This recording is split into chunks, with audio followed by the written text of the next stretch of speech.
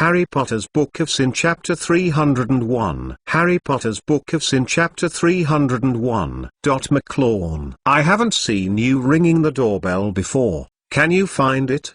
Sirius looked at Marks, who was standing outside the door, dissatisfied. Today's weather is actually quite good. The bright sunshine shines on the earth, and the summer heat is swayed.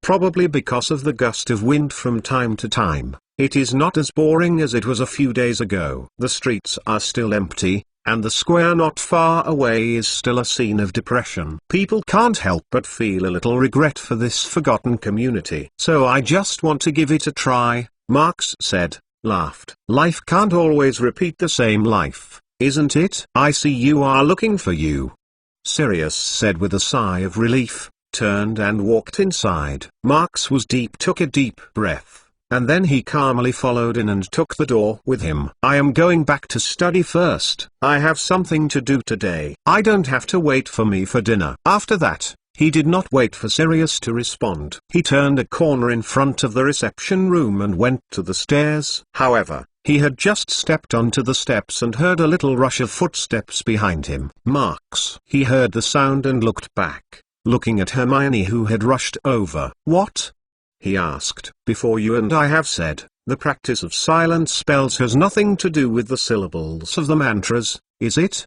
Hermione slammed a note in her left hand, and grabbed the right hand, and rushed over. Yeah?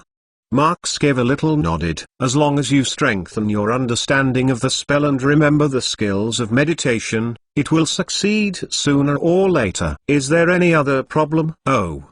Hermione snorted and thought again. It seems no more. That's good. Keep working hard. Marks laughed again, and then turned and went upstairs. Hermione looked at the back of Marks's departure, and there was an inexplicable doubt on his face. This feeling is like seeing a trap question while doing a test paper. Although the topic is very similar to an example that has been done in the past, the knowledge points to be used are completely different. With a puzzling mood, Hermione walked slowly back. Hermione, what's wrong? Ron saw Hermione's confused expression in the reception room, asking subconsciously. No, nothing. Hermione shook her head. Or put this thing aside first. Continue to learn. We must increase our strength as soon as possible, and help the Order of the Phoenix early. Be also pay attention to rest. Don't be as old as McLawn, and you should enjoy it in your school days. Lupin smiled softly. We also came here. On the stairs, Marks walked up the steady steps and quickly came to the door of study. He gently turned the door handle and opened the door to study. Hey, mix the ball, Marks, you are back. On study's sofa, Lenny curled up in the pile of books and looked at a copy of the Quibbler. Seeing Marks coming in, she waved at him lazily. In fact, there isn't much difference between the study and Marks. At least Lenny doesn't dare to flip it here. The Quibbler is only seen in the pile of books in the corner. As always, the curtains covered the fiery sun outside, and a ray of light could not penetrate. In the study, only the magic light emits soft light, no temperature, only rays of light, cannot give people a natural feeling. Well, Marks replied softly, and then continued. Lenny, go out first. I have something to do. Hey? Lenny grinned and reluctantly said, Lenny hasn't finished reading yet. This magazine is really interesting, why don't you come out and show it to Lenny early? Mix Marks. Hurry out, Marks frowned said. Still, do you want to stay and help me feed Xioki? No, no. Lenny heard, and immediately smashed up from the sofa, and the lazy look was swept away. Lenny is out.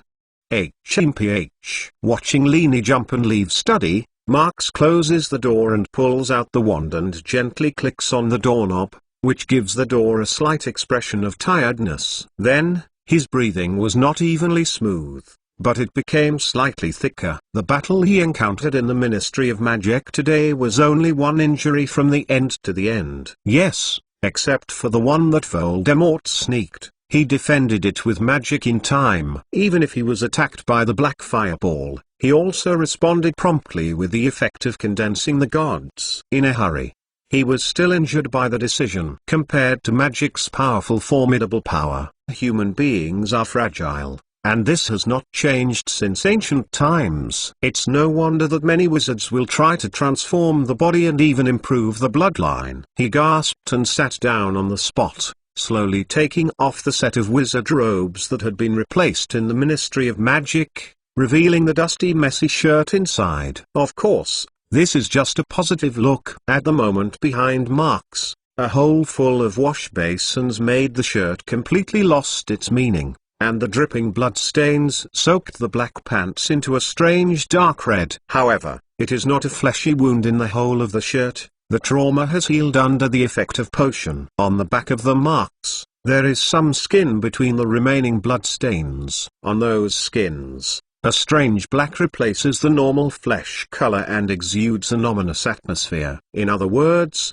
Marx is not only physically hurt this time, but the magic damage contained in it is even more disturbing. Voldemort is really moving this time, he said sarcastically. In fact, Voldemort's plan seems to be no big deal, but the mindset is not at all less complicated than complicated plans. After several encounters, Voldemort also understood the excitement of Marx. To put it bluntly, Marx's strength is not based solely on magic. His meticulous thinking and accurate judgment are the real hardships. Marx McLawn is a true smart person. Voldemort thinks so. The more people like this, the more unconsciously they will deepen their thinking when they encounter unexpected situations, think of simple things and try to find the cause of the incident. So Voldemort first stood on Marx's point of view and imagined how Marx would act next. At the audio-visual meeting, Marx took the initiative to draw a line between them, which made the two really stand on opposite sides. So,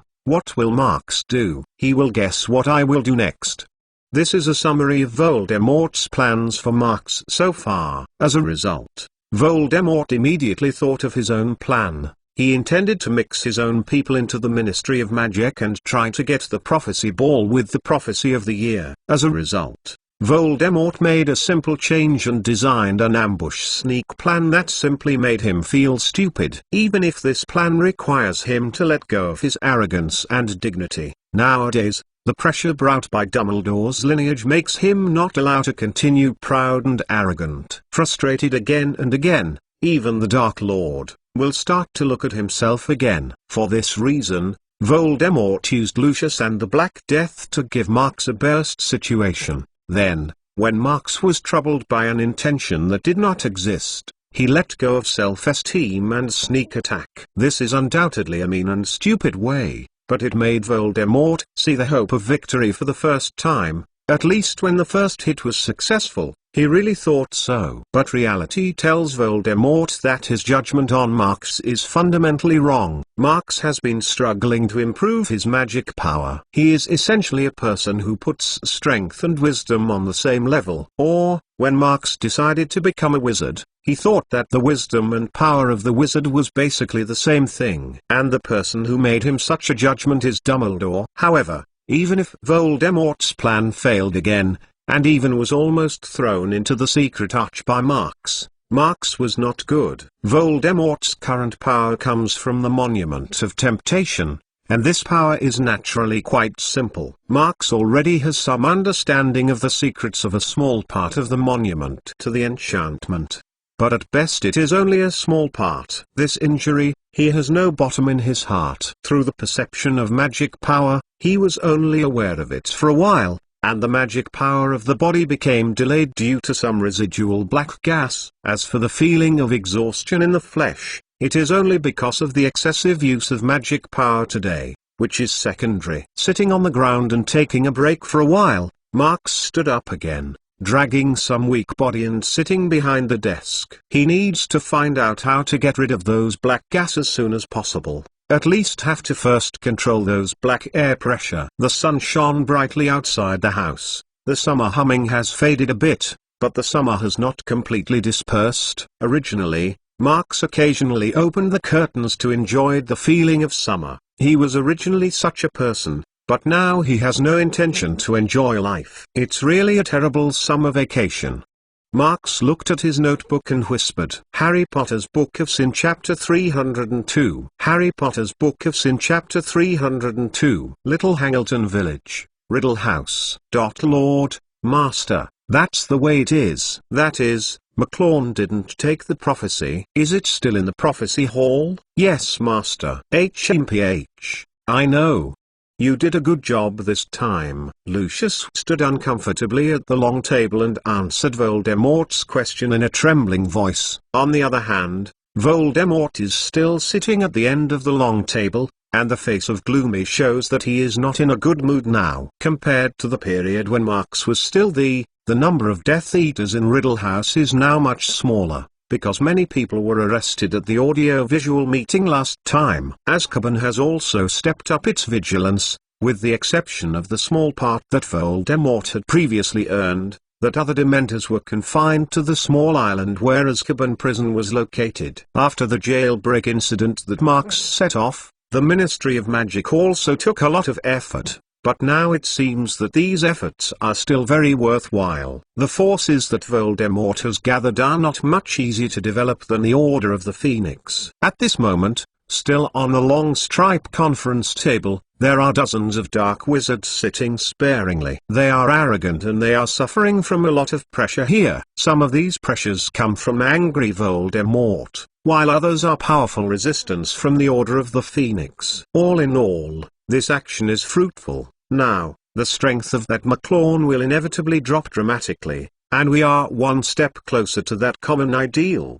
Speaking well, are you not hurt yourself? In the past, whenever Voldemort spoke, no one would dare to interrupt, let alone make a statement. But now, there is always someone who will always pour a cold water at this critical moment. Voldemort's eyes were pumping, and the blue veins on the temples were slightly beating. Obviously, he was angering. Mr. Blois, please don't just plug in. In front of the window next to the conference table, a noble middle-aged man sat with his legs crossed, his eyes always on the landscape outside the window. Since I promised to help you once, I naturally need to consider the gains and losses, he said coldly. If possible, the easier it is, the better. The resources of the Blois family are not wasted. HMPH. Voldemort coldly snorted, dissatisfied with the tunnel. How about that? The transaction is a transaction. If you are dead, isn't the deal gone? Mr. Blois said, looking back and glaring at him. Let me see, your injury is not simple. Compared with the power of your borrowing, I am more interested in the other wizard. Then you are not as good. Voldemort was mixed with angry words, and when he said half of it, he went back. This suddenly coming out of the wizard has become one of his important cards. He doesn't want to push it to his opposite side because of his impulsive impulse. The situation at the moment is already bad enough. If you add such a powerful wizard with an ancient inheritance to make an opponent, then he might as well admit defeat. Okay, Mr. Blois. Voldemort took a deep breath. I will try my best to get the advantage. This is what I have been doing. That's good, Mr. Blois said, slightly nodded. By the way, it reminds you that the injury you are most likely related to the ancient magic. Voldemort subconsciously touched his lower back, where he was constantly chilling out, and even the chair he was sitting on had a layer of hoarfrost. His current body is completely condensed by the power of the monument from the enchantment, but the light column that Marx emits can be affected by even non-physical energy. Now, in addition to limiting the cold to no longer spread, he still did not think of any way to get rid of it. This sneak attack can actually be said to be the result of a bone suffer. At least this time, his injury is definitely much worse than mine. Voldemort's handsome face showed a sneer, but then became more gloomy. At the last moment, he was almost thrown into the weird arch. When he was only a few inches away from the black curtain, he even heard some inexplicable whispers, and passed through the rumors into his ears. That stuff is very dangerous. Absolutely dangerous. If it is not necessary, he does not want to be close to that place in his life. Lucius, the host, I remember, is your son going to school at Hogwarts? Is it in Slytherin House? Oh. Yes, Master. The next one he brought, I want to have dinner with him. Master, this. My son is too young, he probably won't be able to use anything. No. Yes. Yes, I understand, Master. Let's understand. Go back first. The Ministry of Magic has to worry about it. This is my honor, Master. Black old house. The innermost bedroom on the left side of the second floor. Tia was shrinking on the table by the window, staring blankly at the square outside the window glass. Probably because of the recent frequent trips to the bath when no one is in the morning, her whole person seems to be much cleaner than before. The smooth black long hair was tied loosely by her, and then she rested on her shoulders casually, wearing a set of moose that Mrs. Weasley walked through when he was young. It looks a little short, but as long as he doesn't see anyone, he can actually make it. In this lazy dress, her face, which has no features, looks more and more unremarkable at this time. It is the kind of appearance that is hard to notice when it is thrown into the street. She has been in this bedroom since she was forced into the house by the dark-skin wizard. At first she was actually imprisoned here, but she stayed here for a long time, and she didn't want to go out. For Tia, it's better than any place she's ever stayed in. No need to see people, no need to talk, no beating, being bullied, and having food every day. If something is still lingering in her mind, she really wants to live here for a lifetime. Thinking of this, Tia pulled out a silver pendant from her collar and glanced at the top of the pendant. With the light sound, the pendant automatically popped the flip to reveal the small photo inside. This is an ordinary mole photo. The man and the woman on the top smile and cuddle together and look very happy. Behind the pair of men and women is a river that is not shocked. In the distance, next to the man's head, you can still see a row of low-rise buildings. It is worth mentioning that there is a strange black pillar that is thick and long, and there is quite a crane in a flock of chickens in that row of buildings. Tia looked at the photo in the pendant, and reached out to touch it with a finger, but she finally shrank and took it back. Hey! At the time of Tia's blasphemy, 2 door knocks were suddenly heard at the door of the bedroom. Tia shook the hand with the pendant, then immediately rushed the pendant back into the collar and looked nervously at the door. Miss Tia, it is me, Lena. It's very easy to get along with Lena. Even Tia thinks the same way. Lena doesn't like to talk much, but she can quickly understand your intentions and make a short and appropriate response. And most importantly, Lena is very good at keeping people away. This is a kind of redemption for Tia, who sees anyone who is uneasy. Tia climbed out of bed gently, dressed in slippers and hurried to the front of the door, then pouted to open the door of the bedroom. Lena walked into the room with a tray, silently placed it on the table next to her, then packed the finished lunch tableware and walked quietly outside the door. From the beginning to the end, she did not say a word, did not even look at Tia. But her behavior does not leave an impolite impression, because her every move seems to be so peaceful and natural. Thank you.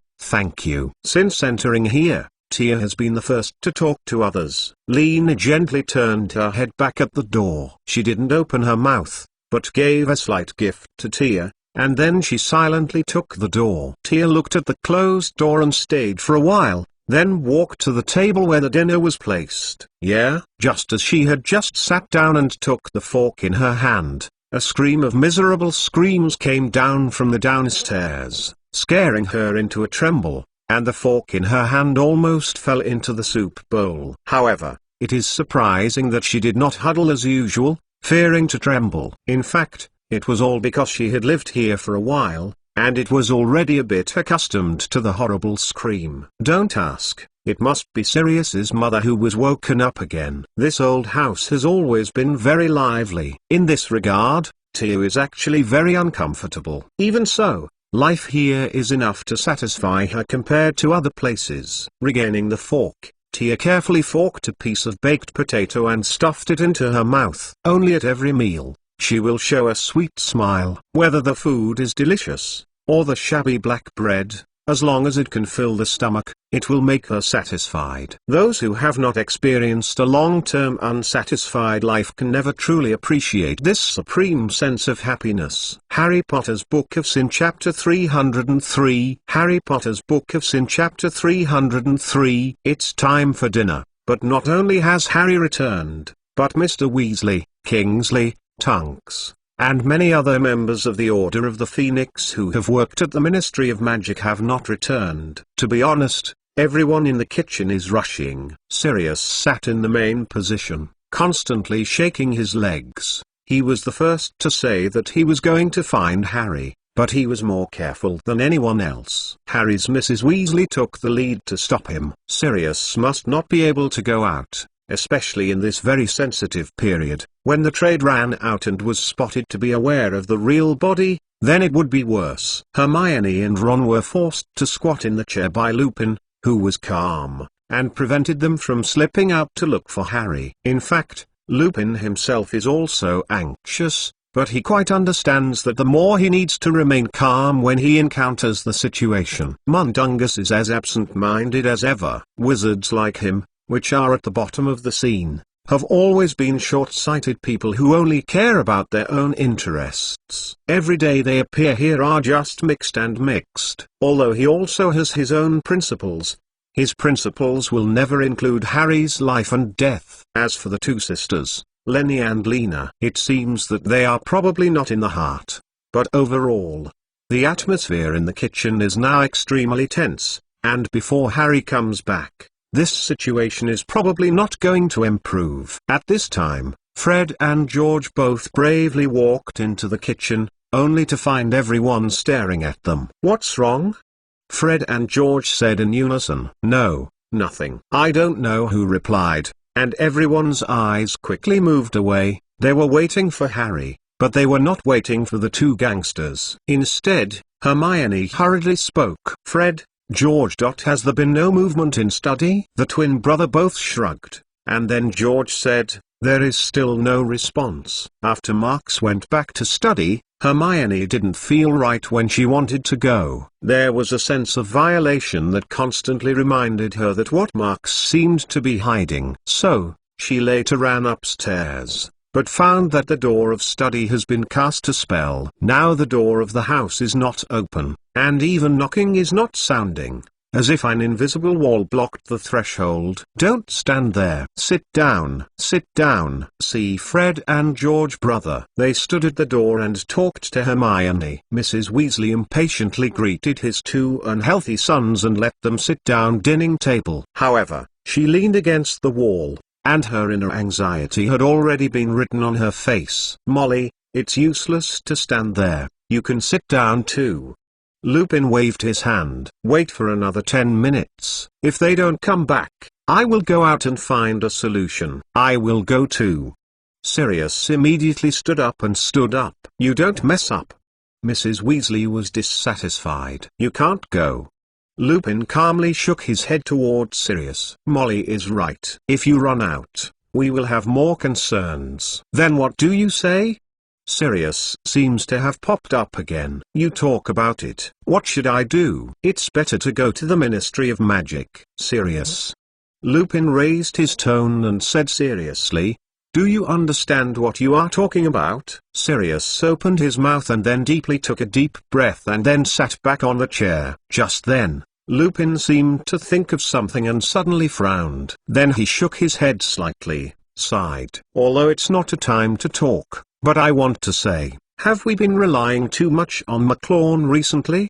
He frowned. "If it weren't for today's emergency, McLawn was just right. I really didn't notice this problem recently. As soon as an incident occurs, we will subconsciously write the report to McLawn for decision, and then he will send it and we will be sent to us as it should be by rights." Yes, McLawn's handling is really powerful, often pointing to the key, giving us a lot of implementation troubles.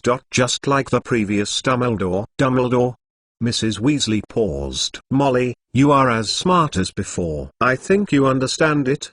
Lupin nodded. "Yes, we used to rely on Dumbledore's decision, but now we just transfer this dependency to McLawn only on the body. I think you are right. Mrs. Weasley also showed a thoughtful look. Moody and Kingsley will be more assertive than we are, but we can. No matter what you think, I am not good at thinking about it anyway, Sirius said impatiently. What to do? What to decide? Give it to the smart person to think about it. I am only responsible for the implementation. Just now, I just want to know, what should we do?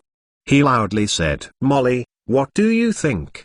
Lupin asked to Mrs. Weasley. Just as Mrs. Weasley couldn't help but be tempted, a sound of far and near footsteps suddenly sounded outside the kitchen, and everyone was pleasantly surprised to see that Mr. Weasley, Kingsley and Tonks were all in. What happened? How do you all have this expression?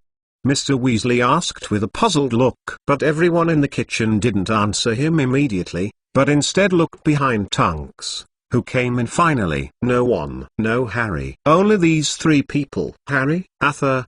Didn't Harry come back with you? Mrs. Weasley asked anxiously. Harry?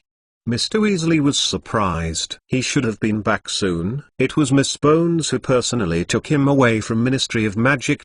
He didn't come back? Miss Bones? Lupin stunned. You mean, Amelia Bones, Director of the Department of Magical Law Enforcement? She is not. I don't know too well. It might be that Dumbledore went to see her. Now the problem is not this, but Harry really didn't come back? Mr. Weasley was shocked and his eyes were round. I lied to you. What to do? Lupin shook his head with helplessly. What about Mr. McLawn? Kingsley on the side interrupted their conversation. He must know what? It's not always. He's not at home now. It's right, it's... Mrs. Weasley pointed to the upstairs. He went to study as soon as he came back, saying that he didn't have to prepare his dinner, and then locked the door and never came out again. Kingsley, hearing this, is a glimpse, and then a doubtful expression is revealed. Locked the door? He said strangely. Yeah. He cast a spell on Study's door, and we couldn't even touch the door. Fred and George interjected. This time, even Kingsley had no idea. He thought about it and just turned and walked outside the door. I went to the Bones home and asked, don't go out and run around. Yes, don't use the fireplace recently, the Flu network has been monitored. After all, his silhouette disappeared into everyone's sight, leaving only a group of people in the kitchen, big eyes staring at small eyes, all anxious and awkward. The dishes on the dining table were a little cold, and only Mundungus and Lenny had eaten some of them, and even Lena did not move the tableware in front of them. Of course, she was not worried about Harry, but because the atmosphere at the scene made her feel that if she had no heart to eat, she would have an unnecessary gap with other people. Leaving a bad impression on these people is what Lena has been trying to avoid. She needs to let younger sister Lenny live comfortably in this big family so she can be assured. I don't know, is Mr. McLawn hungry? Lena looked up at the ceiling and thought of Marks inexplicably.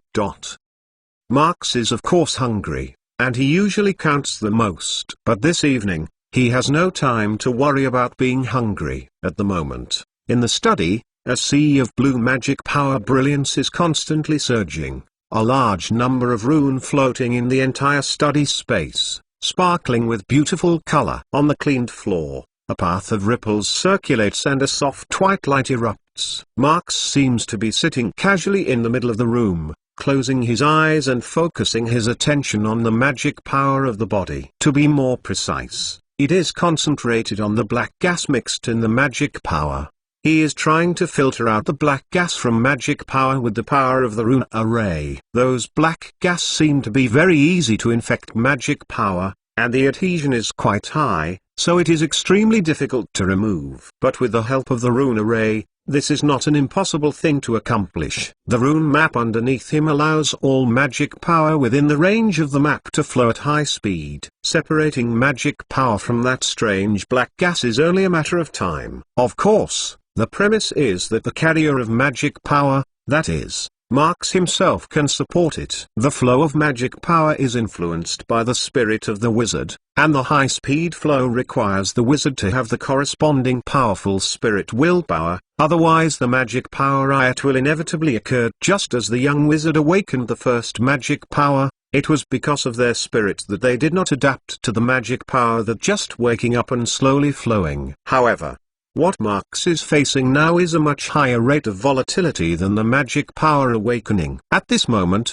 he still closed his eyes and calmly sat in the center of the rune map, holding his chin in one hand and resting his arms on the thighs. However, his hand was slamming his fist hard, and his forehead was even more brugent. The sweat dampened the bangs in front of the forehead, so that a few strands of hair clung to the skin on the corners of the eyes. Only the slight breathing sound echoed gently in the quiet study. Harry Potter's Book of Sin Chapter 304. Harry Potter's Book of Sin Chapter 304. On the night of Harry's disappearance, almost everyone did not sleep well. Kingsley went to the Bones home all night to ask about the situation, but he didn't come back all night. The members of the Order of the Phoenix, who couldn't wait for Kingsley, after several discretion, sent Lupin, Mundungus and Tunks to go out and look for Harry, and inquire about the situation. It wasn't until the dawn of the next day that when everyone dragged their tired body back to the command, they discovered that Kingsley had returned. The Bones family was attacked. I didn't go to the place and I met the Death Eater. Kingsley smirked at the bread and muttered. I barely sneaked in and looked at it. The Bones family didn't have anyone, it seems. I have already expected the same in advance. What can I do, Harry? Kingsley moved towards Mrs. Weasley, who was preparing breakfast, waved her hand and motioned her not to worry. After he took the milk and poured the bread in his mouth into it, he put out a long breath. Now, in this case, no news is good news, he said solemnly. No matter what Miss Bones imagined, someone told her about the attack. In short, she should be fine now. And finally I was in contact with Harry, Miss Bones. Since Miss Bones was ready, Harry should be fine now. Of course, this is only a guess at best, and our search will continue. It's only like this. Lupin nodded, and then asked Mrs. Weasley, McLawn, did he come out of study? Mrs. Weasley stopped the work in his hand and turned and shook his head. Not long after, Mrs. Weasley and Lena prepared enough breakfast and were planning to wake up the children upstairs as usual, only to find that they had already gotten up. Or, they may have slept for 3 or 4 hours at most. Harry hasn't come back yet. Marx has been hiding in study, and no one can let himself sleep. Even if they are clear about themselves, even if they are awake at each and every one, they can't help. Don't lie at the door. Go wash, then sit down and have breakfast. Mrs. Weasley urged the children to rush to personal hygiene. Hermione was sitting next to the dining table, but just stirring the oatmeal with a spoon. It seemed that there was no liking Mark's guy. Ron sat down beside his face, whispering. You said he was doing it in study? Why did you block the door? And it was when Harry was gone. He definitely has a reason to do this. Hermione snorted. But Harry, don't talk. Is it okay to be quiet? Seeing Ron still want to continue, Hermione interrupted him violently. Ron couldn't help but sighed. He picked up the oatmeal box and poured it into his bowl. He then picked up the milk jug and planned to pour it into the bowl. Is there still no movement in study? Lupin asked. Fred and George shook his head at the same time. We just went again and again, Fred said. As with yesterday, the curse on the door was not lifted, George said tacitly. Then there was a silence. Everyone had breakfast for a while. Only Lupin and Kingsley exchanged opinions from time to time. It seems that they are discussing where to find someone. When everyone almost filled their stomachs, Lupin, Kingsley and Tunks stood up again and planned to go out and search for Harry's trail. You also need a break. We can change people out. Mrs. Weasley couldn't help but say. It's okay. Anyway, I have to go to work today. Before I go out and search for a lap, Then it's not too late to change someone else. Kingsley waved his hand. At this moment, Lena suddenly started talking. I am going to the study, daughter guard. No need. The voice did not fall. A familiar voice came from the kitchen door, so that everyone immediately turned to look at the past. I have already come down. Marx is talking. He is standing at the door, looking at the crowd calmly, and even laughed. Kingsley, Lupin, Tunks. Are you going to find Harry? You don't have to go. Harry has been taken to Hogwarts by Miss Bones. He is safe now. You guy, why? Sirius was interrupted in half. Sorry, I know that you are all in a hurry, Marx said. This is my mistake. Miss Bones is my contact. I wanted to tell you later that it's okay, who knows. Having said that, he shook his head slightly and continued, in short, don't worry, everything can be done here. To be honest, the first reaction of everyone in the first sight of Marx was relaxed. Then, when Marx calmly said that Harry was fine, the heart that had been hanging in the air finally fell to the ground. After that, all kinds of complaints came to my mind. Marx, what are you doing in study for so long? The most annoying of these people is Hermione. And you applied magic to the door of study. Why do you do this? Marx smiled and shook his head. I met Voldemort's ambush at the Ministry of Magic. You are hurt. Hermione screamed and ran to Marx. She squirmed on him and looked for the wound that didn't exist. Where is it? Is it okay? Marx. Nothing. What? Marx was busy reaching out and blocking. Nothing. I'm fine. Hey, don't touch it. Others reacted at this time. Don't look at Marx's ease. But when Marx actually stayed in study for a whole night, their mood became heavy. Is it really okay? Lupin looked at him worriedly. Nothing, it's okay. Marx grabbed Hermione's arm and looked up and smiled. From this sneak attack, Voldemort is already very impatient. He used to believe in power. But now I'm starting to use tricks. Isn't it even worse to deal with? Kingsley frowned. It can be said, but this is not necessarily a bad thing, Marx explained. Once the hope of breaking the game is put on the plan, it will inevitably lead to a plan that is as perfect as possible. But in this world, it is not absolutely perfect. Having said that, Marx shrugged said, I have failed before. And now I'm glad that the plan did not go to the end. All in all, if Voldemort is still in the past, and intends to solve all problems with violence, it will be very bad for the Order of the Phoenix. The biggest possibility is the Bones suffer. He finally said, now, we only need to find a way to respond appropriately to Voldemort's actions. So, tonight, to call the main members of the Order of the Phoenix, we need to re-engineer our strategy. Miss Bones. Or, to say, Miss Bones, she is a wide-length witch with a square chin. Her grey short hair is actually very similar to the Broomflight class Professor Madam Hooch, except that she always hides them with hat. She often wears a pair of scratch-free monocles, and the clothes she wears are always meticulous. It looks like a cold and noble high-grade witch. She has been working at the Ministry of Magic for many years and has relied on her ability to board the head of the Department of Magical Law Enforcement, which is really not easy for a homeless loser. By the way, in the review of Harry, Miss Bones was sitting on the bench. To be honest, if you use the first impression to judge, it is hard to think that someone is a person on Dumbledore, because she has never been sneer, she has no mercy on people and things, and it is a typical Slytherin. Of course, in fact, not long ago, she was not a member of the Order of the Phoenix. Even so, her fate with the Order of the Phoenix has been fixed from the beginning. The reason is simple. Her big brother Edgar Bones was one of the founders of the Order of the Phoenix, including his big brother, and the whole family was killed by Voldemort. Since then, the original family strength of the Bones family, suddenly Felus Jang, has become the lonely family that will soon completely sever the inheritance. Hey, Miss Bones, don't you stay at the door of Hogwarts Castle? Harry asked as he hesitated by the door. I still have work to finish. Amelia was as cold as usual, but her tone was soft. But you are also very dangerous now.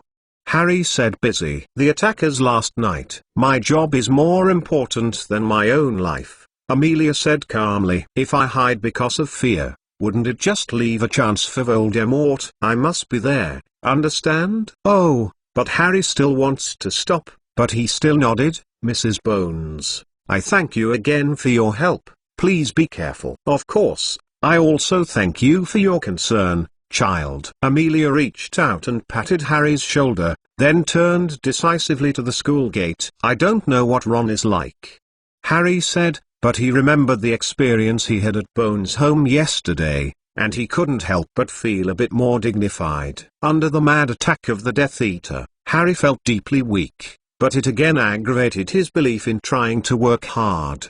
The warm wind blew across the lawn in front of the Hogwarts castle, giving off a shred of rustling, but it was as peaceful as ever. Harry Potter's Book of Sin Chapter 305. Harry Potter's Book of Sin Chapter 305. During the last part of the summer vacation, everyone finally lived a relatively peaceful life. Since the attack on the Bones home, Voldemort's movements have been much smaller. Although the various anomalies in the magic circle are still continuing, it is significantly less than before. What Voldemort seems to be brewing. Because of this, members of the Order of the Phoenix are a lot easier. At the very least, day-to-day patrols and probes are certainly much safer and more free than fighting Death Eater. As for the children who still live in Black's old house, the little days are more relaxed and enjoyable. Of course, in this laid-back life, Hermione and Ron, who have a sense of urgency, didn't relax. Let's not talk about Hermione, who has always been eager to learn and has a strong sense of self. This time, Ron is obviously working harder than ever. They often sit in the reception room and learn all kinds of magic knowledge. They tentatively are also supervising each other. However, in most cases, Hermione urges Ron to learn a little more. In this case, it has been steadily continuing until the last day of the holiday, that is, the day when Hogwarts school notice and bill were received. On the morning of the same day, Hermione and Ron, who had just had breakfast, kept a large pile of books and materials in the reception room, and carried out endless learning and practice. Just as Ron was upset about a textbook last semester, his younger sister Ginny suddenly ran in from outside and held several envelopes in his hand. The bibliography is coming. Ginny put the 2 letters on the long table and ran out with great enthusiasm. Is it finally? Ron handed one of them to Hermione and complained casually, I thought they had forgotten this thing. Have you been in the past years? Hermione gently put down the quill in her hand, and then reached out and took the envelope and carefully removed it along the seal. In the envelope, there are 2 new parchments as usual. One of course reminds the young wizards that the school will officially start on 9/1, and the other is a specific bibliography that will be added this school year. There are 3 new ones this year. Hermione looked at the list and suddenly read it strangely.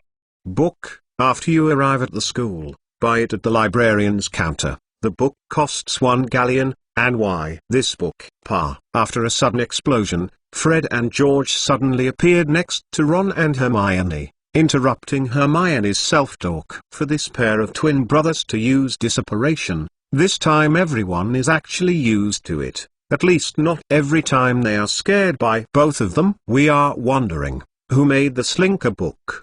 Freddy shrugged. That means that Dumbledore has found a new defense against the dark arts course, Professor, George said. Yeah, it's almost time to find. Fred nodded. What are you talking about? Hermione turned her head and wondered. Fred confessed his hand and explained. Defense against the dark arts, Professor, has to change every year. It's even worse in recent years, especially after who attacked Hogwarts twice in a row. It's not easy to find a teacher who is willing to come to Hogwarts to teach. George answered. Oh, it's like this, it's true. Hermione didn't agree with nodded. I just help to have a fun teacher. Fred here said with a smile. Ron, what's wrong with you? When Fred showed a thief's smile, George found that Ron was sitting on the chair motionless, staring at the parchment mammoth. Fred did up and laughed. He turned back and looked forward to Ron. Hey, What are you doing? Seeing that Ron still didn't respond, Fred chewed him to the back with impatience, and the bent probe looked toward the parchment in Ron's hand. Then Fred was surprised and widened his eyes. Prefect. Level, long? Fred repeated it again with an incredibly high-pitched tone. George on the side hearing this, immediately took the envelope in Ron's hand and then turned it upside down. Hermione, who had just turned her head, even when she saw it, had a golden and red little thing falling into his hand. How is it possible? George grinned. There must be something wrong. Fred again grabbed the letter and slammed it over and over again. Although Ron did work hard this holiday, is it just for this summer vacation? I thought it must be Harry. George said, killing Dragon, winning the top 3, which one can't make him a prefect. The two said, while putting their hands on Ron's left and right shoulders, looking at him with contemptuous eyes. Prefect? Mother's little Ronnie one is on prefect? Fred said, turning his eyes. Or Mother must have chanted again. George sighed. George picked up the prefect badge with his little finger, and stuffed it back into Ron's hand like he was away from something dirty. Just then, Hermione snorted softly. Fred and George immediately put their gaze on her, and then they saw Hermione also poured a badge from her envelope. Hermione was reading the book just now because she thought that the notice of starting school only reminded the students that they should go to school. This is like a word. Fred yelled loudly. Nobody is better than you, Hermione. George also deliberately sighed.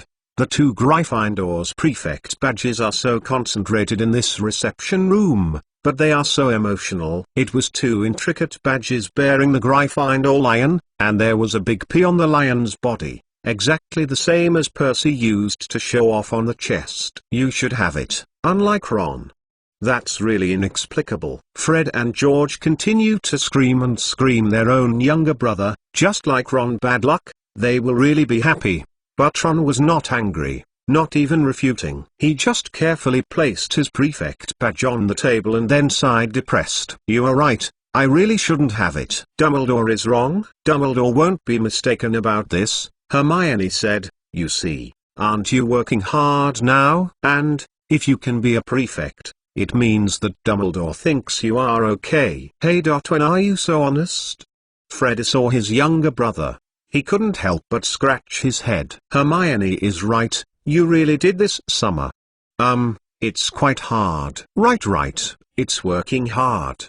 George also patted Ron's apostasy. At this time, Mrs. Weasley also came in from the door and rubbed his hand and said, Ginny said that the book list has arrived. You give it to me. I will go to Diagon Alley in the afternoon to buy the book back. You pack luggage at home. Ron, I have to buy a pajamas for you. Now it's at least 6 inches shorter. I can't believe how you grow so fast. What color do you want? Buy golden and red, Fred said with a smile. Good match. His badge. What?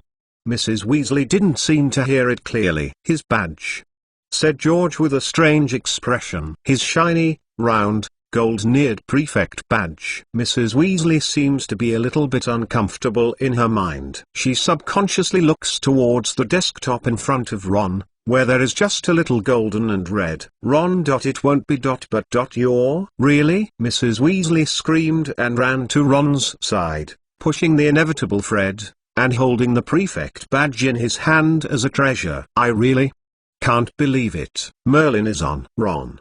Great. Prefect. My child is prefect. What is George and me? Fred was angry. Maybe the neighbor next door?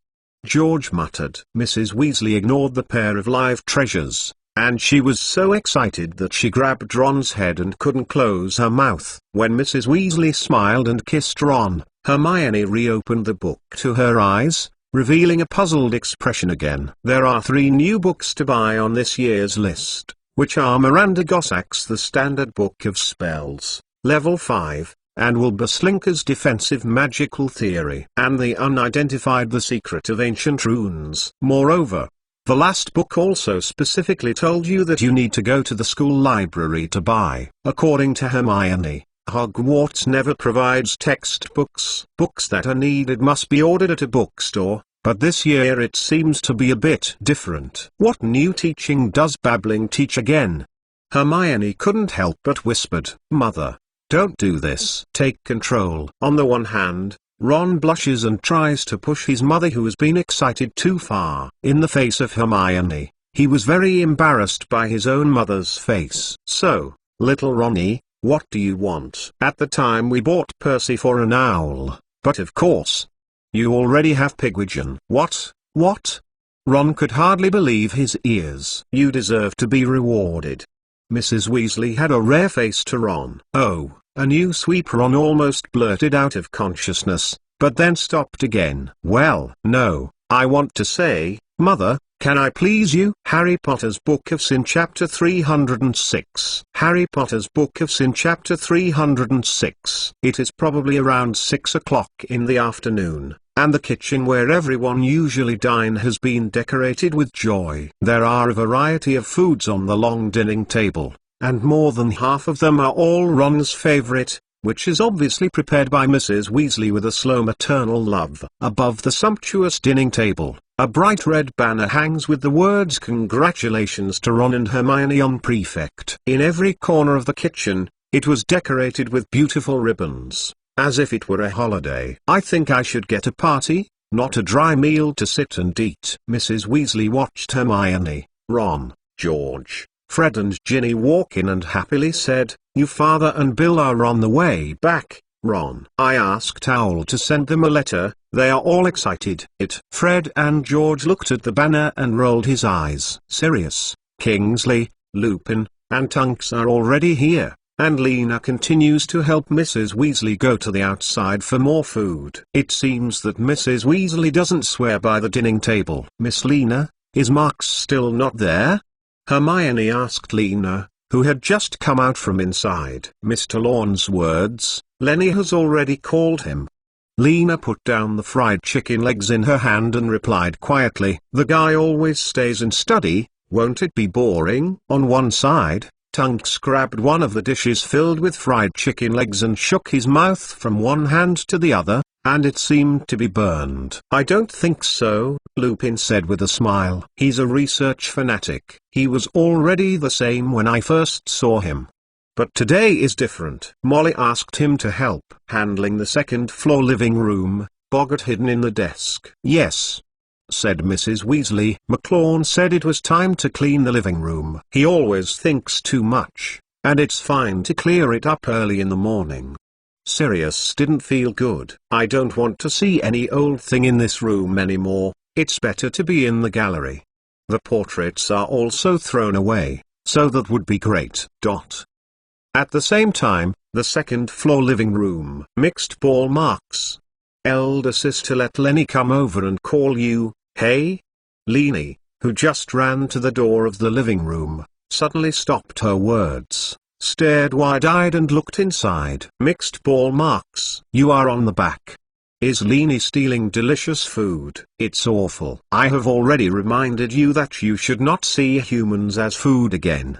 Don't you remember?" In the dim living room, Marks, who was kneeling at the desk, turned back and saw a nuisance in the tone. Lena was obviously shocked by him, closed her mouth with timidity, and no longer dared to speak out. She was the first time she noticed anger in Marks. Even if it was only a trace, it was enough to make Lena scared. Marks was lightly sighed, and looked back at the shadows on the ground, shaking his head slightly. In the shadow of the ground, a person is faintly in the pool of blood.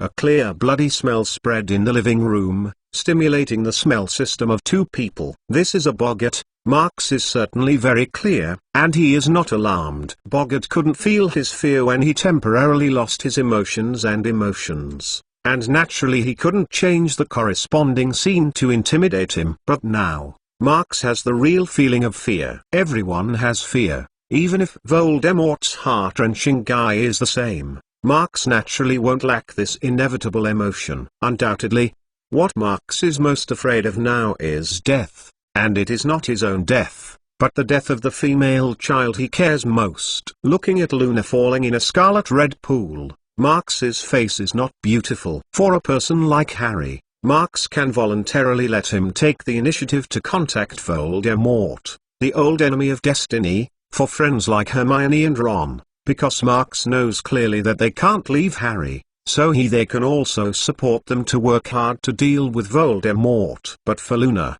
the female child who made his heart's desire to protect, Marx only wants to keep her away from, and stay away from it. It is best to stand outside this circle that will hurt and even die. But even if he deliberately left Luna far away and quietly lives next to her father, wouldn't she really hit herself for some unknown reason? Marx is not sure. He has not been sure. At this moment, Luna, who has already died, is an ordinary boggart. But how can he guarantee that Luna will not really become a cold moment at some point in the future? Marx sighed deeply, and the wand rays of light, which had been squatting in his hand, flashed, and the boggart, which became Luna, was disappeared in a flash. He was a little silent for a moment, then stood up and walked over to the door of the living room. As she passed by Leni, who was still in the air, Marx reached out and patted her head, revealing the gentle smile in normally. "Sorry, I also occasionally have a bad mood. You have performed very well during this time, and you will see the person you have always wanted to see when you look back." After that, he walked to the stairs with a steady pace. Leni touched her head subconsciously, and what she said to Marx, she took a moment to react. "Those who want to see," she muttered. "Funeral uncle." Leni's face was stunned, and after a moment of silent thought, she slammed her mouth down to the downstairs. "Marx, just waiting for you." When Marx appeared at the kitchen door, Hermione waved her hand happily after standing on the dining table. "Yeah?" Marx nodded. "Hermione, Ron, congratulations." "Thank you." Hermione smiled slightly and smiled. "Is that boggart cleaned up?" Tunks, a greasy grunt on his mouth, asked. "How did it scare you?" "I really want to know. What kind of guys are you afraid of?" "I am also a normal person, okay?"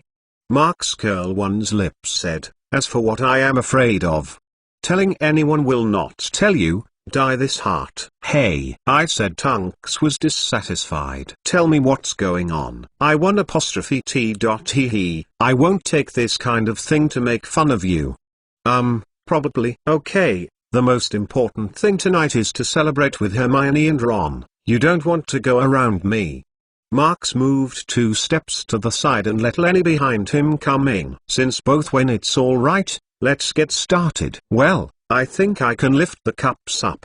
Mr. Weasley, who just returned home, took the lead in raising his goblet. "Congratulations to Ron and Hermione. Congratulations on their election as a prefect of Gryffindor." Everyone raised the goblet with a smile and then swelled, and Hermione and Ron were happy with red light across the whole face. Especially Ron, he is the protagonist of the party for the first time in his life. Okay, it's one of the protagonists, but it's enough to make him happy and his chest is blasting. But at this moment, he took a deep breath and forced himself to calm down. "I am really happy today. I can be a prefect of Gryffindor." "I never thought about it," Ron said, and suddenly he shook his head. "No, I never thought it was a lie. I have been secretly imagining a lot back." Ha ha ha ha. His younger sister Ginny laughed even when he was unscrupulous, showing that others were not laughing. She could only blush and put away the wild laughter. Then she sneaked a sneak peek at Fred and George, but saw that the pair of twin brothers were snickering at their baby younger sister. Apparently, Ginny was on the 2 big brothers of the big brothers. They had been negotiating before dinner, but in the end, she only laughed alone, like a fool. Fortunately, Ron didn't care. He coughed and continued, "But I never thought I could be a prefect." But it was true. To be honest, even now I feel that way. But if Professor Dumbledore gave me this opportunity, I will definitely work hard for this unexpected surprise. Ron sincerely said, "And let me recognize myself and understand the importance of hard work. That is, a person I want to thank myself today. He is my good friend, Marx." Almost everyone was surprised, including Ron's parents, Mr. and Mrs. Weasley. After all, Ron is not a child who knows introspection among everyone's impressions. But today, Mrs. Weasley and Mr., in his son's words, read a flash called growth. You should thank yourself. After all, if you don't want to do it yourself, I will say nothing more and nothing will change. Marks smiled and nodded. He could see that Ron had this growth and he was really happy. Recalling the ending of Ron described in the Book of Sin, Marks couldn't help but want to do something for this good friend. Because Ron is different from Harry and Hermione, if he wants to grow up, he will inevitably encounter more difficulties and obstacles. Both Harry and Hermione have confidence above average, and Ron always has inferiority. If you don't break through the biggest obstacles in this layer, he can't really grow up. No, Marks, you have helped me more than anyone. I am more aware of this. Ron loudly said, so, I used my mother to buy me the money for the reward, plus me. Save a little bit of money and buy you a gift. Peng. The voice did not fall. Ron bent over, and a golden cauldron with a golden light appeared in his arms. The latest fully automatic mixing gold-plated cauldron. Harry Potter's Book of Sin Chapter 307. Harry Potter's Book of Sin Chapter 307. Guards. Do we really need guards? Not to say that recently. Well, I mean, hasn't it been a lot safe outside recently? Early the next morning, the young wizards were ready to go out under the urging of Mrs. Weasley. However, it is clear that during this period, children must be guarded by the guards, in case of setback. It is not fun. This is very necessary, Sirius said seriously. McLawn thinks so too. He decided with us last night to decide who to escort. Do you say? Are you one of the candidates? Hermione was surprised. Yes, McLawn agreed with my self-recommendation, Sirius said, suddenly leaning down and turning into a huge black dog. I didn't hear McLawn agree. Mrs. Weasley screamed aside. Sirius, I know that you have been stuck in the house very uncomfortable, but you really can't run out. Lupin also helped stop the black dog that was eager to try. Unless, later, you want Harry to sneak into Azkaban, because only then can he see you again. Sirius, who became a big black dog, was dissatisfied with the woo-woo, and finally had to go back and forth in the house. I guess he doesn't just want to escort you to King's Cross Station in the country. Lupin helpless. I have a lot of guts about Sirius. If you don't stop him, he will follow you on the train. Sirius just wanted to see Harry more. Hermione licked her lips and sympathized. After all, I have to start school, and then there are fewer opportunities for him to meet Harry. Listening to Hermione, Ron suddenly sighed. Oh, from this semester, we really can't see Marks at school. Hermione, hearing this, is also a look Durmstrang. She looked at Fred and George. The two brothers used the spell to carry the luggage downstairs. The focus was like watching the air. We didn't even figure out where Marks's school was. Oh. This is really bad. It's terrible. I knew that I wouldn't give the cauldron. It wouldn't be cheap to send a multinational letter. It's impossible to send a letter to Marks. Ron couldn't help but scream at his head. He seems to like the cauldron. I think this is enough. After their two sides, Fred he said with a smile. However, the voice had not yet fallen, and everyone heard a scream, followed by a peng pound. This is because Fred Guang talked and didn't notice that the box he was controlling hit Ginny, causing her to roll off the stairs. If you don't get it, it will hurt her. Two idiots.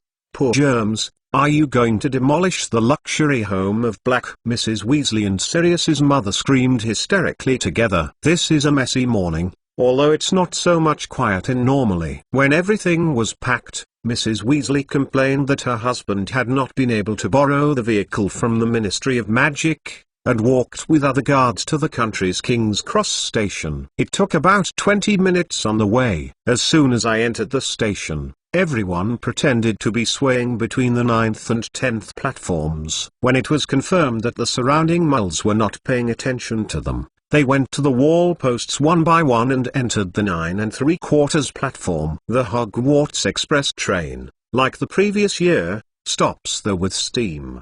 The platform is still crowded with people, those who are saying goodbye to each other, and their respective families. Seeing such a familiar scene, the children finally got a lot easier.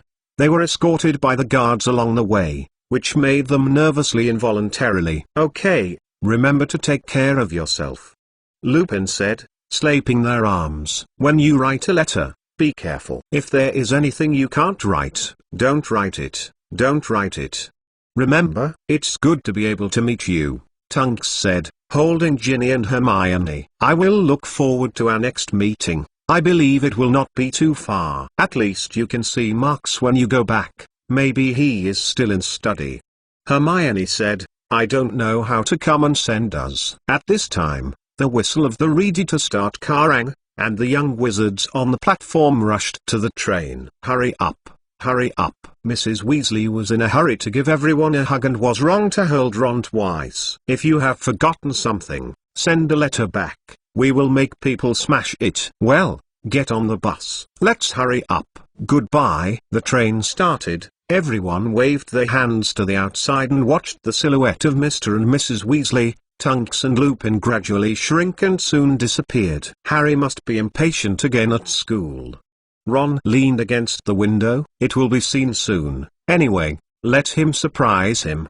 Hermione said casually. "I mean, you were chosen as prefect." "Okay." Fred patted Ron's shoulder. "You don't want to stand here and chat all day? We have something to do. See you later." After that, he and George hurriedly disappeared into the crowd in the aisle. The speed of the train is constantly accelerating, and the scenery outside the window is rapidly retreating, and the wind whispers in the ear. "Oh, Ginny, let's find the car with you first." Hermione turned and said, "Don't you go to prefect carriage?" Ginny laughed. "Don't care about me. I have fourth year. Don't always treat me as a little girl like mother." After all, she waved her hand and went to the aisle. After the experience of Basilisk and Chamber of Secrets in the year of enrollment, Ginny seems to have changed little on the surface, but this lovely female child has become stronger and independent. Of course, at home she is always the youngest child who is spoiled by all her family members. After bidding farewell to Hermione and Ron, Ginny walked hard in the aisle, and every time he walked through a box he would look in the middle, but he was almost full of people. Until the last section of carriage, she met a big male child who looked awkward. "He is Harry, their same student. Remembering the name is Longbottom." What? Neville had to hold on to his tune, which was never obedient, because he had to drag the box hard. His round face was full of sweat. "Do you want to help?" Ginny looked at Neville. "It looks like it's hard to deal with toads and boxes at the same time." "Hey, it's Ron's younger sister." Neville gasped. "I think." "Oh, yes. So, can you take Trevor for me?" "No, no," Ginny said, waving his hand. "I would rather drag the box for you." As she spoke, she suddenly squeezed past Neville and looked at the box behind him. "Hey, is there not a place here? Only Miss Lovegood alone." Neville groaned and didn't seem to want to go in. "Don't be like this," Ginny laughed. "Although many people say she is a bit strange, she is McLawn's girlfriend." "It's okay." She pulled the door open and helped Neville push the box in, then turned back and dragged her suitcase. "Hello, Luna," Ginny said. "Can we sit here?" Luna, who was leaning against the window, turned back and looked at Ginny, who spoke to her. The long hair of her pale golden was filled with a radiant glow in the morning sun, and a pair of silver-grey scorpions with a fascination and ethereality. Luna's appearance is definitely good, although certainly not comparable to X-Button's Fleur. No one can say that she is not beautiful. However, her words and deeds and dressing will always be her minus points. Perhaps for the convenience of access, she actually put the wand behind her ear. Her neck was hung with a necklace made of butterbeer's cork, and there was a hole the quibbler on her knee. Her eyes swept over Ginny, swept Neville, and then nodded. "Thank you." Ginny was slightly laughed at her. "Would you like a copy of the Quibbler? Marks said that you are also his friend." Luna tilted his head slightly, letting the light golden hair slip off his shoulder. "Oh no, no, thank you." Ginny looked at the magazine in her hand, with a strange and suspicious picture on the cover. "That's a pity." Luna put the magazine back on her lap and then looked at Neville. "I don't know you," she said slyly. "I am in the same grade as McLawn, if he is still at Hogwarts." Neville said, but as if he realized what it was like. However, Luna seems to care less about what he said. Where can he go without Hogwarts? Luna turned his eyes to the window again, watching the clouds in the sky go on. The train continued to drive north, and the plain weather gradually changed. After a while, sporadic raindrops hit the window glass, the clouds became a little dense, and the sun became only occasionally exposed. Hermione and Ron also came from Prefect Carriage, and after that, they chatted casually, and with the passage of time, it seemed that the whole day was not so long. Soon, the night fell inadvertently. We should change clothes, Hermione finally said. So, everyone hurriedly opened the suitcase and put on their robes. Hermione and Ron carefully put the prefect badge on their chest. Then the train began to slow down slowly. Harry Potter's Book of Sin Chapter 308. Harry Potter's Book of Sin Chapter 308. First year new student. First year new student is here. They are all lined up. The air entering the night seemed a bit cool, which finally made people feel that the summer was leaving. Hagrid, who originally kept the new student on the platform every year, was replaced by a neat female voice this year. Hermione and Ron were busy in the carriage aisle because they were responsible for maintaining the order of the students, and Ginny and the others got off the bus first. Ginny. Neville. There is Miss Lovegood. Finally, a familiar voice rang in the crowd at the platform, and Ginny immediately looked up. Oh, Harry, she felt like she was a little red. You are finally here. I can't wait. Harry happily came to them, revealing a bright smile. Hermione and Ron, what about them? Why are you and Neville this? Ginny hesitated. This is still letting them out for a while, then telling you personally. Just as Harry was puzzled, a long-lost nasty voice came from the train window next to him. Oh, Potter. How is your little girl thinking about you? She is worried that you can't stand it when you hear it. The voice groaned as if it were going to take some time. The suffocation is turned into a provocation and erupts in general. Both Harry and Ginny turned their heads and looked at the place where the sound was coming. Being inserted in a pocket, exuding contempt and malice, is a teenager with a golden hair and a pointed chin. His mouth twitched slightly, revealing a sneer. Malfoy. What do you mean? Harry felt inexplicably, and there was a raging fire in his chest. Pay attention to your attitude, Potter. Draco Malfoy used his elbows to hold the lower edge of the window frame and looked at Harry with interest. If you don't know how to be polite, then I can teach you. Hey, he said, lifting his upper body, revealing a badge, and intentionally or unconsciously staring at Harry with a downward line of sight. Well, I am different from you, he said arrogantly. I was a prefect, but you didn't. Do you know where the problem is? What the hell do you want to say? Harry glanced at the prefect badge on his chest and immediately bored. The problem is that you, from the McLawn, will have nothing to do, Malfoy scorned. Don't you say you still don't know? It's really confusing. How about losing to Weasley's bloodless scum? Go back and write a feeling and give it to me, not less than a foot. This is the prefect command. Ha ha ha. Prefect has no such order. Ginny bravely stood in front of Harry and shouted loudly toward Malfoy, a little hen like a nursery, and from this point of view, maybe she still inherited her mother Mrs. Weasley's temper. Ginny, what's the matter, Ron? What's wrong with him? Harry frowned and wondered. Ginny really didn't know how to answer this question. Since childhood, Ginny has grown up listening to Harry's legends. For her, Harry must be better than anyone else. After all, even the superb Mr. McLawn is still struggling to cope with you-know-who. But Harry Potter, when he was still a baby, wiped out you-know-who. For Ginny, Harry is a dream hero, a brave killer. Seriously, in fact, in the bottom of my heart, she is not happy for her big brother to be a prefect, because she thought it would belong to Harry. The so-called a woman heart is with her husband, when encountering the object of childhood. What is a wastewood big brother? Shut up, Malfoy. A heroic girl came from the train door and Hermione and Ron came out. Hey, the Lord is coming.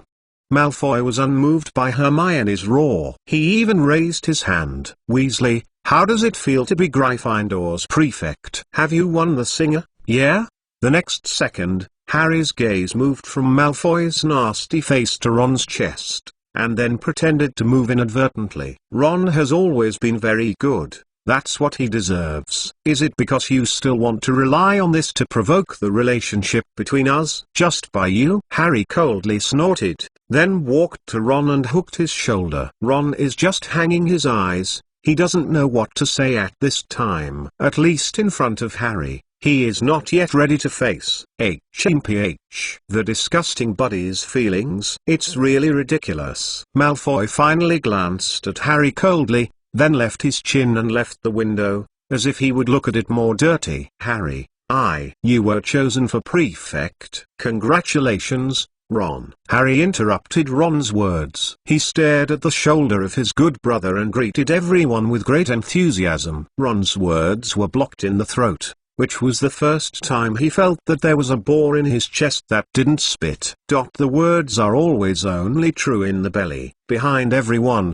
Luna looked at the two boys with their shoulders and squatting. Outside the Hogsmeade station, on the dark, wet street, there are more than 100 empty carriages without horses. On this day of the year, they sent students from outside the first year to the castle. This is of course the same this year. Harry, they all hugged each other and went over there, selected a carriage of no one, and then boarded the carriage of the carriage. Luna followed her step by step, and as she passed by the empty carriage, she looked up at the air and looked at the air, at least in the eyes of others. What is she looking at?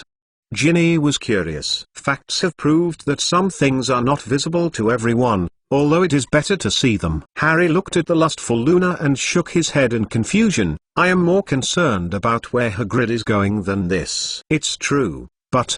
Hermione wondered. Harry, haven't you been in Hogwarts in recent days? Harry, hearing this, shaking his head again. When I was sent to school by Miss Bones, Hagrid was gone, he said. He can't do anything. Ron looked worried. When everyone entered the carriages lined up in a row, and as Lizzie moved forward, they passed by the towering stone pillars on either side of the gate, and passed through the rarely open school gates, along the path between the lawns of the school to the castle. At this point, Harry stretched his neck and looked towards the window, but in the distance it was dark. Gradually, the Hogwarts castle, which has been with them for several years, faintly shows the outline in the dark. The carriage queue stopped at the stone steps and Harry was the first to get off. But when he looked back at Hagrid's cabin, he found that it was really dark, and it seems that Hagrid still didn't come back. Today, Hogwarts is just starting school. New students have arrived, and the new dinner will be ready as usual, but Hagrid is still missing. In the last semester, Professor Moody disappeared in an unknown way. Hagrid will not always do the same. Harry, it's time to go. Hermione reminded me. Oh, okay. Harry came back to his senses.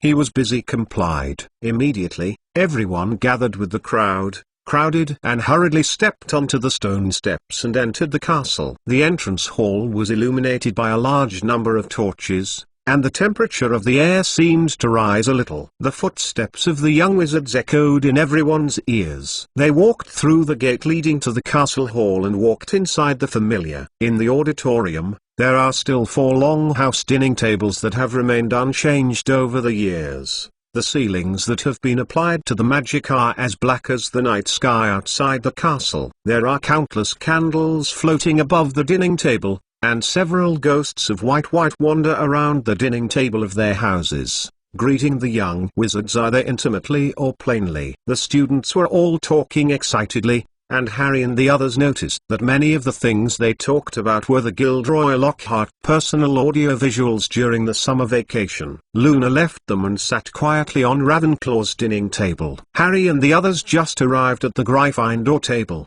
Ginny was pulled away by several fourth-year students. It seems that the little younger sister of Weasley family is very popular everywhere. Harry, Hermione, Ron, and Neville sat together, and their eyes crossed the heads of the students, and they looked at the teacher's side. Hagrid is not there. If you are the most prominent in Hogwarts, it is undoubtedly a big and surprising Hagrid. He is not at a glance. Look there.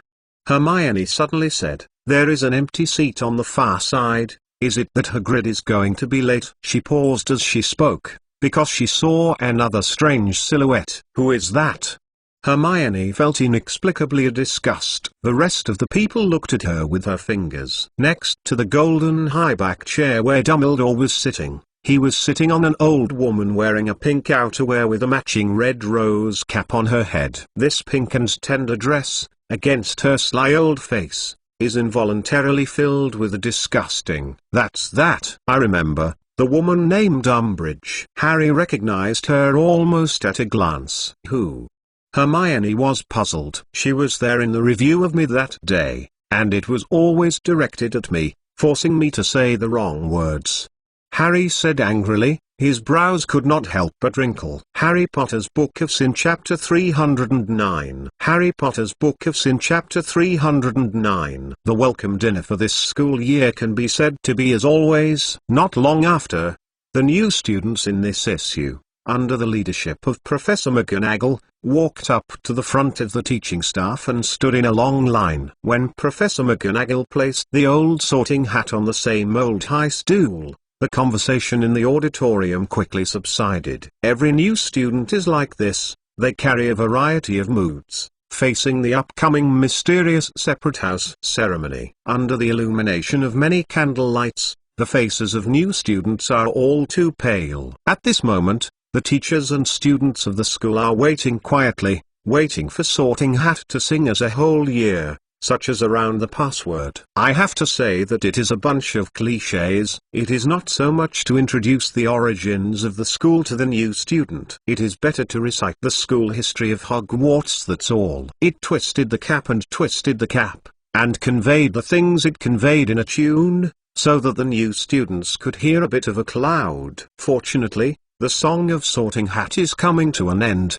So say, let us come to Separate House now. After singing the last sentence, Sorting Hat returned to the state of motion at the beginning. Only its strange voices still left the tale, constantly reverberating in the quiet auditorium. After that, the Separate House ceremony started without any surprise, and ended without any surprise. Welcome to new student. Dumbledore stood up and smiled with open arms. Of course, I welcome all the old people. Although we really have to announce something, it must not be the present. Everyone will eat it quickly. Let's go. The welcome dinner has always been plentiful, and all kinds of delicious foods have appeared in the form of stacking rather than arrangement in front of the young wizards. Oh, okay. Correct 1 point, not just in front of the young wizards, but even in the teaching staff. Even so, Harry still thought that something was missing. For example, the vacant seat in the teaching staff is still not sitting.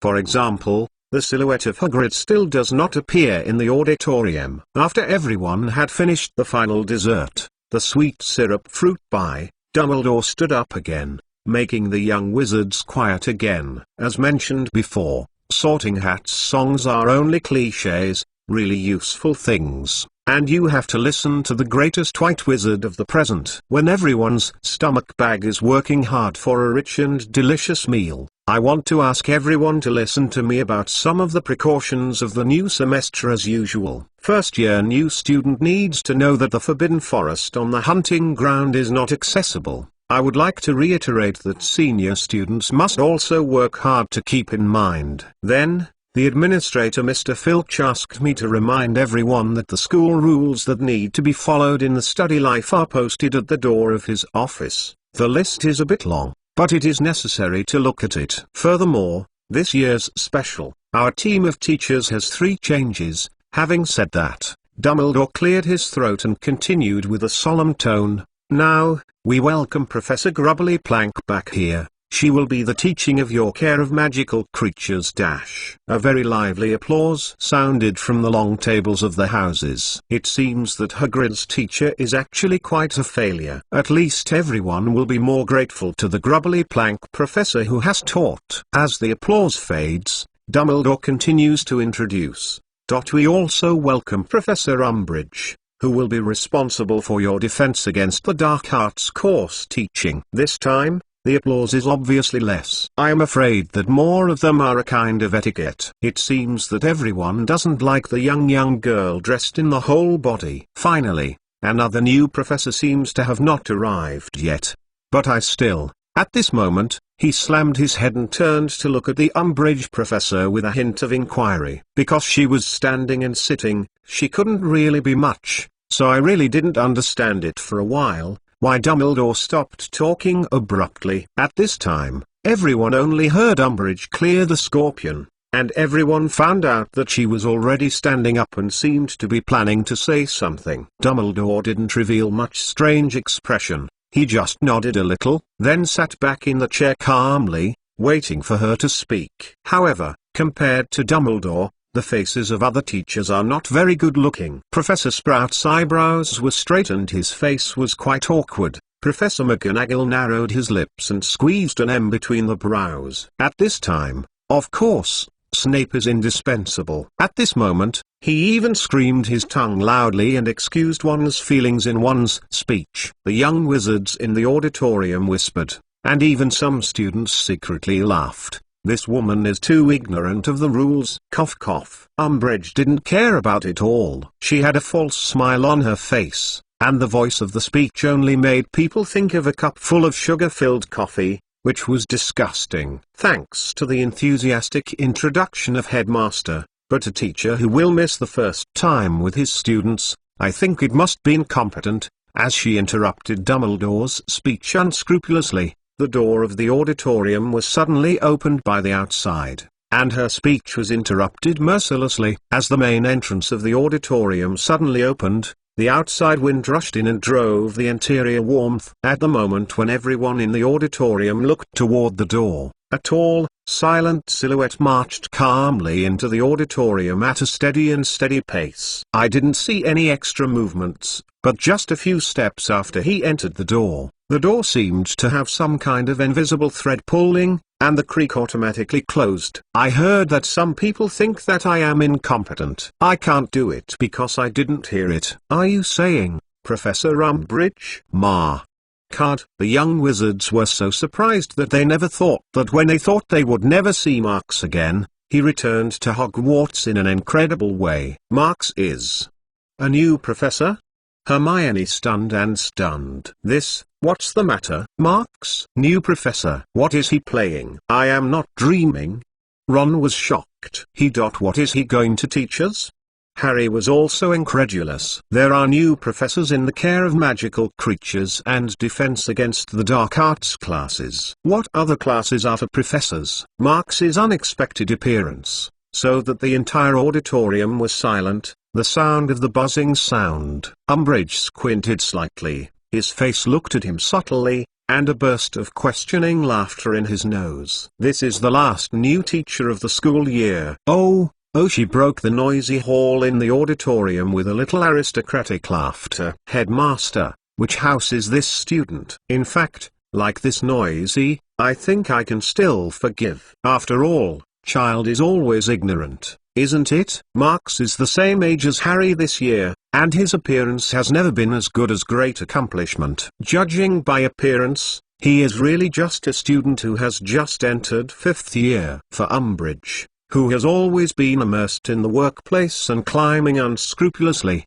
all the information that is useless for promotion is extremely neglected. In her opinion, what Marks thinks is just a child with abnormal brains. However, at this time Dumbledore stood up again, and his tone was flat, and his introduction, which was interrupted before, was resumed. Professor Umbridge, I want to explain this, Dumbledore said calmly. This is a special professor at the Durmstrang Magic School, Mr. Marks McLaughlin. In order to express the friendship between Hogwarts and Durmstrang, Karkaroff Headmaster specially sent this outstanding teacher to our school. Since the beginning of the school year, Mr. McLaughlin will replace Professor Bathsheba Babbling as the teaching work of the School of Ancient Runes. Welcome. The shock of the young wizards didn't need to be said, and everyone's familiarity with Marks made them excited. For Marks, the student of the past, everyone gradually changed from the initial feelings to curiosity,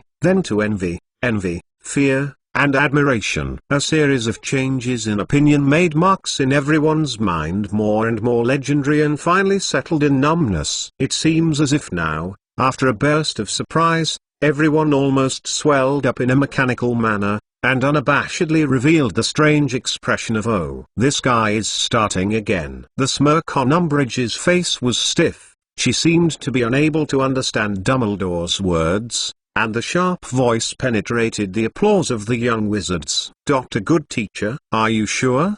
she said, a child who is at most 15 or 6 years old. "It's true," Dumbledore said seriously. "Mr. Lorne has won 2 Transfiguration Today's Best Potential Newcomers Award, 2 the Practical Potion Ear Silver Awards, and Continuous in Ancient and Modern. Published 4 academic discourses on ancient times like Niven, and, not long ago, Mr. McLawn just completed the award of the Order of Merlin, Second Class Order of Merlin. I have to say that it is an honor for the entire Hogwarts to be able to have such a good teacher to work in our school." Harry Potter's Book of Sin Chapter 310. Harry Potter's Book of Sin Chapter 310. "Please don't say that, Headmaster Dumbledore." "I am also very honored to be able to join the Magic School of Hogwarts, a long-established and famous celebrity." When Marx said these words, he didn't even look at Umbridge. "Not long ago, I also went to school here. If I want to talk about the feelings of this school, I believe that I will not be better than all the teachers and students present,"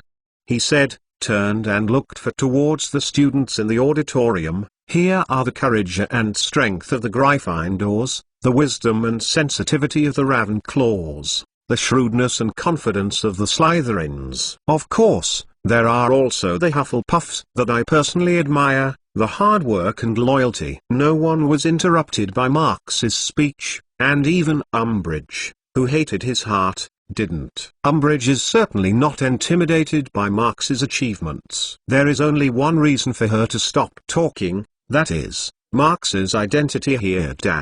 He is the special professor of the Durmstrang Magic House. As Dumbledore said, Marx was specially dispatched by Karkaroff.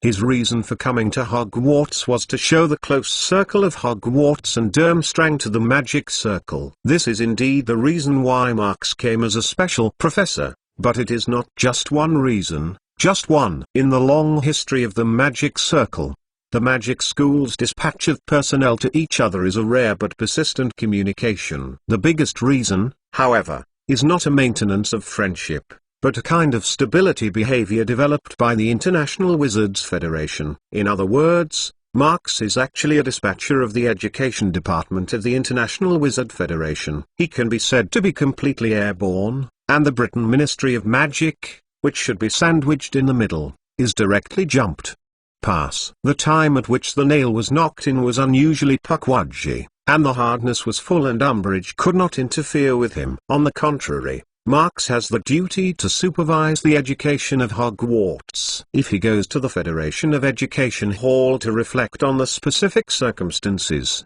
bad luck will definitely be the Britain Ministry of Magic. Of course, this is actually no good for Marx. After all, if there are some negative situations, Hogwarts will also be under pressure. The system of special security personnel has not been activated for a long time. Even if Dumbledore is the current president of the International Wizard Federation, it is impossible to have the ability to manipulate the decision of the meeting. What exactly is this? Umbridge's face re-emerged with a false smile, but the problem in her heart could not figure out an accurate answer. Her sweet and greasy expression is really disgusting. About the list of books that you received, for The Secret of Ancient Runes can be purchased at the administrator's counter of the library. Students who do not take the study of ancient runes can also buy it. When Umbridge was still thinking about it, Marx's words were coming to an end. "Well, I think everyone has almost finished eating out. I have to take advantage of the dining table and haven't been packed out. I have to hurry and fill my stomach." He shrugged, causing a snicker from the young wizards. "Headmaster Dumbledore, let's make a final statement." The voice did not fall. Marx pointed out, nodded to everyone, and then quickly walked over to the empty space on the staff floor. From the beginning to the end, he only said a word to Umbridge. But even so, His arrival has brought Umbridge a lot of taboos. Well, I think everyone has started to be sleepy, then I will finish what I said as soon as possible. There was another sneer in the court. Quidditch selection will be McLawn. Teaching a group of ignorant little devils is not as relaxing and pleasant as you think. Between the moment Marks and the food buried his head, Snape said with a smile, I think so, Professor Snape. Marks swallowed the food in his mouth and took another sip of grape juice, which continued. So I chose to work in the magic class. They only need one after memorizing, memorizing and memorizing. I will almost graduate, he said, and thought about it, and finally added, well, that's right, like the A History of Magic class. Then why do you have to prepare the textbook yourself? Snape looked suspicious. Isn't it possible to use the existing textbooks? After hearing Marks, he couldn't help but smile. The textbook I prepared is not for students to learn. Well, at least not necessarily for students. He was paused, and he suppressed the sound and mysteriously said, I saw it for the Education Hall of the International Wizard Federation. If there is no real thing, the identity of the task force is not so easy to approve. Here Marks is eating and talking with Snape, and at the Gryffindor table, Harry and the others are talking about it. However, the content they are talking about is much lower. Hermione, what are you thinking about? Harry saw Hermione seem to be thinking, unable to ask. Hermione returned to sobered up, thoughtfully. From the act of Umbridge's rude interruption of Dumbledore's speech, she's a professor at Defense Against the Dark Arts. Bad intentions. I can see it too. Ron scratched his head. The key is, what does she want to do? No, not her, but the part of the power she represents, Hermione said seriously. Remember, Marks said, Volt. You know, that person is laid out in the Ministry of Magic. The chess piece. I was wondering if this Umbridge is one of the pieces. Probably because there was no time to worry about the awkwardness before. Harry and Ron looked at each other subconsciously, and a sense of crisis permeated the air. We don't have to be too nervous, Hermione said, immediately uncomforted. Obviously, Marks and Dumbledore have already prepared for this. This time Marks suddenly became our professor, definitely a certain solution. So, Harry hesitated. What should we do? Just then, there was a mess of crashes around, and it was clear that Dumbledore announced that it was scattered. Everyone stood up and planned to leave. Hermione suddenly jumped up and showed rare panic, and her eyes continued to move around. Ron, we should give directions to first-year new students. Oh, you are right. Ron also jumped up. Hey, everyone. That. Not a little. Ron. Cough. I didn't say anything wrong. They are so small. Then you can't. Hermione sorted out her mind and put on a steady expression. First year new student, please go here. Follow me. The study of ancient runes' office is located in the 5th layer of the main fort, while the study of the ancient runes classroom is on the same floor, with 2 rooms separated by half a corridor. If you come out of the office, go through the classroom and go a long distance. You can see the library of Hogwarts by turning a corner. At this moment, when the students went to the house common room, Marks, as he arrived at the auditorium, walked empty to his office. Although it was not clear how Professor Babbling had arranged her office before, at least Marks didn't have the heart to dress up the room. In addition to the necessary living utensils, his office is occupied by bookshelves and various books, information files and notebooks. No matter who walks into this office, you will smell a reassuring ink scent. Unconsciously, Marks's habits seem to be getting more and more similar to Rowena Ravenclaw. Just as Marks first entered the Chamber of Secrets in Rowena, his office gave the impression that it was a private study filled with books. He just sat down at the desk and had no time to savor the feeling of being a professor. He suddenly felt a slight magic power fluctuation outside the door. There was a courtesy knock on the door of the office. Please come in. As the door was gently opened, a touch of golden was immediately reflected in the pupil of Marks. Luna. Marks's face showed a gentle smile. Hello, Professor McLawn. Luna's fascinated silver scorpion snorted slightly, and the soft voice passed through the sea of books in the office, as if with a hint of earthy charm. "Yes, I am your professor now," Marx said with a smile. "Although I haven't seen the list of students who have chosen magic lessons, I remember. Should you be one of them? I like ancient times like Niven. Every letter in them has a mysterious meaning. Father also likes it."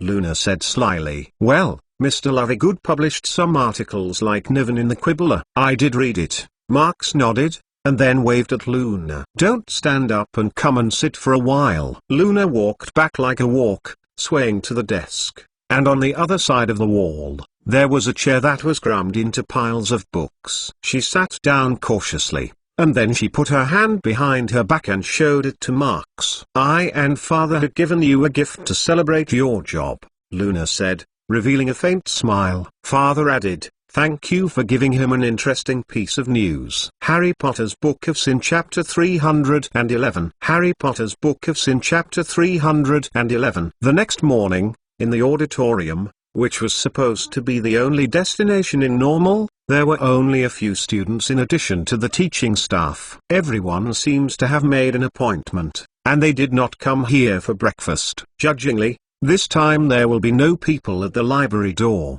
But at this time it is already overcrowded. After knowing that Marx will be the future professor of ancient runes, everyone is interested in this elective subject that was not very popular in the past. Not that they want to change the magic class. After all, how to replace the elective subject is a very troublesome thing. But this does not prevent you from looking at the new textbook content. Wow, that's true. Hurry, it says Marx McLawn. Yes. This is really cool. We used to be the student of the textbook skills. I have to buy one too. You haven't taken the magic class yet. Don't squeeze it. McLawn. No, Professor McLawn didn't say it. Students who didn't take the exam can buy it. Even if you don't learn, buy it back as a commemorative. Queuing. Queuing. Books. Nothing. When Harry and Ron walked to the door of the library, they heard a noisy inside, and even the scream of the administrator Madam Pince was overshadowed. As for Hermione, she has already been squeezed into it. Marx always makes a lot of noise. Harry looked at the lively scene of the party and couldn't help it. The culprit that triggered this morning turmoil, however, was slowly passing the entrance hall and heading for the auditorium. "Oh, good morning, Professor McGonagall." At the entrance of the auditorium, he saw a familiar silhouette. McLawn. McGonagall turned back and smiled at Marx with a friendly smile. "Good morning. Welcome back to Hogwarts." "Thank you, Professor." Marx politely nodded, and smiled. "To tell the truth, I still remember the night you led us to the separate house of the auditorium. I didn't expect that I would shoulder the responsibility of the teacher so soon. This is the result of your hard work." McGonagall slowed down and waited for Marx to come to his side before continuing. "For you, this student, we have a lot of strength to do the teacher. Fortunately, you do it better than we thought. It's all because the professors are good examples for our students," Marx modestly said. Professor McGonagall shook his head and walked forward, saying calmly, "No, I don't think so. You are different from other students, and you always have your own mature insights. I also misunderstood you at the beginning. However, it is clear that you have proved by fact that you have a positive understanding of people, things, and magic. Let me say, or Sorting Hat sees it clearly, it will split you into Hufflepuff House, which is the best proof. I can't be Loke at all." Marx shrugged. "Your Loke simplicity is not on the surface, but on your heart." Professor McGonagall looked at Marx and said seriously, "Helga Hufflepuff was not so Loke at the time. She often cooks herself and then invites friends to hold a banquet. In many academic fields, she is not afraid of achieving achievements and demonstrating authority. And she has spared no effort in advocating fairness and equality, recruiting academics from Mull, and even argued with Salazar Slytherin. But even then, no one would think that Helga is not Loke." At this point, Professor McGonagall stopped her steps. "Because, whether she likes food, or secretly studies magic alone, things. Of course, it also includes the silent way of laying out the wizard for the Mull, and dedication to life, And it's all Hello-proof. This, I don't dare to comment on the terms with Hufflepuff. Marks slammed with a smile. Your secret efforts. We all look at the eyes. Professor McGonagall patted Marks's arm. No doubt, you are a wizard with innate talent, but the world is innate talent. There are also a lot of wizards, and can you grow a few Dumbledores? After all, Professor McGonagall turned and walked over to the teaching staff. For a teacher like McGonagall, being able to teach a student like Marks is her achievement and her dream. Since she was determined to serve as a teacher, this is what she has been pursuing in her life. Marks looked at Professor McGonagall's back and unconsciously added another touch of emotion. To be honest, he is so keen on delving into magic, just for himself. He never thought that his achievements would sometimes become the achievements of others. With this sentiment, Marks's heart could not help but add a bit of calmness. He is also growing up constantly, and the source of growing nutrients is just like Professor McGonagall, who inadvertently gives him a sense of life. A person lives in the world, not only for himself. He feels a different sense of responsibility for the first time outside of Luna. Thank you for your teaching, Professor McGonagall. Marks said to Professor McGonagall, who had already arrived at the teaching staff. Let you be a student. I have gained a lot of knowledge and teaching in you. Now, as your peer, I also hope that you can guide me how to be a good teacher. Marks, who was originally a professor because of the plan, finally decided to let go of the irresponsible thoughts under the words of McGonagall. He deeply realized that the responsibility of a professor should not be shouldered by his previous attitude. When Professor McGonagall turned around and cast a particularly satisfying sight on Marks, Marks bowed slightly to her respectfully. As time went by, the number of people in the auditorium gradually increased. Professor Grubbly Plank, who is in charge of care of magical creatures, chats with Professor Sinister of astronomy, who are discussing Centaur's astrological divination. The absence of Hagrid has once again caught the attention of students. Dumbledore didn't say how long the woman named Grubbly Plank would stay. Harry had already returned from the library and was heading towards Gryffindor's long table. Maybe? Hermione suddenly murmured. Maybe? Harry and Ron asked in unison. Maybe? I was thinking, maybe Dumbledore didn't want anyone to notice where Hagrid went, Hermione said thoughtfully. Don't want to be noticed by others? Ron said strangely. But how is this possible? As they spoke, they sat down at the long table. Hermione was trying to explain something. But at this moment, the sound of a hula hoop rang from the high window. It was a large group of owls, flapping their wings and falling down the hall. It was followed by a variety of letters and parcels, as well as pieces of water. The owls were all wet, and the fluff on the neck was stuck together, and it looked like a wolf. Obviously, there is not much rain outside. Hermione subconsciously stopped her words, and she hurriedly removed the juice and made a place for a barn owl that was also soaked. Recently, Daily Prophet doesn't just say lace news. What is the substance?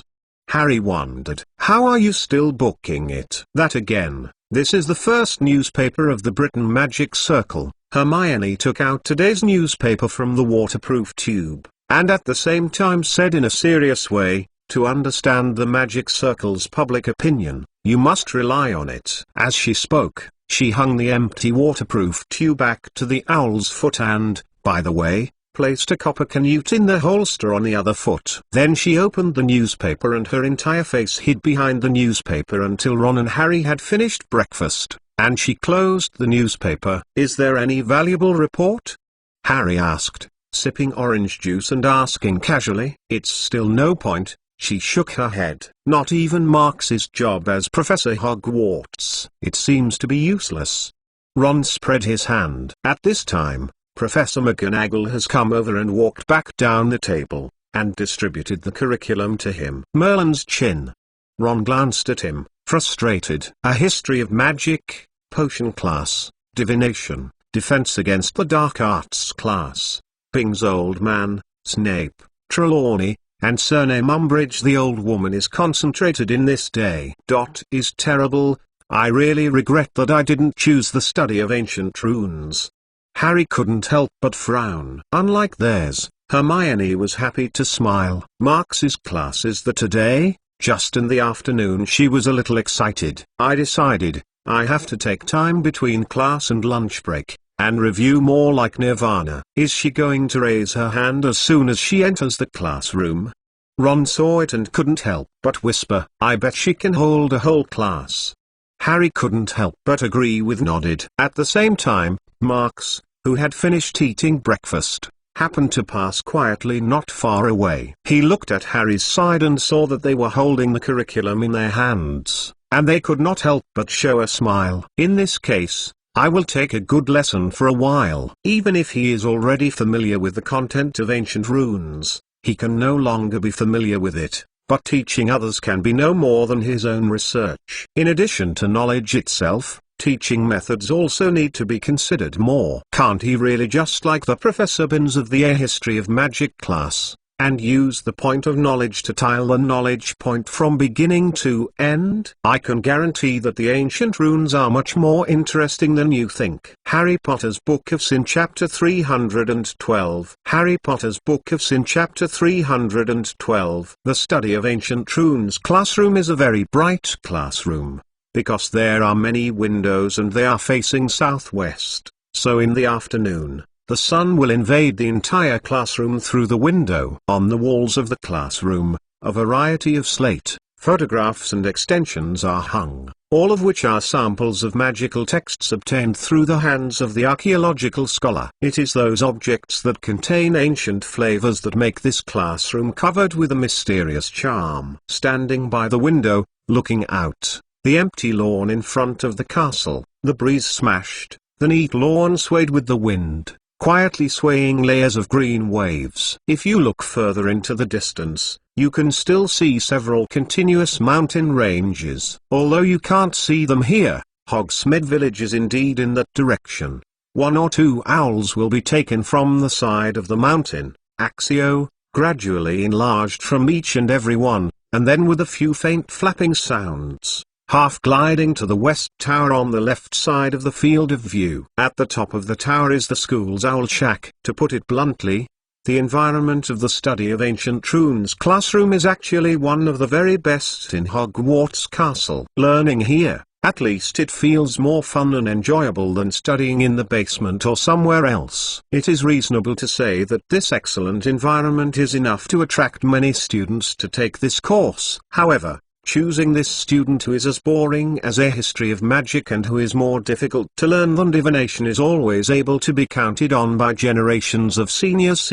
One's fingers up. Marx gently pushed open the door of the classroom, and after looking around the classroom, he walked to the window. As he passed the desk, he placed the textbook in his hand and a list on it. But when he walked 2 more steps forward, he turned and took the list back.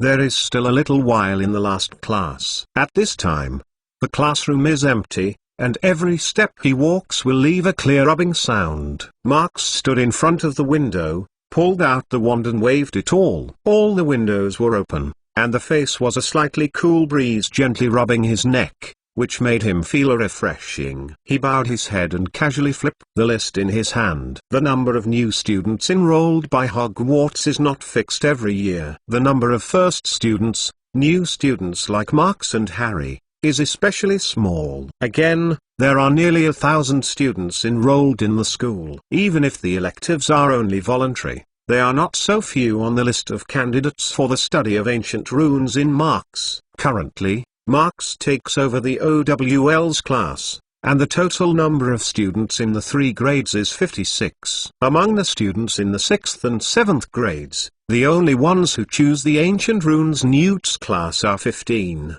The next 5th year of study of ancient runes is the one with the fewest number of students in recent years. The 4 houses add up to 10. The best thing about Marx is that this class didn't simply cancel it. Do not. In fact, the number of students who are coming in a while is actually only 9. As for the other student who was absent for some reason, Winnie Bliers, Marx looked at the name on the list and his face flashed a moment of doubt. That's right, this school year, the young girl who is full of mystery, has dropped out of school. Although it is not clear what happened to her, or what is happening. But the other party doesn't want to mention it, then he won't be ignorant to make it up. Some secrets won't be easier because they tell others, just like the secrets of Marx himself. He won't want anyone to know. Just then, there was a crisp ringing tone in the corridor outside the classroom. The last class was over, and the students should move in a hurry to the classroom where the next class should go. Marx slightly smiled, reaching out from the waist and taking a stack of small pieces of paper, then lifting the wand and gently waving a few times. In a flash, the pieces of paper fluttered by themselves and swirled to his feet. When he finally pointed to the square stool next to the table, the only piece of paper in his hand slid gently toward the stool of the square stool and fell to the table next to him. At the same time, Marx's silhouette became awkward. Come on, it's here. Along with the unexpected noise and noisy in the gallery, several students crowded the door of the classroom. Hey, McClone hasn't arrived yet. Hey, it should be called Professor McClone. This is not yet adapted. In the classroom of the study of ancient runes, the windows are wide open, and the wind gently sways the curtains, which looks like a skirt that flutters in the wind. The number of people in the classroom is increasing, and it is not long before the 9 people that Marx expected. It seems that even some students who have no class have taken the initiative to attend. Not that the academic achievements listed in the Dumbledore mouth last night made the young wizards move. In fact, the reason why everyone came together is actually because of a group of adult professors. Suddenly a Marx such a peer. If you are not curious, it is definitely impossible. Everyone wants to see what a novelty is like, a course taught by Marx, a legendary-like student. Soon, in the empty classroom, there were already a lot more people. This school of ancient runes, which accommodates up to 50 students, has been occupied by students. At the back door of the classroom, there was even a little man, Professor Flitwick. It seems that he wants to take advantage of the absence of class, and come over and observe the first lesson that Marx is responsible for. However, what Marx regrets is that the inconspicuous square stool that fell to the desk is still not noticed. Just then, the class bell rang. Ding ding dang dang. The crisp ringing sound from the magic bell in the foyer spreads through every corridor in the castle, and the 2 swaying silhouettes, just stepping on the bell from the door. The newcomer is Luna, who is still as usual, looking at her, seemingly surprised by the fact that there are so many students in the ever-smooth study of ancient runes classroom. And behind Luna, is a female student fishing for breath, and her wizard robe shows that she is a Hufflepuff. Sorry, me, late again. The name of this little witch is Hannah Abbott. I saw that she was deeply stunned at the door of the one's head out of fear, and then went straight to the waist and seemed to be looking for the professor's silhouette as much as possible. To be honest, Hannah's behavior was so rough from the beginning of her school. She is even more serious than Neville in the characteristics of the 3. It seems that in her life, she is busy with getting lost, looking for lost things and recalling other people's names. Sometimes it is really powerless. In front of Hannah, Luna licked her big eyes. Her silver-grey scorpion seemed to sway without focus, passing slowly behind the desk. Hannah hurriedly chased her behind her. It seems that she never wants to stay alone at the door of the classroom. At this moment, Luna suddenly stopped and let the girl who was behind her almost hit her back. Well, don't look at Luna. He always looks like a god, but in some ways, her feelings are amazing. Her gaze was attracted by the square stool that fell to the desk. Hannah quickly stopped her footsteps. After seeing Luna's gaze from the back, she also subconsciously looked behind her and noticed the square stool for the first time. Oh, Hannah blinked inexplicably, then habitually walked over and reached out to the square stool that fell to the ground. Hannah Abbott is a rash female child who can't even take care of her. But her heart is clearer than many people. Although she is always rash, when the other person needs help, the female child will always try to do something for others. Marx and Hannah are the same students, and they are assigned to the Hufflepuff house. He knew very well that if the female child would, she would definitely help the square stool.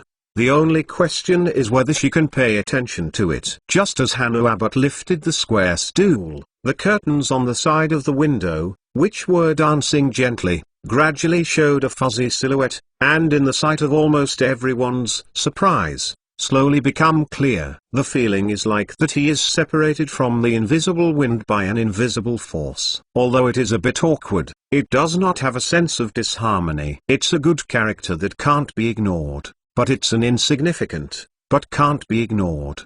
Marx looked at the students in the classroom and smiled with a smile on his face. Because Hannah Middle.Ibo's behavior, adding 5 points to Hufflepuff House. Wow! What is that? Is the Xynian potion invented by McLawn? It may also be a high-level curse, disillusionment charm. I heard 7 of 7th year's senior mentioned. You see. What are the pieces of paper on the ground? I just didn't see it. As the Marx voice faded, there was a low-pitched buzz in the classroom, and everyone couldn't help but discuss the way Marx appeared. Everyone is quiet.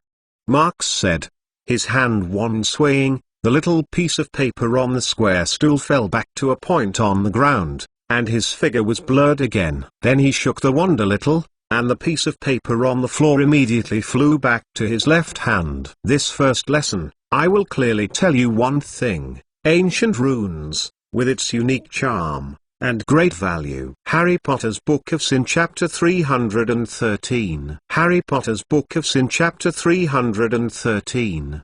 Well, Marx put the student list on the desk and smoothed it up, then looked up at the student road in the classroom. The name ends here. But I need to mention one thing before class. He paused and continued. I believe other professors have already said that, in June next year, the OWL's exam will officially begin. I personally hope that everyone can achieve a satisfactory result in the exam. Of course, after that, if everyone is still interested in the ancient runes and wants to study more deeply. Marx smiled. My Newt's Ancient Runes class, I welcome you to continue your studies. McLawn. Professor, that a Ravenclaw student who took in ancient runes hesitated and raised his hand. It seems that everyone is not very comfortable with the professor of Marx, especially in the change of title. Please say. Marx didn't hesitate to gesture. The one just. Stealth magic? The student thought about it and found that he didn't know how to word it. I mean, if we choose to continue our studies, can we learn that? Marx gave a little nodded, indicating that he sat down first, and then said, it wasn't invisible just now, although it would actually produce a stealth-like effect visually. In essence, it was a spiritual homogeneity. Chemical. I believe that in the past, Professor Babbling's class has said that ancient runes, especially the ancient ones that everyone is learning, such as Niven, are characters that are biased towards meaning, and behind a lot of symbols, there are complexities and the symbolic meaning of mystery. So far, the scholars of ancient runes have been studying various ancient literatures, trying to understand the true meaning of ancient wizards and ancient magic. But in fact, the ancient runes that we are exposed to are themselves an ancient magic, including the spells we use now, which are also evolved through the specific application of the ancient runes. Having said that, Marx took a part of the small piece of paper placed on the table, discharged it on the desk in a certain order, and pressed one of them with one of his fingers. Then he took out a prepared feather and gently placed it directly above the piece of paper. At the moment he took off his hands, the students were surprised to see that the feather was lifted by an invisible force and hung lightly in the unobstructed air. As long as you clearly understand the meaning of each ancient runes and sort the required magic texts in a specific array, we can use magic power to make magic work.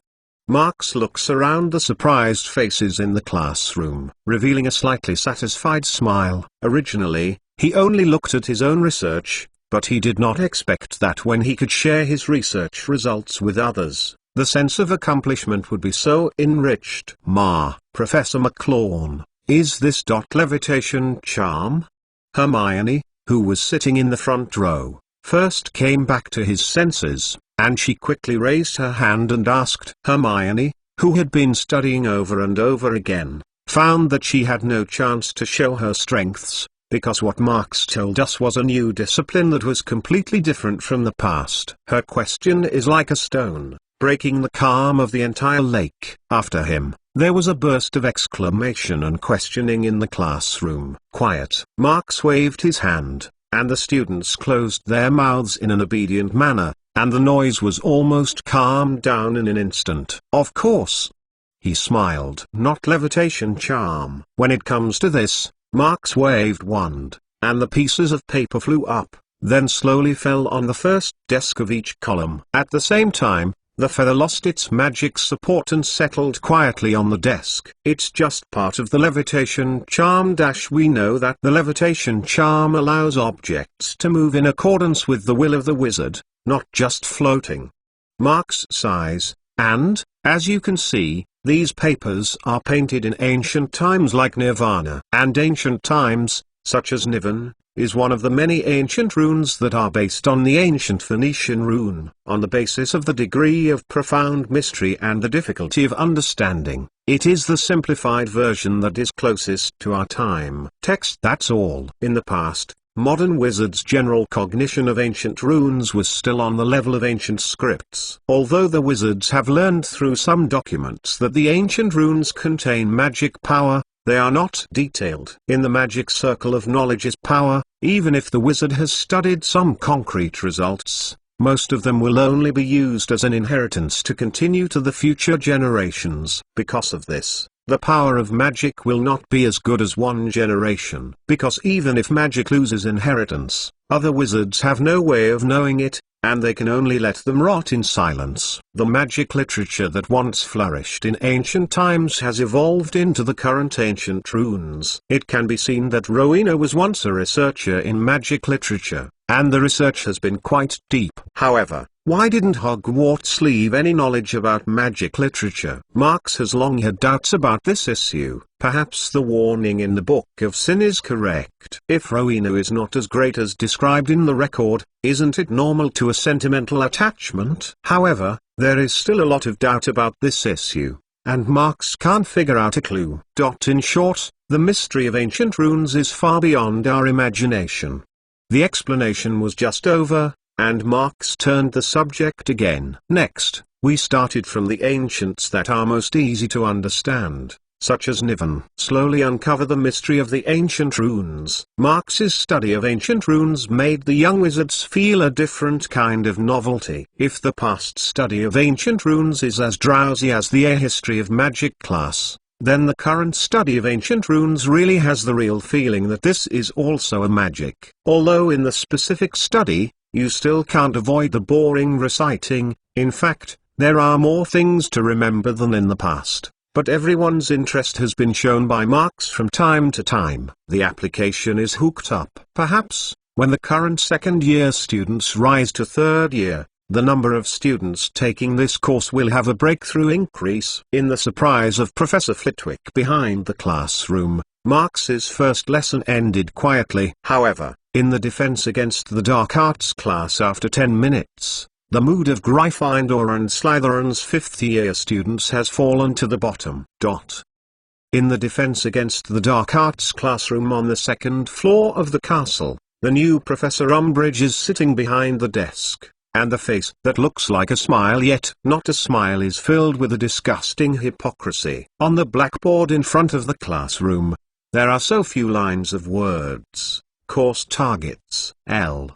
Understand the basic principles of magic defense. 2. Learn to distinguish the specific circumstances of the legal use of magic defense. 3. Assessing the practical application efficiency of magic defense. In the classroom, all the students need to do is to read, copy and recite the defensive magical theory specified by Umbridge, and that's it. The content of this book is quite boring, and this course should be a lively and interesting course. Under the teaching of Umbridge, instead of the study of ancient runes, it became a tasteless course comparable to the history of magic. Most people feel that their attention is diminishing in the 1 point for a second. Soon, everyone became a bad state of following a line of text and repeating reading, but only understand the first few words. 10 minutes passed, and the whole classroom looked extremely dull. Harry was secretly watching, and on his left, Ron was always staring at the same position in the book,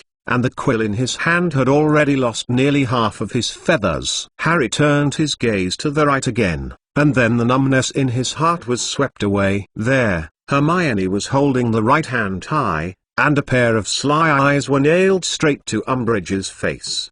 The book on her desk seems to have been turned over. Harry couldn't help but shake the quill in his hand and cast a look at her. Hermione didn't talk. She just shook her head a little, then looked at Professor Umbridge, who was sitting behind the desk and smirking. However, Umbridge's gaze is equally steadfast in ignoring Hermione's high-handed right hand. After a little while, I noticed that Hermione's students were more than just Harry. The defensive magical theory was so boring that the students turned their heads one after another, looking at Hermione curiously, trying to see how she silently forced Umbridge to respond. Obviously, this is much more fun than a boring textbook. Slowly, there are more and more sights moving back and forth between Hermione and Umbridge. When this number exceeds half of the number, Umbridge can no longer adhere to her principle of "I didn't see it." "Dear, do you have any questions about the contents of this chapter?"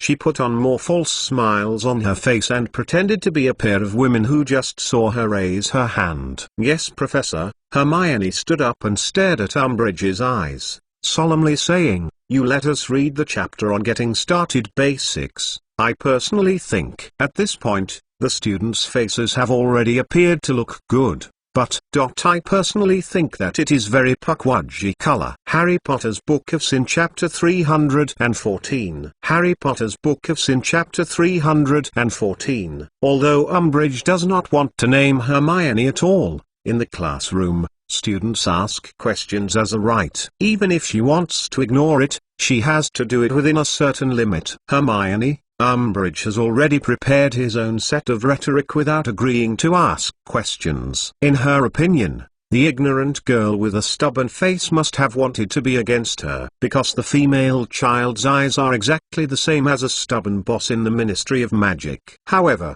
I personally think that it is very pukwudgie color, whether it was the surrounding student or Umbridge sitting behind the desk. I couldn't guess the words of Hermione. "Well, is it?"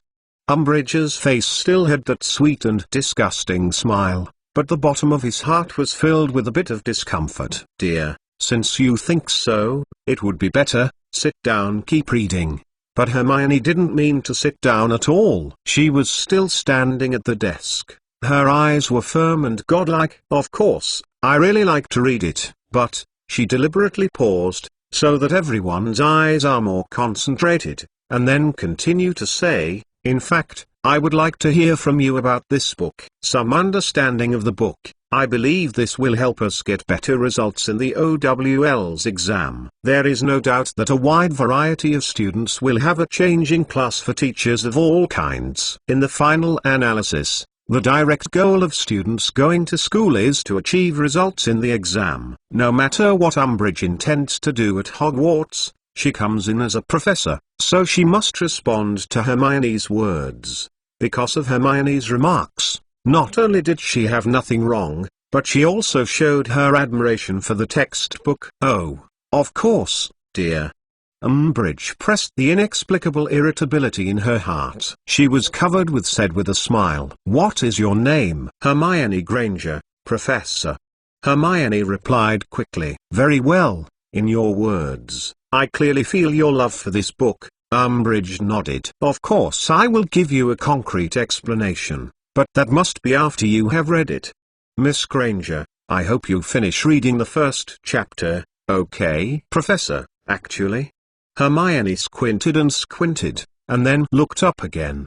"Because this book is so wonderful, I didn't hold back last night and spent most of the night giving it back. It's down." Cough cough. Harry, who was sitting on the side and completely unaware of his mind, was stunned by his own saliva after hearing this sentence. "Well, is it?"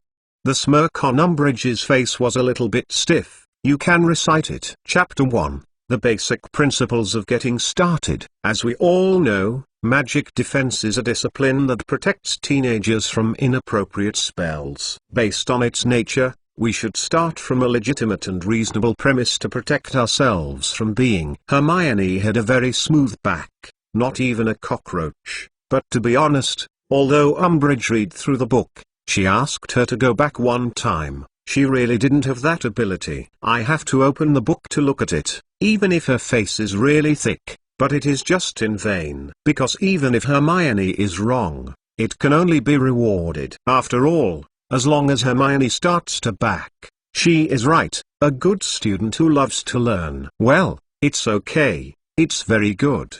Hermione hadn't been back for a long time, and Umbridge was interrupted by the dilemma. Although there are some omissions, this can be forgiven, but you can't rely on rote learning when you study. Understand the author's intentions during the reading process. This time Umbridge's speech rate is very fast, obviously to prevent being interrupted by Hermione.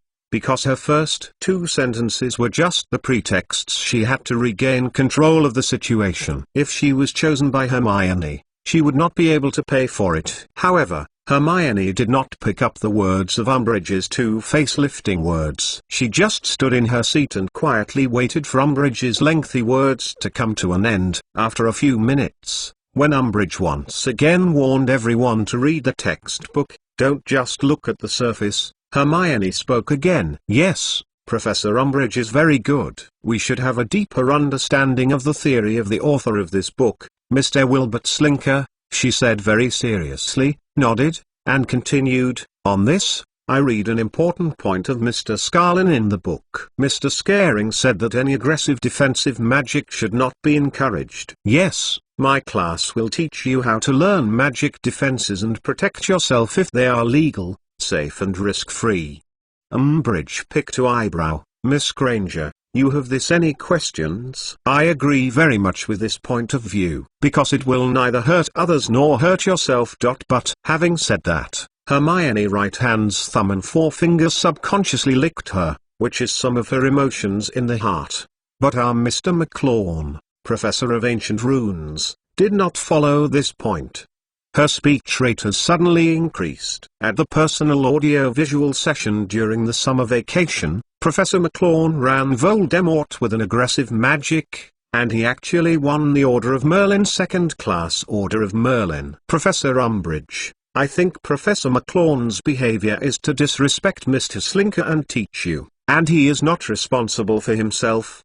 His Order of Merlin is problematic. After the welcome dinner, Umbridge has sent people to send information about Marks overnight. However, for the Marks McLawn person, she can only say that it is impossible to start. Marks's resume is obviously very leaping. There are many records from the front to the negative. No matter which one is, it is big and people are afraid to intervene at will. Especially since the recent spy status of Marks has been revealed. The biggest negative cases have been completely returned to the positive. Even if her Umbridge wants to be hands-on, it will not be done in a moment or two. The people and things involved are too deep. Right now, Hermione puts a Umbridge advocate image on her body, but throws the most fundamental point of the defensive magical theory textbook specified by Umbridge into Marks's head. This made Umbridge unable to hold back his eyes. Order of Merlin is assessed by the International Wizard Federation. Can she say no? Even if she wants to get up and down from this point,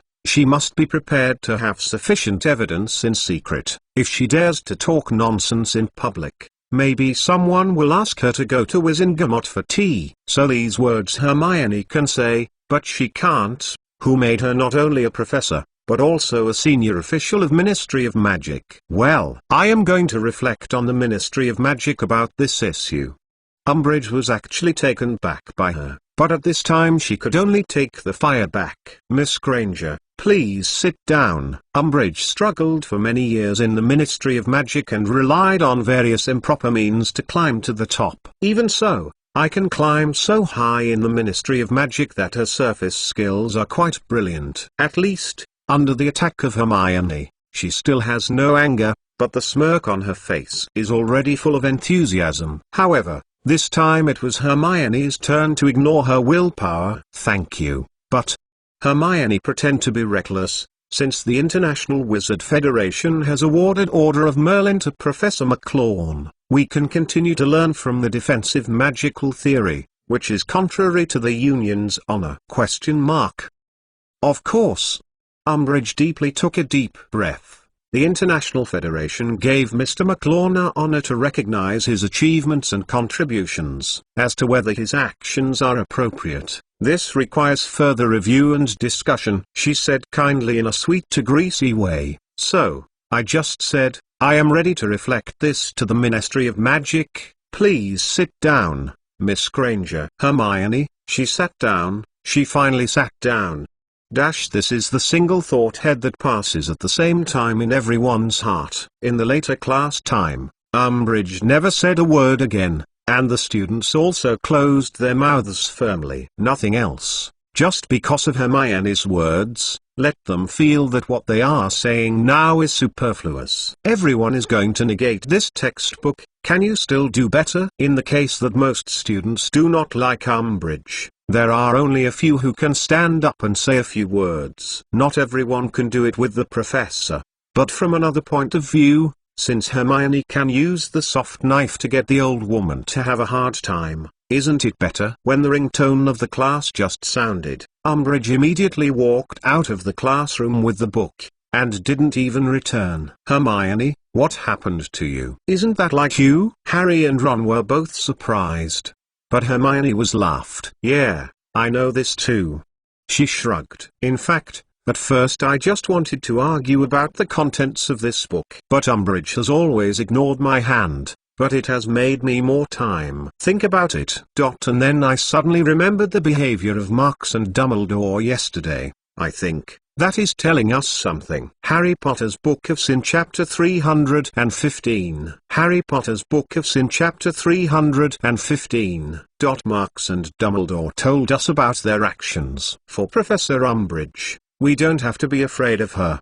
But we can't choose positive confrontation. Hermione's words were passed from Luna's mouth to Marks. To be honest, Marks is very convinced of Hermione's sensitivity. If Hermione still chooses to enter the Ministry of Magic in the future, to contribute to the reform of the Magic Circle, at least not because of some judgments on the situation at hand, as Hermione judged, the battle between Order of the Phoenix and Death Eater continues, but because of Marks's repeated plans, this struggle has long since turned to the dark. The offensive and defensive situation, which had already been expanded by Voldemort to the entire Britain Magic Circle, has finally been confined to the central zone of the Ministry of Magic. The key is that Voldemort, forced by Marks's plan, not only lost people, but also lost the potential. He wants to dominate the Britain Magic Circle, and no one can't do it. Therefore, he gave up the previous panic warfare and turned his target to the power center of Ministry of Magic, trying to make a final decision from the perspective of rights. And not to mention the disadvantages of doing this, at least the benefits are indispensable. After all, whether Marks or Dumbledore, cannot blatantly use wand to sweep everything. Luna, you don't have to care about these messy things. Just study hard and do what you like to do. When these troubles are over, I will go to Sweden with you to find Crumplehorn Snorkack. Marks sat behind her desk and showed her a relaxed smile. Listening to Marks, Luna seems to be somewhat intent, but it is not immediately nodded. Marks. They look so good. Looking at the young girl who was stunned all day, like nothing, Marks really did not want her to be involved in this dangerous dispute. But her current sentence, but let Marks, startled. Luna is a kind and thoughtful female child, perhaps because of her pure mind, so she often knows people's hearts inadvertently. Marks's protection of her, she must be aware of it. This is not a very secret thing, and this protection is precisely the care of Marks. Luna can feel it. It seems that there is a kind of warmth surrounding her, which makes her feel very comfortable. It is precisely because of this kind of protection that Marks almost ignored her true feelings. This female character, who was incompatible with others and has been detached from the edge of loneliness, is actually the most eager for friendship. She envied the innocent friendship between the group of young lions, but because of the warmth that Marx brought to her, she subconsciously did not want to violate Marx's wishes. Let me think about it. Marx's sentence sounds like it's no end, but the communication between him and Luna has always been like this, and it's no surprise. Luna licked her eyes lightly, and she didn't know what she was listening to, but she seemed to have a hint of innocence on her face. On Marx's side, his professor was quite comfortable, but on Black's old house, he received a somewhat unusual report. Do you think this case will be related to Voldemort? In the reception room of Black's old house, Lupin looked at the report in his hand and his brow wrinkled slightly. This is still asking. It must be that he did not run, Sirius said with a look of disappointment. Because he was always trapped in the house, he felt that the dog's hair on his body was almost moldy, but he also knew that he really couldn't just run out, so he could only be sulking. Kingsley said that the key question is not whether it is related to Voldemort, but what the symptoms of the wizard in the case are caused by what magic. Tunks Road, who just came back from the Ministry of Magic. Yeah?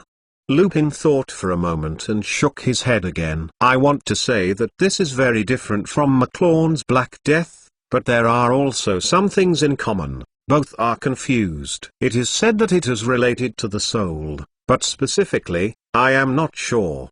Tunks said casually, seeing other people look at her side. She immediately waved her hand. Don't look at me. I also heard Marx mention a few words, that's all. Sirius screamed and sighed heavily. Since we can't judge, contact McClawn as soon as possible.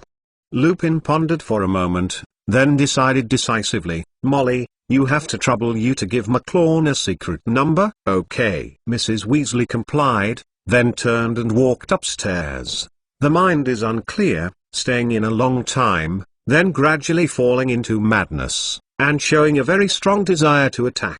I hope this is only the case of each and every one, otherwise, as Lupin said, the members of the reception room could not help but reveal a dignified color. Not long after, Marx received an unidentified letter from the sender. Looking at the symbol in the middle of the blank stationery, he knew that he had to go back tonight. Although I don't know what happened, since I will contact him, it means that there is definitely a problem in the Order of the Phoenix. It seems that this problem is not very urgent, otherwise the secret letter sent should use the red envelope. That night, Marx hurried back to Black's old house. McClawn, what do you think? In the sight of the crowd, Marx just shook his head slightly. It seems that it should be some kind of influence on the soul. At this time, Voldemort is obviously unable to take the suspicion. He pondered, and then continued. However, this kind of thing can't see the report. A specific case. The victim? Where? Hey. The victim? Tunks hesitated. Are you talking about the crazy wizard, or the other two wizards killed by the crazy wizard? Of course it's crazy. Marx shrugged. It should be closed in the Ministry of Magic's dungeon. Tunks said truthfully. Oh. Marx, hearing this, can't help but brow slightly. Since in the dungeon, it means that you can't visit it at will. Yeah? This case is now being watched by Scrimgeour people. We have only Kingsley's contact with the case report for the time being. Tunks helpless was nodded. So, is he working overtime now, Kingsley? He is working overtime, but he is working over the Order of the Phoenix, not the Ministry of Magic.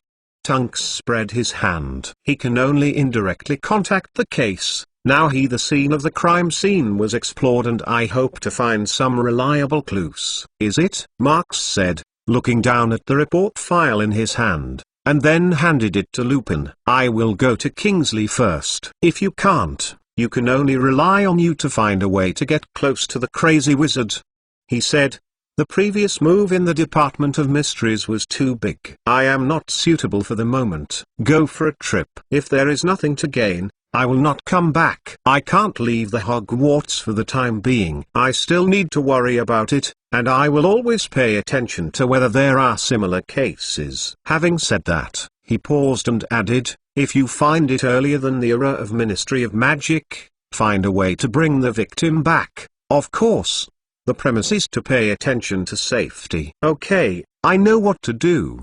Lupin immediately nodded. As a result, Marx did not return to the Order of the Phoenix headquarters this evening. Obviously, they did not find anything special in the crime scene. However, in Kingsley's mouth, he got some new information collected regarding the infamous wizard. His symptoms continue. Although there will occasionally be a slightly calmer period, most of the time is still in a very unstable state of mind. Ministry of Magic temporarily controlled it with magic, but the danger remains. It is worth mentioning that the slightly calm day's time is still shortening continuously, getting into a crazy time period and getting longer and longer. If this continues, the wizard will go crazy all morning and soon, and will die in the long sleepless period. In the early morning of the next day, Gryffindor Tower, in the girls' bedroom. The recent weather is gradually cooling down. Everyone wears a thin wool yarn coat, and Hermione is no exception. However, she has already gotten out of bed early this morning, probably because the temperature was especially low before dawn. She still wore a blanket on her body. While the roommate was still asleep, Hermione was alone in front of the desk in the bedroom, knowing what was screaming. It seems that I was afraid of disturbing the sleep of my roommate. The oil lamp on the desk only exudes a faint rays of light, and the darkness before the sun rises is slightly opened. As time went by, the gap between the curtains finally revealed a radiance of the sun. A flat beam of light fell quietly on the blanket of Hermione's shoulder, and also fell to the side of the desk, focusing on the work of Hermione, but not quickly found. When the darkness of the room was gradually dissipated by the rising sun, she finally turned back and looked at the window with her eyes open. Under the sunlight, the curtains were outlined with a golden edge of golden. Hermione couldn't help but stretched out and yawned deeply, then reattached the square box on the desk, then stood up and gently opened the corner of the curtain. "Today is a good day," she said on her face with a radiant smile. "If you don't want it, go to Mark's today and discuss it. It's almost done anyway." As she spoke, she looked back at the box on the table, and the smile on her face was a little proud. Harry Potter's Book of Sin Chapter 316. Harry Potter's Book of Sin Chapter 316. Due to the fact that she didn't sleep for almost one night last night, Marx is now particularly spirited because he has to give himself a sobering potion to ensure that the young wizards can be taught normally today. As long as he finishes the course in the first quarter of the morning, he has time to go back to the office and make up for it. However, when the bell of the first class rang, the Hermione student who had just been chased by Marx in the hallway was stopped. "Oh, is there anything, Hermione?" Marx turned back and looked at the female child who was chased from the classroom. "Marx, it will delay you for a little while. Can you?" Hermione seems to be holding something in her hand. She looks at Marx with a firm look. It seems that there is still a little nervousness. "Of course, I mean, if you are not afraid of being late for the next class." When the voice didn't fall, Hermione slammed Marx's sleeves decisively and pulled him to the corner of the hallway. "It only takes a few minutes." Hermione hurriedly said, "Marx, I have something I want to give you. I hope you can accept it," she said, pulling the hand of Marx hard and stuffing a small thing that had been pinched in her hand into Marx's hand. When Marx curiously spread his hand, he found that it was a brass badge that was not very refined. The most striking thing on the badge was the 4 letters, C's. Marx was so embarrassed at the time that he seemed to think of something, but he was not sure. After all, something similar to this is indeed in his vague memory, but the above content seems to be N. He thought about it and just started a joke. "C's? What did you see?" "Not seen." Hermione was dissatisfied. "It's C's, meaning the Society for the Emancipation of Elfish Spirit 1. "Oh?" Marx heard the concept of liberation spirit and finally showed a hint of surprise. "I thought you would get something like the Equity Promotion Association." He stared at Hermione and looked at it a bit, which was affirmative. This time, Hermione was surprised. When she met the house elf who worked hard every day and lived like a slave, The first thing that came to mind was to improve their lives. And to make their lives better, they must reorient their presence in the wizard society. So what Hermione just started thinking about was to start an initiative called House Elf Rights Promotion Association. At this point the concept ran out of the Mark's mouth. Can Hermione not be surprised? The key is that Hermione changed this initial idea with an opportunity in the old Black House and some influence from Mark's. In fact, this matter will still start from the source. In the ancient expedition of the wizard, those who were originally free were completely conquered. The elves who lost their freedom naturally became the affiliated race of the wizard and were forced to swear to serve the wizards for generations. Not to mention who was right and who was wrong in the war. Because the war has always been right or wrong, let me say that the elf is sworn to affix this thing. Obviously, in order to survive, the elves were led by the then small spirit race and were obedient to the powerful wizards in desperation after being conquered. Once the weak obedience has opened, the original beliefs of the elves will be like avalanches. But in fact, this is just a temptation to change from elf to house elf. The original elf, this is the magic creature race that each and everyone's strength is not weak. They have their own innate talent magic. And they also have powerful reproduction ability that other magic creatures can't match. Although there is a period in which the elf race is active, it is far from the modern age. There is no trace of the relevant records. The above 2 points can be roughly estimated, and the battle of the wizards to conquer the elves will never be easy. It is thus conceivable that the wizard society has repeatedly satisfied House Elf. But for this reason, when the elf's entire race was attached to the wizard, the status was actually much higher than it is now. Because the war was often recorded and retained, the race with a good combat power like the elf was the most appropriate choice for a controlled force. However, at some point in history, the elves have rebelled. Perhaps the rebellion was huge, and perhaps the rebellion was not great. At least the modern magic circle did not find much relevant information. Everyone only knows that the elf's rebellion plan has completely failed, and it was that failure that made the magical race of the elf quickly go to the lowest point. Complete freedom restrictions, complete labor disability, complete ideological transformation. And finally the word house elf was born in the long history. From the beginning of the wizard transformation of the elf to the later previous generation of elves to transform the next generation of elves, the ideological changes gradually become ingrained and continue to modern. To this day, the house elf has completely lost the concept of self. The willpower of the wizard is their willpower, and the wizard's everything is theirs. This is a long and tedious history, and there are even a lot of ambiguities in it. But today's Hermione can understand the truth. She wants to understand, even if she can convince some of the wizards to unite, advocate to enhance the social status of House Elf, and give them the rights. It is not what she should do now. Because the root of the problem lies in the House Elf itself. They are not self, as Sirius said on the day. In any case, the fright will definitely kill him. If you don't believe it, you can try to ask him to leave the house and see how he will react. The old creature seems to be a bit extreme, because his wish is to stick his head to the Black Home's decorative board after his death, and then hang it on the Black House's wall. Gwingzong Yozu. However, his thoughts are like a microcosm of all House Elf in today's society, clearly telling a bloody reality. So, Hermione gave up that vomiting too, but further pondered the seas. Marks, how did you know the word? I didn't say anything to anyone. Hermione seemed to be a little uncomfortable with the original idea, because when she thought about it, she found out that it was too naive, I guess. Marks laughed. I understand what you mean. I will accept this badge first. I want to support you with this idea. Really? That's great. Hermione immediately let go of the shame in her heart, and she almost jumped up. Go to class first. Don't be late for a while. It's not good to go back.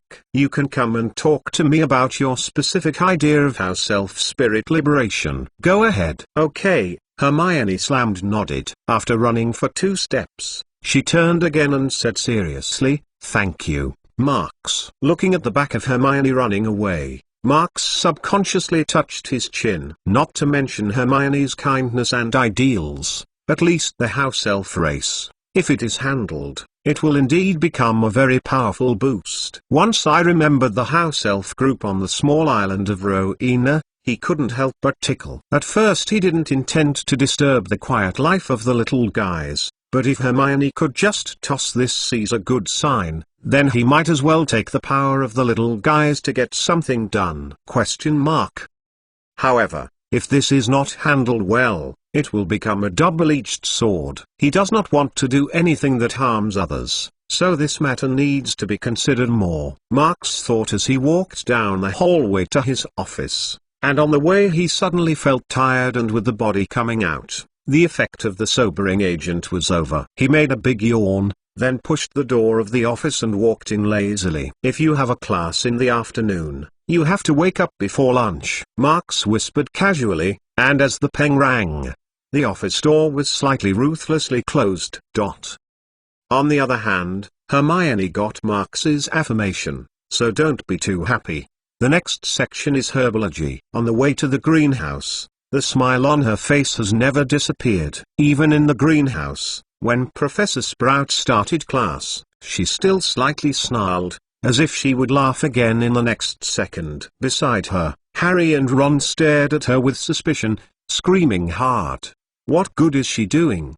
Ron snapped into Harry's ear and whispered. Harry is of course inexplicably shrugged, indicating that he is not clear. Occasionally Hermione will also look away from the flower pots and small hand shovel, looking at them with a sparkling look. Each time they will have a layer of goosebumps. Harry, I don't think there's anything good.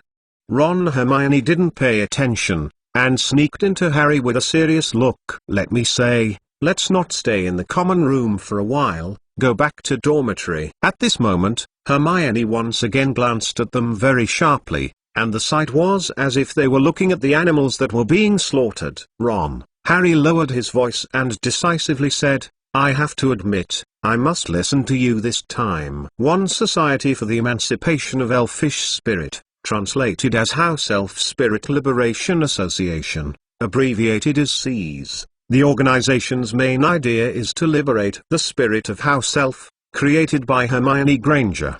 2. Vomiting. Because Society for the Promotion of Elfish Welfare is abbreviated as SPEW, the spelling is the same as SPEW, which is the organization created by Hermione Granger in original work. Harry Potter's Book of Sin Chapter 317. Harry Potter's Book of Sin Chapter 317. To be honest, Marks's little days have actually been quite stable during this time, probably because of his special status. Umbridge did not dare to make too restrictive moves, so as not to be caught by him in the case of this disadvantage. Umbridge's most important goal right now is to stand at Hogwarts. To say that Marks is now a nail between the Ministry of Magic and Hogwarts, the purpose of Umbridge is to strive to be the nail that the Ministry of Magic entered into Hogwarts. At least until the nails are nailed, she certainly does not dare to have any unusual behavior. Of course, the premise must be that Marks has been staying at school to stare at her. Today, Marks is equivalent to a deterrent against Umbridge. However, sometimes reality will always make things happen in the future. One morning, Marks was in his own office as usual, and when he succumbed to the piles of theoretical data that seemed to be incomplete, the door knocked at the door. Please come in. Marks didn't say a word, but his mind remained between the pen and the paper, quite a bit of a heart. With a light sound, the office door was opened. McLawn, let's put the things at hand first, and Dumbledore looks for you in the past. Upon hearing the voice of the person, Marks finally raised his head, stretched his neck and let his eyes pass over the pile of books, looking at the door. Professor Snape, he said, looking down at the manuscript paper and hesitating. Is it urgent? I still need a few minutes. Snape, standing at the door, did not respond. He just nodded a little, indicating that Marks is still no problem for a few minutes. Do it first, I will be fine soon. Marks greeted it a bit,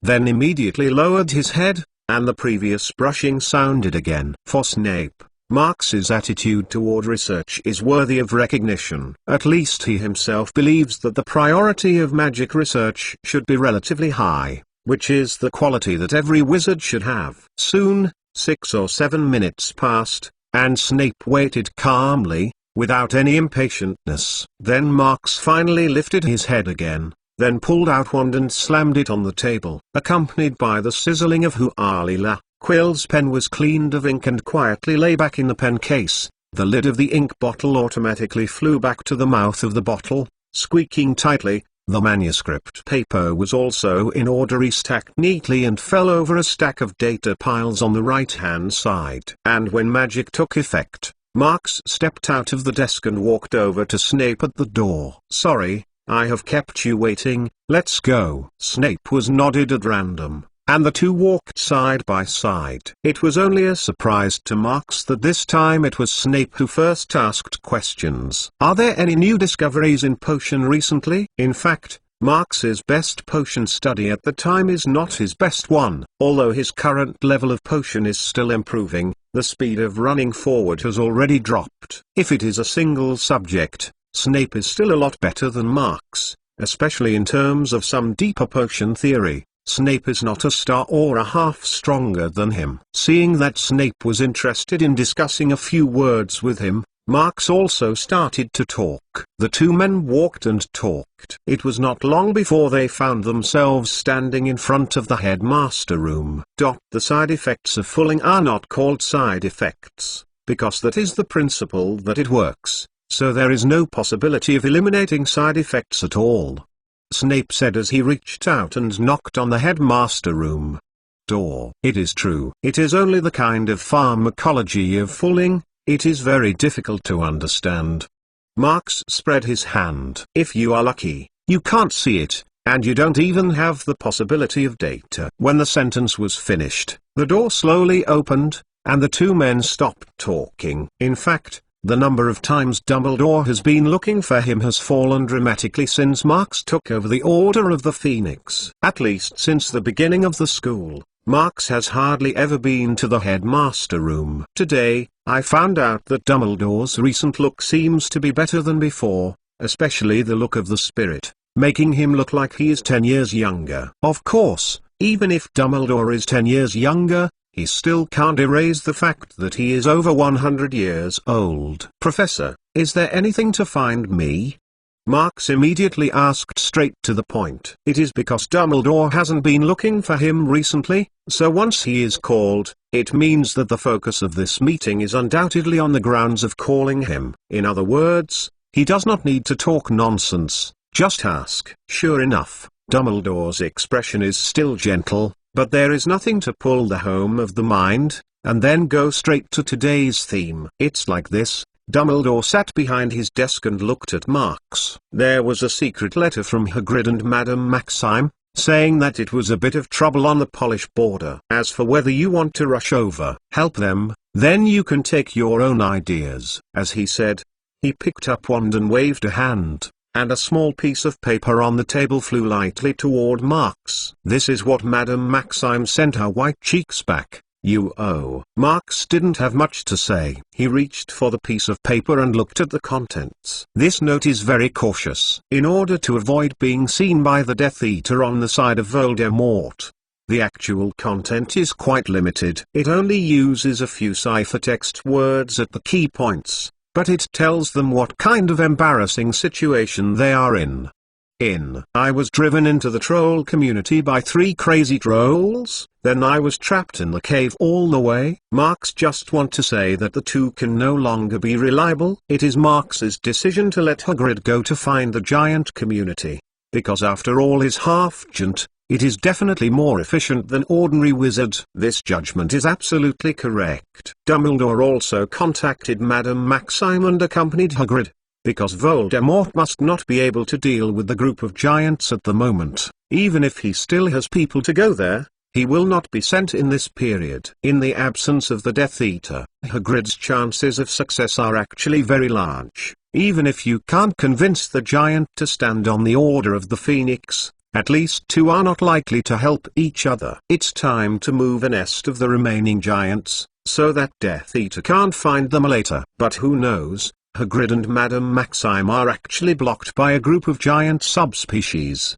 troll, in a dilemma. Yes, It is said that although the giants are not high in IQ, they can communicate and influence. But Troll is different. They don't talk about the almonds in their small, disproportionate heads. Even their own troll language has only a few syllables. It was a group of mobs who lived in the magic circle. Okay, Marx was addicted, and he had to re-examine the things he had to deal with in Hogwarts, and roughly measured the situation on Hagrid. Even if he decided, he had to go and see for himself. First of all, Hagrid and Madame Maxime are definitely going to save. Seeing that they have Yu who sent the pet birds back, it shows that they can continue to support. The key is that the troll community is not so good to deal with, and generally a wizard does not necessarily work. Those guys are thick and thick, and the number will be quite difficult to deal with. But then again, if it is a good deal, they are estimated to have been cleaned up by the local Ministry of Magic. However, if Marx is leaving Hogwarts now,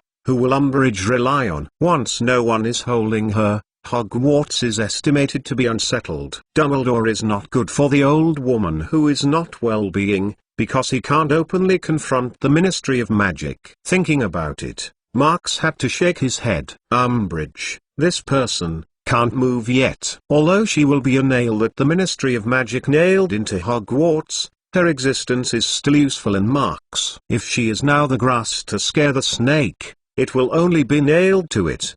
The nails are wasted. In this case, it can only go with her. I believe that she will not be able to make too much storms for a while, because as long as Marx will return, she will have to keep a few taboos, although it is certain that her restrictions will be greatly reduced during this period. I still go there.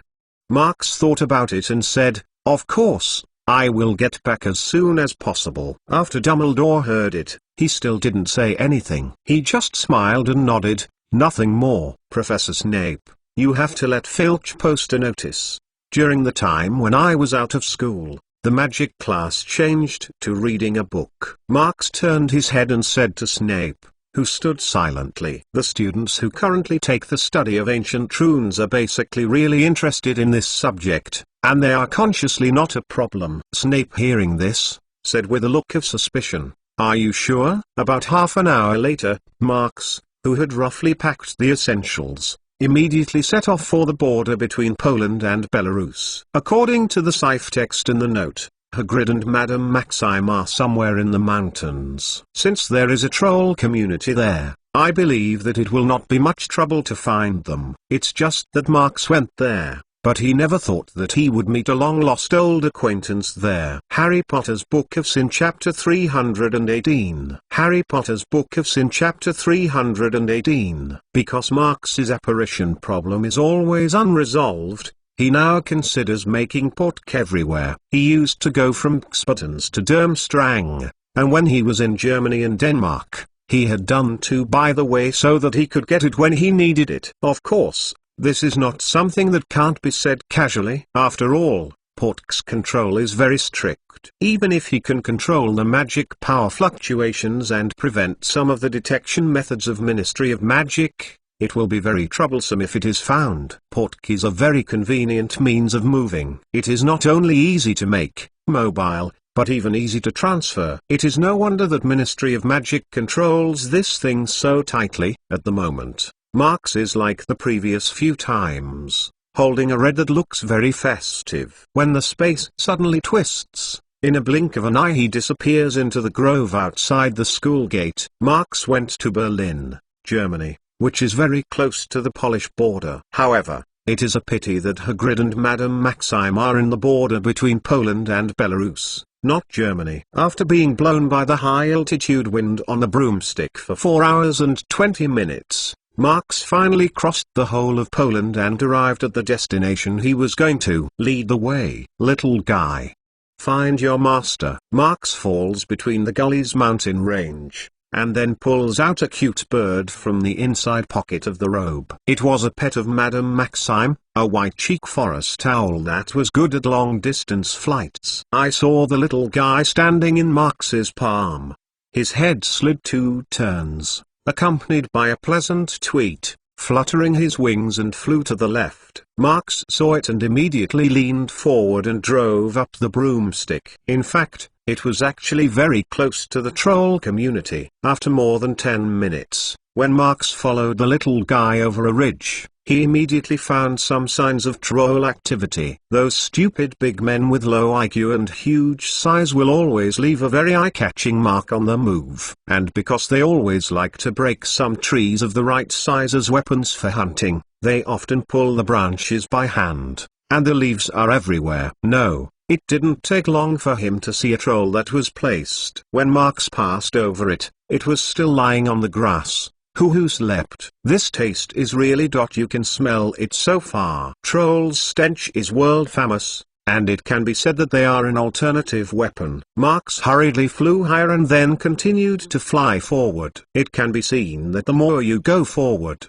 the more traces of troll's activity, and this valley is undoubtedly the habitat of the troll community. When he followed a small distance from Madame Maxime's white-cheeked forest, he finally saw some trolls in the cluster. They all seem to be more than 10 feet tall, the skin is rough and dull, but the muscles are quite developed, as if they were made up of pieces of granite. As Marx saw several times before, they have small heads and very thick legs, and the two long arms touch the ground. Most of the trolls are gathered together in 3 or 4, and sometimes they simply send out their simple communication. But sometimes they are clumsy but extremely powerfully beaten each other, making a peng peng peng hit. For any modern wizard, this is a pretty primitive rough scene. In the middle of the valley in the distance, a place that is close to the steep mountain wall, with some extremely simple wooden scaffolding. A big man who is obviously bigger than the other trolls, is taking a nap in the biggest scaffolding full of hay. Seeing the white cheeks with the slightest hesitation, the troll flew away, which was obviously the head collar. Marx completed the deformation of Animagus on the way down when he even put up the broomstick underneath. Olim, our food is almost finished, and we will not go out. We should starve to death here. Or else, will I go out and lead them? In the cave, Hagrid and Madame Maxime are shrunk in a dark corner, and their mental heads don't seem to be good. No, there are too many trolls outside, and you can use a part of it without any use. And that's too dangerous. In fact, their two big men are actually not much different from Troll's height, who makes them giant half-blood. However, unlike those of Troll, Hagrid and Madame Maxime's IQ is obviously much higher, even using magic. Correspondingly, the strength of their physique is absolutely incomparable with Troll. A few days ago, when they encountered the Troll attack, they relied on the magic of Madame Maxime to escape into the cave. But we can only blame the number of trolls. They are blocked here and can't go out. To be honest, Hagrid has tried to go out as a bait more than once, but Madame Maxime, who still maintains reason, doesn't agree with his stupid behavior. Just when both of them were tired, a sudden loud noise came from outside the cave. Peng. At the same time, a silhouette that Bothers are familiar with appears in the hole. Hey! Marx said naturally to the two of them. Is it all right? Do you need to eat something first? The voice didn't fall, and the outside was Peng, and there was a burst of Troll's pain. It seems that something is fighting Troll outside. Oh, no. You are coming at the right time. If it doesn't come tomorrow, we really have nothing to eat. Hagrid stood up hard, bent over and walked to Marx, but found it in this low. There is no way to give Marx a hug in the cave. Yes, that's good. Marx pointed out that Madame Maxime had nodded, and then waved to both of them. Take me a bit, we should leave now. Waiting for me and the outside. An acquaintance after saying hello. Old acquaintance? Hagrid said strangely. A troll? Don't be kidding, I can't be friends with those stinking guys. Marx smiled easily. You didn't see him when you came in, Hagrid, you know it. Seeing that both of them were fairly well, Marx said as he went outside the cave. At the stall where the two men talked, the sound of the outside fight did not stop for almost a moment, and it seemed that the battle was fierce. When Hagrid and Madame Maxime cautiously squeezed into the hole, they discovered that the wooden scaffolding with hay outside the cave had already completely collapsed, and the troll head that was lying in the lazy day was now with the same unidentified creatures of great shape fight. No, it's a bit of a problem with the creature, because the big guy who is half a body taller than Troll is made up of stones. Go there, right, it's there. Marx leaned against the stone wall at the entrance to the cave and pointed to the back of a group of trolls. Hey, who is that? Hagrid stretched his neck. Marx, you said? I know that person. Behind the battlefields of Troll's Head and the Stone Giant, there are more than a dozen of ordinary trolls, and just behind them, a man with a ruined cloak is sitting on the ground, one hand also holding the big thick leg of the troll next to it. Yeah? Didn't you come out? Marx said. Look at the scarf in his neck, that's our Professor Quirrell. Remember? Quirrell teaches, you mean, he is Quirrell as Quirrell? That little bad luck egg. Hagrid was obviously amazed. He knew Voldemort was attached to Quirrell, but everyone was already dead for him. But he didn't expect him to be alive. Yes, that's the Quirrell. It looks like his legs and feet don't look too good. You stay in the cave first. I have to go with him to talk a few words. Marx was talking, but he had already lifted his legs and went over there. Stop. When Marx walked past the side of the battlefield and came to the group around Troll without hesitation, a hoarse voice came down from the broken hood, but he couldn't hear anything like Quirrell. At the same time, the dozens of trolls immediately rang a commotion, and the violent factors swayed in there with the body. Who? Another inexplicable voice rang under the hood, which sounded like Troll's language. Soon, those trolls were quieter, and although they mostly swayed the strong body impatiently, the intimidation generally yelled at Marx, but did not immediately rush to him. Professor Quirrell, it seems that you are qualified at least in the discipline of defense against the dark arts. Marx looked thoughtfully at the less secure role, casually saying, don't you say you don't remember me, Professor Quirrell? Who are you? Seeing the other side did not seem to recognize himself, Marx could not help but look down on himself. Don't say, it's really fast in the past few years. He shrugged. I am McLawn, Marx McLawn, remember? McLawn. The other person repeated the last name, and then suddenly a hoarse, low-pitched laughter. HMPHO. McLawn. I didn't expect. In that burst of laughter, there is endless complexity. It seems to be hateful, but seems to regret. During the period seems to be mixed with memories of the past, the vicissitudes of the meaning of one's feelings in one's speech. That man. Is it back to Britain? He looked up and hid his eyes in the hood, as if he was staring at Marx. Harry Potter's Book of Sin Chapter 319. Harry Potter's Book of Sin Chapter 319. That man.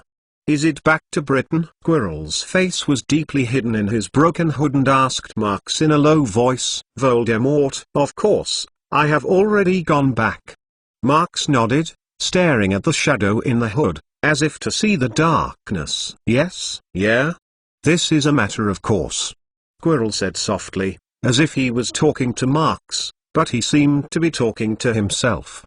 It seems that he seems to fail again. Yes. Is it? Otherwise, you will not be so calmly here, he said, rubbing his head again and looking over Marx's shoulder behind him. There, the nearly 14-foot-tall troll leader is being fattened by a giant rock. Until now, there has been almost no effort to fight back. McLawn. Well, it looks like I have missed a student who is awful. Quirrell sighed, and continued, since you still want to call me a professor, then you have to leave here as soon as possible. Bring Hagrid and the female half-chint together. Professor Quirrell, don't you want to say more? Marx asked calmly. For example, what did you experience with Voldemort in front of that stone? You know? Quirrell didn't seem to expect that his experience would be known to others. Yes, I know some. Of course, what I want to know the most is... Marx looked at him. Professor Quirrell, what kind of state are you in now? HMPH, what kind of state? Quirrell shook his head slightly. After being used by that person, the waste that has been abandoned is in a state like it. In short, it is a waste that has lost its value. I can do it. Only wait for death. Voldemort may think that you have no value, but I don't think so. Mark slightly said with a smile. Again, because he already feels that you have no value, so in my place, you become more valuable. When this sentence came out, Quirrell suddenly got into a shock and seemed to be excited at once. What about that? He snarled in a hoarse voice, his tone almost changed. Value, value, value. I have value for Voldemort, and now it is valuable to you. What antique collection are I? Can a person be measured by the word value? Marks, what's wrong? Marks turned his head and waved at Hagrid, who had just ran, and then looked forward to some hysterical Quirrell. Do you think that using the word value to evaluate you is to belittle you?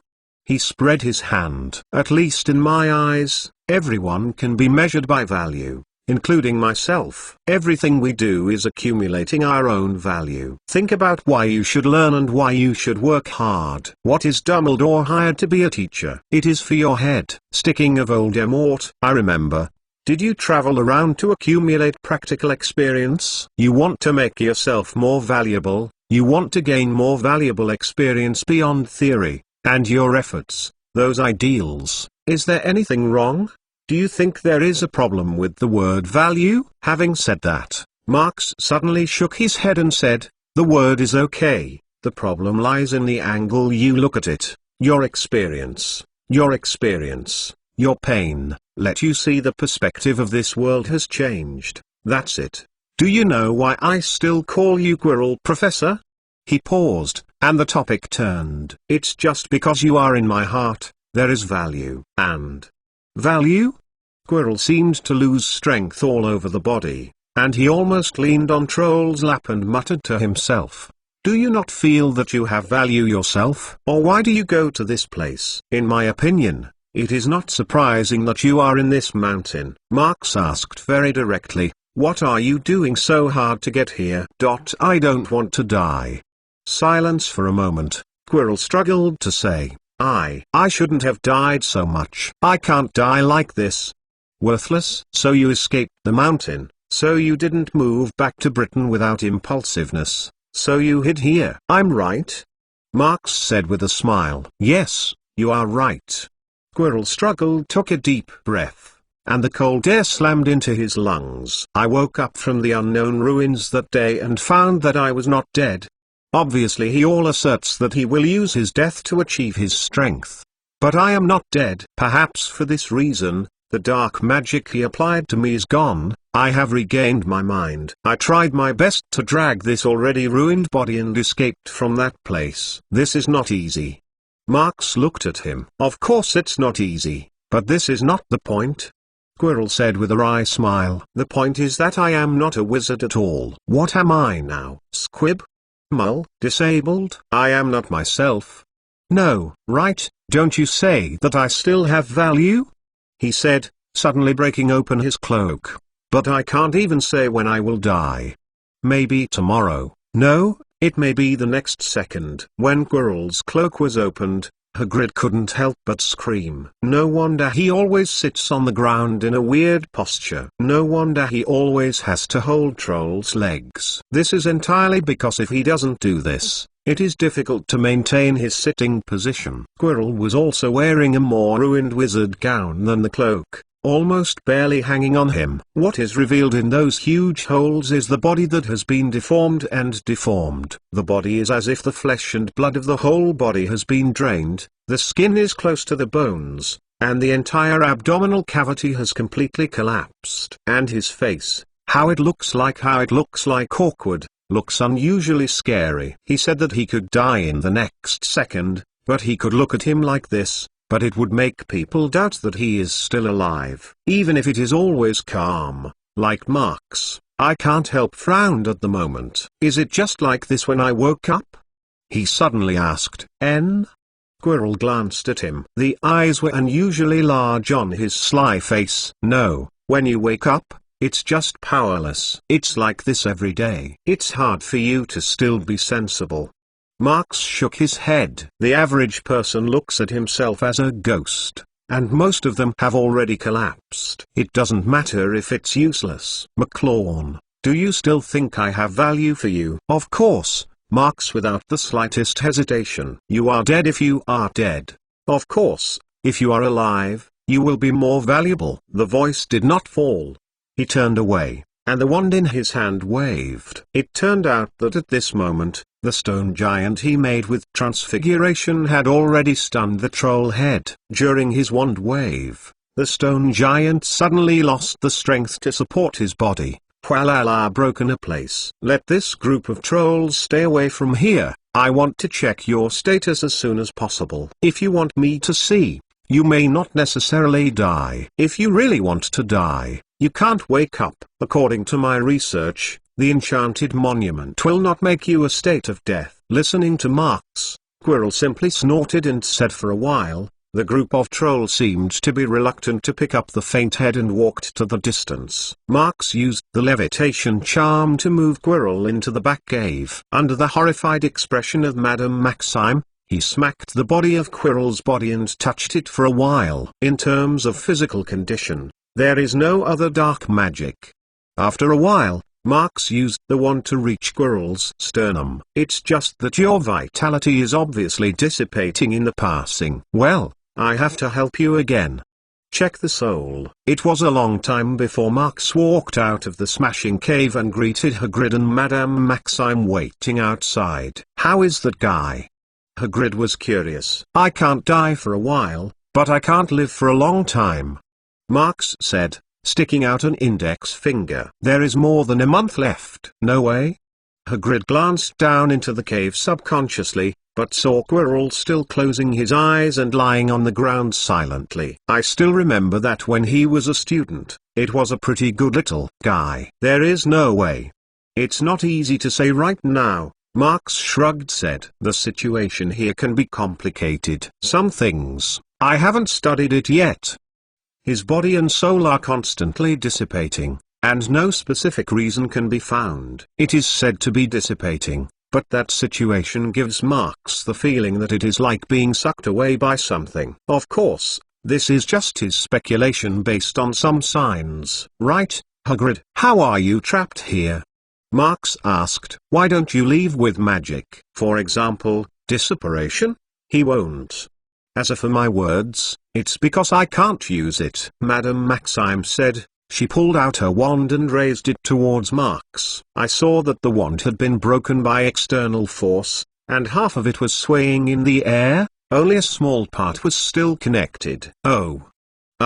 Marx laughed, cleverly. "Oak. It looks good tough." Harry Potter's Book of Sin Chapter 320. Harry Potter's Book of Sin Chapter 320. Hagrid and Madame Maxime's trip was originally to negotiate the giant community, and Marx forced the time to come over, precisely because of this most important purpose. So after a little rest, everyone decided to act as soon as possible according to the original plan. As for Quirrell, after he had a lot of discussion with Marx took him along. Quirrell was originally intended to use Troll to form a self-protecting force. Of course, in his initial plan, he even planned to go back to TOS when Voldemort and Dumbledore really fought. But he did not expect that his state has been constantly deteriorating, and his plan has long since ended. As far as the situation is concerned, he is obviously the best choice to follow Marx. Of course, since Marx has already ran over, it is obviously impossible to go back. Although Dumbledore gave the scope of the search from the beginning, so if you really want to find the giants away from the wizard and the mole,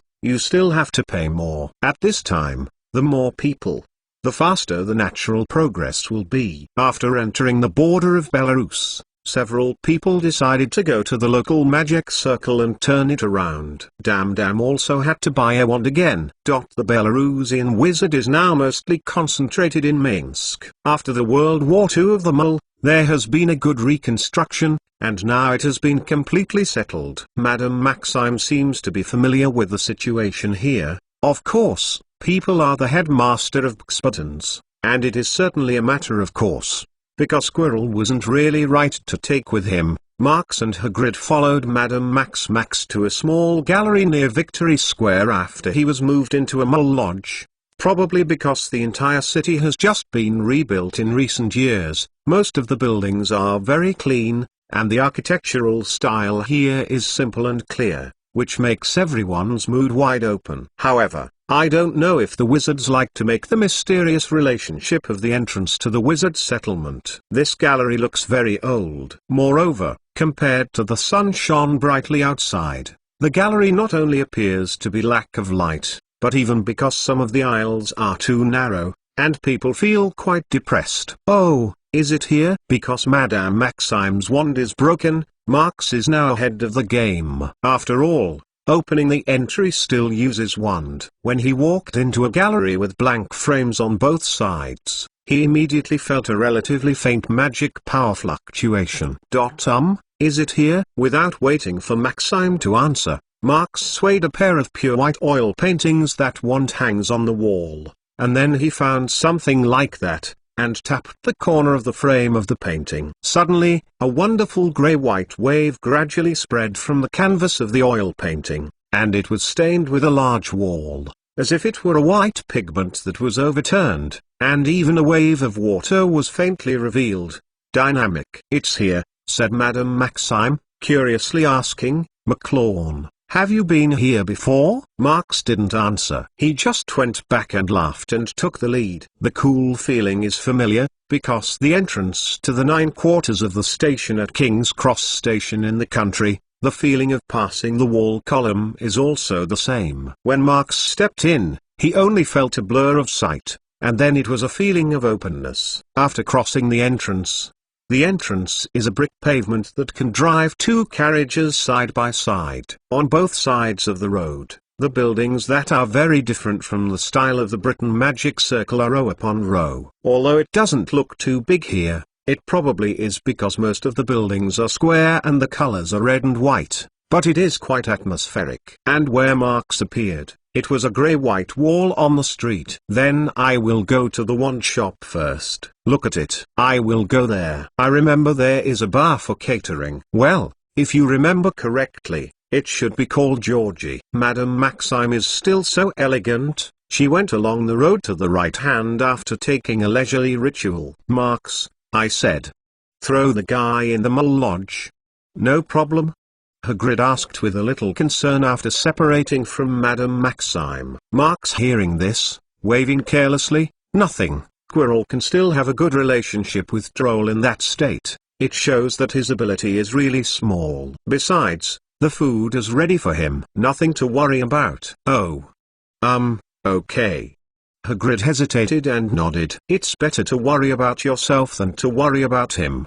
Marx said, Hagrid, can you speak Russian? Even so, since it's coming, if you don't ask someone to inquire, it's definitely not very desirable. It's obviously more efficient to ask the local wizard than to find it. However, when they found the bar named Georgie, they found that the English language wizard was unexpectedly quite a lot. At least compared to the outside Mole world, the situation they encounter is actually much better. When Marx and Hagrid booked the room together, and the sun was going to the bar, the sun was gradually slanting. Trucker, I want to say. Yes, thank you. It doesn't sound difficult to find. At the corner of the bar, Marx and Hagrid sat next to the same small round table with another strange wizard, and Hagrid was happy to thank him. Because Hagrid's physique is really too big, the stool that is tucked under his butt looks a little pitiful. And he can't move, or the stool will make a burst of screaming, making people wonder if it will fall apart in the next moment. The wizard whom he called Troco was what they had just met. The reason for being able to talk to Troco is actually to thank Hagrid. It is because his height is somewhat different from ordinary people. When Marx and Hagrid just came in, the sights in the bar were concentrated on Hagrid, accompanied by a few subconscious amazements. And Troco's English was mixed in that series of Russian, letting Marx listen. Troco is a wizard who loves to travel, and he often strolls around the world. Believe me, for the wizard, traveling around world is really not difficult. No, don't thank me.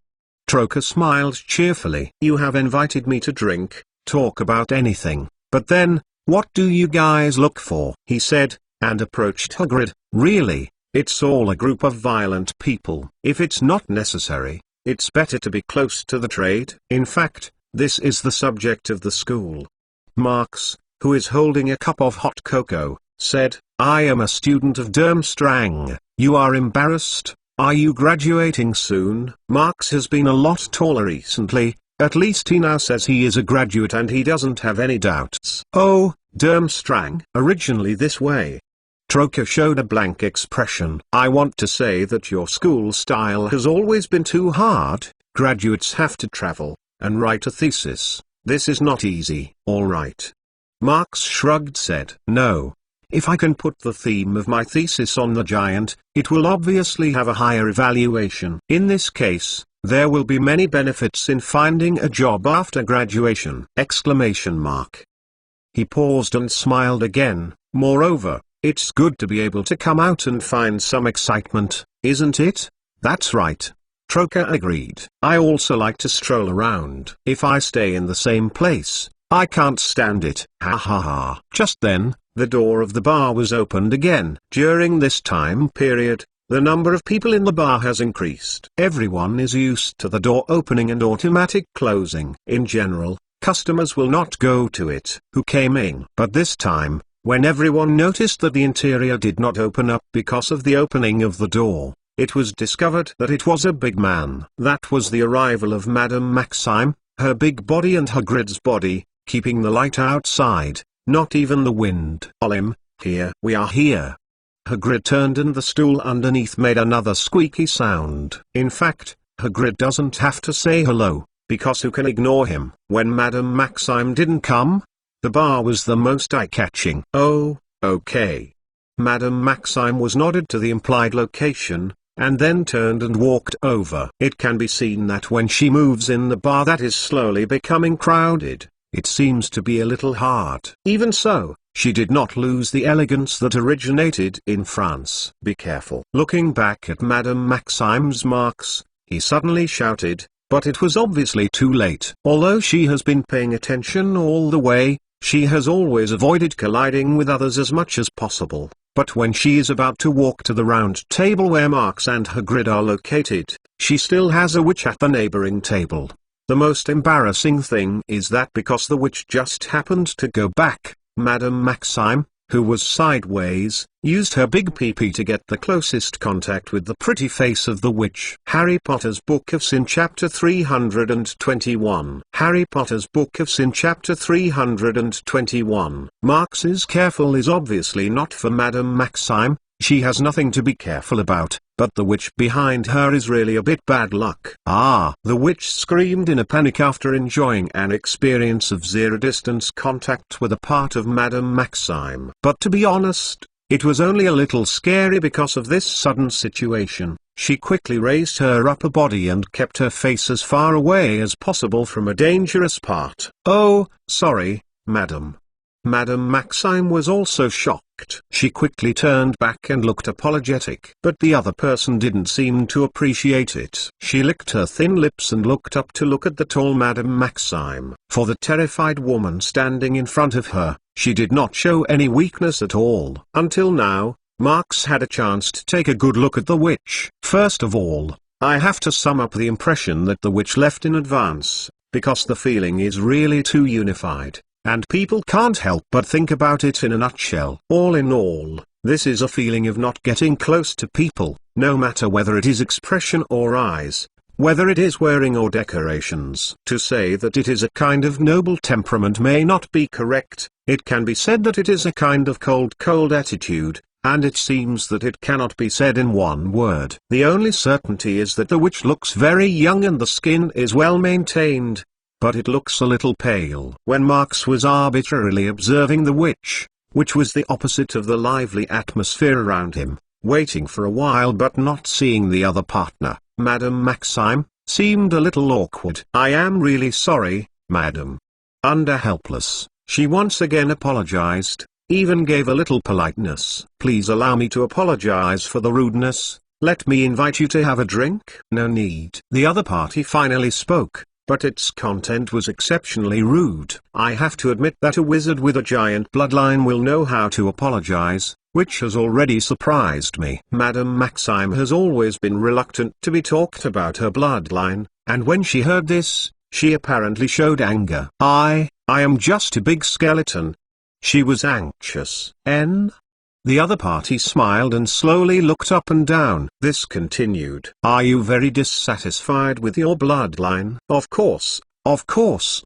This is your freedom, poor guy. You. Madame Maxime half opened her mouth, her clenched fist shivering slightly, and it looked like it was going to break out. At this time, Hagrid sitting on the side could not help, although he actually dislikes Maxime's refusal to admit his bloodline. What can be said? The giant half-blood in this world is still very rare, and it can be called a companion person, always to be maintained. In his opinion, Maxime, an elegant witch, is not a bad guy. How can you casually comment on someone else's bloodline? Hagrid stood up and shouted. Olim is not poor. She is. Hagrid. Marx saw that he was indifferent to reveal his identity, and he had to make a lot of effort to punch his stomach. Hagrid's words were interrupted, but Marx slicked his fists and grinned. This guy, really worthy of the giant half-blood. Don't look at him as a whole barrel like a bucket. Who knows that even the belly is full of hard muscles? This lady, Marx said as he stood next to his right hand. Bloodline can never represent anything. Everyone's life is completed by their own hands. What do you say? Are you asking me? The other party was the lazy look from the beginning, but at the moment it still hasn't changed. She took a trace of perfunctory. Little guy, I know what you mean. But it's true, for the lady next to you, I have not degraded her meaning, she said, picking up the goblet on the table and taking a sip. But only the giant half-blood I have seen, mostly stupid big guys who are lazy and clumsy, and can't even say hello. Although this woman's words are really not heard, what she said is actually a fact. To talk about the giant half-blood, most of the wizards are this impression. Don't look at the two giant half-blood wizards here, but Hagrid and Maxime are smart, but they don't represent the whole. In fact, in the recorded giant half-blood, not to mention absolute, there are also a large number of big men with low IQ, but also caused several incidents of wounding. Because of this, Marx actually understands Madame Maxime's attitude towards his bloodline. Even Maxime's ability to work so hard and become the headmaster of Buttons is more than enough to go down in history. If she reveals her own bloodline, then her headmaster will not be dismissed. It is really true. You are doing a good job, but you can't just rely on your physique to determine what a person is. A bloodline, isn't it? Marx calmly laughed. I'm just telling you, no matter what bloodline my companion is, their excellence. It's only about your own efforts, you have to say. He spoke and suddenly paused, his nose flapping, and it seemed to smell something. Oh, this is. Marx suddenly got a brow, and there was a hint of curiosity on his face. Hagrid. And Madam, you sit first, Marx said in a puzzled look at them. I don't think this lady is intentional. In the past. After all, he turned back and put his cup of hot cocoa back in his hand, then walked gently to the ladies' table and sat down unceremoniously. The woman who was always gloomy and lazy, the rude behavior of Marx was only a little frowning, but did not show much dissatisfaction. Little guy, you behave like this, but it will make me doubt the excellent in your mouth. She is obviously swearing that Marx just praised Hagrid and Madame Maxime. Is it?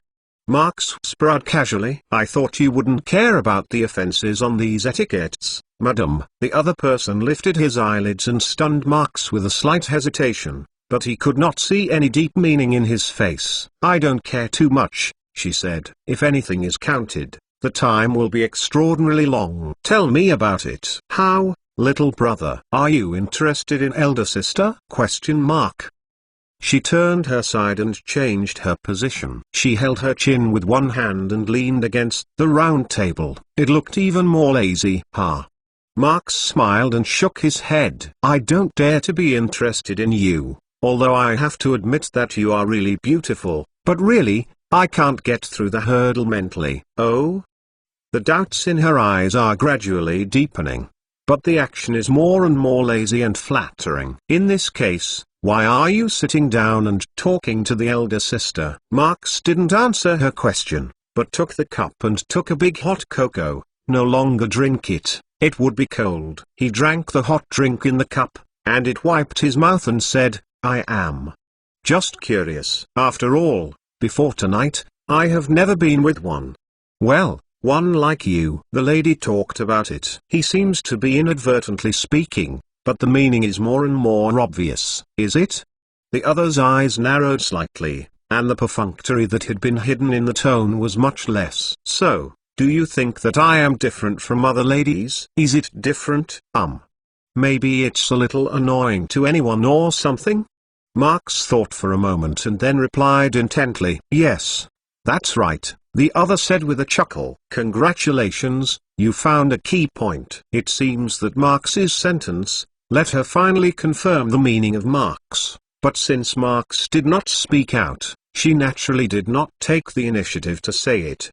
But at least, the conversation between the two of them had a contact for the first time. Little guy, you will observe very much. If so, what do you want to talk to the elder sister? Marx knows that she already understands what she means. Since the other party has not denied it, then he has the right to be a positive hint. Actually, it doesn't matter what you talk about, he said casually. Well, then let's continue with the topic just now. What's your opinion on bloodline? In Marx's opinion, this question was answered by the lady in front of me, which is a correct thing. But the other party just shook his head, and the faint light brown long hair slipped from her shoulder to the back. This is not a good answer, she said. You have to ask other people's opinions. I can say 8 or 9 at any time, but you have to ask me how to look at it. I can only say that the individual's bloodline only represents the characteristics. She said, took another sip of the wine in the cup,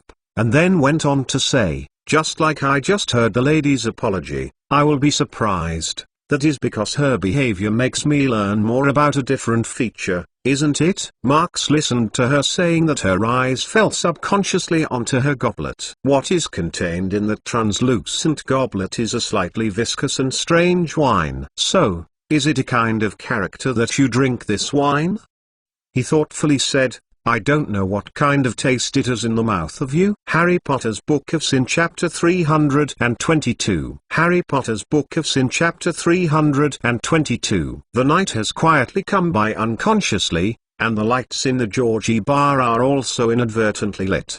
Probably because there are only 2 bars here. Once in the evening, it will become a crowd. Alcoholic people don't know. If they drink a few more cups, they will let go of the remaining restraint and talk to each other. Hagrid, who had some unpleasant moments, quickly forgot about the thing just after a few glasses of wine, and talked to another local wizard chicken with the English. Even if the two didn't even know what the other party was saying, it didn't have any effect on the intentional vote between them. It looked like the atmosphere was quite good. However, Madame Maxime seems to have not accepted her apology and could not relieve it. When Marx chats with the other person, he will sneak a look at it from time to time. In fact, Marx has already noticed it, but he really didn't feel the need to hold on to it. The other party is obviously not in the heart, isn't it? What he wants to do most at the moment is naturally a few words to talk to the lady opposite.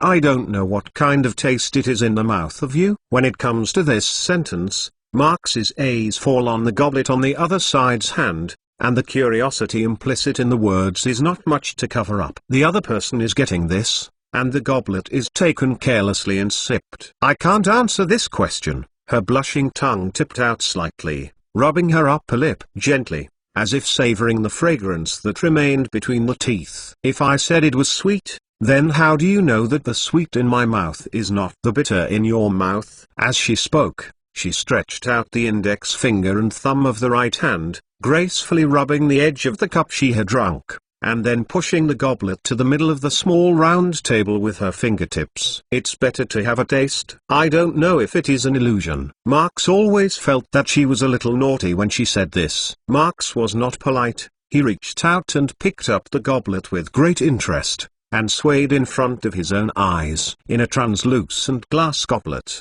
A dark red wine hangs a thin layer of viscous on the wall. When he got together and sniffed a bit, a scent of rust mixed with rum was immediately filled with his nose, which made him completely dispelled the idea. He laughed and pushed the goblet back untouched, and shook his head. As far as I know, the sweet in your mouth and the sweet in my mouth are actually a kind of taste.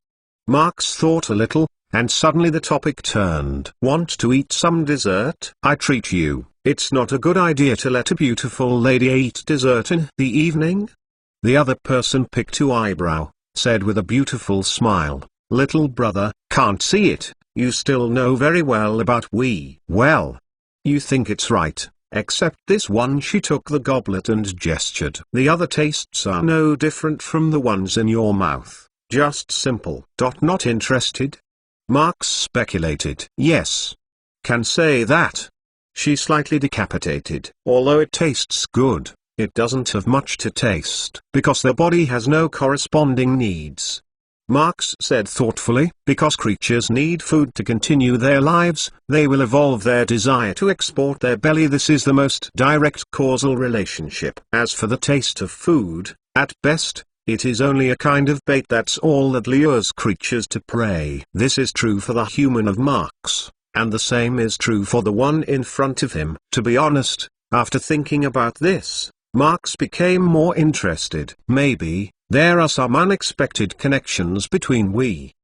His eyes were staring at each other, but the focus seemed to fall on the entire ethnic group behind her. I don't know if I am lucky enough to know you.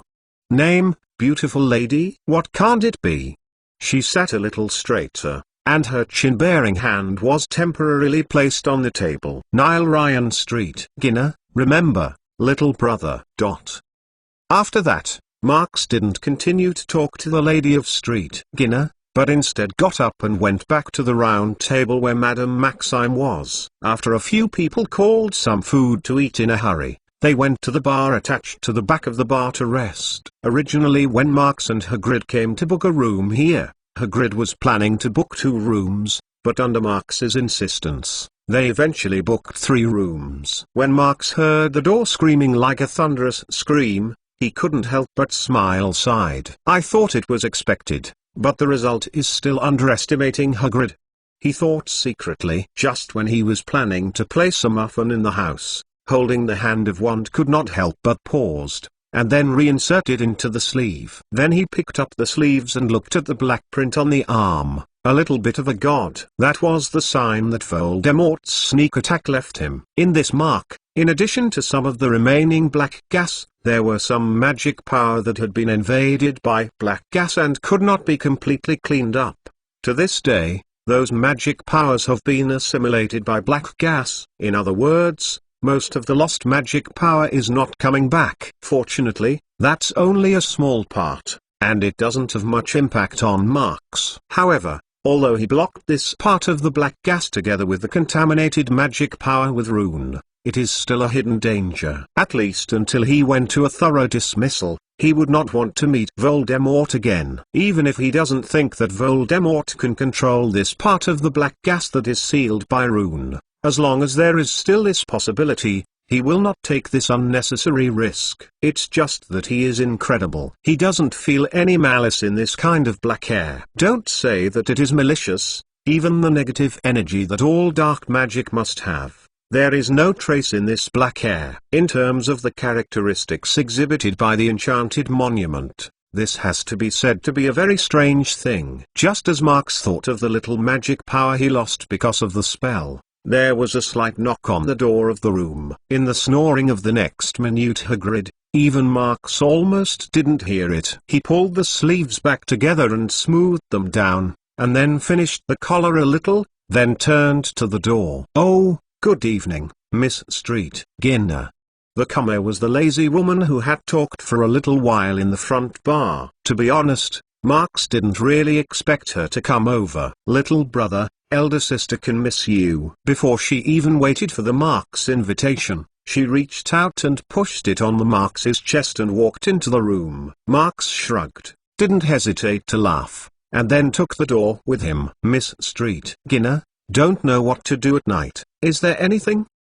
He walked in and habitually said, "You need to drink something." In half, he will accept it. Oh, sorry, seeing each other like a smile yet not a smile. Looking back, he waved his hand. "Don't look at me like this, I am not a drink." "Is it?" Miss Street. Gina said that she had a fascinating look at Marks. Of course.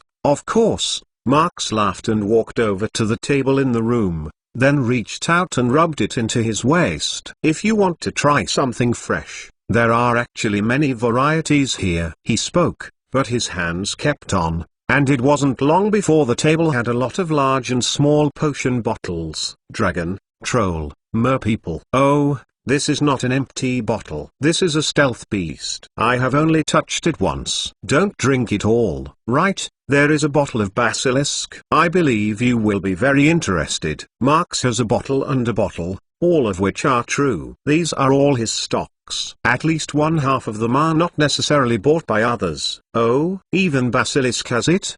Miss Street. Gina gave a soft smile, and it seemed that the spirit of her head was better at night. Well, this smells very refreshing. However, she only smelled it, and soon returned the bottle back to the table. Let you worry, little brother.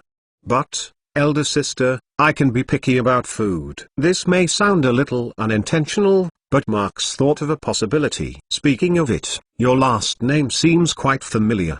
Marks looked up. Is that Ginana? You remember well, said Miss Street. Gina, suddenly leaning against Marks. The delicate, soft fingertips slid across Marks's neck. How, want to be my first male?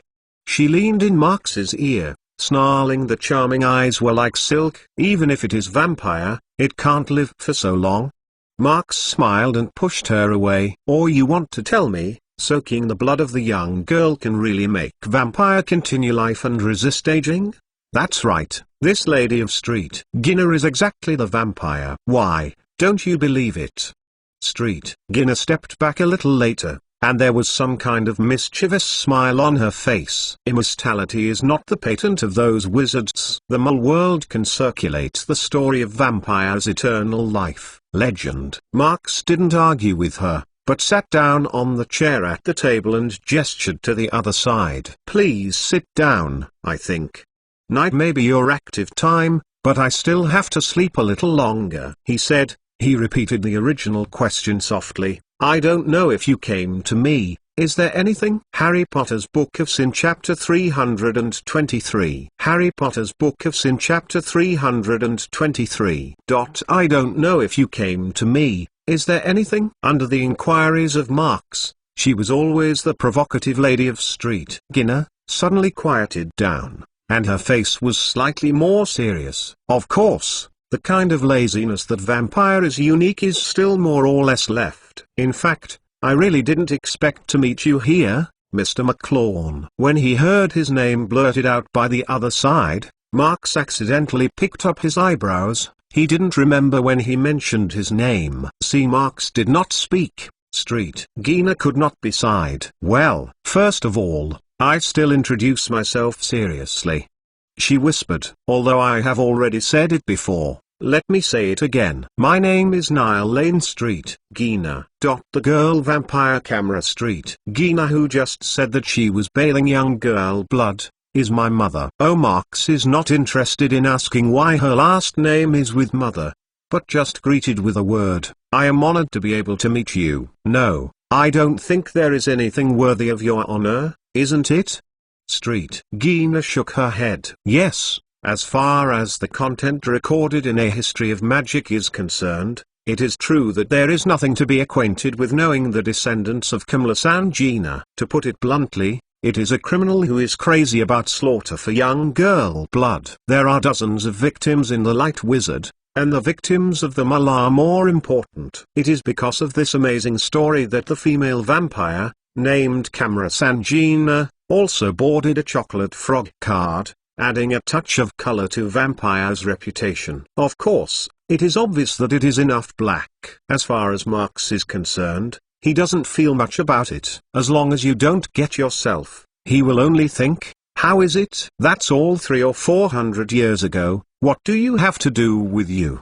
He doesn't care. I am more curious than those who come. You know me? Oh, of course, that's right. Street. Gina sighed. In fact, we had a relatively large gathering not long ago, she said, looking deep at Marx. I think you should know what happened. Marx also looked at her, and the sapphire blue scorpion seemed to be unusually deep. Well, is Voldemort? At this moment, he can only think of this reason. Sure enough, Street. Ginatap nodded and expressed his affirmation. Some of the big men in your family accepted his invitation, didn't they?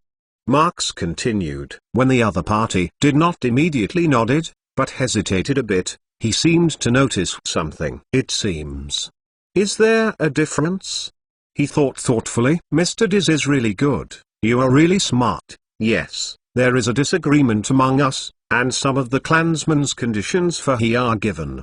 Street. Gina said cautiously, though that only a small part of the clansmen, but unfortunately, some of them are clansmen with a high score. It's understandable, Marx said. As far as the modern-day history of magic is concerned, the more the times are, the worse the relationship between you and the wizard and the mole will become. It is also inevitable. Yes, the situation is as you have speculated. The differences in the family have brought a lot of pressure on the clansmen.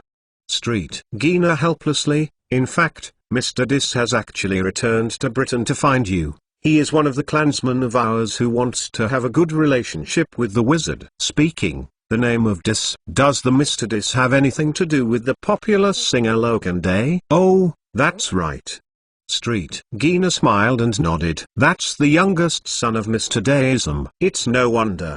Marx suddenly lost. The Locandis is a popular male singer in the magic circle in recent years, and is very popular and sought after by the witches. It is worth mentioning that he is an extremely rare half-blood vampire. To say that vampire is multiplied, it is difficult to get along with the family, so even if it is left, the number of vampire has never been proliferated. And if the aliens get married, the possibility of producing future generations is even lower. From this point of view, the good feelings of Mr. Diz on the wizard can be seen. So, what do you want me to do?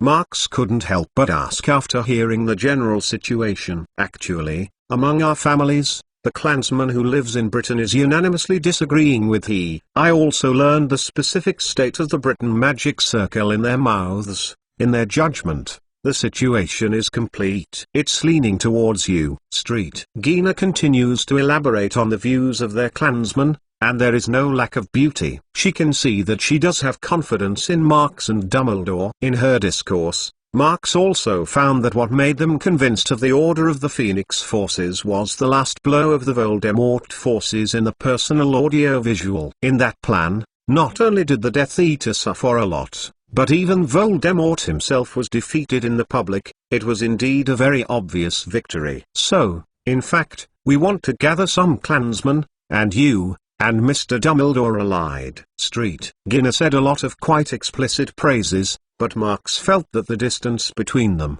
seems to be getting closer and closer. Because in the process of the narrative, Street. Gina has stood up and is slowly moving towards him. Mr. McLawn, don't you know if you agree with this side? Her voice added a touch of femininity to her laziness, and her enchanting figure was pressed against Marx. I didn't know when the air would show a sly atmosphere. However, when Marx's hand gently pushed Street. Gina's shoulder, the temptation on her face was slightly stiff, and the inexplicable sigh was swept away. Although I am sorry, I still want to explain, Marx lightly said with a smile. I don't know why, but probably everything about charm is useless to me.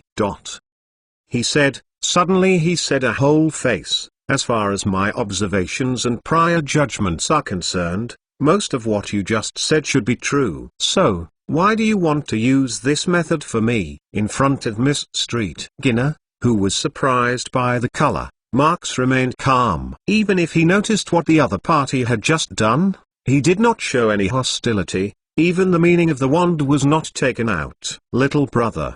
The strangeness on Miss Street. Gina's face disappeared a little bit, and the one that passed away was the laziness that always accompanied her. You can't see it, you are quite proud. You really not afraid that I am a he person, Is it here tonight to attack you? Of course not afraid. Marx easily shrugged. As for the reason, I don't worry, it's not because I am proud. In fact, the reason is that you just told me it yourself. What?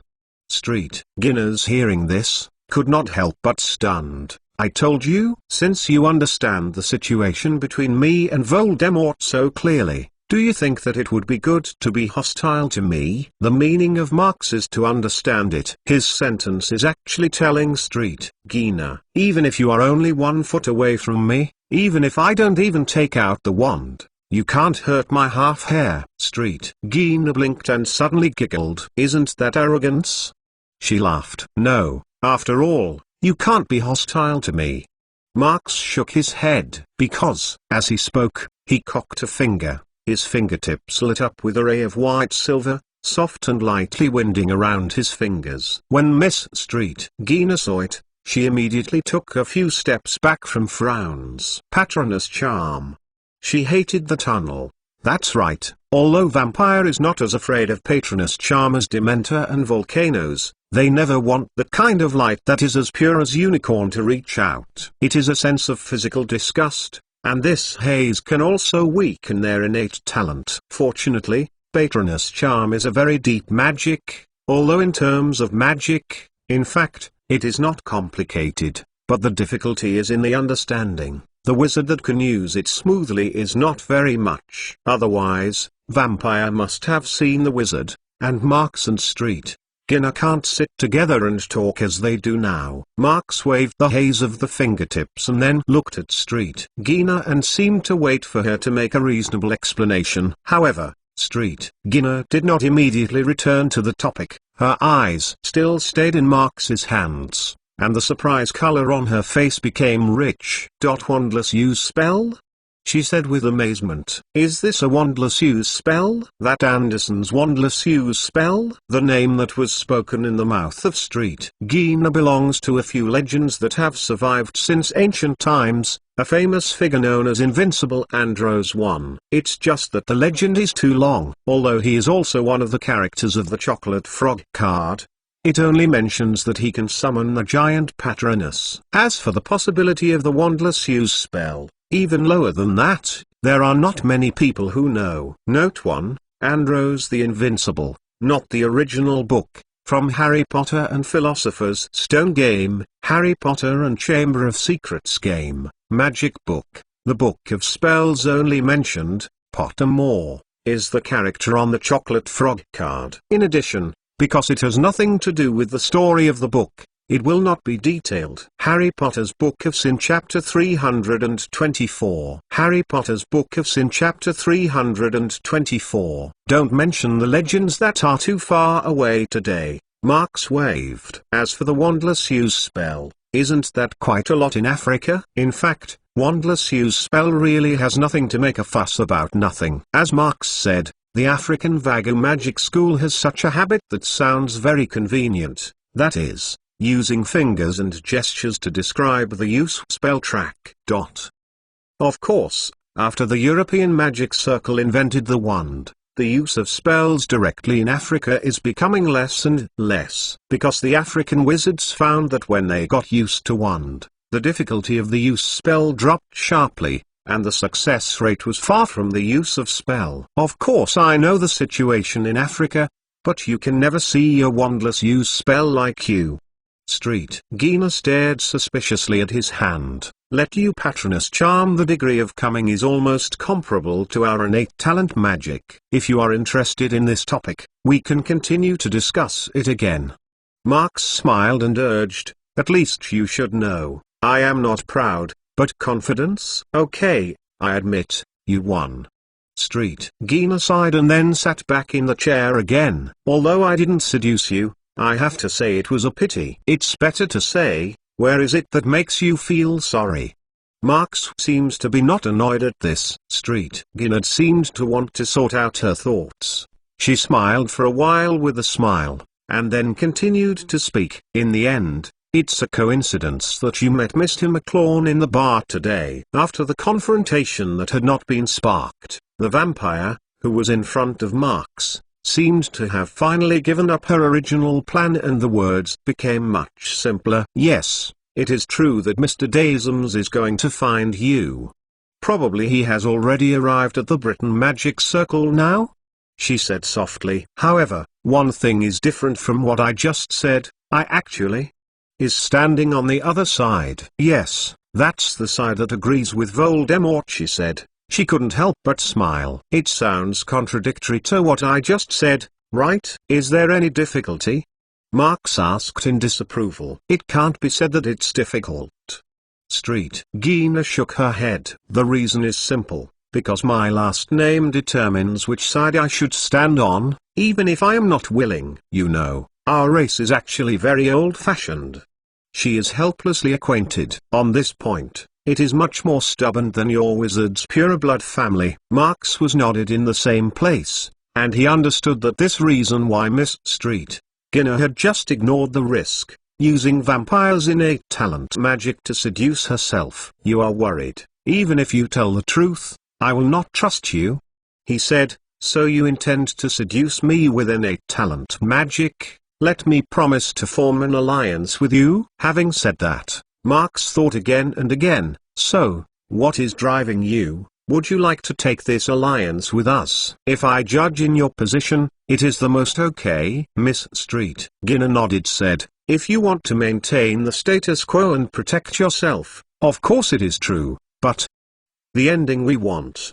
Not like this. At this moment, the expression on her face looks a bit complicated, but there is a faint expectation. To be honest, I didn't think that Mr. McLawn was such a broad-minded wizard. If so, then I will say it directly. Street. Gina licked the crimson lips and then continued, in fact, a large part of our family has a clansman who wants to really integrate into the Wizard Society. This is not only caused by similar appearances, but the most important thing is, we are really envious of the prosperity of the Wizard Society. Is it really integrated into the Wizard Society?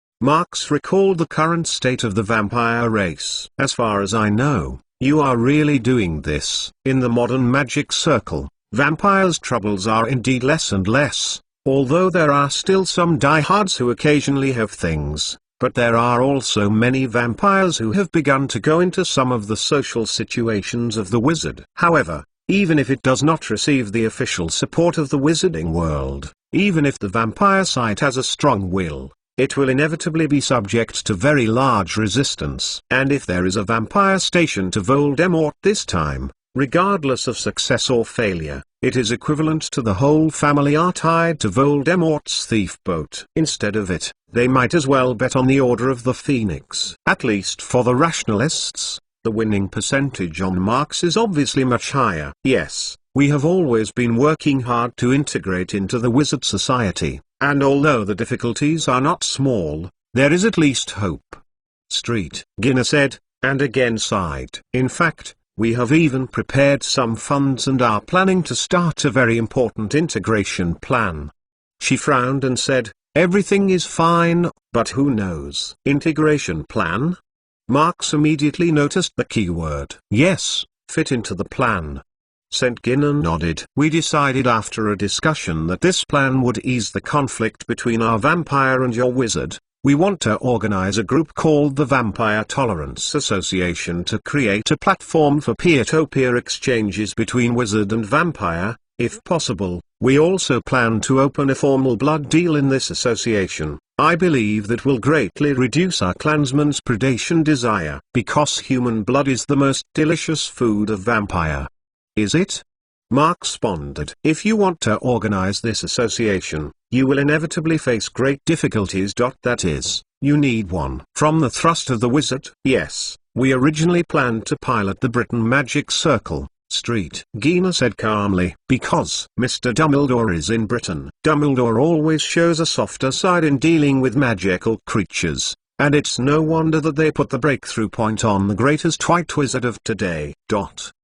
That night, Marx and Miss Street. Gina continued to discuss the views of both sides, and this more intricate alien dialogue was over. Of course, Marx didn't immediately agree. After all, This is just the side of Street Guinness side. Whether Marx personally believes or doesn't believe it, it has to be verified to determine the specific situation. Early the next morning, Marx put vampires things aside and put his attention back on the task of finding the giant. Yesterday in the bar, Hagrid and Marx got information about the giant community in the Wizard's Mouth called Troka. Marx, Hagrid and Madame Maxime went north to the border between Latvia and Russia in accordance with the general orientation provided by Troka. In a deserted mountain there, they began to walk as much as possible. The giants don't like the wizard, especially if they don't like the wizard to use magic. It will easily arouse their anger and hostility, which is not conducive to negotiations. However,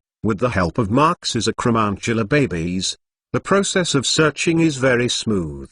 Even, it can be said that it is a wild outing. Hagrid was very curious about those Acromantula. If Marx stopped him, he would not be allowed to be stoned directly by those little cute people. After all, Hagrid is just a giant half-blood, not a real giant. The resistance to magic can't be compared with a real giant. Under the shackles of Marx, his little babies came back to inform him after discovering the silhouette of the giant. Go, just in that direction. Marx waved at Hagrid and Madame Maxime, then jumped directly to P6, making Hagrid a good envy. When they turned over the 3 mountain ranges and climbed the 4th ridge, they immediately saw the bonfires that were faintly shimmering with warm rays of light. In the vicinity of those bonfires, the huge hill-like silhouette is constantly squatting, which is really amazing. It's a pity that they used most of the day on the way they came. Even if they found it faster, they couldn't catch up with the quiet night. It seems that I can only wait for tomorrow,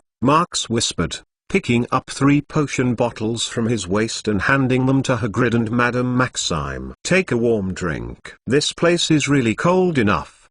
After all, he took a sip of his own, and then picked up the supplies for the night. This tent has been extended to extension charm, just. Marx looked at the 2 big men around him and then shrugged. Well, madam, you should be fine, but Hagrid is expected to get stuck in the tent. Waste. In fact, he is just a greeted word. Not to mention Hagrid, Madame Maxime is definitely not going to go in, because his tent is too small from the outside. Thank you, Mr. McLawn, but don't need it. Madame Maxime followed the steps given by Marx. In this month, more than half of our days are nights in the wild. Nothing. Yeah? Hagrid said happily. Marx, what is your bottle of potion? When you drink it, you feel warm all over the body. This is enough. With the blood of the fire lizard, there is no official name, or it is called a warm-up agent. Anyway, the name of the potion of the magic circle is this tone. As he spoke, he pulled out a large rattan box and placed it on the open space in front of him. Harry Potter's Book of Sin Chapter 325. Harry Potter's Book of Sin Chapter 325. What is it inside? Looking at the rattan box that Marx put down, Hagrid and Madame Maxime all showed a curious expression. Of course it's dinner today. Marx opened the lid, and suddenly all sorts of food came into the eyes of the 3. Before I came over, I got it out of Hogwarts kitchen. As he spoke, he pulled out a bunch of messy bottles and cans, all of which were discharged on the side of the rattan box. When Hagrid and Madame Maxime saw that he had assembled several pieces of iron into a grill, Hagrid had only a stunned look. We can't make a fire.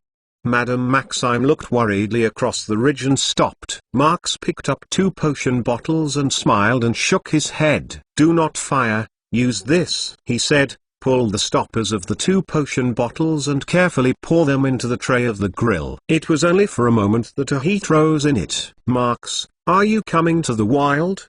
Hagrid couldn't help but say. Just heat the food. Marx heard this, just shrugged. These things were bought when I went to France last time, and when Luna was shopping at Mall World. It's the first time on it. Seeing that he was eager to put the food up, the other 2 had to go with him. Well, yes. Marx smelled the scent that gradually overflowed, then waved wand and sent them to the opposite forest in the Giants community. Really, entering Hogwarts over the years, there have been too many messy things. and even I almost forgot my identity. Own identity?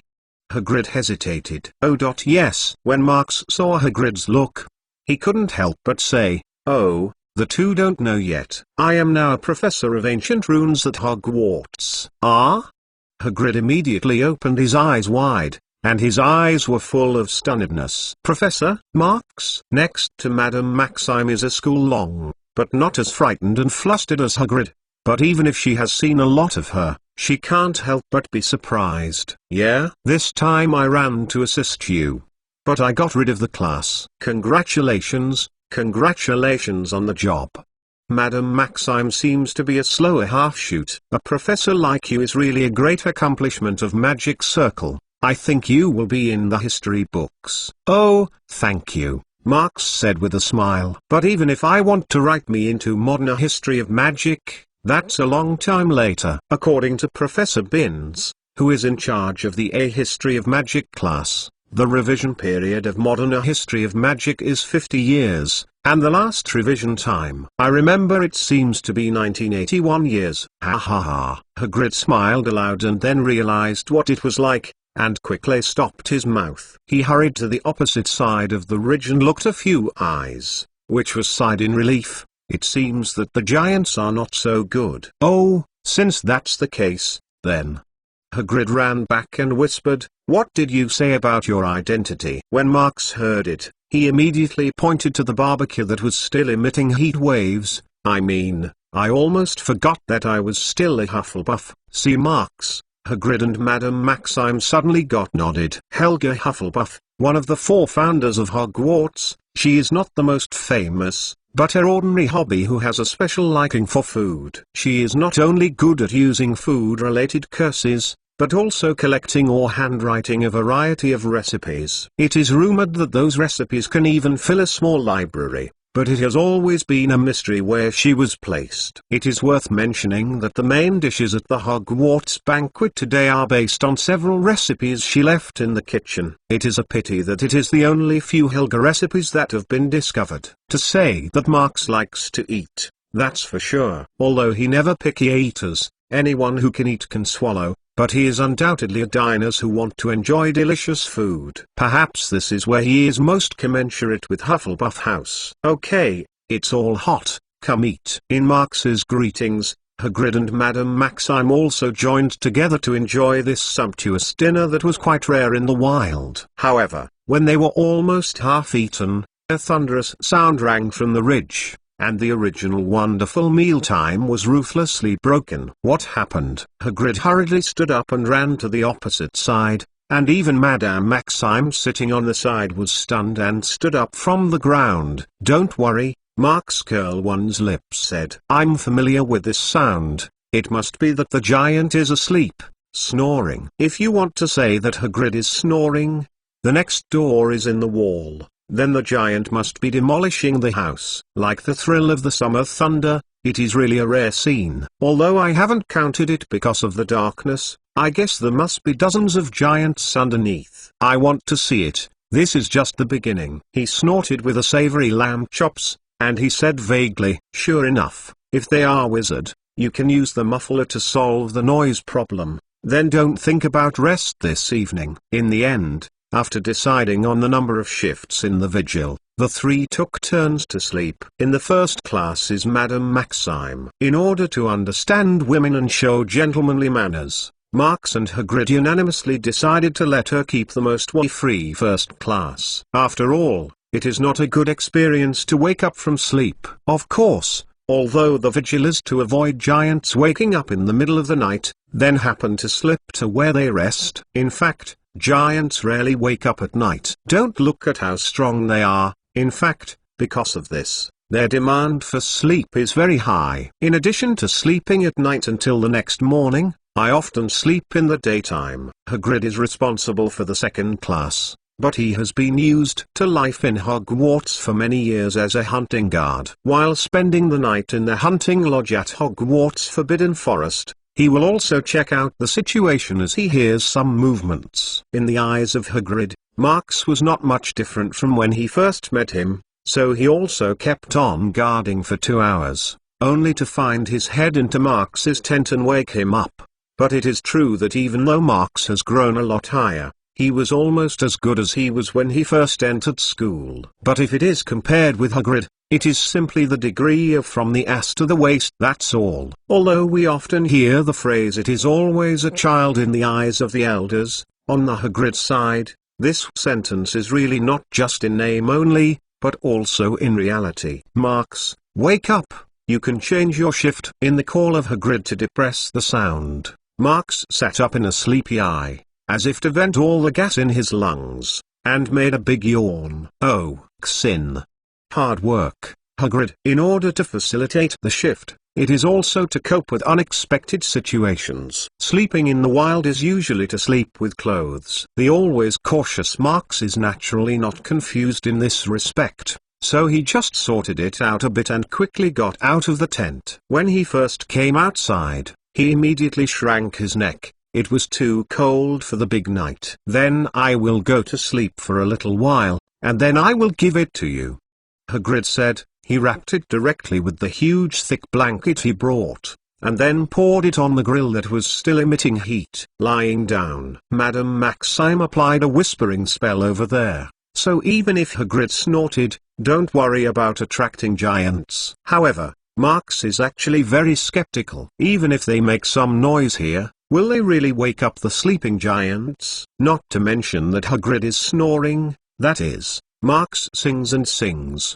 and it is estimated that it will be submerged in the scream of the giants like thunder and tsunami, and there is no trace of the waves. Isn't this all dawning? He glanced at the night sky, and the half-moon was about to fall to the top of the mountain. After a little bit of emotion in his heart, he stretched his foot and then walked over to the ridge. This is the first time he has seen a giant, and it is impossible to say that he is not curious. To say the word big, he has not only seen Basilisk, which is nearly 50 feet long, but even the skeleton of the giant dragon, which is as large as the mountain range, has been closely seen. Compared with that, the giants below the average height of more than 20 feet are really worth mentioning. It can be said that when Marx saw the giant lying in disorder in the shadow of the moonlight, he still felt a sense of excitement. The ones below are the most humanoid creatures reminded by world today, and this alone is enough to make everyone who sees them see it. Magic, dragon, basilisk, giant. Forced by a subtle sense of crisis, and magic's inexplicable attraction to him, Marx, who has been soaking in the pile of books until this moment, really remembered the feeling when he received the Hogwarts admission notice. The moon has quietly fallen to the top of the hill as Marx recites familiar and unfamiliar words. Opposite Marx, a round of sunrise that exudes 10,000 Jiang Mingguang, dyed the sky into a dazzling golden red. Harry Potter's Book of Sin Chapter 326. Harry Potter's Book of Sin Chapter 326. Not long after sunrise, Hagrid and Madame Maxime had to be forced to wake up. The reason is very simple, and it is also very didn't know whether to cry or laugh, because the giant's snoring sound, after all, caused a small avalanche on the hill. But fortunately, at least Marx found some signs ahead of time to protect them from the impact of falling snow. I counted a few days before the dawn of the day. There are a total of 82 giants that can be seen below. The one lying on the bottom of the lake should be the Gouge among them, Marx said to the other two. In the giant community, the leader is generally called Gugu, and since the ancient militant giant chose Gouge's way, it is naturally a fight. The giant is a creature that flows in the bloodline in the fight intent. Even if it is a battle between the same family, will be merciless, although this infighting is always considered brutal and rude by the wizard. In any case, the giant's strong fighting power and vitality are certainly related to their habits. It was only in the ancient period, when the giants were still active and free, the change of Gouge was unusually frequent. At that time, Gouge always represented the highest level of combat power among the giants. But now, the world's largest giant community has only left this in the valley. Even if they are still aggressive, they inevitably lose many potential wrestling targets. Just now Marx had already seen the Gouge at the bottom of the lake. What to look at, It was a lazy guy. Perhaps when he first got on the position of Gogo, the combat power is more powerful than the other giants. This can be seen from his apparently taller body shape. But now it is not necessarily. 8. There is only a little bit left. There used to be a lot. Hagrid looked at the valley below and couldn't help but sigh. At the beginning, it was said that the whole world had a total of 100. More than one tribe, but now, both Hagrid and Madame Maxime are people who have deep roots in the giants. Even Madame Maxime, who is verbally reluctant to admit it, is now complicated. To put it bluntly, this is the result of a surge in the number of wizards and muggles. Although the wizard has hardly launched a large-scale war against the giants, as the area of the wizard's activities continues to expand, and the wizard is always ensuring the isolation of the mull from the magic circle, the sites available to the magical creatures are becoming less and less. However, creatures like the giants have always had a great demand for living space. They not only need a place to live on a daily basis, but also a relatively free individual space. The giant will not only hunt other creatures for survival, but will also often cause wrestling because of the fighting intent that day. When they are living together like they are now, the phenomenon of infighting will happen very frequently. Before you set off, Dumbledore talked to me for a while. Hagrid stared at the giants who were still sleeping, whispering. Dumbledore said it was our fault, and the wizard had forcibly brought them together. They couldn't help. I can only go on like this. I want to say that this is not the one who can make a clear statement about who is wrong. Marx shook his head. There have been many magical creatures extinct in history. Since they will be extinct, it means they are not like the wizard, become more powerful. In ancient times, our wizards seemed to have experienced struggles too. The lives we have today are the result of our ancestors' efforts. He thought about it and put his eyes on Hagrid and Madame Maxime. Like you too, there is a bloodline shared by the wizard and the giant.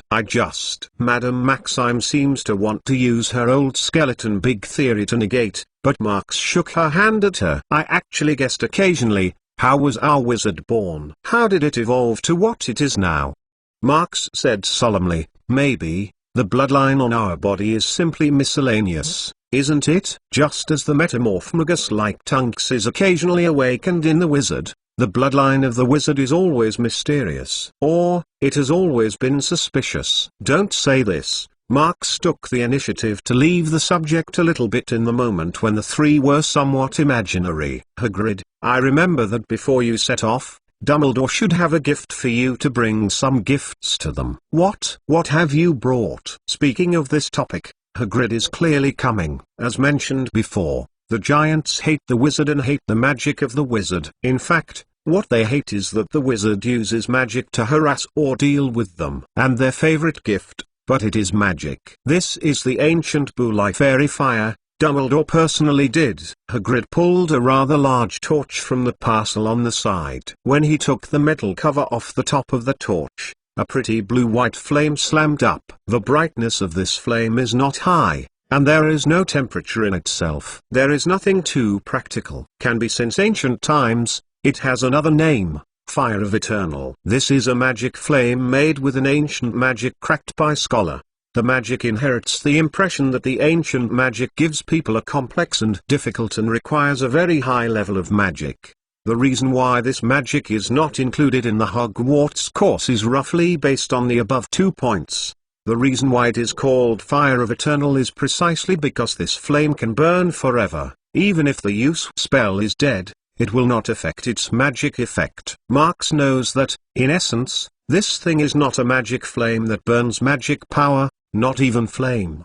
Because the burning of the ancient Boulai fairy does not require any fuel, but a magic that is only related to light. Is there anything else? This first gift immediately dispelled most of Marx's interest, but to be honest, the giant really liked this flashy magic item because it looked very pretty. There is this, Hagrid said, taking out another big parcel. The helmet made by Goblin is said to be indestructible. Like the Boulai fairy fire, this helmet is also the kind of thing that is a great visual effect. However, this is at least much better than the flames that are useless. The words Goblin produced are generally not a big deal. Of course, to say that this thing falls in the hands of the giant. It is actually an ornament, that's all. They can't wear it anyway. After that, Hagrid picked up a few more gifts, but those things were obviously more common than the first two. But there is nothing to say. They have been waiting on the ridge until near noon and finally found a good time. To put it bluntly,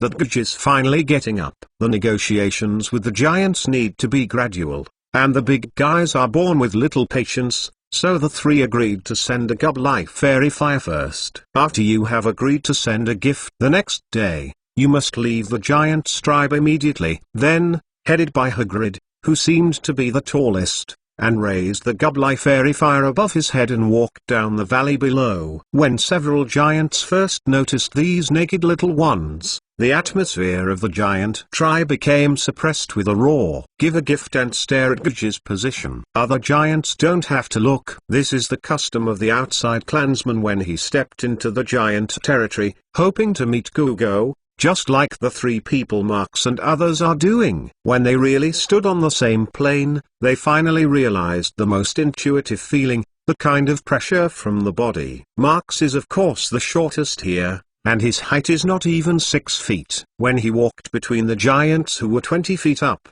even if he didn't have to fear with his strength, he couldn't help but fill it with a little dignity. Because they are not fighting this time, the giant creatures have to fight with them with no difficulty. But if they want to get along with them, then they must spend a little more. Fortunately, the rules of the giants that have been handed down since ancient times still understand. When the three of them went all the way to the bottom of the valley, even if the giants on both sides were frequently moved, the traditional customs that could be deeply imprinted in the bones made these violent mad forced to smash the fire in their hearts. Roar! Some of the giants who were close together moved toward them and they screamed, causing Madame Maxime to tremble. In the end, they finally approached the lake at a steady pace, and the Gudge was only far from it. At the same time, the giants who were originally swaying were gradually quiet. Closer, Marks discovered that the lake had actually had thick ice on the lake, but it was broken by the giants. Gudge, the giant tribe, was lying on the edge of the lake. When Marks and the others arrived, he was roaring and let clansmen feed him food. Unlike other giants who use only a rough piece of animal skin to cover their privacy, this Gugo is obviously a set of old leather armor that has been inheritance. Since ancient times, the giants have lived in poverty. In the ancient times, in the era of the frequent wars of the wizard, the giants also participated as a wage for employment. Marks knows that this set of equipment should have survived from those chaotic times. Albus Dumbledore, give the giant human race Gugo a gift. Pay tribute. Hagrid inserted the Gublife Fairy Fire at the foot of the giant Gugo and said dryly in the simplest possible words. Harry Potter's Book of Sin Chapter 327. Harry Potter's Book of Sin Chapter 327. Dumbledore, Lido. When Hagrid put down the Gublife Fairy Fire and said it, the seemingly lazy and arrogant giant Gugo blinked and repeated the name. Gudge didn't know English, but the name made him remember. Because the territory they are in now is what Dumbledore won for them. Dumbledore is an unforgettable person for the surviving giant race. Giant Gugo looked at Hagrid and Madame Maxime, and he barely noticed Marks, who was also standing aside. Then he shouted something in a giant language that sounded a bit simplistic. Not long after, the big crowd behind Marks came out of two big guys who seemed to be a little old. They took a heavy step past the Marks' entire group and stood around the giant Gugo. Dumbledore, for Gugo's Gogo, gift. One of the older giants asked in a less skilled English. Hagrid was busy, complimented and then introduced them to the torches that burned the Gublife Fairy. When the two old giants almost understood, they turned their heads again and explained with their Gudgeligaloo. At this time, the giant human race clansmen behind Marks had already gotten behind him. When they heard the two old giants explain the fire of eternal, almost the whole tribe was excited. Even the giant Gugo was very happy. He sat up and grabbed the torch that was placed on the ground by Hagrid and held out his finger. I saw that the flame of the blue-white, like a ribbon, was picked up by his fingers, and at the next moment, it was regrouped back to the top of the torch. So, even if Gugo made a pleasant laugh, The stunned voice immediately blasted in the ears of Marx and other three people, and even they felt a shock under their feet, because the volume of the laughter was so loud that Marx couldn't help but grin. The flames have always been the favorite thing of the giant human race, although they learned how to get fire in the Middle Ages with the wizards who hired them to participate in the war, but before that, their flames were given by nature. The importance of the flames in their hearts is almost the same as the ancestors. And when they learned to make fire, the flames evolved into a belief and obsession. The fire of Eternal from Hagrid is undoubtedly the most sacred gift, a flame that won't go out. What a wonderful thing. Although this flame does not have a little temperature at all. Taking advantage of the laughter of the giant Gugu-Cucus, Hagrid spoke up without a chance. Of course, he mainly said to the two older giants. Albus Dumbledore said that tomorrow, the messenger will bring another gift and ask Gugu to talk to the messenger. After that, Hagrid, Madame Maxime and Marx had a bow and they planned to retreat as planned. No way, you have to deal with the giant race. The giant is a poorly patient creature. If you say more, they will feel that it is very difficult to listen to you. It will kill you 100. It is their nature about this. And even Dumbledore will not change much in person. However, the original three thought that the smooth gift was good. But there was an unexpected change. And many more. When they had not retired a few steps, with the words of Kukuzgugo, the old giant behind him used a word to stop them. Mark's three people are hearing this, only have to stop at the foot, standing in the same place. At this moment, Kukuzgugo looked at the torch in his hand and reluctantly looked at it again, and then reinserted the ground in front of them in the eyes of Marx and the others. Kukuzgugo said that we must refuse. The old giant who said this sentence also stared at the torch, revealing the expression of disappointment. Why?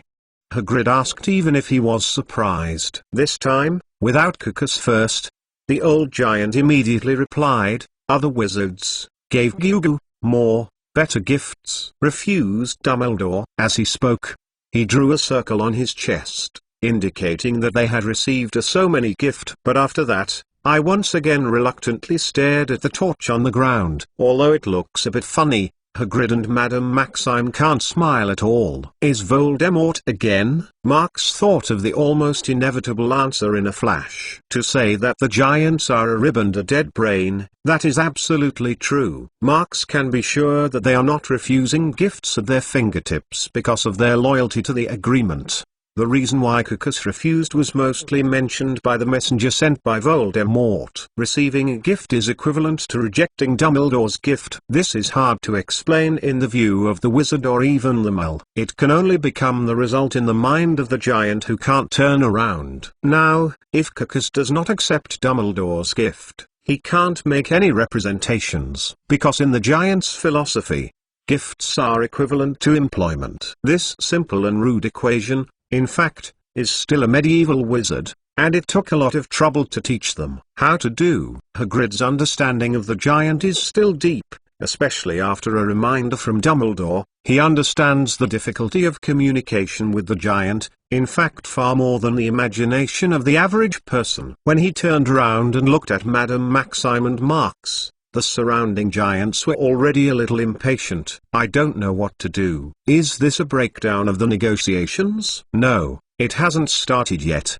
Madame Maxime squinted. Or, let's leave with the fairy fire? Almost as soon as Maxime spoke, Hagrid suddenly felt a tight leg, and then he found that the entire world had reversed. He barely turned his head and finally found out the reason. The giant who stood by Cucus from the beginning, violently carrying his legs and hanging him up. Even a big man like Hagrid is as weak as a child by the real giant. The giant screamed at Hagrid violently, then wanted to throw him out, and Madame Maxime had even pulled out her newly bought wand. Just in the moment of this urgency, Marx took a shot on the hands of Madame Maxime, and then took a decisive step and lifted the torch that was inserted in the ground again. Marx McLawn. His screaming has been used with a scream, and the loud voice immediately blasts in the ears of every giant. Of course, the reason why he only reported his name, in fact, did not want to specifically say anything. After all,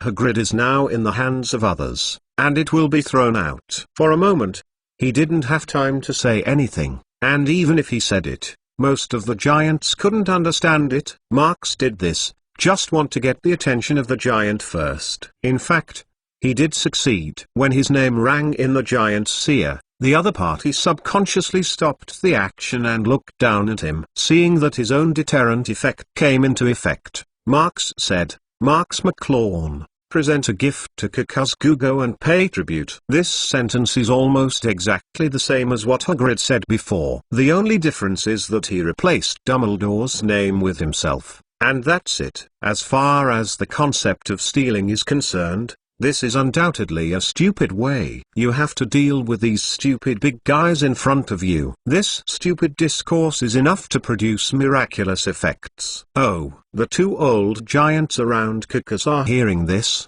and suddenly they are shining, as if they have heard what is famous, and told Kukuzgugo, "Don't wait for Kukus to talk." Even Kukus's expression doesn't have to be seen. When Marx saw the eyes of the two old giants, he understood that his stupid method was completely successful. To say that the young giants are stupid, then the two old giants can be said to be relatively stupid. Even if the race, such as the giant, whose IQ is in arrears, will be a little smarter once it grows up and is relatively rich in experience. This is what Marx remembered before the two giants refused to show up after more than one time when they refused according to Kukus's decision. In the giant human race, Guj's decision must be obeyed, unless there are other giants who challenge, or they should listen. Although the two old giants obeyed, they did not seem to be completely certain about Kukus's decision, which is enough to prove Marx's conjecture. Ma wrong, Ryan, good. When the giant Gugo Kukus personally changed the name of Marx, he immediately re-extracted the torch on the ground and played it with love. Marx McLawn, tomorrow, bring gifts and talk to Kukuzgugo. Although after some twists and turns of people's eyes, today's purpose is finally achieved. When the giant carrying Hagrid gave him a hand and looked at the envy of the torch, Marx immediately said what he said to the old giant, then dragged Hagrid and Madam, who had not yet returned to God. Maxime retreated outside the valley. Marx, you really have it. Just put the group of giants over. The trio returned to the back of the ridge, and Hagrid glared at the old waist, which was almost unbroken, and excitedly praised the wit Marx. Even Madame Maxime, who always pays attention to staying elegant, can't help but boast a few words. Don't be too happy, tomorrow is the real trouble. When the two of them took turns to be happy, Marx poured a cold water on them. Harry Potter's Book of Sin Chapter 328. Harry Potter's Book of Sin Chapter 328. It seems that Kukus is still looking forward to our gift. The next morning, the Marx Three stood on the ridge and looked down at the giants who had already woke up from their sleep. Although they are still busy in normally, they occasionally punch each other in the flesh. But almost everyone looks at the direction of Marx and the others from yesterday and seems to be waiting for them. Arrival. Looks like this. Hagrid nodded, said, "So, what do we do today?" "I think this must be considered first. It's best not to encounter the situation yesterday." Madame Maxime is also groaning, trying to come up with a more practical approach, but she can't find a good idea. In fact, for the giants' ideas, we don't know a few. Or maybe no one can really grasp their character. Marx thought a lot about it last night, and even imagined what might happen today, but even if he thinks again, it would be a no-brainer if he got rid of the giants' thinking, so, we can only adapt to it in a few moments. In short, we must do the worst. First, let's go to the giants' tribe and remember to be vigilant at all times. Marx spread his hand. If something goes wrong, it will inevitably be to fight. After all, the giant's favorite is to solve the problem with violence, isn't it? He said at the end. After that, the three men looked at each other for a while and went to the valley together. After more than 10 minutes. Sit down. Speak. When Marx gave the beautiful goblin helmet to the giant Gugo Kukus in his own name, the two old giants finally invited them to sit down and talk. Dumbledore, haven't you died yet? Marks they just sat down and were caught by one of the old giants. Oh Dumbledore, it's a good job. Hagrid replied with a sly look. Dumbledore, good. Sitting in the back of the old giant, Cucus probably only said good such a word, but only the old giant gave him a translation, and finally did not deaf and dumb. After mentioning Dumbledore, other giants who could understand a few words of English also put their attention. It can be seen that these giants still remember Dumbledore's favors very firmly. Of course, this and Dragon generally remember to raise people, but they don't have too many emotions. Marks doesn't expect the giant to understand the moral concept of having a good news. To be honest, it makes a good impression on a wizard. It is already very good. By the way, in the concept of the giant, all the guys who can live for a long time are very powerful, because in the giant human race, it's common to have a life to fight for a fight, and the death and injury rate has always been high. Nowadays, these giants are gathered together. It is estimated that in a few years, the giant human race will completely die in fratricidalism. Dumbledore said, "You have to live a little apart." This sentence is that Dumbledore let Hagrid come over. As far as he is concerned, he has always wanted to let these endangered giants continue to exist. But if they let them fight less, it is obviously unrealistic, so he will let Hagrid bring such a suggestion. Separate? The old giant scratched his head and repeated it doubtfully. The place is bigger, the food is more, and it is easier to sleep.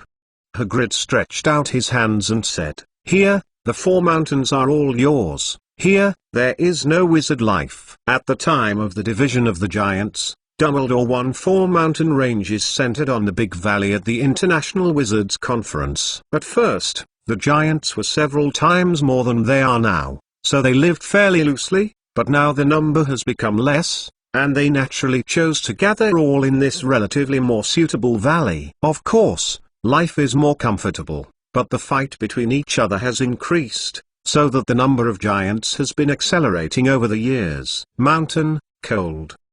The old giant pointed to the snow line on the mountain and succinctly explained the reason. Fire. Hagrid, hearing this, refers to the fire tools that have just been sent. Those are very simple magic props, and can also be freely fired in the world of ice and snow. Old, child, female, in the valley, young, strong, go up the hill. Hagrid came with a mission this time. Of course, Dumbledore didn't expect to convince them to change. But even if you just talk about it, can you think of it as a chat topic?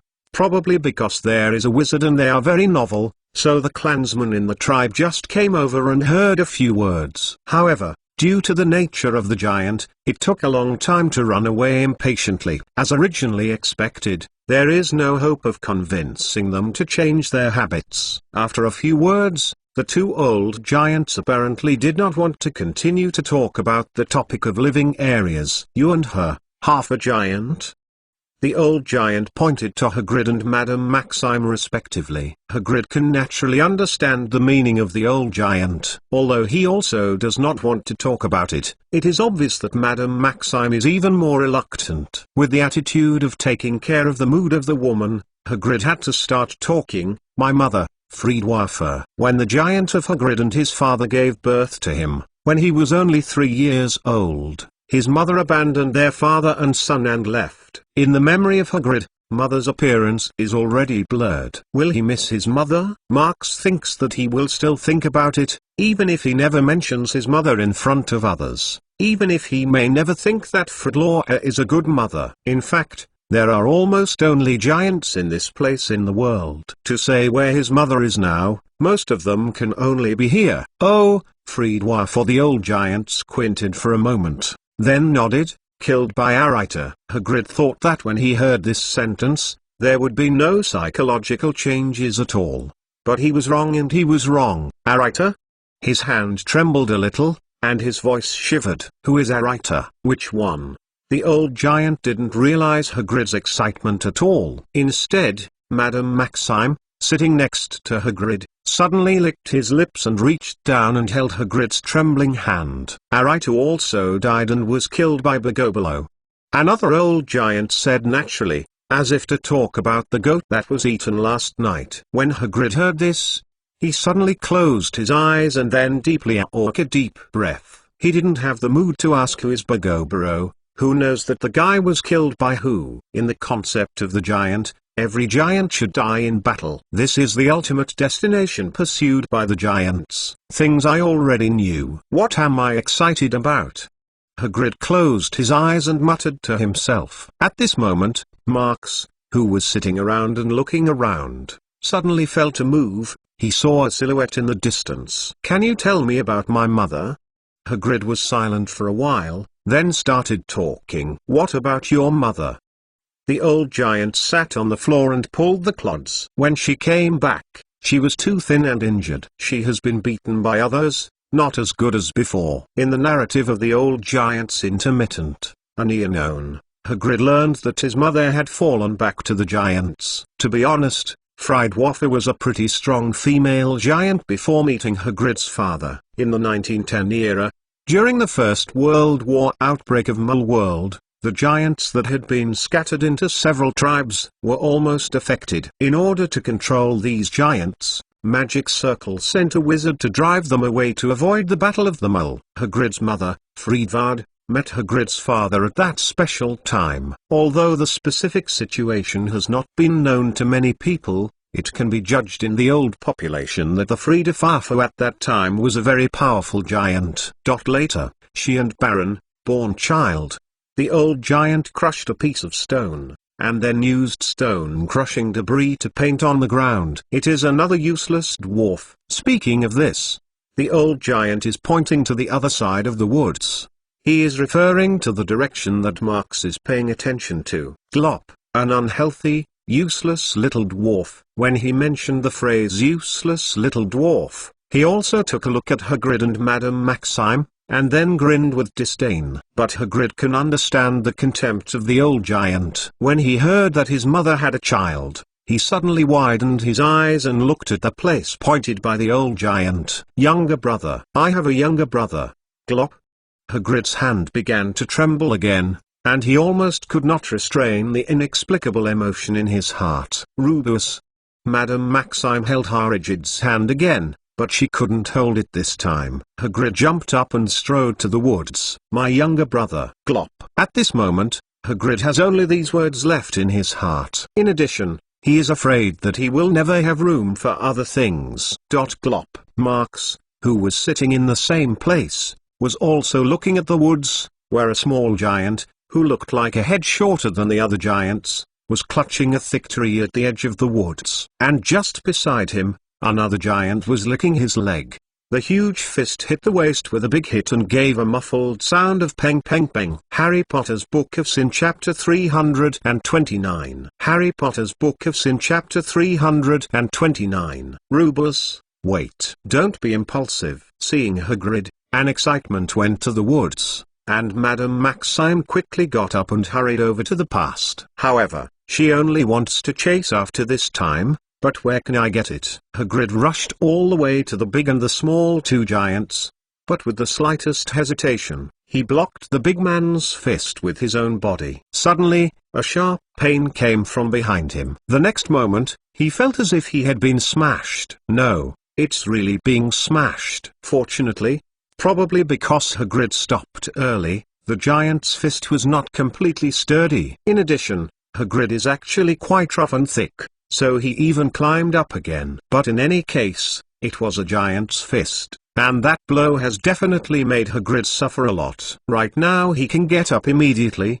mostly relying on the protective younger brother of a hot blood, that's all. At this moment, Madame Maxime finally rushed to the scene, and she did not say anything. She pulled her own wand from her waist, and many more. At this critical juncture, with a rumble, a sound mixed in it prevented the actions of Madame Maxime. It was the voice of Marx, and Madame Maxime did hear it, and she even paused. But this moment of hesitation, the giant's fist almost hit the top of Hagrid's head. If this is done, Hagrid's life is undoubtedly to stay in this valley forever. But the sniper that was supposed to be in the end did not fall, because on the occasion of the millennium, a huge silhouette suddenly flashed past everyone, and then the giant who attacked Hagrid was dragged. Kukuskogo?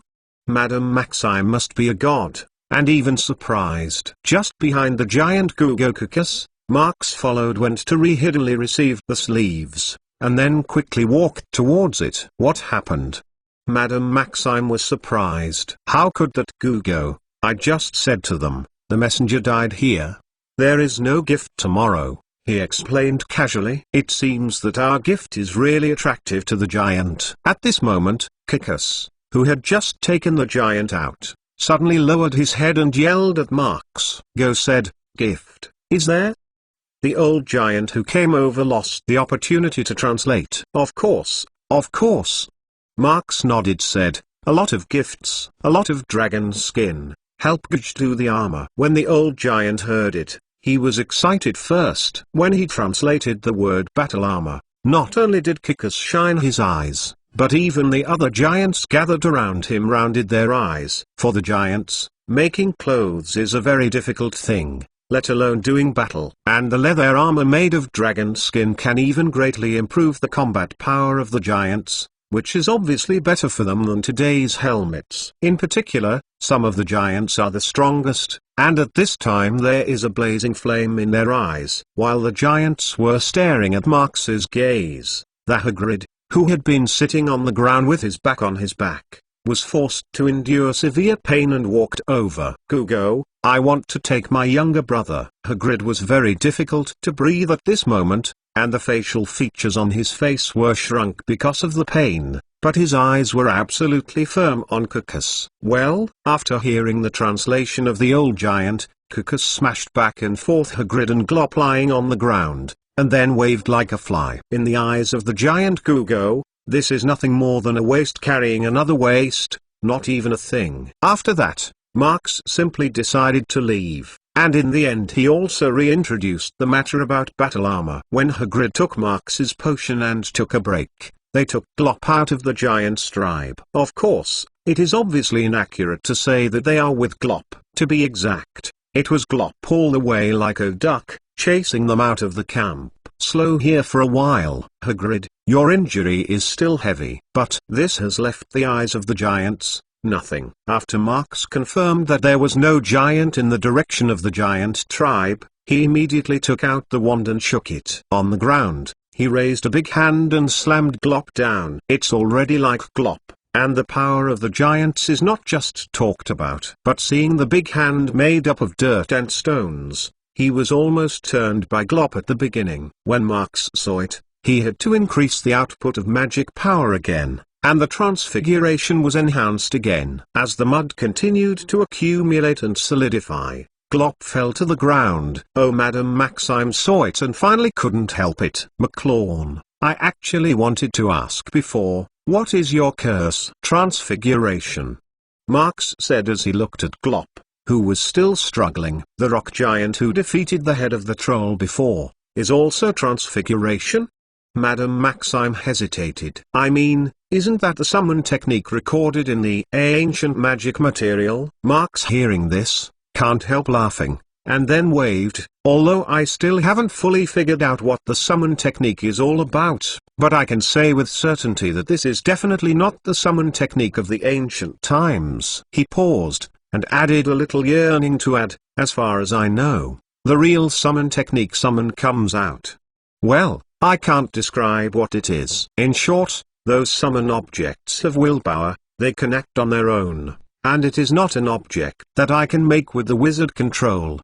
Is it?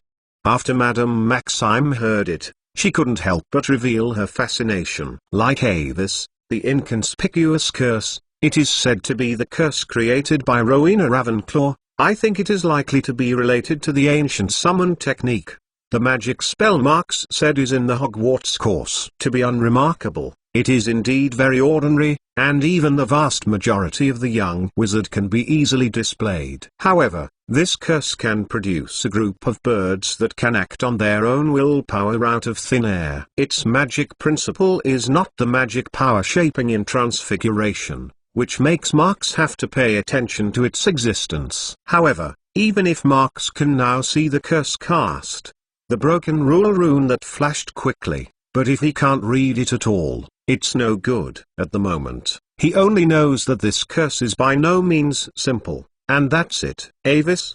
Madame Maxime blinked and was inexplicably inexplicable. After Hagrid was gradually restored by the roll of potion, Marx reopened Glop and seduced him to continue playing the game You Chase Me. In a blink of an eye, he went far. After that, from the moment Hagrid found himself to be able to jump and jump, the chase game turned into a fighting game for Glop and Hagrid. To be honest, Hagrid certainly can't beat Glop. Although this younger brother of Hagrid is short in the giant, it seems to be about 16 feet in Marx. What can be said, it is also a pure bloodline giant, which is the giant half-blood of Hagrid. It wasn't long before Hagrid was injured badly with many teeth knocked out of the violent factor. What should I say? Marx, who was refused help by Hagrid, and Madame Maxime watched the real strength of Hagrid for the first time. If the giant half-blood is really strong, it is plain. If the wizard does not use magic, it is definitely not enough for Hagrid to play. Almost 2 Magi Hagrid are actually 4 feet shorter than Glop, although the height of this 4 foot is enough to divide Hagrid into the category of a tall human being. His body structure is similar to that of human beings. At the root, it is still impossible to ignore the essence of giant half-blood, so to say. Marx stared at Madame Maxime and was seeing God. Carefully looking at her, the female giant half-blood must also be underestimated. Oh, just as Marx was thinking about it, Hagrid was once again screamed by his younger brother. It seems that it still doesn't work. Marx looked at it and couldn't help but shake his head. Unlike Hagrid's body that is biased toward humans, Glop is completely a physical structure of a giant. His head was round like a ball, and his head was covered with twisted and thick hair-like hair, which made his whole head seem like a big rock with moss. On both sides of his head, there is a pair of big ears of meat hoo-hoo, and there is almost no neck under the head, which looks very funny. But this is the most typical appearance of the giants. It can be said that there is much difference between Glop and other giants. Apart from his relatively short man and his not strong body, the biggest difference is that he looks like a child who has not grown up. If there is also stunted growth in the giants, then it is definitely Glook. Well, how can it be stunted? And it's a giant, isn't it? Marx thought about it and took out the wand again. And if he didn't stop it, Hagrid would be stunned by his half-younger brother. Harry Potter's Book of Sin Chapter 330. Harry Potter's Book of Sin Chapter 330. It seems a little bad. After Marx and the others forced Glop back to the camp, everyone had a good stop and then they were going to sleep before they were completely black.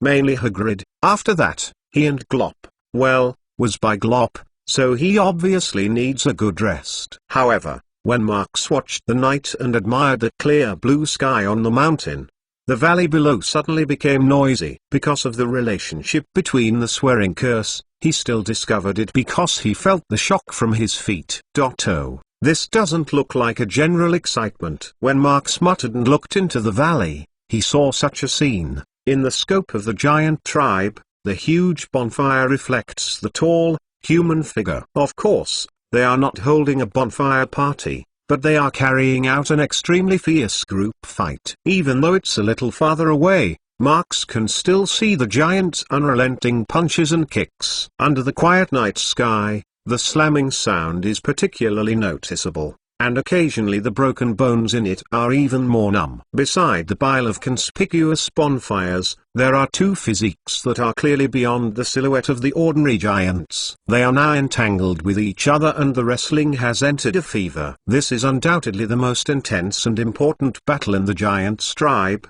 the challenge of vying for Gage. Unlike other creatures, when the giants compete for the position of the leader, all the clansmen will be accompanied by a fight.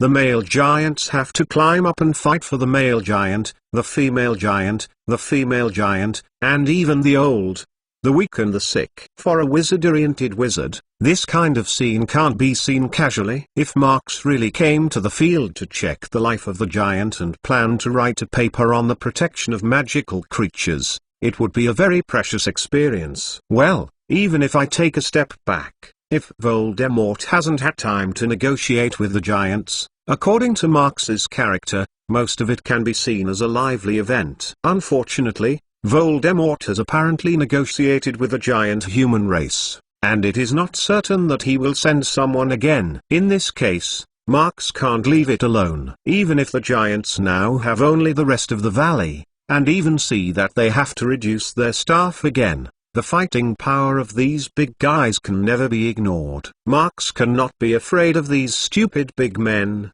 but it does not mean that others are not afraid. The advantage of the giant in the war is that since ancient times is highly recognized. What happened? Oh, Merlin's soul. Just as Marx was alone, Hagrid's voice came from behind his back, and it seemed that he was awakened by the vibration of the ground. The situation is obviously a bit worse. Marx didn't go back to the ground. In short, wake up Madame Maxime first. When Hagrid called the Dame Maxime, the three immediately began an urgent discussion. Listen to me first. Marx and the others, together, immediately took the lead. This battle obviously has clansmen in the fight for Gudge, regardless of whether or not Cucus is losing or winning. This is all for us. The negotiations are very unfavorable. As Marx said, no matter which side wins, the giant's tribe will have a more chaotic period. At this time, I still ran to negotiate, let alone those stupid big ones can listen to them. Maybe those guys will directly play them out without saying anything. All in all, the current situation will be very bad for them. But the benefits are also there, sees Hagrid and Madame Maxime, and Marx continued. After this change, Voldemort's advantage of negotiating with them will definitely disappear by more than half. That is, if you think of ways to continue your previous strategy, it might be smoother than we thought yesterday. So what do we do? Hagrid couldn't help but say, oh, it's all done. We can't get into it tomorrow. Well, Marx hearing this, not shrugged. This is exactly what I have been pondering. There is no doubt that the period before the final victory of the Giants' Civil War tonight is the most crucial period of their trip. Orim, do you have any idea?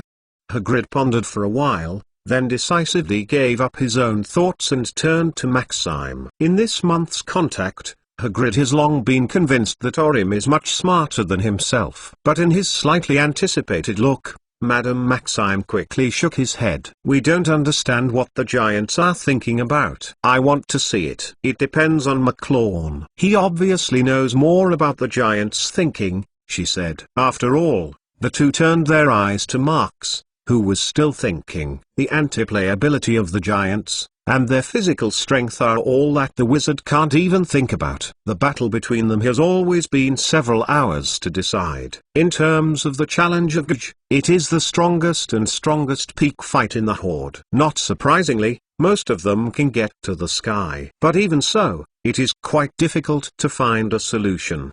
In the concept of the giants, the battle to challenge Kugo is very sacred. We have to intervene. This is really a headache, Marx muttered to himself, and after a while, he sighed softly. There are still ways, but, seeing that Marx finally spoke, Hagrid and Madame Maxime immediately listened attentively. When Marx was telling a rather messy response, an atmospheric meeting in the reception room of the Order of the Phoenix, Black's old house, had fallen into a trough. At the long conference table, the main members of the dozen or so Order of the Phoenix were sitting around, and everyone was silent and closed. Even Tonks, who is best at the active atmosphere and normal, will bow his head without saying a word. On the table of the conference table, a large number of scattered documents were scattered, and several of them even fell on the floor. But no one was going to pick them up. It seems that it was caused by someone throwing them out in anger. Peng. Speak all if you don't have an idea, then come according to my opinion. Sirius suddenly stood up and his fist fell heavily on the conference table. No, only this is not good. Mrs. Weasley screamed. Then you said, what should I do? Sirius yelled. This. Mrs. Weasley didn't really have an idea this time. Sirius. Mr. Weasley, who has always had a good temper, can't help but frown. What use is it for you to Molly? Sirius was deeply took a deep breath. but found that this time cannot calm himself down. I saw that after he was sitting impatiently on the chair, he couldn't stand it and jumped out of the chair. You have to endure it and continue to endure it. I can't help it this time. He hurriedly dropped a word and turned to go to the door of the reception room. Sirius! Lupin suddenly screamed and sipped him. You can't go out. Sirius couldn't hold back his anger. He suddenly turned around and hurriedly walked to the corner of the reception room, violently pointing to the shadow of the ground. Can't you go out? He almost snarled. Do you want me to watch him live every day? Sorry, I can't do it, he said, picking up the shadow of the group at the location, so that it was immediately exposed to the magic light in the room. It was a wizard. No, that is, it was an important member of the Order of the Phoenix. If you are the most important player in the Order of the Phoenix, besides Marx, you must count him. The wizard is called Kingsley Shacklebolt. The elite of the Ministry of Magic are not only outstanding, but also the calmness of the character makes him feel more reliable. In the Order of the Phoenix, there are many important tasks that will pass through his judgment before being sent to other members to complete. At the moment Moody is inexplicably missing, the presence of Kingsley is even more indispensable. However, at this moment, the soft guy who was lifted by Sirius's collar, but where is his normal momentum? Tell you, if I want to hide here, stare at this pair of lifeless eyes every day, then I might as well go out and find ways to avenge him. Sirius screamed violently, as if venting his heart to suppress the still emotions, which made his expression look unusually embarrassing. Oh, I can understand you. But you can't. Mrs. Weasley couldn't even talk, and leaned against the arms of her husband, Arthur, and couldn't make any noise. Maybe. Tonks suddenly weakened. I took the initiative to go out and find Marx. He must have an idea. Yeah, Marx. Lupin opened his mouth, but shook his head gently. In fact, as early as one day ago, when the incident happened, they had already sent Owl to send the letter out. After that, they sent 2 more owls in succession. There are a total of 3 owls before and after, but none of them found the location of Marx. When they contacted Dumbledore urgently, Marx had already rushed to Belarus to save Hagrid a few days ago. Not to mention Marx, he is already busy enough.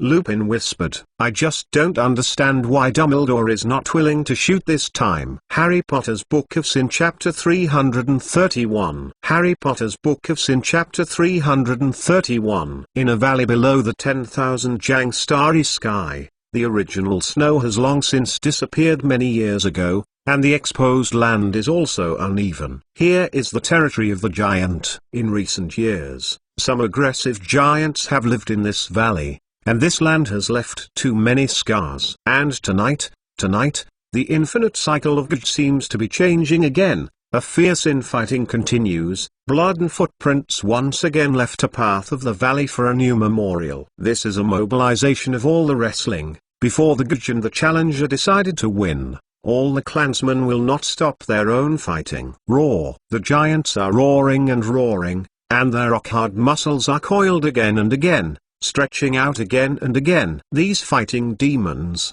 which have existed since time immemorial, are using their own blood, faith and life to declare this willpower inheritance that does not stop breathing and fights. In the middle of the valley, the frozen lake that was smashed by the giants, dozens of huge silages with an average height of more than 20 feet are madly and firmly released around the huge bonfire that ignited for survival and faith.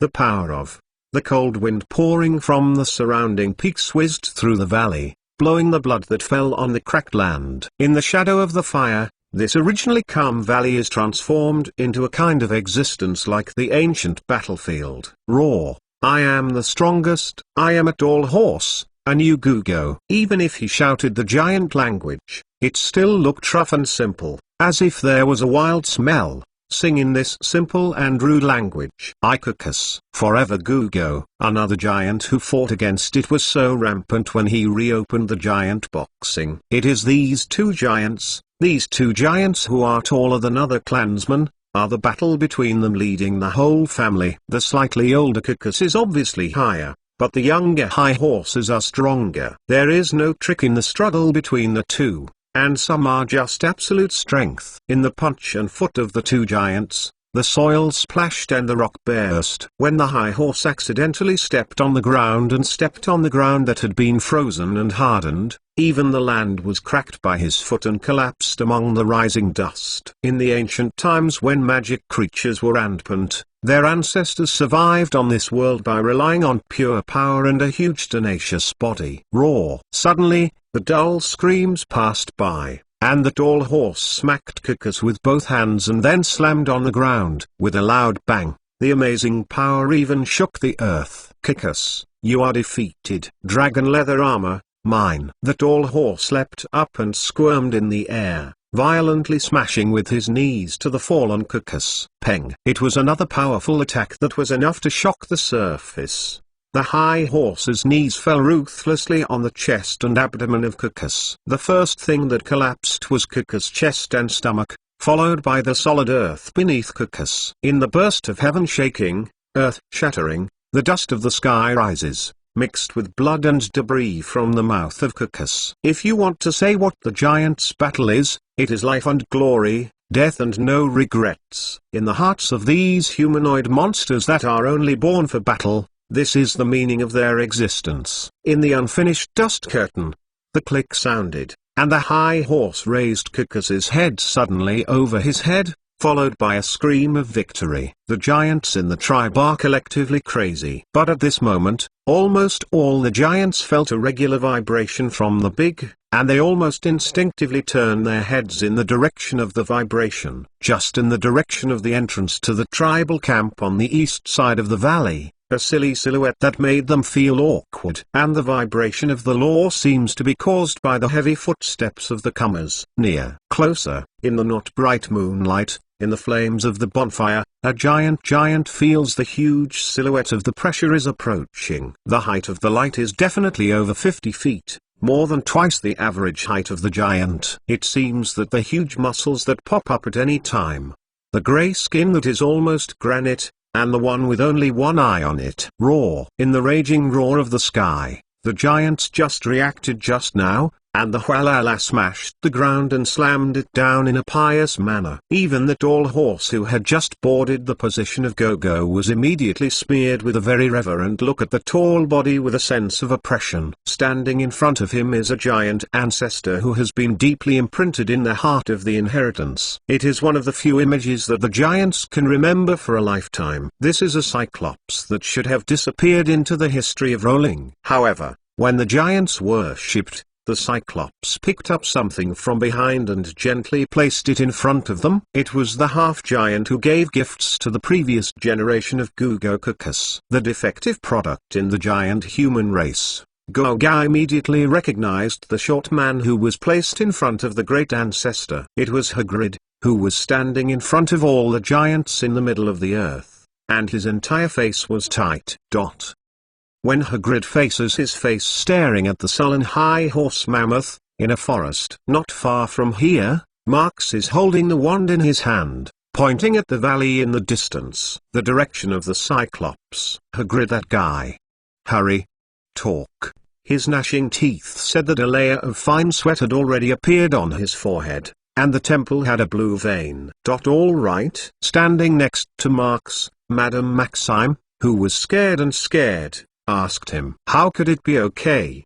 Marx wanted to say this, but he had no spare time to say these nonsense. To say his amount of transfiguration and magic power, he can even toss out the big guy. Imagine being like this, let the superlarge creatures built by transfiguration come to life, and be able to move freely. This is not a general effort. Marx can even see clearly at this point, and his magic power is being consumed quickly. Madame Maxime is also extremely anxious. She looks at Marx for a while, and Hagrid is often far away, but she doesn't know what she can do for them. Hagrid seems to be blasphemy. Marx can't wait, he simply controls the Cyclops to reach out and push Hagrid. Although every action speeds up the magic power consumption, it's important to let Hagrid talk quickly.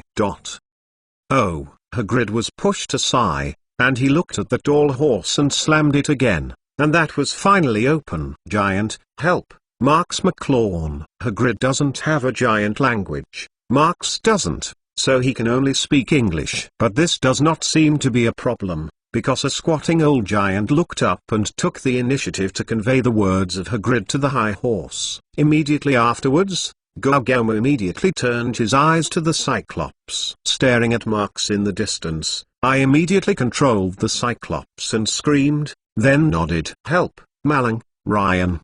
Gaugaum saw, even when he personally shouted. It's now. Marks saw the opportunity and pushed Hagrid again, pushing him to the group of giants. After that, the Cyclops suddenly took a heavy step and went straight to the valley mouth in the west. Unsurprisingly, Gaugaum immediately stood up and snorted at the Cyclops. Marks didn't even bother to guess. The guy must have wanted to leave the Cyclops, and I am afraid that all the giants in the tribe think so. However, how can he keep the Cyclops in the valley? Don't say stay. Even if the big guy is standing here for a while, it is possible to change back to a pile of large and small stones at any time. There is no doubt that Marks and so on is the time. At this moment, he almost completely controlled the huge body of the Cyclops, waved his arm and slammed the high horse peg to the wall not far away. This blow is definitely the maximum attack that Marks can make now, while controlling the body of the Cyclops to maintain the fineness. Even he can only make it a decent attack. After that, he decisively let the Cyclops go forward and leave the valley as soon as possible. In the whole process, except for the high horses, most other giants did not respond. They all squatted on the ground and did not dare to lift them. Only a few of the strongest giants held their heads, but they did not dare to stand up, just staring at the Cyclops to go step by step with the sound of rumbling.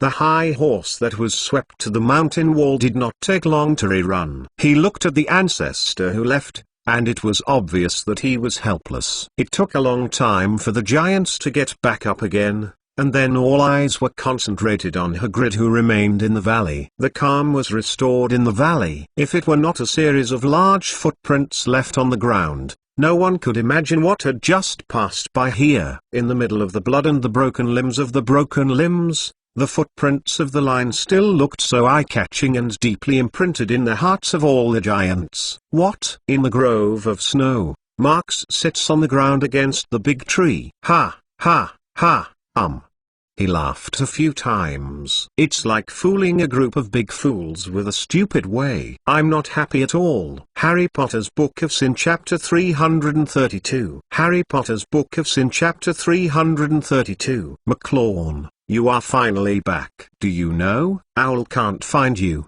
We are all in a hurry. I still came back as soon as possible, Hagrid. They are also transferring giant tribes in the deep forests. Transfer the giant tribe? Oh, no. Don't say this first. You go upstairs with me. Go to Kingsley. Ah, right. Kingsley, what's wrong with him? I didn't know what happened during the time of Britain. It was 2 days since the night of the group of giants, when the giants with well-developed limbs and simple minds regarded Hagrid as an ancestor messenger. Marks observed it for a while. After he explained the details of Hagrid and Madame Maxime, he immediately took the time and hurried back with Bork. But when he turned back to Hogwarts for a turn, he didn't wait for him to take a breath, and he learned that there was something wrong with the Order of the Phoenix. Since the situation seemed to be somewhat imperative, he went to Black's old house without stopping. Then, he was left behind at home by Mrs. Weasley, grabbing his wrist and slamming the floor. At first he was only looking dull, but after 2 days, he also had a purposeless attacking desire. No way, we can only use magic to control him first, Mrs. Weasley, he said, from the beginning. Her face was filled with incomparable worry. Just in this room. The two stopped at the door of a small bedroom on the corner of the 3rd floor, and then Mrs. Weasley gestured to the closed door. Yeah? Marks nodded a little, then unscrewed the doorknob with the slightest hesitation. After he opened the door of this small bedroom, he saw a tall silhouette that was tightly locked by a magical handcuff and ankle. When Mrs. Weasley lights up the magic lights in the room, The darkness of the room is completely dispelled in an instant. Controlled by magic and physics is Kingsley Shacklebolt, which Marx has long been familiar with. However, although the appearance has not changed at all, Kingsley's eyes are completely different. Among the pupils that should be soft and tolerant, what Marx can see is crazy. The black-skinned wizard in front of him immediately tried to get up when he saw someone coming in. At the same time, with the tight chain of the chain voila, he was pulled down and sat down on the floor. Kingsley. Marx walked forward, staring at each other's eyes and shouting, and then frowned slightly. Well, no response? His eyes didn't leave Kingsley's eyes, but he kept on without stopping. I saw him touching his waist and pulled out a syringe. After pulling the needle cap, gently pluck it into Kingsley's fixed hand. The pain is not felt, he said, and he reached out and shook his head in front of Kingsley. Vision is also. Hey, why did he stare at me? While Marx was checking Kingsley, Mrs. Weasley kept talking about the recent situation. Marx distracted and listened, only to know that these were caused by the last abnormal case about Mad Wizard. In fact, similar incidents have occurred several times since Marx left the boundary of Britain. In the case of unknown causes, 5 wizards from different regions have fallen into intermittent madness. The original wizard, even before it took more than 10 hours, was a little quieter, because this series of cases is very likely to be a conspiracy that Voldemort is planning, and is in a hurry. Kingsley, who was in charge of tracking the case, went out for several consecutive nights when he could not immediately contact Marx. However, just at the dawn 2 days ago, the Order of the Phoenix members who were sitting in the kitchen for breakfast only waited for an Elitra who seemed to be lost. After that day, Kingsley's state deteriorated quickly. Although he was unable to communicate with people as soon as he returned, he could at least respond to people at the time, such as staring at people walking around, or to make some unclear syllables. It didn't take long for him to become a fool who would only slobber on the ground. Just the day before Marx came back, Kingsley finally had a purposeless attack. Just because his symptoms are particularly similar to the crazy wizard in the series of cases, so no one was injured. In the state of being prepared. Kingsley's appearance is a big blow to everyone. Mrs. Weasley hadn't had the original enthusiasm. At the moment she was telling it seriously, especially Sirius sneaked out last night. Is it? Marx heard this and looked back at her subconsciously. Nothing, I have a way to find him, but the most important thing at the moment is to figure out the physical condition of Kingsley first. When he got here, he pulled out a dark brown potion bottle from his waist, but did not immediately remove the cork. Mrs. Weasley, please hold your nose and hold your breath. After the other person took a little doubt, Marx also took a deep breath, holding his nose in one hand, and then opened the stopper with one hand. After that, he immediately swayed the bottle under Kingsley's nose, and then tightened the bottle tightly. Yes. After hearing it, Mrs. Weasley gently lowered the hand that held her nose, but even though it found a very pungent smell that had spread throughout the room. Oh, Merlin is on, what is this smell? She couldn't help but hold her nose again. Is the sense of smell lost? Or? Marx, who was talking to himself, didn't look back.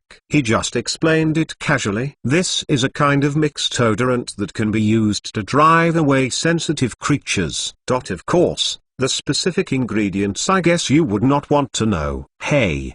Mrs. Weasley paused, and asked, how is the situation at Kingsley? It's not good to judge for the time being, but it shouldn't be caused by dark magic. At least not ordinary dark magic. After a lot of tossing, Marx wiped the rune map temporarily painted on the ground, then left the bedroom with a needle Kingsley blood sample and walked quickly to the potion preparation room in the basement. Mr. Lorne, you are back. Hey, Marx Big Ball. On the stairs on the first floor, he happened to meet the sisters of Leonella. Nothing else. At least the status of the werewolf sisters seems to have not changed. The elder sister Lena is still calm and steady, and the younger sister Lenny is still mouth-opening and call him a big ball. Oh, Leon. Marx just spoke, but when he saw the silhouette coming out of the corner behind them, he suddenly snorted. Miss Tia, you are finally willing to come out from there already? Mr. McClone, Good afternoon. When Tia appeared in the corner of Mark's from that corner, she was wearing a new women's wizard gown. The long black hair was loosely on the shoulder, but it added her 1 point to her ordinary appearance. It's just the look of her nephew, but it's just like the past, there's not much change. Well, good afternoon. Marks smiled a little and then turned to Lena. Is there anyone in the family? Help me find it everywhere and bring it to the potion room. If no one is there, you come over. I need a careful potion assistant. Okay. Lena, as always, gently nodded and compliedly complied. But she was about to turn, but she accidentally heard the voice of Tia. Mr. McClone. Marks, hearing this, stopped the pace of continuing to move downstairs, stood on the steps and looked at Tia. Oh. Is it? Of course.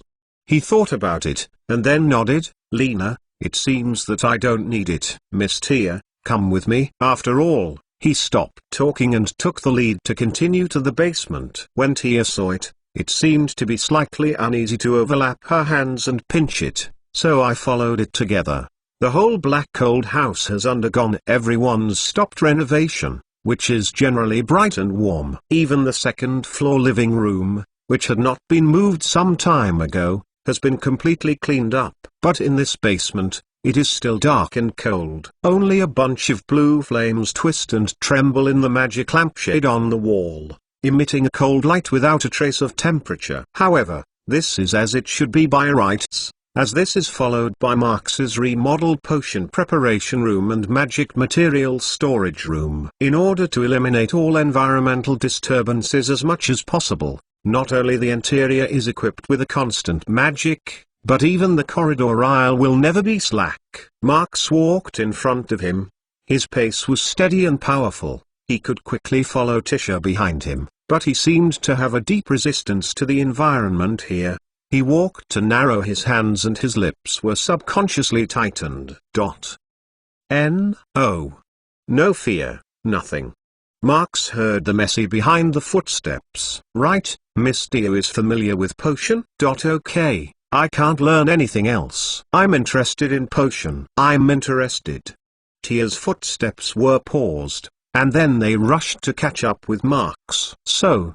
Oh. Is this because you want to see Professor Snape? As Marks said, he stopped at the last second door of the underground corridor, then took out the wand and tapped the door without the keyhole and handle. With the light sound of the threshold suddenly twisted, and then it burst like a needled soap bubble and disappeared between the door frames. Harry Potter's Book of Sin Chapter 333. Harry Potter's Book of Sin Chapter 333. Unlike the study, which is full of books, the Marks potion preparation room looks very neat. No, it is not so strict as it is strict in some magical stories of Muggle world. When it comes to potion, it usually comes to mind that an old witch is holding a big spoon and stirring a pot bigger than the human.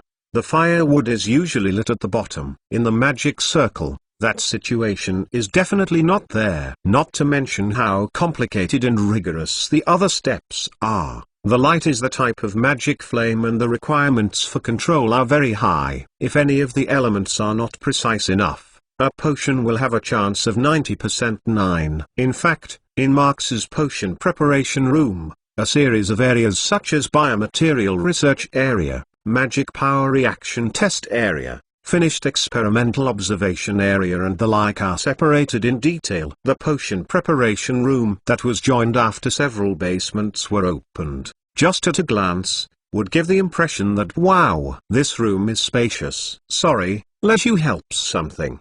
This time mainly because we need to figure out as soon as possible what caused the symptoms of Kingsley. Before entering the door, Marks really wanted to take the opportunity to ask Tia, what is her intention to find Snape?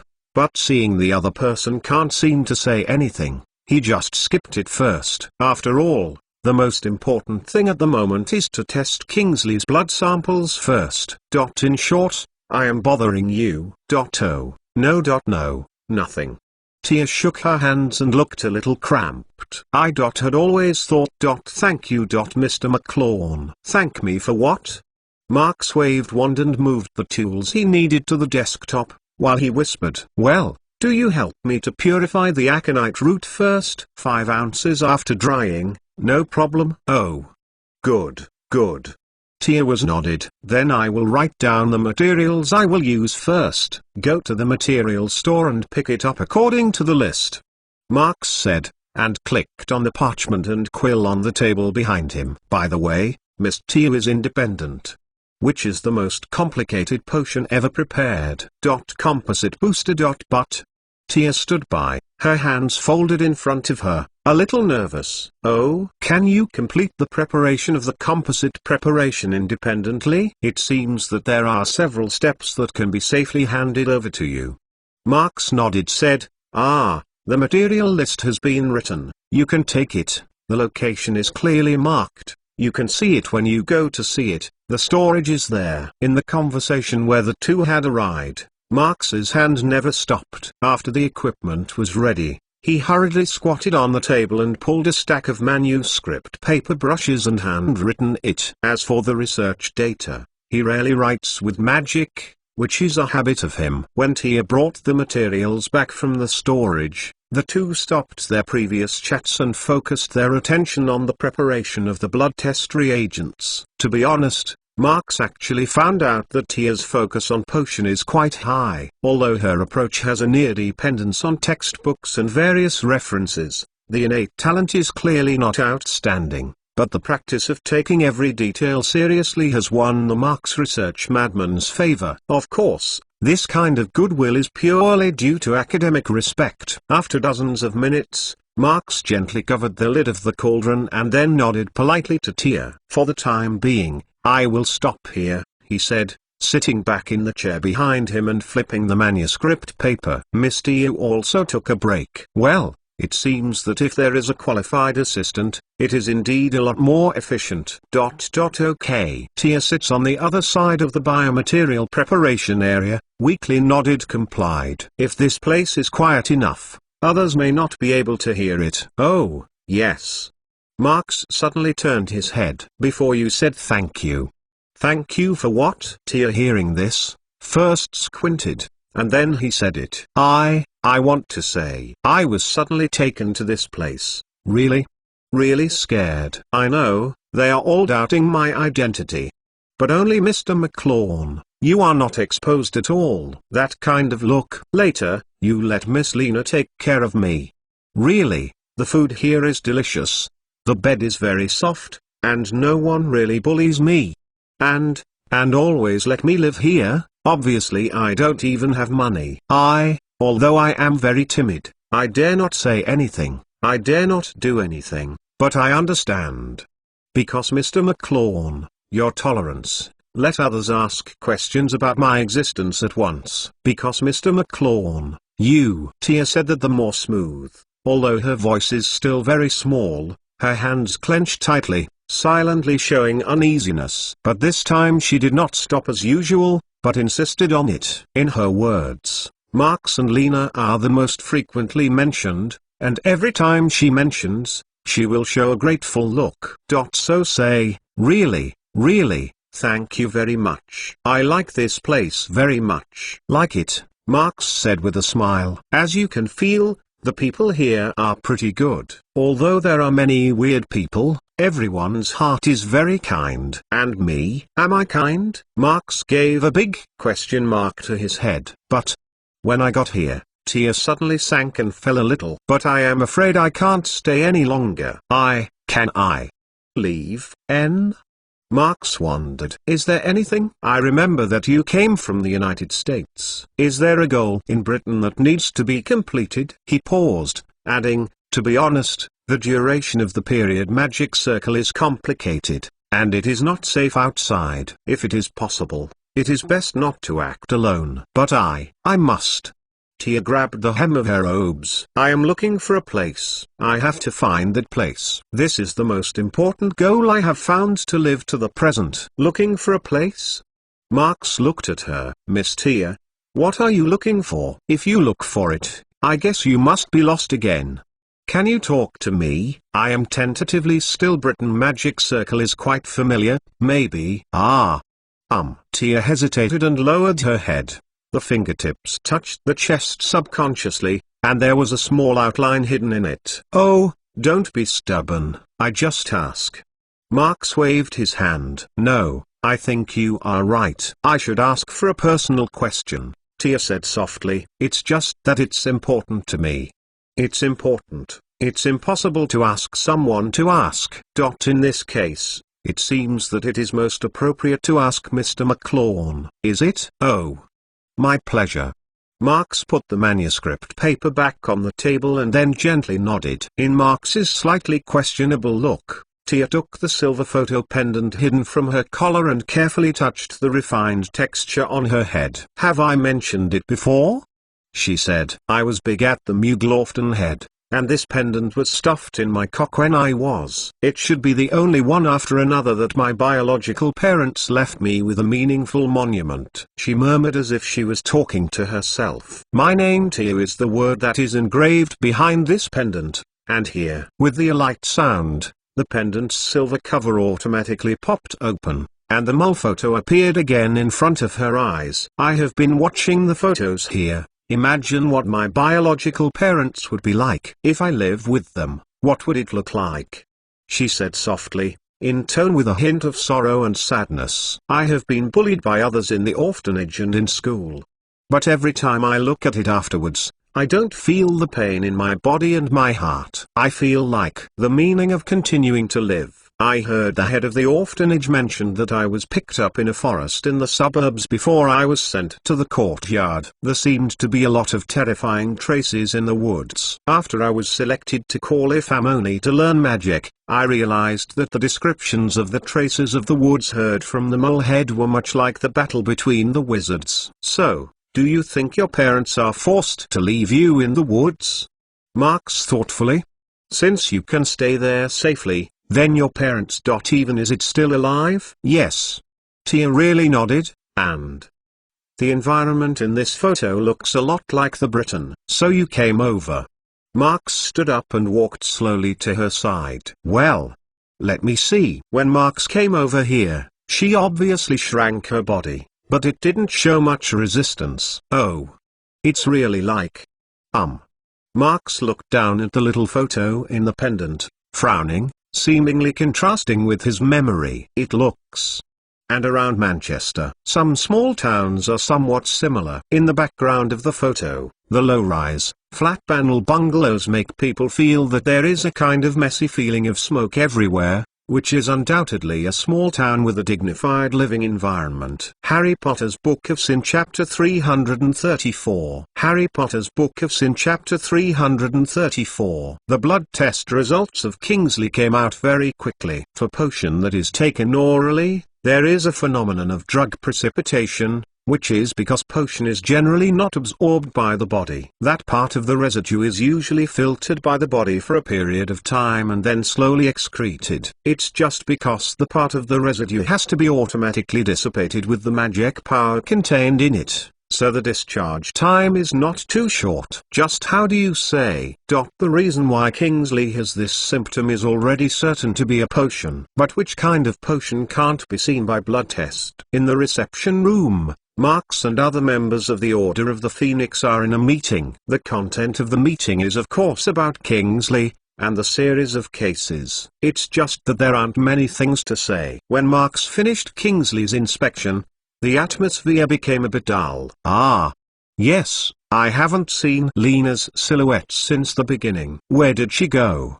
Mrs. Weasley's sudden opening broke the stiff atmosphere. Oh, I asked her to go to Sirius, and I should be back soon.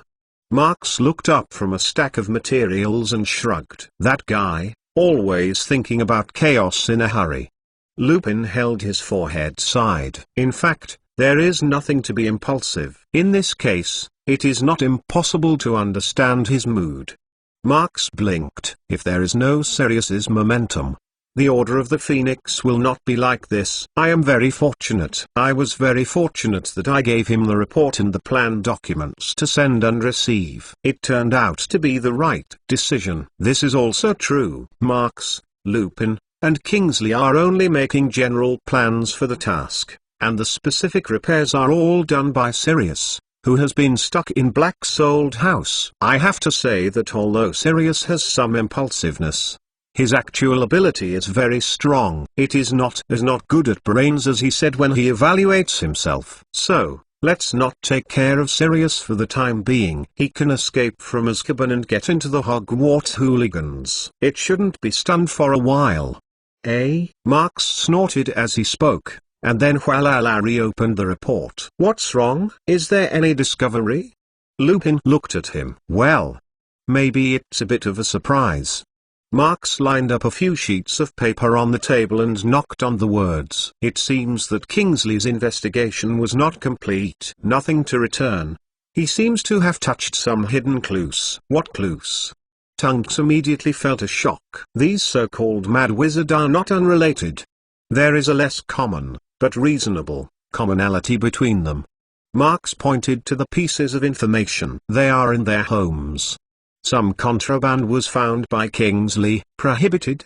Lupin bypassed the long table and came to Marx, looking down at the paper. Yes, Marx clicked on the paper on the table. Wind snakes, ancient flowers, necklaces with curses, and blood-melting powder. These are all within the scope of the Ministry of Magic's prohibition of buying and selling. You mean there is a dark wizard to contact them, and then sell the diseased potion to them?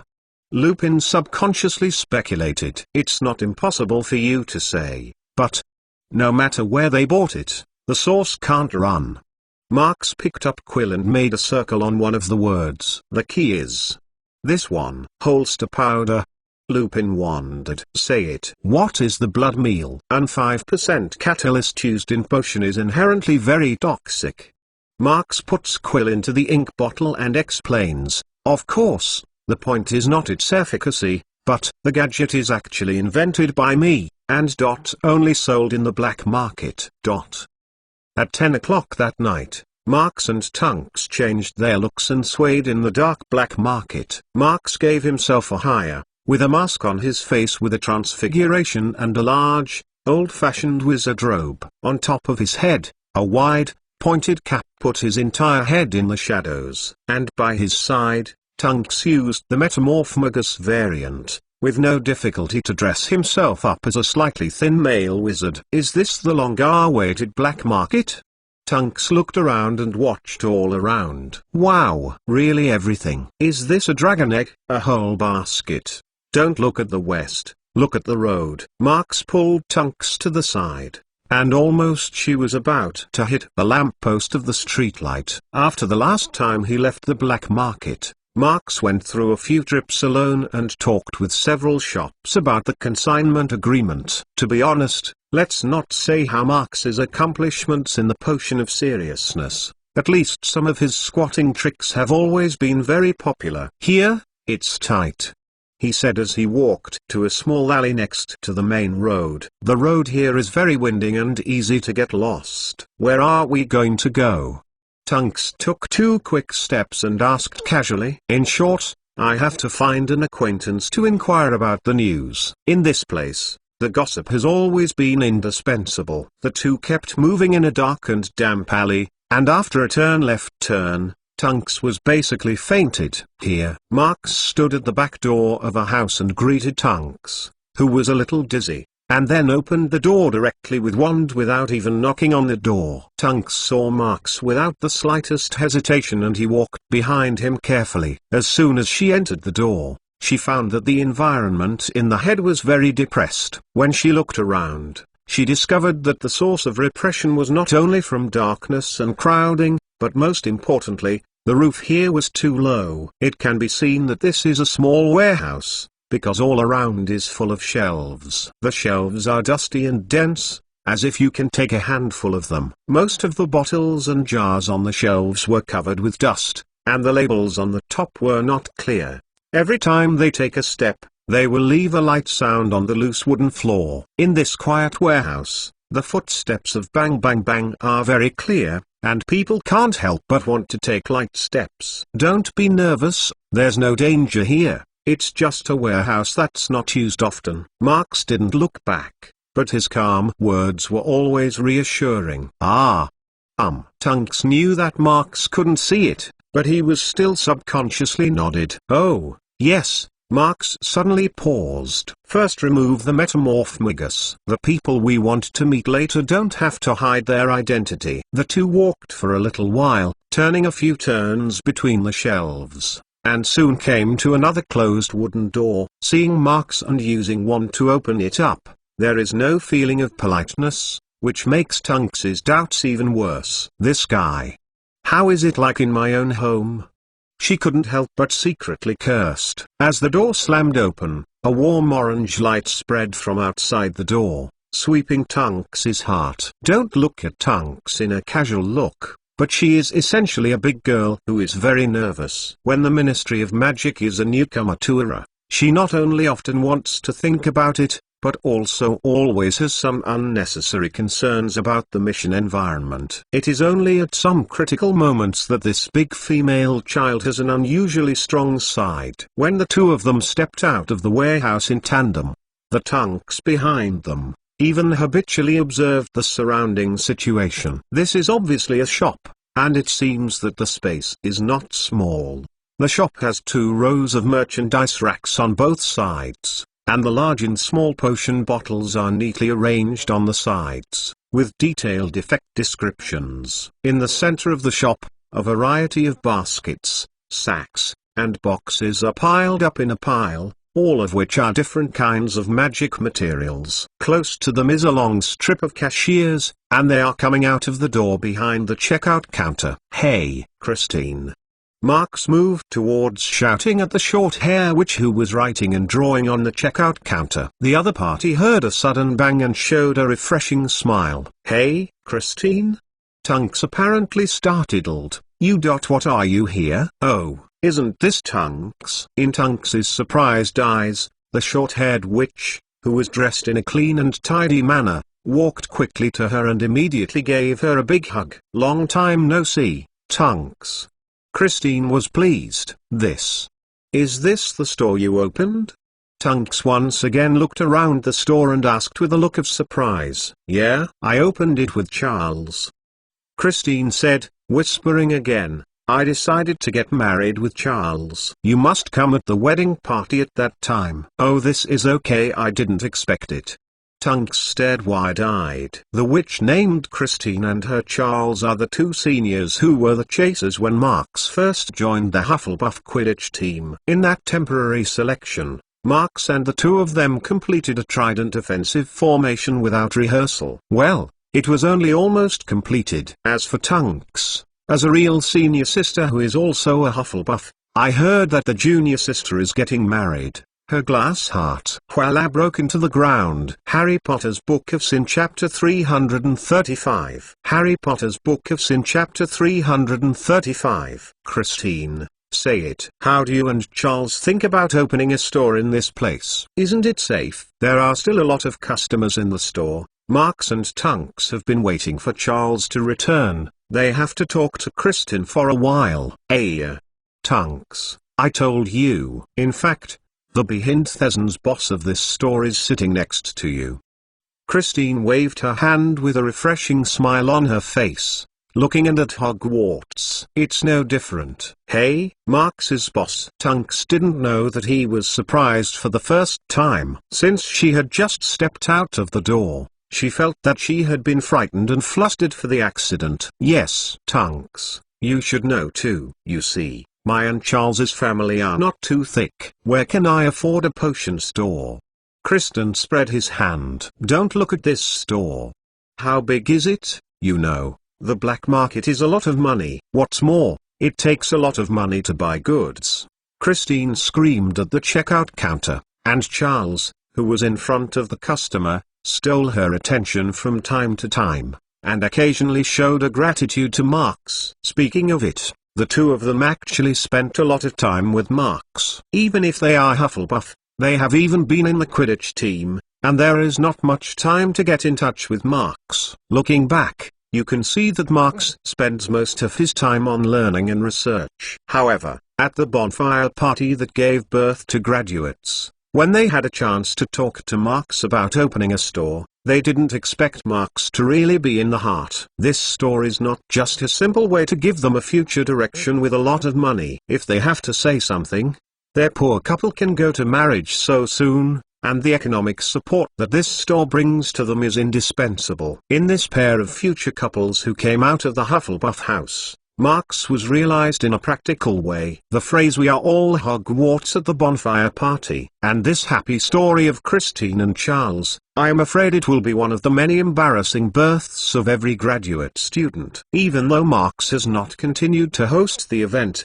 his name, as the pioneer of the event, has been engraved on the banner of each farewell party. A lot of things, maybe the purpose behind it is not pure, even the process is full of dirt. But as long as the final result is good, then what is the relationship? In the middle of the conversation, Marks smiled at the faint warmth of the store with a smile, and thought in his heart, "So, is the situation in the black market actually worse than the outside?" After a little chat with the three, Marks got some pretty valuable information from Christine's mouth. This is also true. If you want to know about potion-related news, it is a good idea to ask the operators of Potion Shop directly. Yes, as far as I know, there are already more than a dozen wizards in the black market suddenly going crazy.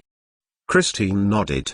But I think you know that the crazy wizard is no big deal, because you can't use the spell. So, although there were a few minor messes, it was quickly solved. Marks was nodded, and then asked, "I have already identified the reasons why the wizard went crazy. Most of it is because of taking some kind of potion. What clues do you have here?" "Well, at least the suppliers in our store have no problem." "Ah," Christine said, suddenly paused, seeming to recall something. "What's wrong? Do you think of anything suspicious?" Tunks couldn't help but ask. "I remember. Probably 3 or 4 days ago, there was a spirited guy passing by the store and knocking over the can when I was standing outside." Christine recalled. "At the time I thought it was estimated to be drunk. You know, this is quite common." She is paused and emphasizes, "But now I want to come. The state seems to be like the madman wizard when it is not mad." "Is there any problem with that guy?" "I watched him swaying forward and whispering something in his mouth." Christine thought about it carefully, and then she nodded. "Yes," he said. "Goddess, my goddess, no one can touch apostrophe." "Well, probably something similar. Goddess, no one can touch?" Marks repeated these words and wondered in confusion. In fact, I am not sure, maybe it is just a drunk guy."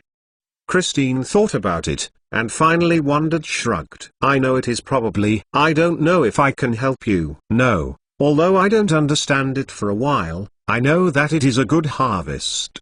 Marks came back to his senses, and then smiled and waved. After that, the trio continued to talk for a while, and Marks left with Tunks. "Marks, I didn't expect you to always be busy with yourself, actually doing such a good thing." On the side of the road, Tunks followed Marks and said casually, "Well, my student is a student. I can help you with a hand. Anyway, it is a mutually beneficial thing. I just missed someone. I am not worried about finding someone else," Marks said with a smile. "Hey."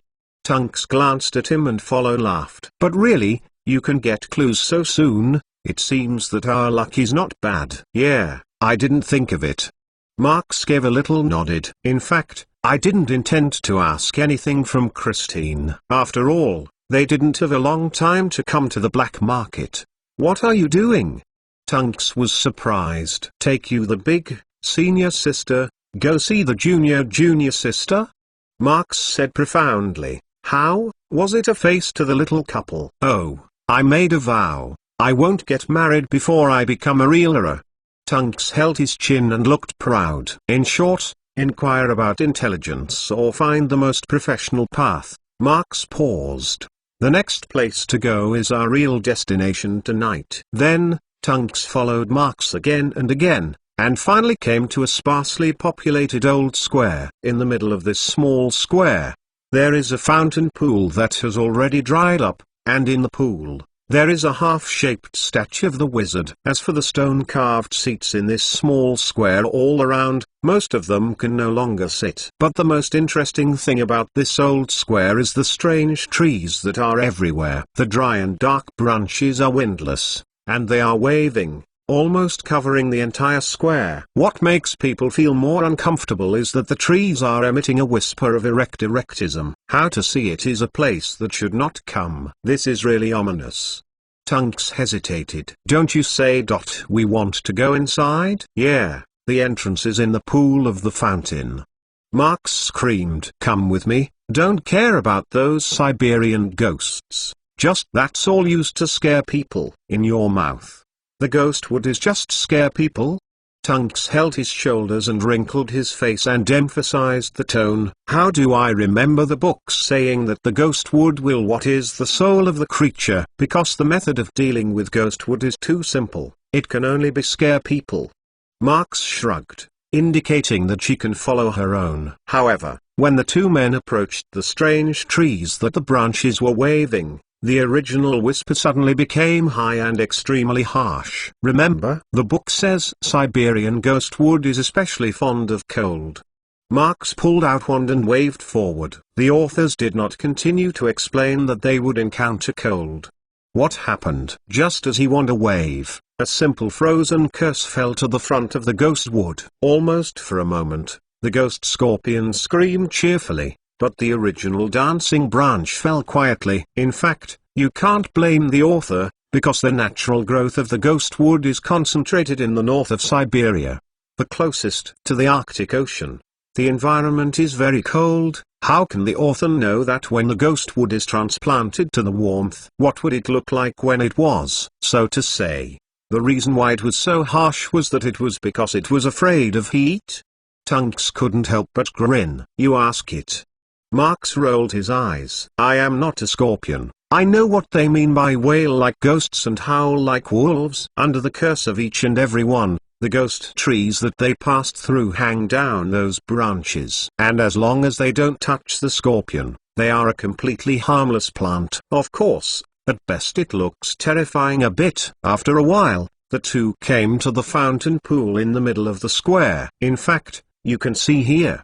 The dry pool is full of dirt underneath, it looks very dirty. And part of the collapse of the statue of the wizard collapsed into the pool, and the broken stone fragments almost scattered a pool. Marx pointed wand at the head of the statue at the bottom of the pool and gently swung it a bit. The next moment, the eyes of the stone statue's head were suddenly filled with grey rays of light. Member code, Silver Eagle 991. He whispered. Harry Potter's Book of Sin Chapter 336. Harry Potter's Book of Sin Chapter 336. Member code, Silver Eagle 991. Just listening to the Marx voice, the long-destroyed wizard statue suddenly fell into the space of time elapse, and a piece of stone fragments flew back to where they should have, and gathered in a blink of an eye. It's up. When a faint glimmer of light passes by, the entire statue reparo, and people can no longer see what it was like. Welcome back,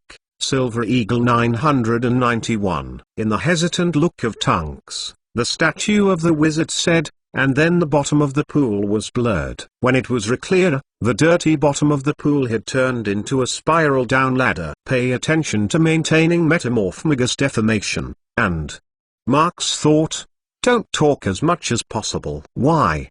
The Tunks probe looked down and found that the underside of the ladder was completely dark. In short, don't talk. Marx shook his head. You don't want to have a relationship with the guys below. After all, he lifted his leg and went inside the pool. Seeing that he stepped down the steps step by step, Tunks didn't think much about it, and he quickly followed. This spiral-shaped ladder is very long, and without going a few steps, nothing can be seen around. Marx lit the wand in front, and the two walked down the light, part R. This down channel gives people a very narrow feeling, at least the big man like Hagrid is absolutely inaccessible. In fact, Tunks wants to ask now, where is the place to go? But because Marx just reminded her not to talk, she had to close her mouth. After a further distance down, there was a bright light in front of it. And the next moment, the light of light quickly spread the entire field of vision. Sir, is it 2? When Marx talked softly with a waiter, Tunks stood behind him and carefully looked at the upscale hall on the ground floor of the old square. Yes, if you want to use words to describe this, then the word high grade is none other than. The hall does not look gorgeous. On the contrary, the surrounding layout is not black or white. Although it is quite spacious and comfortable, it does not have any complicated design. On the left side of the lobby for the reception of guests, there is a cafe-like leisure space, and there is also a bar at the door, and the bartender standing inside looks a little idle. On the right side of the hall, there is a corridor, and a separate private room. There are not many people here. Just as Tunks sneaked into the mysterious wizard on the left, Marx screamed at her and took the lead to the rest area. 2 glasses of ice water. As he passed the bar, he ordered a little bit of an unforgettable drink, then took Tunks and sat down towards a round table where someone was already sitting. Tunks was probably a little uncomfortable with the atmosphere here, sitting next to Marx. When the two of them fell, the other 2 guests who were sitting at the table didn't react much. They just stopped the conversation for a while and looked at the 2 strangers in front of them. Do you have any interesting topics to talk about? Marx asked calmly. Originally sitting on this table is a man and a woman. The witch looks a bit tall, sitting on a soft sofa, giving him a lazy feeling, while the witch is wearing a little high. The skin is delicate and white, and at first glance it is very well maintained. Good kind. The appearance of these 2 wizards seems to have not been covered, but anyone who has arrived here knows that 100% is fake on the surface. Probably because of the rules here, Marx and Tunks are in a rush, and will not cause resentment. After all, the people who come here are actually similar in purpose. This is a high-end information exchange club in the black market. The selection of members is very strict. Marx, if not in the relationship with the Werther family, may not be able to find the way so quickly. It's not the one-person thing. Recently, the Britain Magic Circle has a lot of safety. But everyone knows that this silence is only a moment. It is the calmness of the wind and rain before that's all. When I heard Marx ask the graceful answer with arrogant witch, it can be seen that her eyes only stayed on Tunks for a few seconds and she fell to Marx. Obviously, Tunks's nervous look did not leave her a valuable impression. That man. Marx gave a little nodded. There are now the 2 of Hogwarts. At least he is afraid to just sneak out. Violent wind and rain if you don't come, it's a matter of the future. Anyway, there are only a few small storms left. Those who fight and kill, although they can't get into me for a while, but sometimes they are awkward. The wizard took the eyelids. For example, the group of goblin in Gringotts is a bit uneasy. What is the point? Isn't that person like to engage in this hand? Marx shrugged said. The same was true of the last time I provoked the war. I pulled the giant and werewolf in unscrupulously, when the tool called. He paused and chuckled. This time too. Don't say goblin. As far as I know, he has been in contact with vampire, but the results don't seem to be as good as he imagined. Is it? The witch seemed to be interested in this. Responsive? Of course, Marx said casually. In recent years, the relationship between vampire and wizard has become closer and closer, and I have some business on hand that is related to vampire. This is really. The wizard touched the beard on his lips, thoughtfully. But these are not really anything. The focus is on the wizard. Marx turned the topic naturally and put it on the purpose of his trip. Isn't it some madness recently? I think this is mostly with that. People can't get away with it. The wizards that appear in this club are almost always with the source of information. Marx stayed with Tunks for hours, changing from this table to another table, and exchanged information with many widows who didn't know each other. When they left here and returned to the black market, Marx had several clear and effective clues on his hands. So, what are those people? Tunks followed Marx out of the abandoned plaza, which was full of ghost trees, and finally couldn't help but ask, "Who?" Marx laughed. "I know, it's not ordinary people anyway." Tunks rolled his eyes. "Ordinary wizards are not as strong." "In short, isn't it enough to get enough?" The two talked casually, and unwittingly came to the destination of intelligence, the most comprehensive lighthouse in the black market. For Marx, because there aren't any very unusual things in the shop and the shop here, I bought some ordinary goods that are not easy to find outside, so he really didn't come here. But in the depths of this Steeler area, there is actually a small rental house for accommodation. And the people they are looking for live in this rental house all the year round.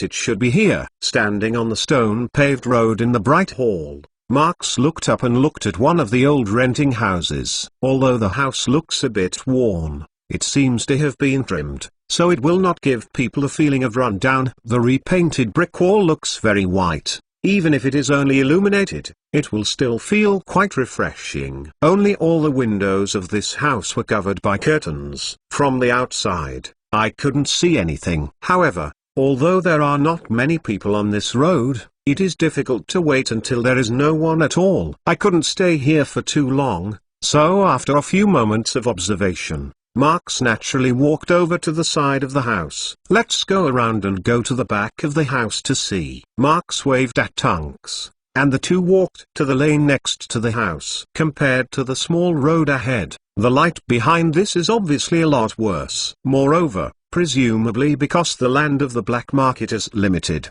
these houses are very tight, so there is no door and window behind the house. It is completely a mottled wall full of moss. "Wait for me a bit," Marx said, pulling out the wand against the wall and releasing a small spell for exploration. As magic power feeds back the information a little bit, the area near the house is quickly formed in Marx's mind. After discovering the situation in the house, he bent down and tapped on a brick near the ground, then made a pulling action with the wand, and the wall tile was silent. The ground was taken out. Then he pulled out a few bricks from the brick hole until the brick hole was completely open to the house, and it was straight up again. "Would you change animagus?" Marx asked back. Hey. No, no. Tunks shook his head. "Then wait here. I will go in myself." The words have not finished. I saw his body slammed, causing Tunks to look down. But she did not expect that Marx's animagus form was not only small, but also fast. She had only had time to see the bricks and caves. There seemed to be a blue shadow flashing through it, and there was no time to see what it was. "This guy. Is there anything he can't?" Tunks knelt down and stared at the hole and made a face. Harry Potter's Book of Sin Chapter 337. Harry Potter's Book of Sin Chapter 337. This is undoubtedly the most chaotic living room Marx has seen so far. All the furniture has been pushed to the ground. The tapestry, which should have been hung on the wall, has also been torn and randomly scattered in the corner. The place where Marx came in was just the dining table of this living room, and his feet were full of all kinds of ceramic tableware that had been crushed. It can be seen that there has been a storm-like destruction here. He groaned around and found a photo frame that had been touched on the wall. After straightening it up, he took a closer look at the photo behind the broken glass. In the magic photo, a young couple of wizards are standing calmly together, both in appearance and in dress. Only occasionally, that's all. Occasionally, the wife will look at her husband and quickly remove his gaze. The kind of look she had when she peeked at her husband made Marx feel a little hesitant. All in all, this doesn't look like a normal couple. In terms of intelligence, it should be that this male wizard is right. Marx gave a little nodded. His eyes left the photo frame, and once again looked around this living room like a hurricane, but did not find anything particularly strange. Or maybe it's so messy. Will there be more strange than this? Of course there is. When Marx walked forward a few steps, his feet suddenly stopped because he seemed to hear a very weak voice. No, it was two. Above. Marx subconsciously glanced at the ceiling, and the side ears pursued the two sound lines that seemed to be absent. But in the next moment, the voice disappeared extremely sharply. With a little thought, He lifted his leg and walked up the stairs on the side of the living room. At the same time, he passed the previous information in his mind. In fact, living here is a very ordinary couple. The husband works in a medium-sized employment team in the black market, as it should be by rights. The tasks in the black market are mostly not serious, and the wizard in this line is naturally not going anywhere. However, his wife is a woman who is gentle and weak, and even the monks are not smooth. Although it is not clear how the couple came together, the life between them is not difficult to imagine. The husband left early and returned late because of his livelihood, and he could only stay with his wife and guard the family alone. Because the husband's strength is not enough, the completion rate of the task has not been high, so the money earned and the energy paid are totally different. Excessive pressure has made her husband increasingly jealous, and their husband and wife have never had their own children. It's just that this family is different from other old-fashioned stories. Although her husband has a bad temper, she has never had a fight against her wife. As far as the providers of intelligence are concerned, this is a small family that is difficult but very stable. However, not long ago, the family suddenly collapsed. First, the husband was sick, and the mind began to groan, and he could only lie in bed all day. And by losing the only source of income, life becomes more and more difficult. In order to maintain her life, the wife sold her father's house to their house and then moved to the rented house with her husband. Although the renting in the black market is not cheap, she can't move her husband out. This is because the husband worked in the black market's employment team for so long, and was included in the list of dangerous people by the Ministry of Magic. Even so, the bad luck of this family has not left. After a certain period of time, the husband, who was only a daze, suddenly attacked his wife. In the time when his wife was fainting, he ran into the black market and even led to the black market order maintenance team. That should be the first time that this man has symptoms of crazy. After that, his wife took a lot of effort to get her husband back home, as if to find someone to cure his husband. She could go through several useless tossing back and forth, and she eventually imprisoned her husband at home. At that time, the provider of the information told the story to Marx in the form of a chat, some of which were clear, but they could not help but doubt the truth. But for Marx, the key point of this story is not the warm and sad background, but the follow-up of this story. Because this is a story with a headless tail. Just a few days later, it seems that everything has settled down. When the husband went out to work again, he was still early and late, and even seemed to be more active than before. The wife is still as usual, taking care of her family affairs during the day, leaving a light for her husband at night, waiting quietly for her husband's return. It was as if the nightmare day was so inexplicably over. What happened to this? Is there any good potions grandmaster who cured her husband? Or is there another reason? Marx took her curiosity and gently walked up the stairs to the upstairs. Standing in the corridor on the second floor, he sensed it and quickly found that there was a regular fluctuation in the room on the left side of the stairs. Silence the mantra. He stood in front of the door and confirmed it, and it was nodded. The faint voice just now is that the swearing curse is dying, and the sound suddenly disappears. It must have been added to one. After habitually confirming the touch of wand in his hand, Marx tapped the door handle with the tip. The door opened silently. The first thing he saw was a double bedroom that was more messy than the living room. In this bedroom, the puzzling scene is quietly staged. On the bed in the bedroom, a man in a pajamas was tied to a rope with a spell, and his mouth was awkward and his face was awkward. On the floor next to the bed, a woman was kneeling there, and the ground was covered with a brown potion bottle. Her expression looked arrogant, holding the same potion bottle in her hand and pouring it into her mouth. At this moment, Marx's reaction is not unpleasant. I saw him sticking out a wand and the power of the levitation charm was immediately applied to the woman. Later, he gently picked the wand, and the potion bottle in the woman's hand steadily floated in front of him. There was even a half bottle of potion inside, and no one sprinkled. The woman who lost the potion bottle, the eyes looked even more violent, but under the control of Marx, they could not move half a point. Marx ignored the woman, and he quickly reached out and grabbed the potion bottle into his hand and swayed under his nose. As the nose moved slightly, his levitation charm was ineffective for a moment, causing the woman to sink a few inches. The next second, Marx's eyes flashed a glimmer of shock. What surprised him was not the loss of his own moment. Although the potion that can make people feel scented by the smell is very powerful, it still does not shock him. What surprised him was that the effect of this potion caused him an inexplicable doubt. Is it a sense of disobedience, or is it familiar? Marx couldn't help but frown. This feeling always feels.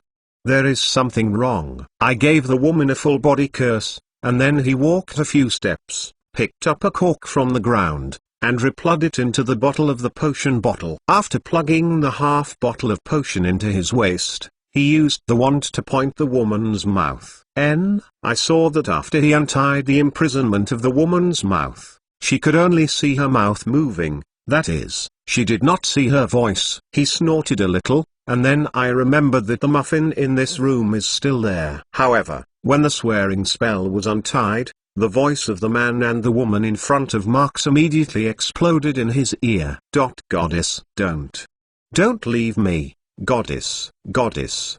Please forgive your servant. Although the shouts of the two men seem to be full of passion, but the content is extremely monotonous, nothing more than a few words to say upside down, but it is a bit noisy. Only those who have lived in Black's old house have already been immune to this irritating wail like ghosts and howl like wolves. Marx just listened to their shouts and frowned. At this moment, I only heard a sudden burst of power in the room, followed by lightly exclaimed, I just heard a screaming scream on the second floor, and subconsciously disapparition came in.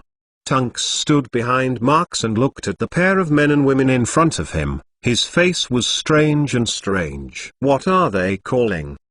Goddess? Well, goddess. Marx nodded, and he gave the two men a full body curse, and the whole world was quiet. Although I don't know what the goddess they are calling, it must be related to this potion, he said, using his foot to dial the empty potion bottle on the floor. Or, this should be a symptom. Is that kind of potion?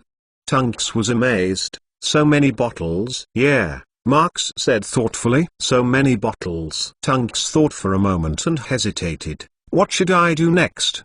Do you want to take them away? There is probably nothing to ask at the moment. Then you can only take it away, wait for it to go back. Huh? He was planning to put a disillusionment charm on the couple, but when his gaze passed over the wife's face, the movements in his hand stopped. What's wrong? Tunks was puzzled. Marx didn't answer. He just looked at the woman's eyes, as if to prove the guess in his heart, and reopened the face's imprisonment for her. You who? A soft but calm voice rang out of her mouth, causing a change in Marx's expression. Good evening, Miss Becky. I am not offended at this late night, and I am offended. Harry Potter's Book of Sin Chapter 338. Harry Potter's Book of Sin Chapter 338. Good evening, Miss Becky. I am not offended at this late night, and I am offended. No, please call me Mrs. Longman.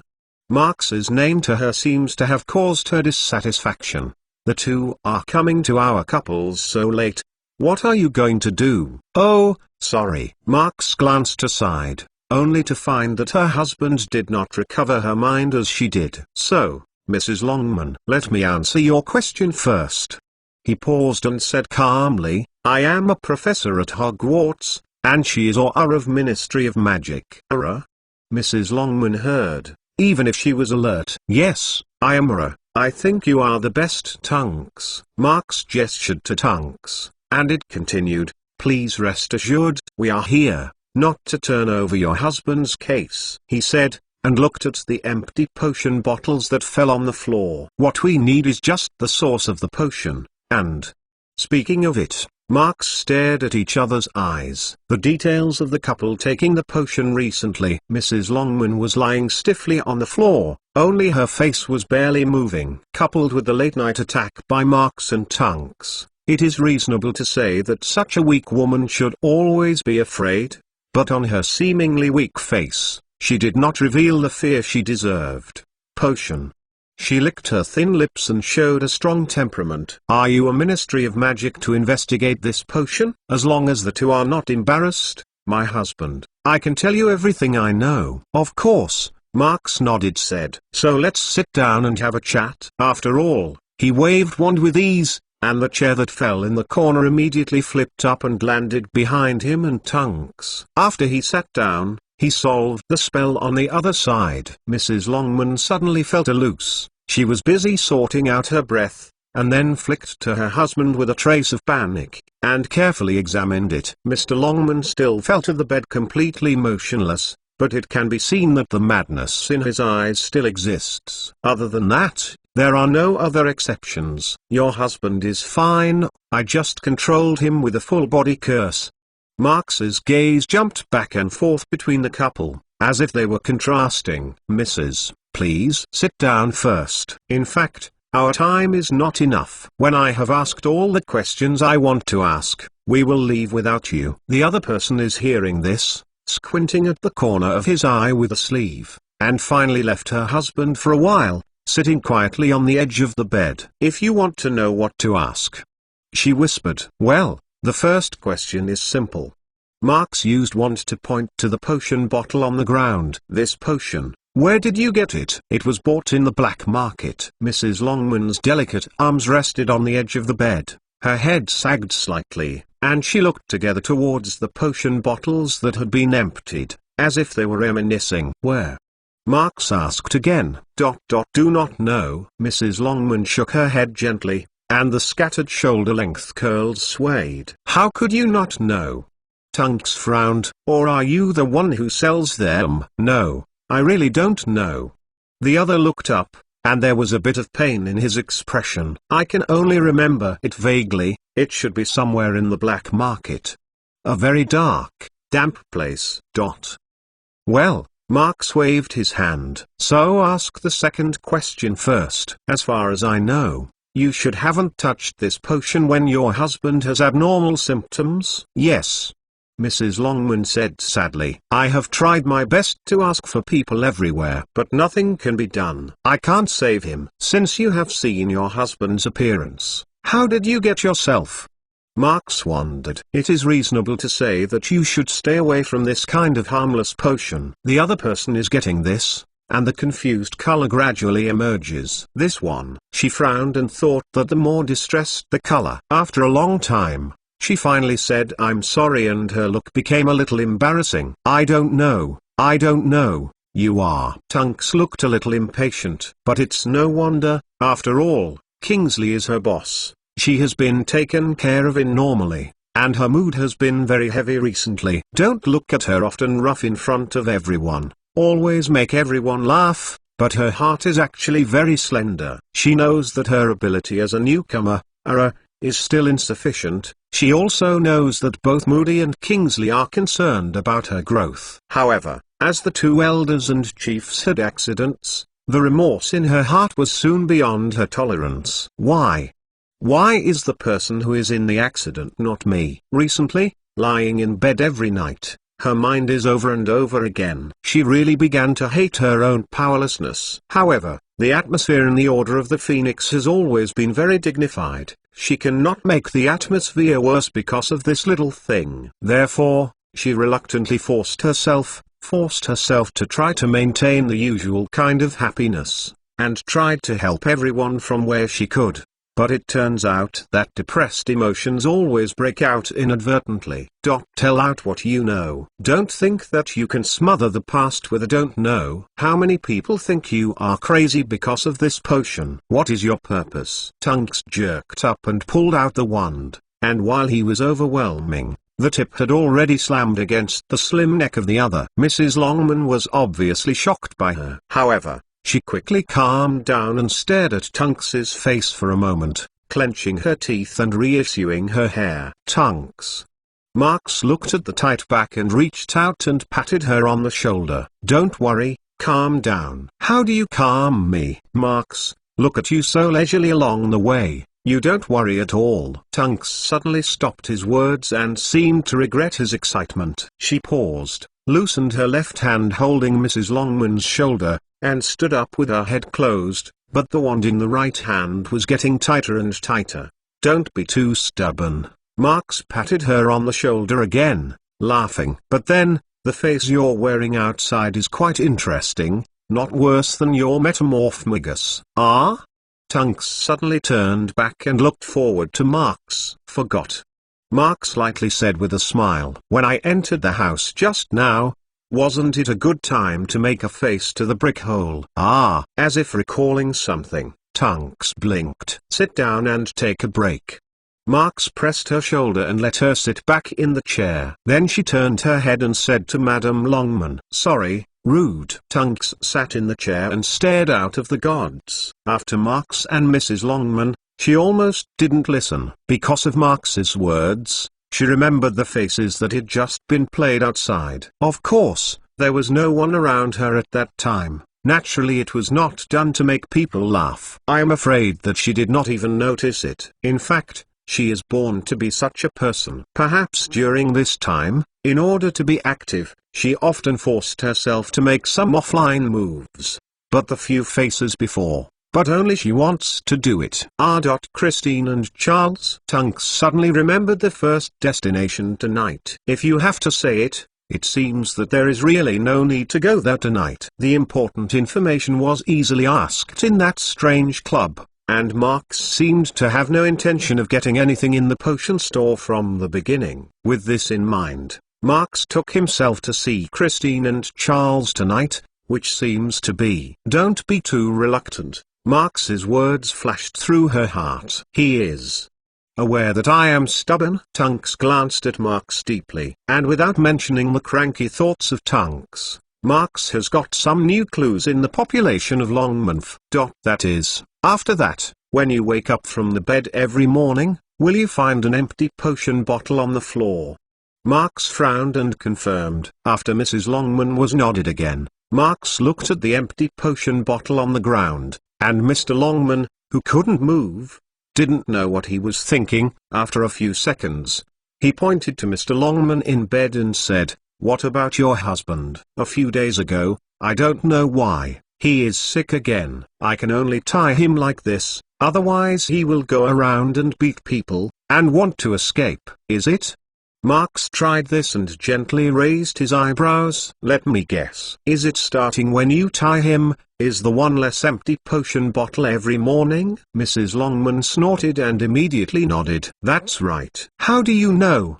she asked as if she was slightly surprised. Marx didn't answer her question, just thinking about it. For a time, Messie's bedroom was quiet, and only a few breaths were intertwined and unspeakable. After a while, Marx suddenly stood up and walked over to pick up a potion bottle. He rubbed the clear bottle with no label attached, and his eyes looked a little deep. "This potion is really interesting," he murmured. Harry Potter's Book of Sin Chapter 339. Harry Potter's Book of Sin Chapter 339. In the last few hours of the night, Marx spent the old house in black.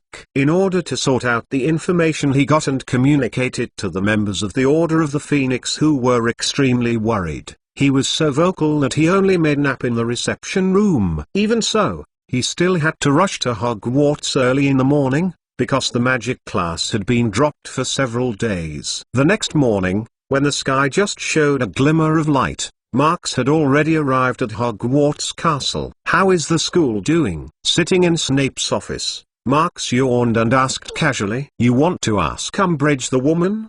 Snape squinted and dropped the book on his desk. "She got a position from the Ministry of Magic, the senior investigator. Nothing else in the other professors. The class is so swaying, it's annoying." "What did she investigate?"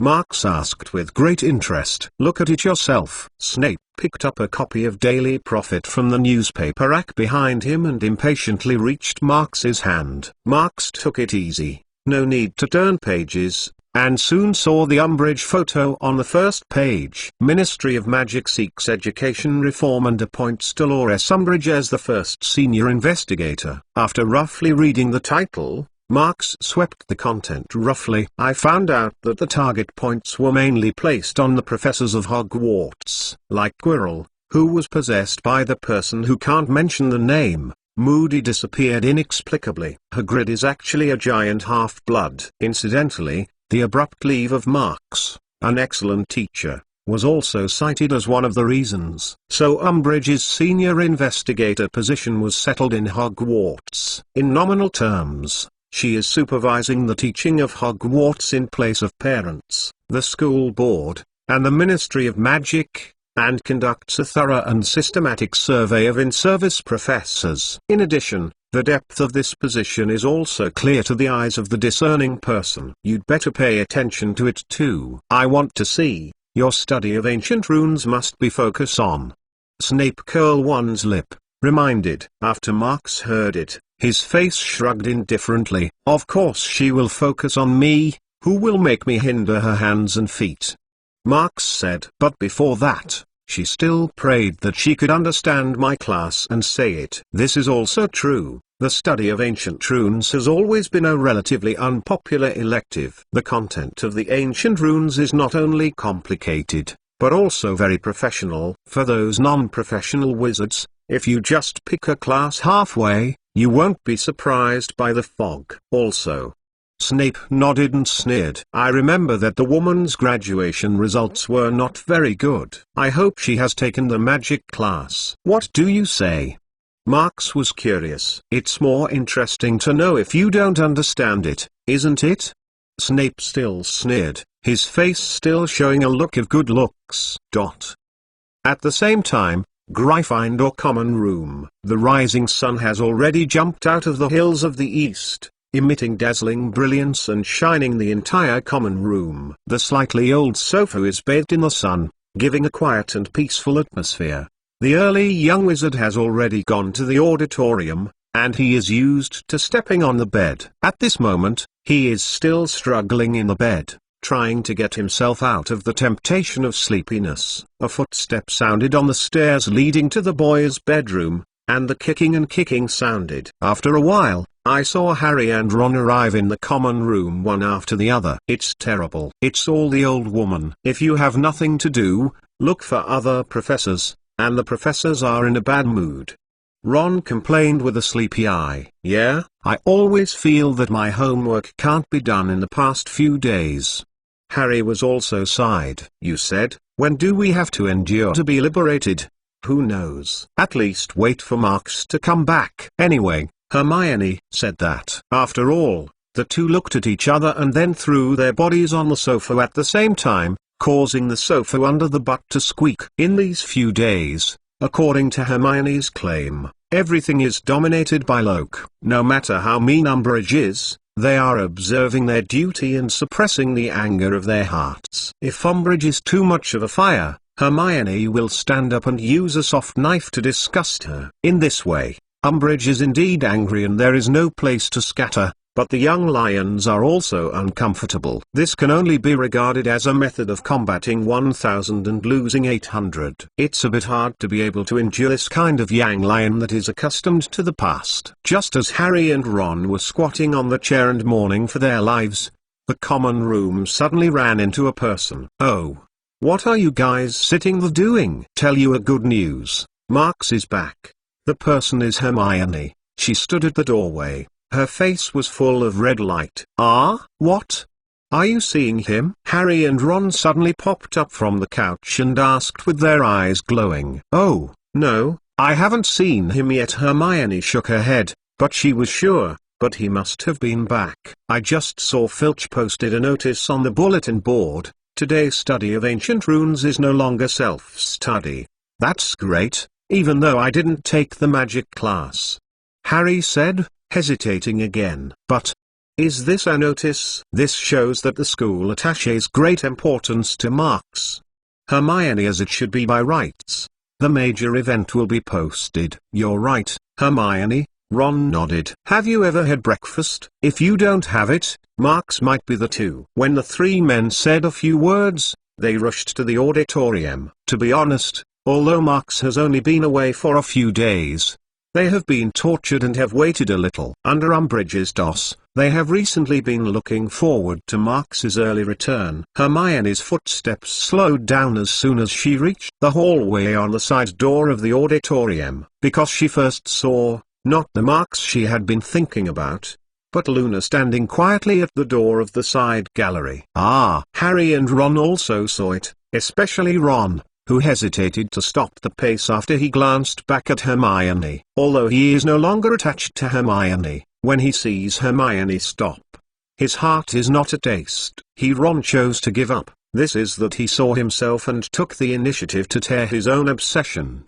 and Hermione chose to insist, even if he knew the hope, but still encouraged himself to move forward. Ron sincerely admires Hermione's courage, a kind of courage that he probably can't match in his life. It is because he has not grasped the prison, so he is more envious and more yearning. At the same time, I also hope that Hermione will not be disappointed by her own efforts. As for Harry, he has always been aware of his feelings, and he seems to have never understood the inner struggles of these two friends. Stepping forward slowly, Hermione stood in front of Luna and blinked her eyes. "Good morning, Hermione." Luna took the initiative to open his mouth and greeted him. Hermione groaned and then nodded a little. "Good morning," she said. "Yes. Is waiting for Marks?" "Hey?"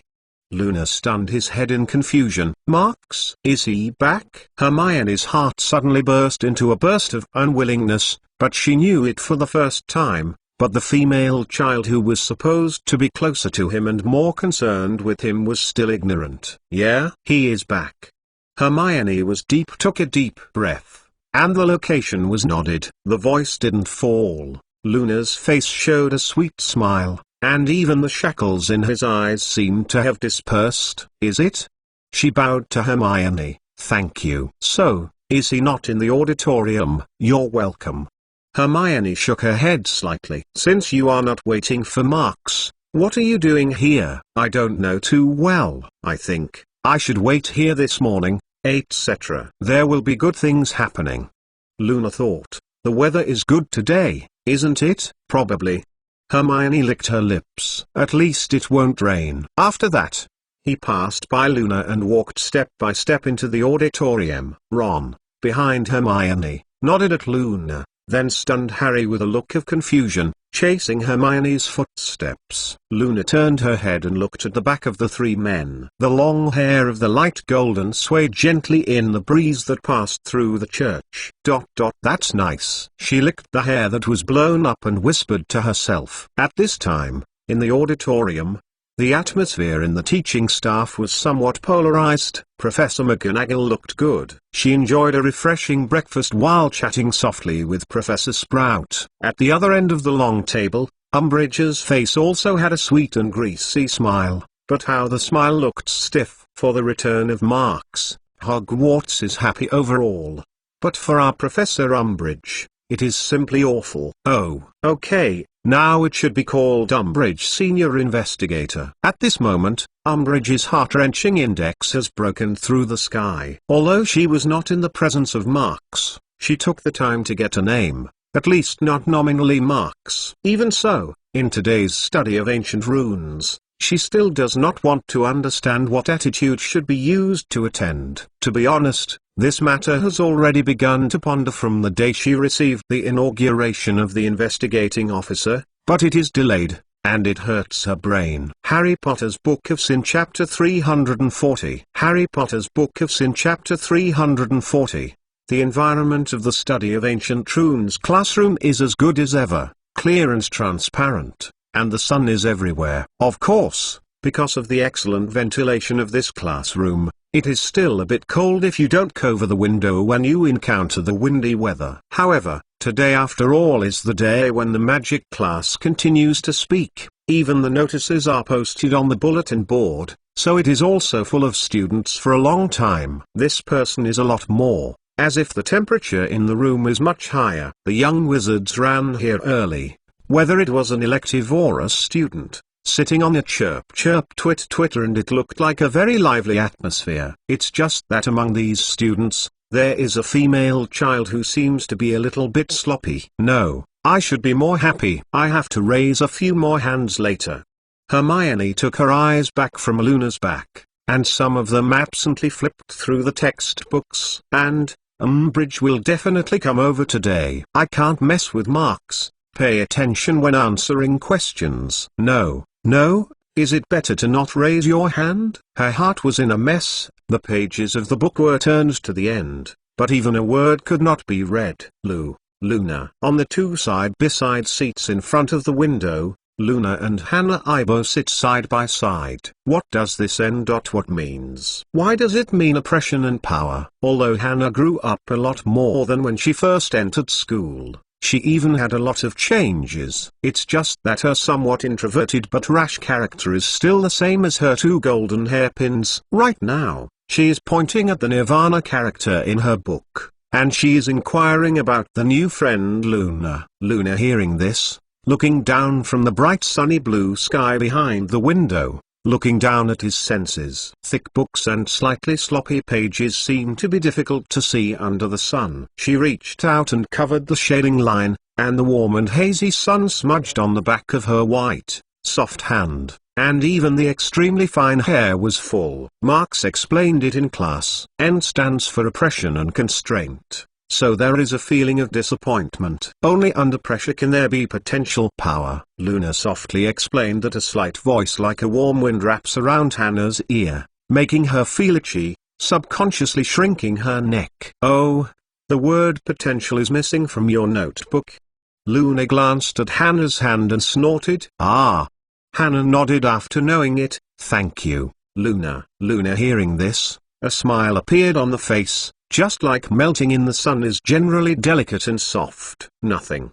She shook her head. By the way, Harry and Ron both want to come, but they have to go to divination in this class. Although they are not happy at the bottom of their hearts, they can choose their own. No, right? At this moment, the bell rings from the class, and it will take a few minutes. Suddenly, the buzz in the classroom slammed silently. The young wizards, who originally focused on books or outside the window, looked up, but did not find Marx's silhouette. Probably the number of recent occurrences is too much, so when everyone did not see Marx, they habitually turned their heads and looked at the last side of the classroom. Sure enough, Umbridge is here. She is still wearing the pink and tender costume that only the young girl will choose, and her face still has a sweet and greasy false smile. At this moment, she was sitting down on the last chair, and then put the tablet that had been brought around for a few days on the legs that were close together. Considering that this small classroom is already full of people,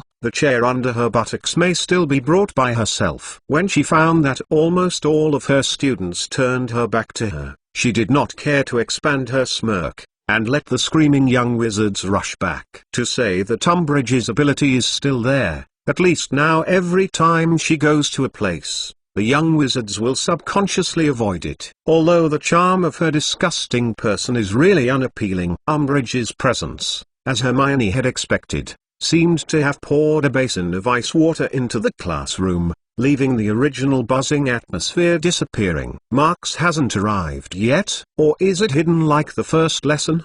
Hermione couldn't help but feel worried. It's definitely not a good idea to play a trick. That guy must be prepared. Marx certainly didn't have the interest to come again. He just simply stepped on the ring into the classroom. Ding-ling-ling. In the sound of the bells, everyone suddenly felt a shock, and everyone's eyes gathered at the door of the classroom. Part A. At the moment when the ringtone will disappear, one foot stepped on the floor of the classroom. Then, in everyone's gaze, Marx walked through the door with a hint of smile and walked to the back of the desk. He gently placed the textbook in his hand on the desk of the desk, and then naturally looked around the classroom. Isn't you seen it for a few days? Everyone is doing well? Marx greeted. I remember that I had let Filch post a notice before I took time off, so that everyone would not be self-study. Of course, even when I was writing this textbook, it was already very subtle. In order to limit the length of the text, there is always a detailed. So, let's take a look at the next lesson. Having said that, he paused a little and was about to start the lecture. Umbridge, who can be behind, has been lightly coughed and stood up. McLawn, cough. Professor McLawn. Umbridge reveals the softest smile that he thinks is self-righteous. Maybe you wouldn't mind me reminding you, as a professor at Hogwarts Magic School, especially an excellent teacher like you, not only do not apply in advance, but also let students study by themselves.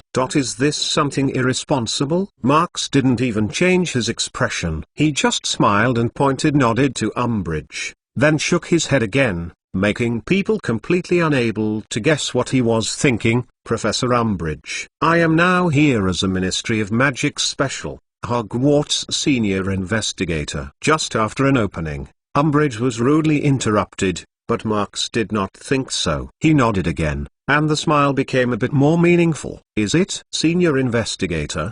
His eyebrows revealed some inconvenience. What is the investigation? In fact, the content of the work is quite a lot. Umbridge suddenly changed into a squeaky voice, so that the young wizards erected a goosebump. For example, the background of Hogwarts teacher, the level of education, whether the content of the class meets the corresponding standards, and so on. Oh, this is really good. Our Ministry of Magic seems to care about the next generation of learning and growth, Marks said, and looked at Umbridge again and again. But the topic is coming. Umbridge reacted the first time and immediately concentrated his attention, always ready to deal with Marks's next rhetoric. But Umbridge is high. Marks almost forgot like it, paused, continued. Senior investigator, I am not questioning you, I just want to know, you are qualified? Is the teacher's teaching level? When Umbridge licked his eyes, the smile on his face was a bit more pleasing than before. If you want to study in-depth academic research, then of course I don't have this qualification. She was a little embarrassed, shyly stroking the hair of her ears. You can teach children magic in school. Knowledge of course is limited, is an enlightenment and guidance. Don't look at me like this. I also graduated from Hogwarts and passed the Newt's exam. If it is the content that should be taught in school, I think I should understand it, isn't it? Her words were obviously prepared, not only well organized, but also aggravated a series of keywords. To be honest, there is nothing wrong with her views, and people who want to pick a thorn cannot pick it up. The more active students in the classroom also saw the spark of the collision between the two professors. They absolutely support Marks, but they can't help but sweat at this time. Of course. Marks nodded. But the magic knowledge is deep and shallow, and it's not good. Just like the fire spell that everyone has learned in first year, it can also incendio. Bang! Marks' wand pointed out the window, and a dragon made up of flames swept past a row of windows. The young wizards were shocked at first, but then they all got excited. This can be the case, Marks said with a smile. Also please. Cough cough. Also note, Umbridge's face was white. Isn't this the content of the study of ancient runes? Although you are not really right. Well, I just give an example.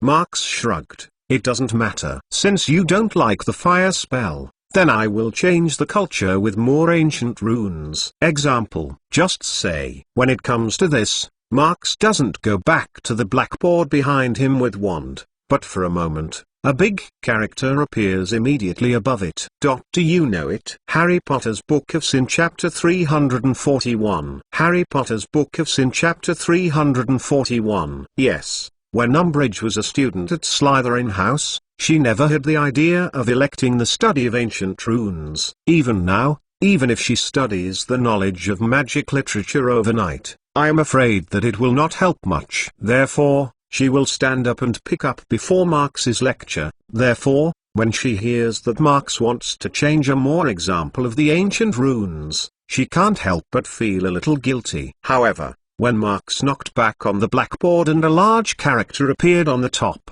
Umbridge secretly sighed in relief. She even felt a little angry. Is this odious little devil looking down on me thoroughly?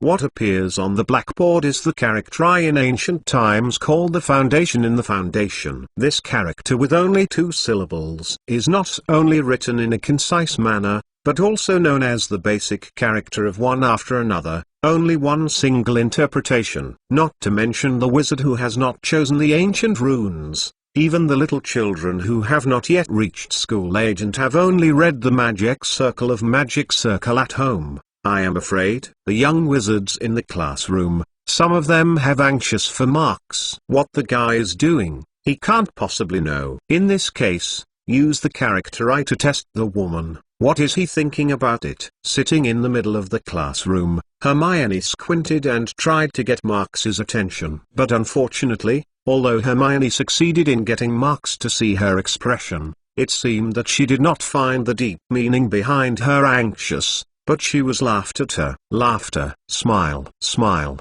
Go with you, HMPH. Hermione gas who don't overdo it. Originally is this way.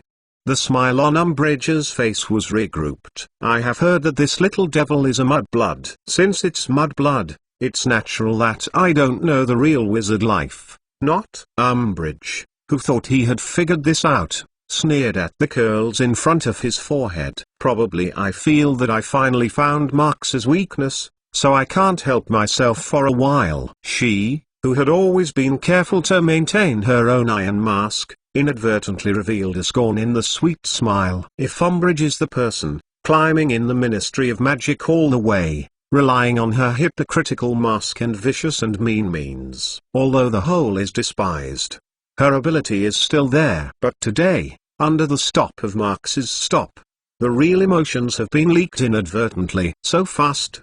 Marx naturally noticed Umbridge's face all the time, but he shook his head. I thought her mask would last a little longer. Marx was thinking about it, but Umbridge couldn't help but speak. This of course I know. How? Is this a problem with the Niven character? For Marx's question, Umbridge cunning and asked back. It seems to want to use the pretending to push off the method, half-masked to lead Marx hook. Can you read it?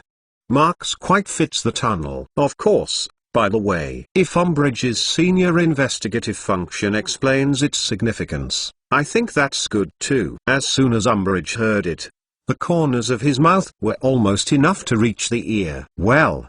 She paused for a moment, and said that she used her sexy young girl voice. It reads Isa, which means ice, and there is only one that represents meaning.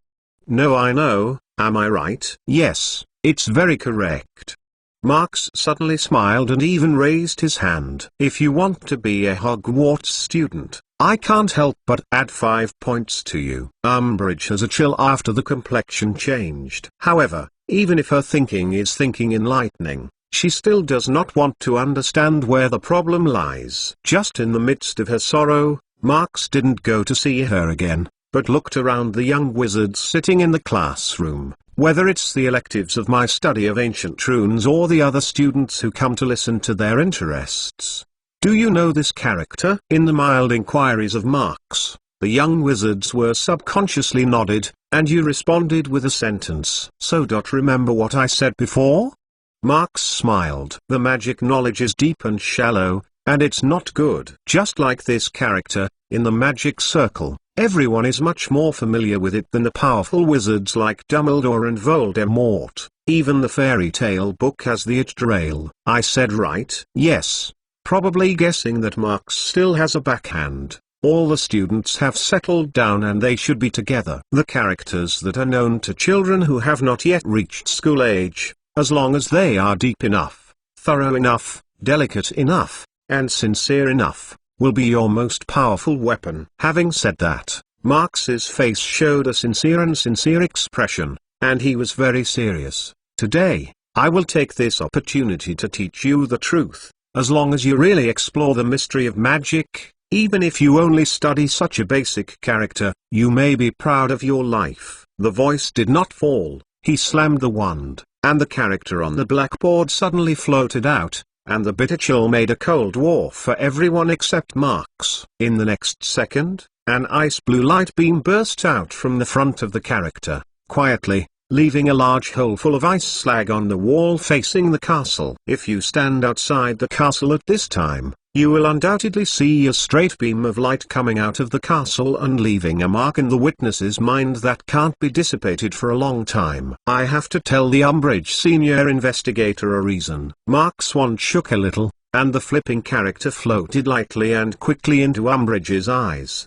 The upper head is still emitting cold, but there is a little sweat on her forehead. The education about magic should probably have a limit. But unfortunately, as far as my level is concerned, I still don't understand where the limit is. If you know, please be sure to let me know, lest I spend that much energy and time to study." After these words were finished, Marx eliminated the characters and then ignored the Umbridge standing there. He threw a repairing spell on the wall of the castle and restored the damaged wall. Then, under the gaze of the sparkling eyes, he began the formal lecture today. In fact, after seeing the wonderful performances of today's class, many students have a great interest in magic. As Marx wants to express, the true magic of this world is actually a fairly balanced thing. There is no such thing as a high or low level. It is a pity that magic is not difficult to distinguish, but magic is there. In order to let more people learn magic,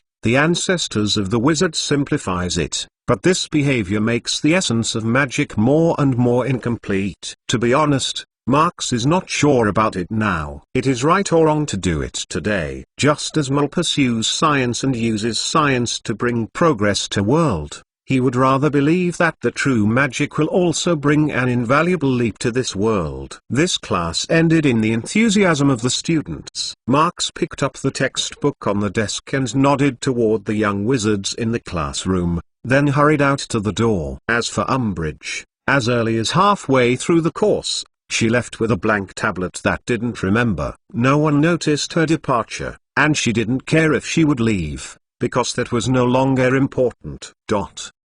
On the other hand, Dumbledore stood at the top of the Hogwarts, the tower of the astronomical tower, overlooking the distant sky, without too much fluctuating in his heart. Of course he saw the movement of Marx, and even a slight smile. During this time, Dumbledore has never been out. No matter what happened outside, he was a light but calm look. Even the disappearance of Moody and the accident of Kingsley did not make him move. When you're fine, wander around the school, enjoy the flowers, remove the weeding, go to the lake behind the castle to see the fisherman and the big octopus, or flip through his favorite book, The Tales of Beedle the Bard. These trivial and leisurely things are what he recently loved to do. If you want to say, when did Dumbledore start to enjoy life, it is no doubt that he and Voldemort officially met. Thanks to the child of Marx, I finally understood it. But Tom, do you understand? He said so. Sometimes, people are jealous. You should be selfish. He also said this. No matter what that sentence, it is confusing. What happens to Dumbledore, I am afraid that only he himself knows. Just as Dumbledore stared at the blue sky, the stairs behind him suddenly came up with a silhouette and walked behind him to stand. What do you do? What is it for? The man frowned behind Dumbledore, and there was still a hidden irritating voice in his voice. But the old man in front of him did not answer his question positively. Marx, this child, is really growing. Dumbledore smiled. He is better than me. What about that? The man was impatient. Dumbledore shook his head and immediately sighed. I should thank him personally, he said. Without him, I will probably be selfish in my life. Harry Potter's Book of Sin Chapter 342. Harry Potter's Book of Sin Chapter 342. In the evening, after the 3-hour course of the day, Marx hurried back to Black's old house. At the moment, the symptoms of Black are still growing. It is the time when every second counts. There is nothing to spare him to squander. As soon as he entered the door, he went straight to the underground potion preparation room and went out until late at night to find something to fill in the empty stomach. In the next few days, he has been rushing back and forth between Hogwarts and Black House, so every day at noon is especially precious. A few days later, Marx stared at the evaporating dish in front of the potion preparation room with bloodshot eyes, waiting for the liquid inside to decrease a little. Finally, in the last few minutes, he quietly passed away. He couldn't wait to hang some crystal powder from the bottom of the dish and then gently pour it into a test tube on the test tube rack. When the crystalline powder had just touched the clear liquid in the test tube, Marx did not slightly extend the wand and knocked it on the mouth of the test tube. Suddenly, a cloud like crystal blossoms from the test tube, smashed and blurred. But there is an incomparably dangerous atmosphere in the beauty. Marx stepped back a few steps, and while avoiding the dreamy crystal mist, The expression on his face changed rarely and drastically. Who is it? Isn't it? Is it? Mark's complexion changed again. How come? No, this shouldn't. She has any reason to do this, as he continued to think. His brows wrinkled and tightened, and his eyes could not help but flash. No, it seems that I have to go to her to ask her clearly this time. After a while, he said to himself. At the same time as this determination was made, Marks picked up the potion bottle on the table and walked straight to the door. Even the indispensable finishing touch was completely left behind. Marks, what are you rushing to? Where is the emergency? On the first floor stairs, he happened to meet Mrs. Weasley, who was going to the kitchen, but he didn't explain it at all. Moreover, what he is thinking about in the mind at the moment is not something that can be said casually. No, it's okay. Marks kept on foot, just turned to Mrs. Weasley, laughed. Some things I have forgotten in the office, I have to take it as soon as possible. The voice did not fall. He had already opened the door and stepped out of his body, and he took the door with his decisive backhand. Probably the closing motion was too big, and Sirius's mother called again. The voice was so fierce and sharp that Mrs. Weasley couldn't help but yell and yell. On the way to Marks, all the way to the black market, he recontrasted his previous predictions at the Langman couple's home, combined with this test of the potion itself. First of all, everyone, including Marks himself, has a discrepancies in the effect of this potion. The wizard who took this potion is not simply mad but falls into a state of illusion. Second, the symptoms of the wizards will actively attack others. In addition to the illusion in their spiritual power, there is a more direct reason. Because the people they attacked are actually just blocking their path. This kind of potion not only makes people break into some illusion, but also makes people who take it extremely insensitive to the magic power. It's weird, because in the senses of the drug taker, the magic power around is not as big as Marks, but only highly sensitive to specific magic power.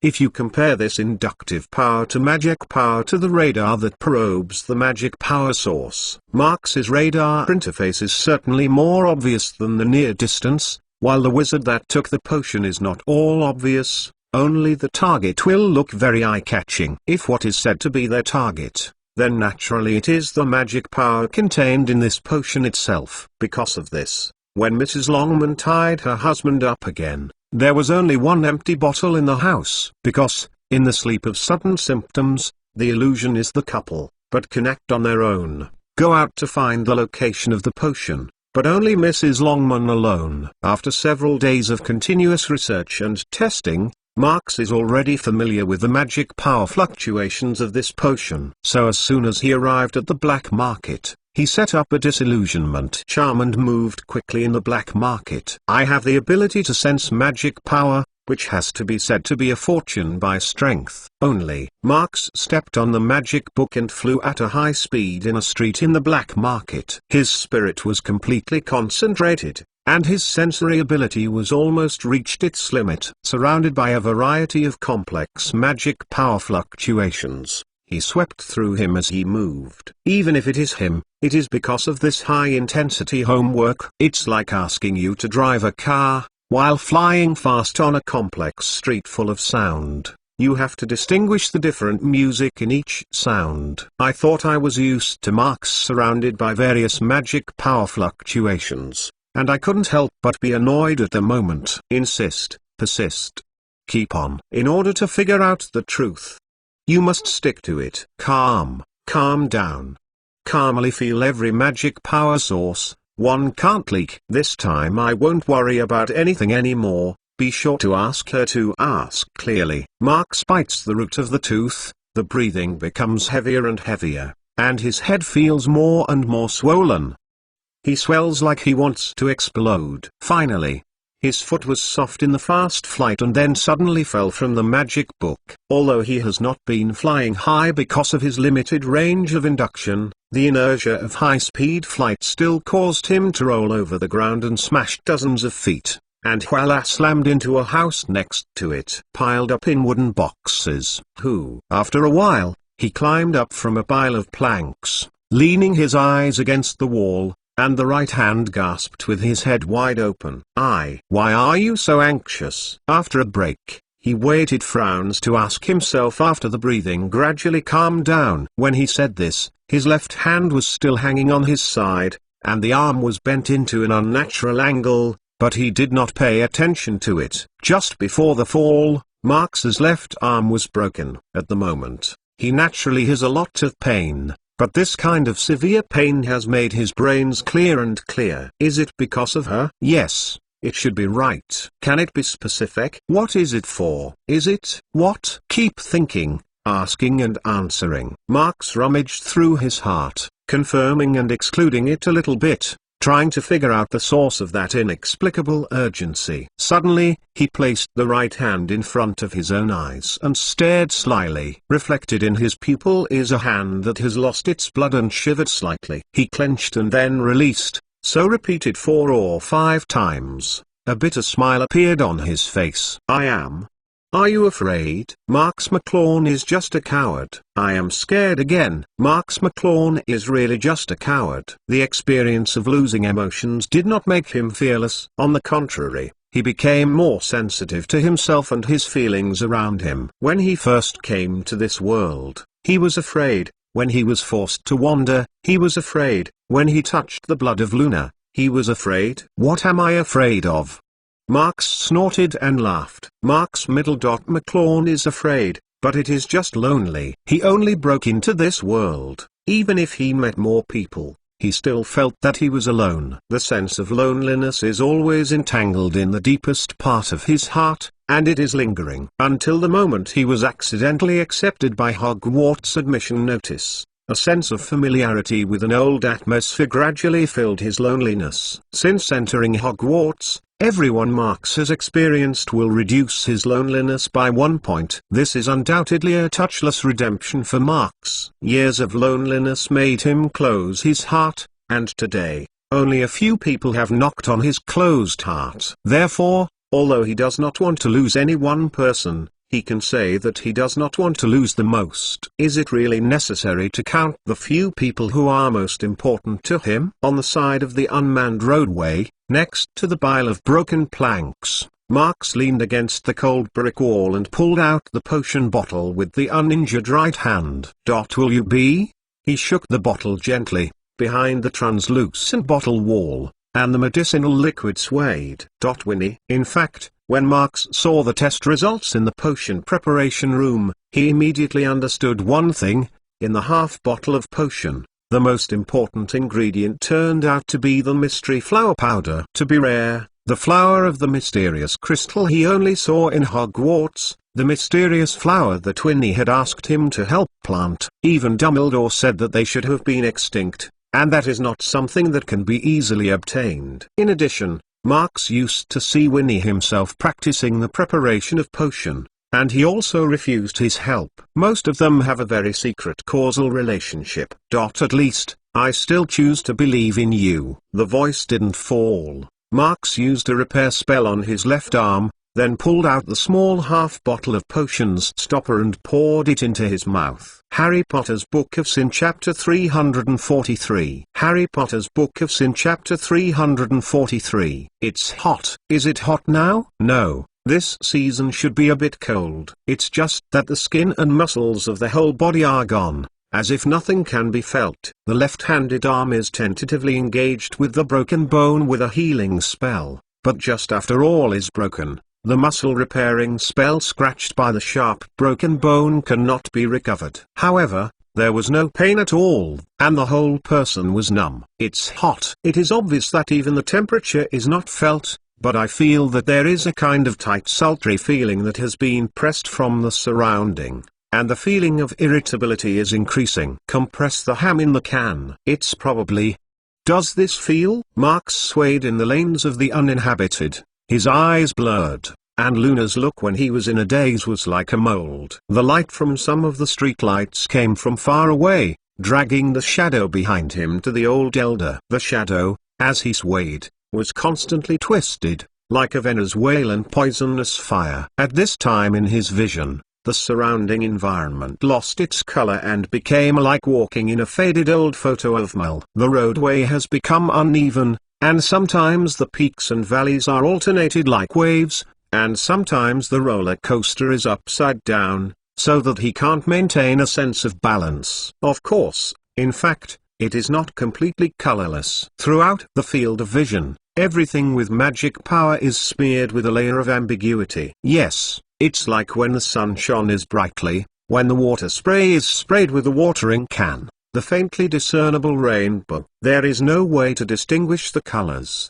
but you can feel the hustle and bustle. Oh, I want to stay awake, it's really hard. Mark slicked his mouth with one hand, held the wall with one hand, and slammed his foot forward step by step. Although he did not touch the ground at all, he was used to the precise pace, and it was not completely impossible to move forward in a reflective manner. Although the use of this potion is completely unknown, but, from time to time, he talked to himself in his heart, laboriously maintaining the operation of his mind, so as not to completely strike his head. But, when I saw Winnie, I still praised her. After all, she was not good at potion. Ah, it's so hot. Marx whispered unclearly. Just then, there was a silhouette at the entrance of the alley, and a black outline was drawn from the lights outside the lane. Who is there? The shadow was talking, and the sound waves spread all the way, reflected back and forth on the walls of the roadway, and finally collected into the ears of Marx by the oracle. The voice then changed, and the volume was astonishing, as if it were to wear a hole in his eardrum. What? Marx opened his mouth and the vocal cords only vibrate insignificantly. HMPH. Drunk? The silhouette of the alley is coldly snorted. Also, right, it's time to add a class tonight. Empirio. The voice did not fall, and a grey light appeared in Marx's line of sight and rushed straight to him, probably because of the illusion. The water-grey magic power that should have been covered like a net, has now become distorted and flipped. Although he couldn't understand what the other person was thinking about, he could see the magic power and it was Imperious Curse. Marx's first reaction was to raise the right hand, but the wand in his hand had long been unaware of when he lost it. Maybe on a certain road that he had traveled before? In the distorted hands, there is no one that is also distorted. At least this fact is reflected in a moment. Just in the moment when the grey light curtain was about to cover him, Marx slicked his eyelids and the half-stretched right hand slammed. The tide-like magic power rushed out, and the grey magic power light curtain was completely washed away. Rough magic power usage. Waste, really wasted. I don't think so. I will have one day. The irritability and complaints of the heart bulged at the same time, as if they were enlarged by a magnifying glass. Almost every corner of the heart was covered in the blink of an eye. Incendio. The study of the extremely poor details and the numerous exercises have allowed him to maintain a high degree of precision while using the same wandless use spell as the older generation of wizards in Africa. Even so, he needs to sing to ensure completeness. The flame that ignites the magic power does not turn into a dragon as in the class. Even if the form is not regular, it is also a high-temperature fire that is enough to shield the line of sight. And wasting magic power. So I don't like wandless use spell. The exact price is to consume more magic power, to portray and maintain those broken rules. Rune, that's all. The silhouette of the alley was burned and scared away. From beginning to end, Marx didn't even see him. It was always a twisted black outline, nothing more. But then again, now even if the person stands in front of him and shows him, he will only see a messy magic power. It doesn't look the same. Marx had no time to think about these things. He was still trying his best to keep his mind running, and he was always paying attention to the myriad of magical power flares in his vision. Ah! It's hot. Ah, that's what? Suddenly he noticed what it was like, speeding up the pace of soft and chaotic, and marching forward with a twist, walking toward the goal in sight. It was an indescribable chaotic color block, and a strip of light was intertwined to form a colorful human figure. Well, people like magical creatures, or? Marx stumbled forward and kept walking, and his heart was still lingering. It looks beautiful. What is it?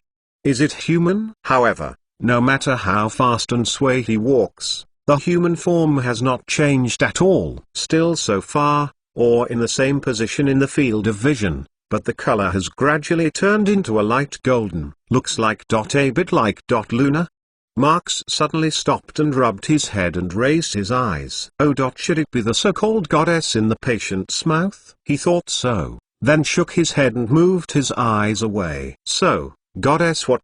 Just a part of the illusion. But when he stopped paying attention to the plausible goddess, only in a moment, the faint golden disappear without a trace. Marx continued to move forward, continue to look for it, continue to squat. The surrounding dreamlike scenery is going backwards, slow, and even the exact passage of time is unclear. Go out of the alley, pass the path, cross the road, and then move on. Most of the pedestrians do not want to cause trouble. This is also as it should be by rights. The black market is the black market, and there are people, but most of them are wise people who know how to keep a low profile. After a long period of time in the stubborn strength, the surrounding pedestrians have become less and less. Later, Marx stepped into a lane where no one was. This kind of similar place is very common in all kinds of houses, which are scattered in the black market. It's so hot. Marx feels like he can only recite this sentence, and it's not too annoying to turn over and over. No, it is actually very annoying. But no matter how annoying, I have to continue to recite. If I don't say anything, I don't want anything, I'm afraid that the next moment will be taken away by the effect of potion. Yes. That, at this distance, an unusually bright spot of light illuminates in the distance, like the star of the pre-dawn star, which is particularly eye-catching in a faint night sky. Marx was deeply took a deep breath and his pace was speeding up again. Hurry up, you can hurry up, can you hurry up? The staggered steps looked for a balance in the illusion of the ocean, but it was too difficult, and he finally fell. It doesn't matter, I don't feel anything at all, just climb up and go on. Closer, it is it, one more. Give him to him. Marx also wore old wizard gowns for camouflage, but the wide-brimmed apex hat had long since disappeared. It's just fine. The mask that fixes the transfiguration has not expired, and it doesn't expose the identity at the beginning. But to be honest, even if someone else sees who he is at a glance, he is already confused. The bright magic power source was stuffed into the pocket of his robes by someone, and the other person seemed to be going to open his mouth and pour it directly. Then, will probably be accompanied by an obliviate. There is no trace left. That is the cautious way of doing things, but this potion seems to weaken the effect of the memory, otherwise Mrs. Longman will not leave an impression. Marx opened the man who had come to his mouth and squinted and looked around. As Mrs. Longman said, this place is both dark and humid. Well, it can only be said that it is probably, because the illusion is still there, and world is still distorted. This guy, dare to push me. The man who was opened by him was obviously angry, but he had just taken out the wand and was stopped by another person. Stop. The owner has said that every drug taker in early stage is very important. Don't mess. Oh. Let's go. Let's forget it. Or just rush to him and say. The voice did not fall. He grabbed Marx's arm, and the other person used a spell directly, trying to shackle Marx.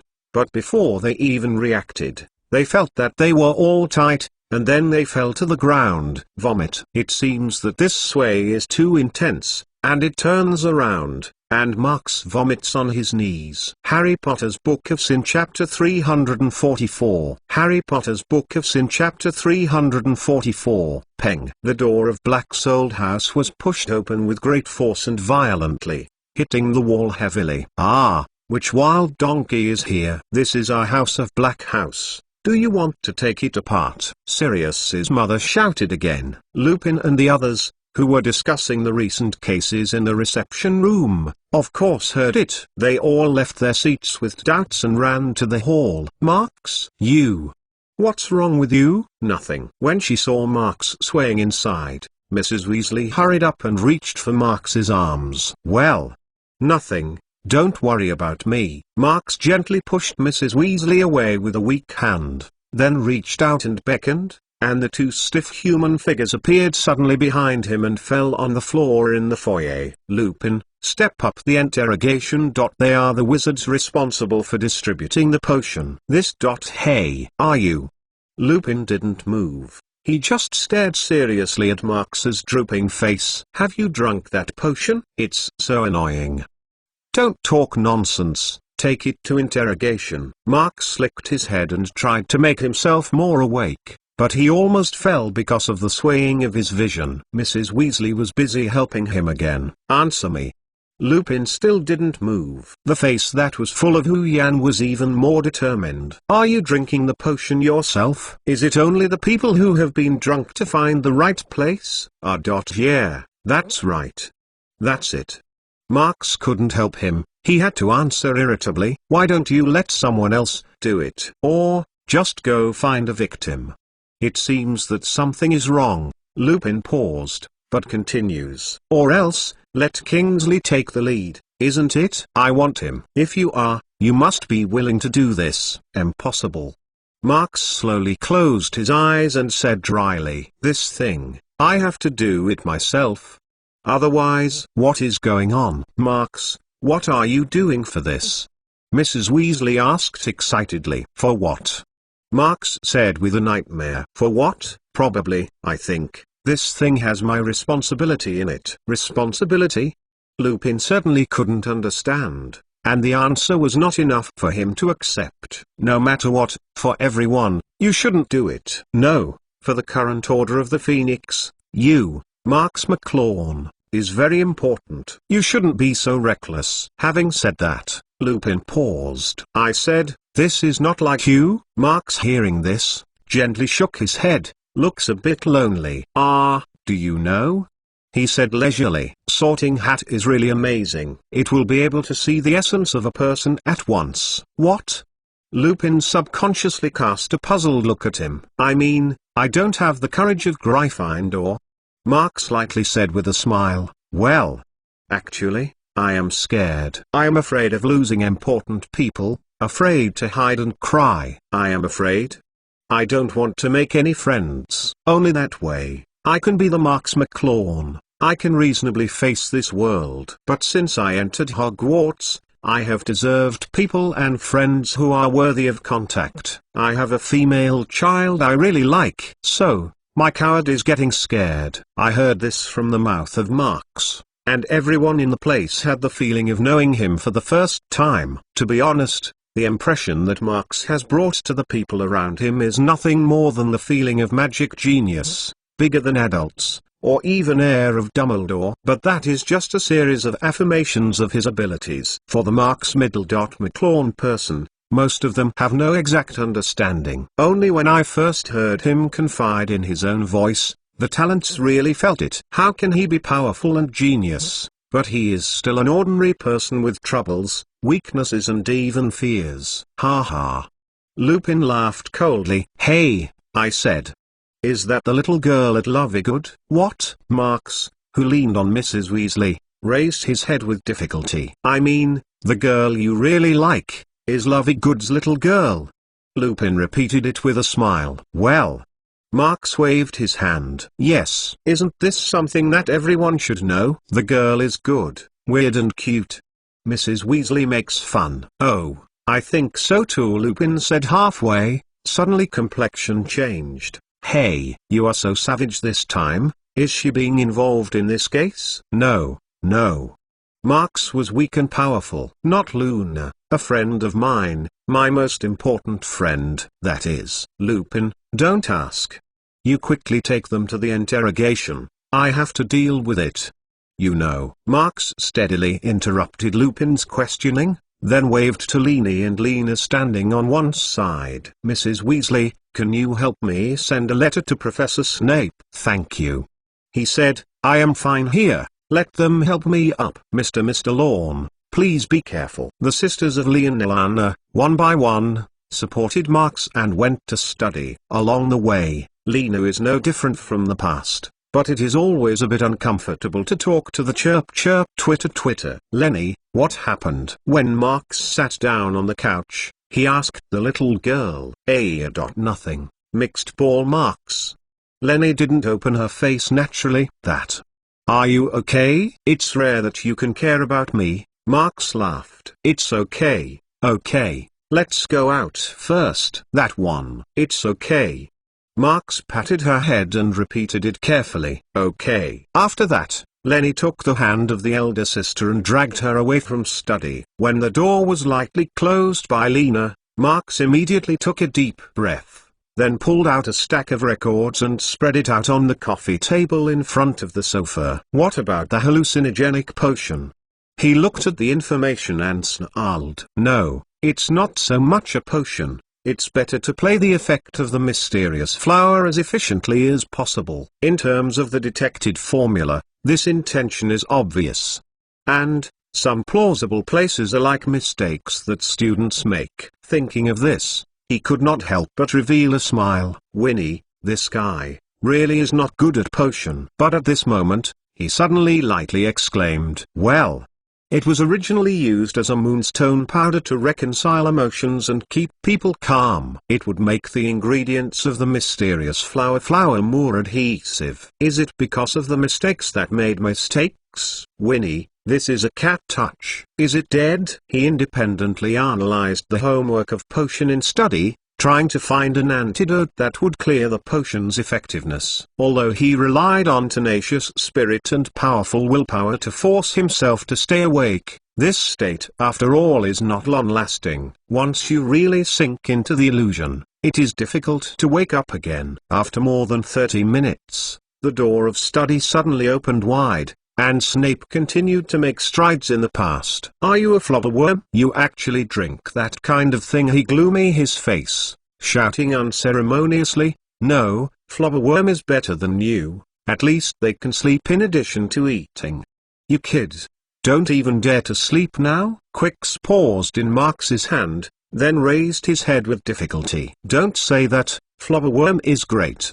He smiled weakly. There is still strength and nonsense. It seems that at least it will last for a while. Snape pulled the piles of paper on the floor to the floor, then sat down, grabbed the stack of paper in front of Marx, and hurriedly looked. After a while, I saw him licking the paper in his hand, and his face was obviously worse. What are these things? Can this be called potion? The guy who made this formula is looking down on potion? He didn't feel good. This is the student in my potion class, 0. This is not easy. I have tried very hard to see it. Marx leaned back on the sofa and waved softly. He didn't want to tell Snape that in fact, the maker of this potion is probably the student in his class. This potion can have this effect, basically all of the merits of the mysterious crystal flower, isn't it? Snape put the information in his hand in front of Marx. As for the antidote, your thoughts should be fine, he said, and pulled a new manuscript paper, and also picked up a quart to write and draw. I am responsible for the calculation of the chain reaction and the anti-magic power formula. You continue to do your pharmacological pushback. Hurry up, your kid. Time is running out. It seems that I don't have to die for a long time. The flag can't be arbitrarily, Marx muttered lazily, taking another breath and leaning over to continue writing. Suddenly, the study was quiet again. Only the quiet tip rubbed against the rustling of the paper, and the sound of a breath of Marx. Outside the window, the darkness grew thicker and thicker. It was a night without moon and stars. Harry Potter's Book of Sin Chapter 345. Harry Potter's Book of Sin Chapter 345. In the slightly cold potion preparation room, the cauldron is steaming with strange colors. The liquid boiled whistling sound echoed in the quiet air. Snape is squeezing the sleeping beans with the side of the silver short blade, with precise, subtle, honest step action. On the side of the potion preparation room, the Marx is lying on a bed that has never been used, and one hand is gently placed on a small hourglass. This is an hourglass with only 5 seconds. Every 5 seconds, he will turn the hourglass over and make a chopstick-like crisp sound. Oh.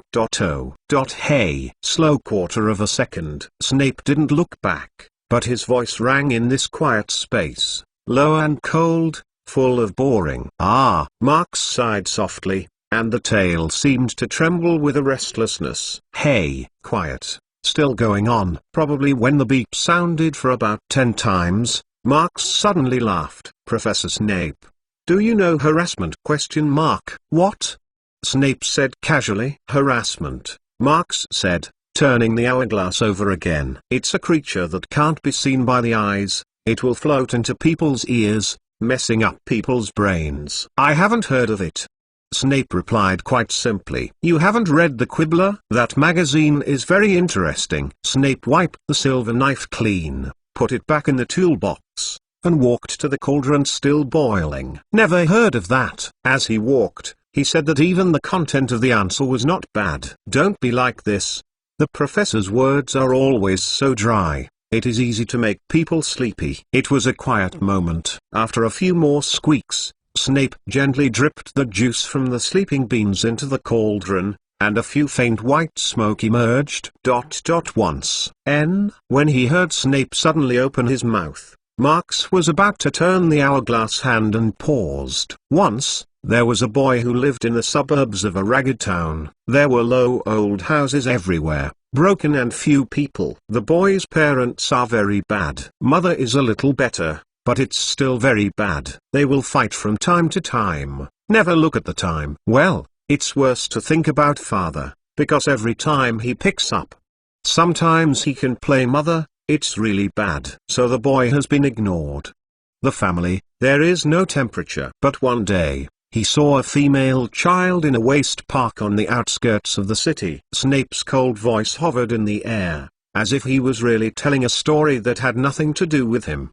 But Marks knows that the protagonist of this story is Snape himself. The boy, when he saw the girl's first sight, fell in love with the girl, because he could feel that the girl, like herself, was smart, calm, full of curiosity. So, the boy and the girl met. They naturally came together and made friends. They often played together in the ragged suburbs, lying on the river and listening to the sound of the water, looking at the clear sky. Well, that ragged suburb.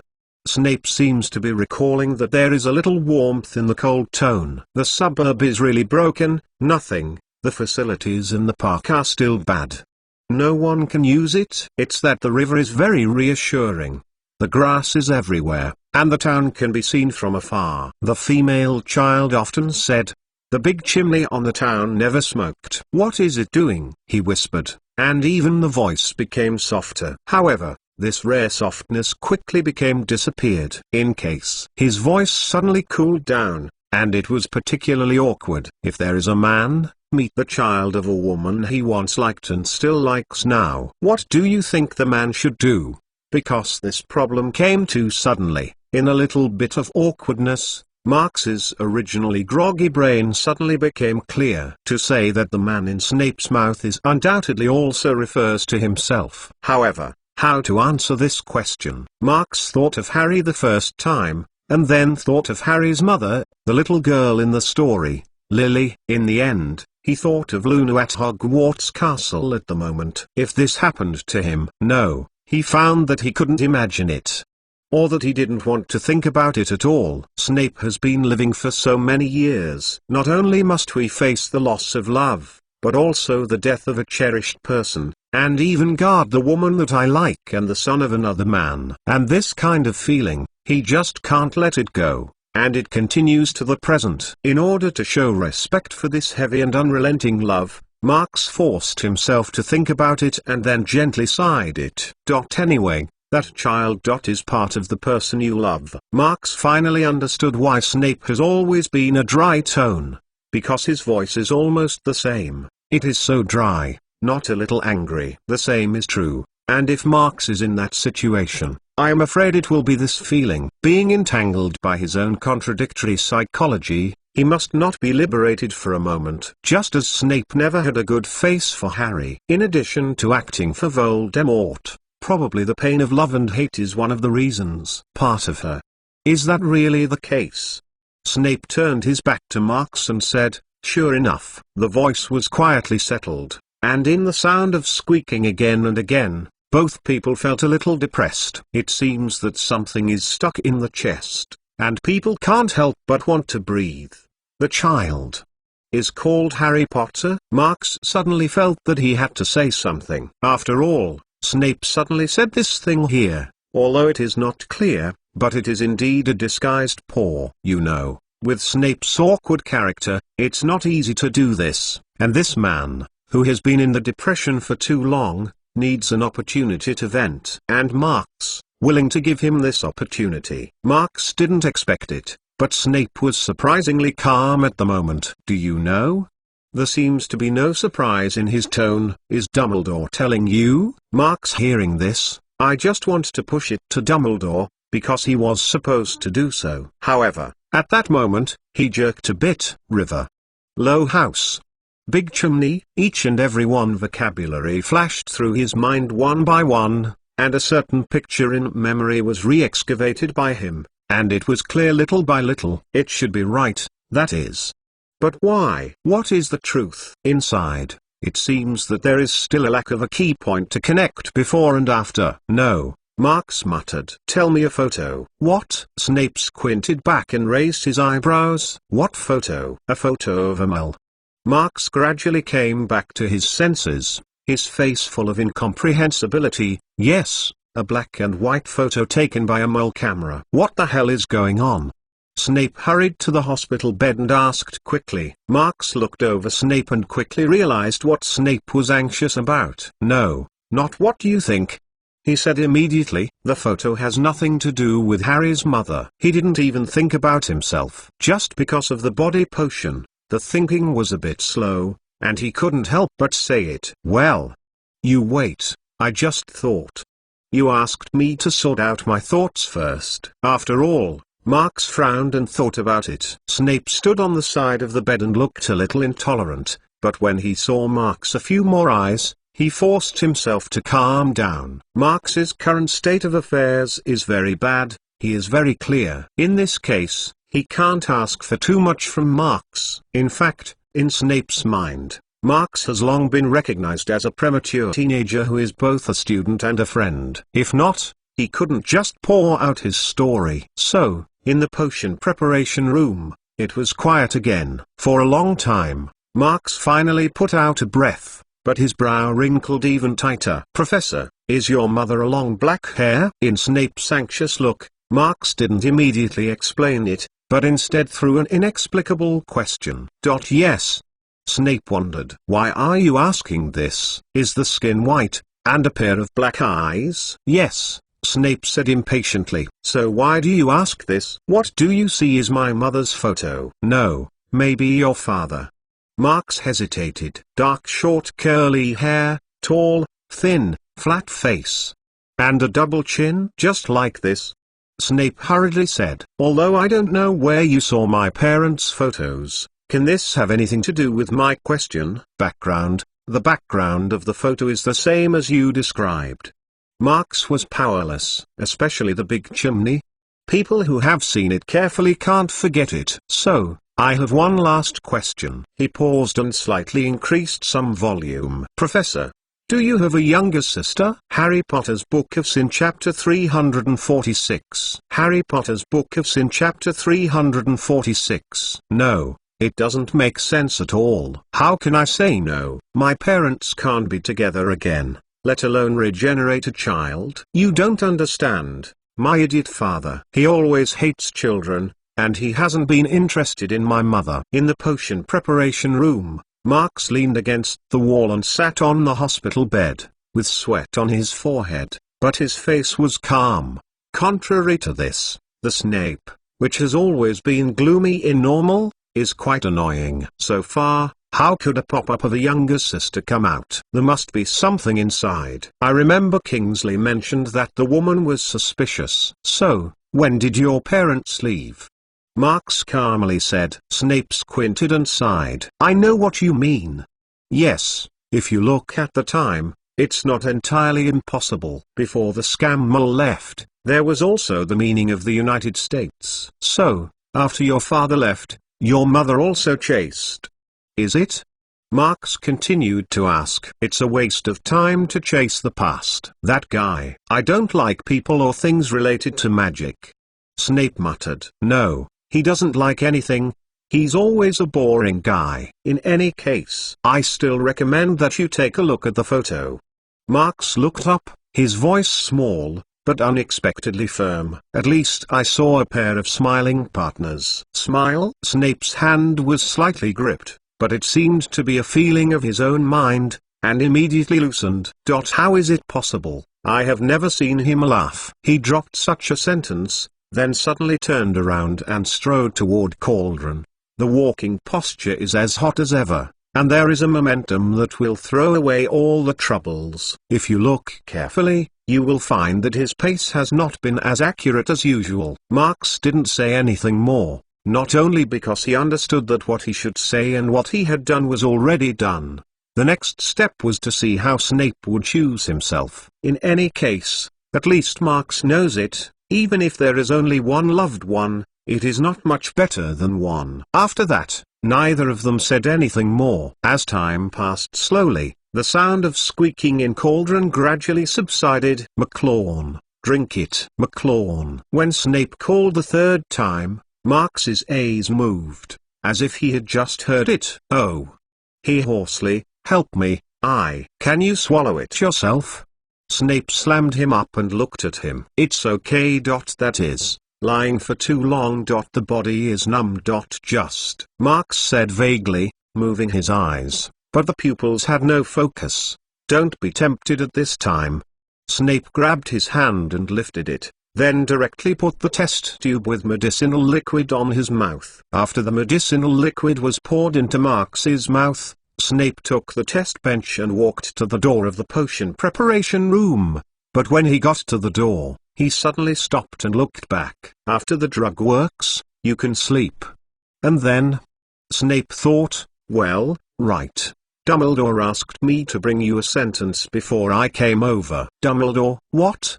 Marx asked with a soft voice. He said, I want to send you something. Of course, now. I have to wait for you to recover. When the voice did not fall, Snape stopped staying and turned away. In fact, it is not a few hours away from the dawn. When the drug effect gradually began, Marx felt a burst of fever. He finally slammed the tight nerves and quickly fell asleep. At noon the next day, Marx woke up from the bed. He just blinked, and he stumbled upon a person sitting on the edge of the bed. Lena, who was sitting on the edge of the bed, was this and immediately stood up. Mr. McLawn, good afternoon, she said quietly. Marx rubbed his forehead and rubbed his temples, trying to hold up some heavy body, but he didn't expect the arms to be soft. Lena's eyes quickly helped him. Thank you. Lena shook her head gently. Is it better?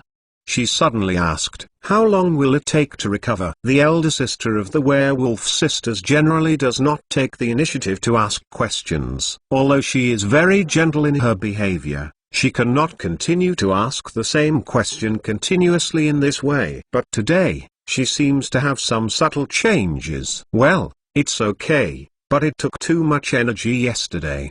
Marx leaned back on the pillow and looked at her in confusion. What's wrong? Is there anything? Lenny, I don't want you to have an accident. Sure enough, Lena, the elder sister, put her heart on the crazy girl like the younger sister. Everything that younger sister expects will be the direction and motivation in her life. Right, Miss Tia?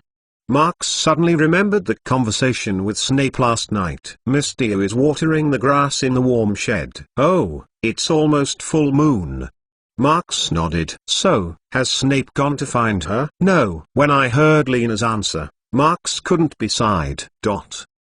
At about the same time, Hogwarts Castle North Tower. Divination's classroom is at the very top of the tower, but if you have to say it, it is more like a loft without windows. In fact, the divination classroom has windows, but divination Professor Trelawney always likes to use thick curtains to smash the window, and even a little bit of light can't penetrate. The lighting inside is basically based on candles. Although this is done, this classroom does have a mysterious feeling, and the winter is warm. But in the summer, the head is like a big oven. In the middle of the last row of the classroom, Harry and Ron sat together and looked at Harry's diary in a bored manner. They dubbed the diary as a dreaming diary because the heads there were all records of their dreams. This is actually one of divination's homework, but no one can remember every dream. A large part of this diary is the result of the two of them together. Just write more and die, disasters, and so on. In short, it's about things that are bad things. Professor Trelawney likes the tone. To be honest, this class really doesn't know what to say. They think so from the beginning. You said, Marks is hitting something again this time? It was only after a day of class. He was gone again. Ron leaned over Harry, whispering as he looked at the diary. Oh. He's too busy. Harry shook his head. If we can help him, then. Who said no? Ron agreed. Just then, they heard a light sound in their ear. The two turned their heads at the same time, but saw Umbridge coming up from the trapdoor on the floor. Oh, that old woman. Ron complained with the smallest voice. At least, after she had been in Marks's first class, she never went to the classroom of the study of ancient runes. Harry said, rubbing his mouth. Not to mention that the two of them are yelling at each other. When Umbridge drilled a trapdoor, the laughing young wizards immediately silenced. Probably because he heard the voice in the classroom suddenly falling down. Behind the desk filled with all sorts of messy props, Professor Trelawney emerged ahead. Good afternoon, Professor Trelawney. Umbridge's face still smiled. Do you have a solution for my last question? Okay. Professor Trelawney had nodded on his face, only to confuse him, and then he retracted his head. Umbridge didn't care. She grabbed the armchair closest to her and dragged it to the front of the classroom, deliberately next to the desk. It was just that there were too many things around the table. She simply opened her feet and sat down. Well, is it a bit stuffy? Umbridge paused. She put a bag of bells and whistles in her hand, then pulled out the wand and pointed it at the thick curtain. For a moment, the curtains were suddenly separated, and the glare of the sun shone in straight, making everyone unable to lift their eyes. After doing this, Umbridge picked up her beloved bag, pulled out the tablet from the inside, and sat up with satisfaction and waited for the arrival of the class bell. Professor Trelawney put the quilt in his hand on the table, and even the divination props piled on the table shook a little. She twitched her shawl with her trembling hands and glanced at Umbridge through the thick, cauldron-like eyes. What is it, Professor Trelawney? Umbridge's sweet smile made Trelawney feel uncomfortable. She took a deep breath and still didn't answer. Just don't look over the young wizards in the classroom. Ding-ling-ling. The class bell finally rang. Today, we continue to learn the predictive dreams, Professor Trelawney said in her usual whispering tone, but in the classroom there was no dim atmosphere in the past, and her deliberate look was even more stupid. Well, please divide into two groups and, with the help of the Dream Oracle, interpret each other's recent dream information. After the content was finished, Trelawney just wanted to sit down and suddenly realized that if she had nothing to do here, Umbridge would have to get together to wrap her around. So she immediately turned to the left, bypassed the divination props around the desk, and walked over to the students. Quick, think of a dream. Harry hurriedly urged Ron. Harry Potter's Book of Sin Chapter 347. Harry Potter's Book of Sin Chapter 347. Quick, think of a dream. He said to Ron. Professor Trelawney is here. The last time I said it, Ron protested. It's your turn this time, isn't it? Oh, but, you know, after I learned Eclumency, my dreams were always vague. Didn't I tell you? Harry squinted his hair. Well, what dreams? Can you give me a hint? Keywords. Or Snape? Ron spread his hand. No, this has been used too many times. Ah. That. Yes. Harry suddenly blinked. Umbridge. Yes, I dreamed that Umbridge was drowned in a fully automatic gold-plated cauldron. How about it? Ha ha ha ha. You mean the one I gave to Marks? Ron groaned and smiled and shivered. This is good. It's detailed enough. And Professor Trelawney likes it. As he spoke, He opened the dream oracle in front of him. When Ron was flipping through the book, trying to interpret such a ridiculous dream by numbers like keywords and Harry's age, Harry looked up at the front. Trelawney is standing beside Neville and checking his dream diary. Umbridge followed and stayed behind Trelawney, and Quill kept recording on her tablet. It can be seen that Trelawney's face is full of unnatural expression, and even his speech becomes stiff. Right, what night did you do dream? Ron asked according to the formula in the dream oracle and asked without lifting his head. I will do it all the time. Just last night, just last night. Harry didn't care about his dreams, he just wanted to hear the conversation between Umbridge and Trelawney. The two men are now separated from them by a table. Umbridge just remembered something on the tablet, and Trelawney seems very annoyed. Then, Umbridge leaned around Trelawney and asked with a crisp young girl. Exactly. How long have you been at Hogwarts? Trelawney is obviously not suitable for Umbridge, an old woman who is tender. Her arms are intertwined in her chest, holding her tightly, shrinking her neck, shoulders high, and even trying to squat with the victim's eyes. Seeing her like that seems to feel that she is extremely insecure now. With a little bit of thought in his heart, Trelawney seems to think that the problem is harmless. As a teacher, she has no problem answering such questions, but it may still be beneficial. So she got the courage, but she still sighed and said, almost 16 years. That apostrophe s. The time is not too short. Umbridge's thick face, the sweetness of the smile rose again. So to say. Headmaster Dumbledore hired you? Yes. Trelawney was definitely nodded. Yes. Umbridge wrote a few more pens. Right, I saw that there is information that you are the famous seer, the grandson of Cassandra Trelawney. That's it. As soon as he mentioned his own family, Trelawney not only stood up, but also raised his head even higher. Oh, is this? Umbridge recorded it again, then lifted his head again, but his eyes became a bit more meaningful. Prophet. Well, so, after Cassandra, you are the one in the Trelawney family, the one who has that. The second vision? Strictly speaking, this is the case.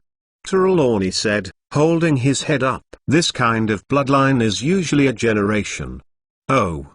Or wake up after several generations. As soon as Umbridge heard, her mouth was even wider. Oh, of course, she said sweetly, and wrote down a few words. Since it is necessary to send several generations to wake up one.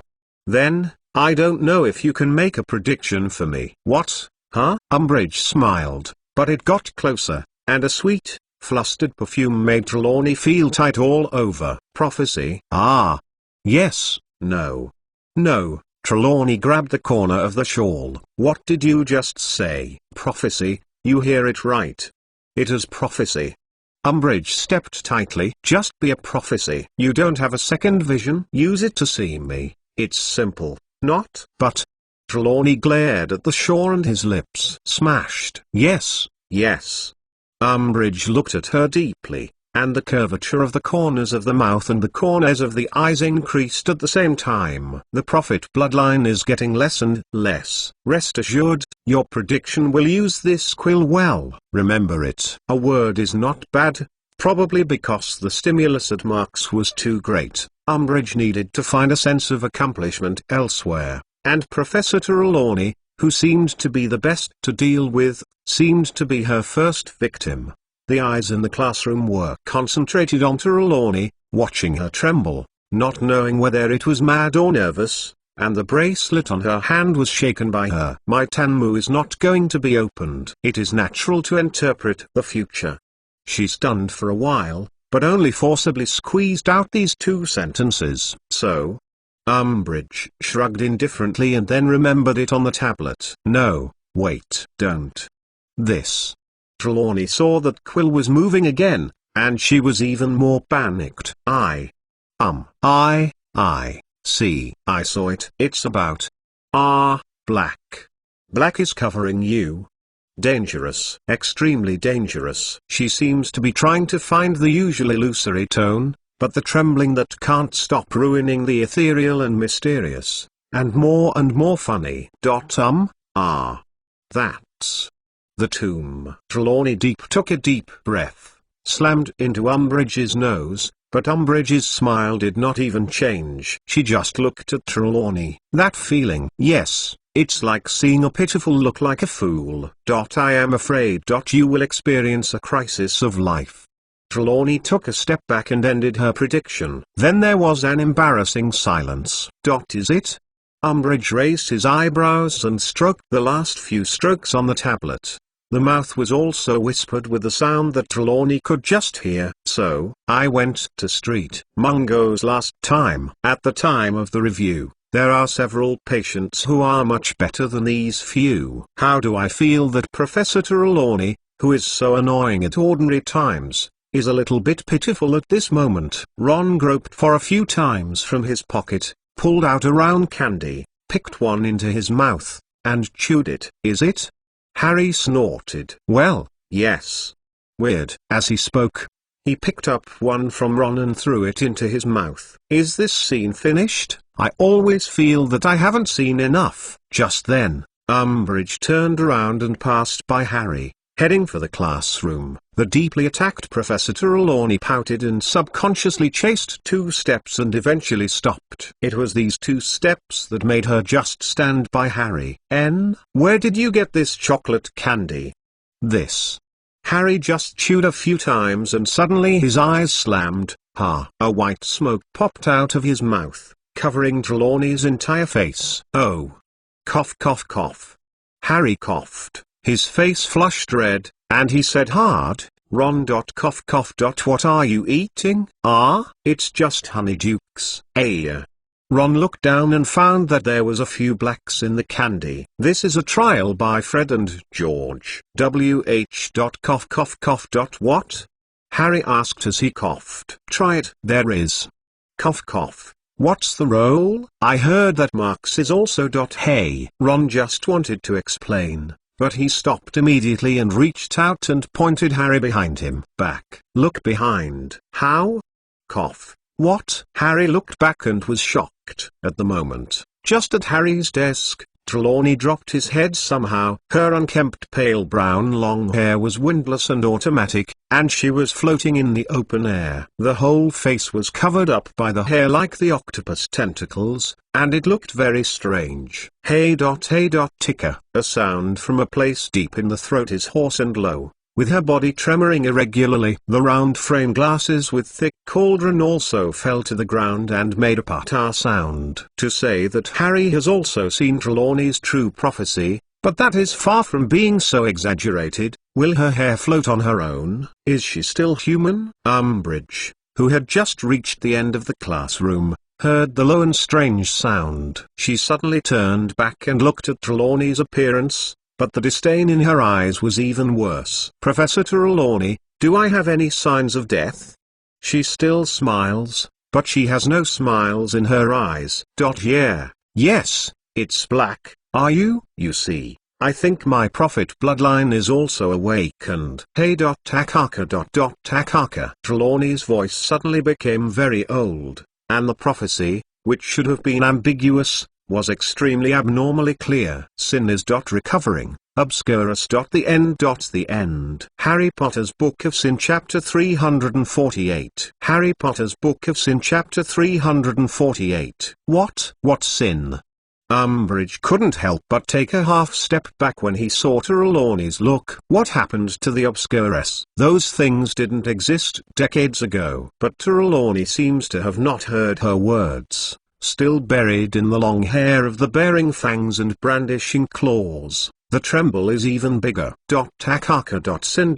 Recovery. The nightmare is coming. She used the sorrowful voice to tell that the atmosphere in the classroom became more and more strange. The room was bright because the curtains were wide open, but everyone only felt that the temperature dropped a little. At the same time, Trelawney's predictions are becoming more consistent and clearer. When the light of the old days retreat. The stage, the enemies will come back. The sinful tombstone will eventually change hands. The time of the Obscurus. Hey. The Titicaka. The Tukaka. Just as everyone was immersed in the mysterious and embarrassing prophecy, Trelawney seemed to be blocked by something, and the sorrowful words stopped short. Instead, it is the first meaningless noise. The young wizards looked at each other and were a little overwhelmed. Although in the magic circle, the presence of the prophet is very rare. Since the magic school like Hogwarts has also started divination for many years, the wizards are not unfamiliar with the prophecy. Of course, divination is a thing that is too vague. In the absence of an instance, everyone didn't care too much about this course. Even so, when Trelawney showed his true predictive stance in public, most of the young wizards had a have-to-believe feeling. Even Umbridge can only bite his teeth without saying a word. After all, anyone can feel it now, and the kind of breath that Trelawney exudes at the moment is simply a goosebump. However, when everyone listened nervously, Trelawney's state showed a bigger anomaly. In the tense eyes of the classroom, Trelawney jerked his head up, his mouth half open and half closed, as if he wanted to continue to say something. And the eyes of her eyes at this time were covered with a layer of grey. Hit. Broken. Time series. Shackles. Trelawney in the prophetic gesture is like being attached to something else, borrowing her body to describe the prophecy itself. But at this moment, she has the existence of the body, and it is extremely difficult to talk. Different. Number. The last half of the word was squeezed out of her throat forcibly, and the grey in the eyes of Trelawney suddenly dissipated. Then she seemed to have lost some support from her strength and plopped it down on the floor. Almost at the same time, in the prophetic hall of the Ministry of Magic Department of Mysteries, a newly filled prophet, Kaka, burst into a hole. What is the extra number? I don't know what it is. Umbridge was awakened by the sound of her fall, and she snorted dryly, then ran through the trapdoors on the ground and hurried down the stairs. What? Harry looked at Professor Trelawney on the floor and looked up and saw that everyone was looking at himself. Oh. He hesitated, then subconsciously pointed to himself. The students have ordered, nodded. Hey, Ron. Harry turned around and pulled his good friend. Okay, let us be good buddies. Ron seemed to be remembering. When he felt Harry licking him, he looked up. Let's hurry up and call Professor McGonagall. The voice did not fall. He rarely took the initiative to stand up, took Harry and ran to the trapdoor. Are you just writing down the prophecy? Of course. Marks didn't say it. Contact him if there is something important. This is a good opportunity for us to help him. While running in the Transfiguration classroom, the two whispered in a conversation. Well, too. Harry nodded. But you said Trelawney's prophecy, is it not allowed? Ron remembered it with great enthusiasm, but he still had little trust in Professor Trelawney. How do I think about it? I still feel that not too reliable. Who knows? Harry thought, Marks will always judge for himself. Oh. Speaking, what happened to your candy? Ron, hearing this, some embarrassed, shook his head. You must remember. Don't let my mother know. Of course. Harry ran and patted his chest. Like what I just said, it was Fred and George's test work, called alcohol bombs. Marks gave advice, saying that if you sell to the big bars, you can definitely make a lot of gold galleon. Harry grinned. You know what it is by listening to the name. Fortunately, I only spit it when I chew it. No. The biggest advantage of this thing is that it won't be drunk when you eat more.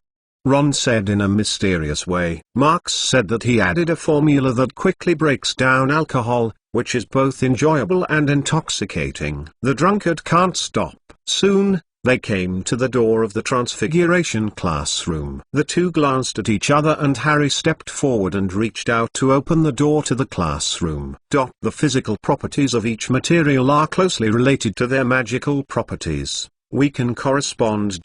Professor McGonagall was giving a lecture. When she heard the sound of the door being opened, she immediately turned her head back. Professor McGonagall. Harry was busy starting talking. What? McGonagall has always been sloppy in class, serious. At this time, you shouldn't be in the divination classroom. What are you doing here?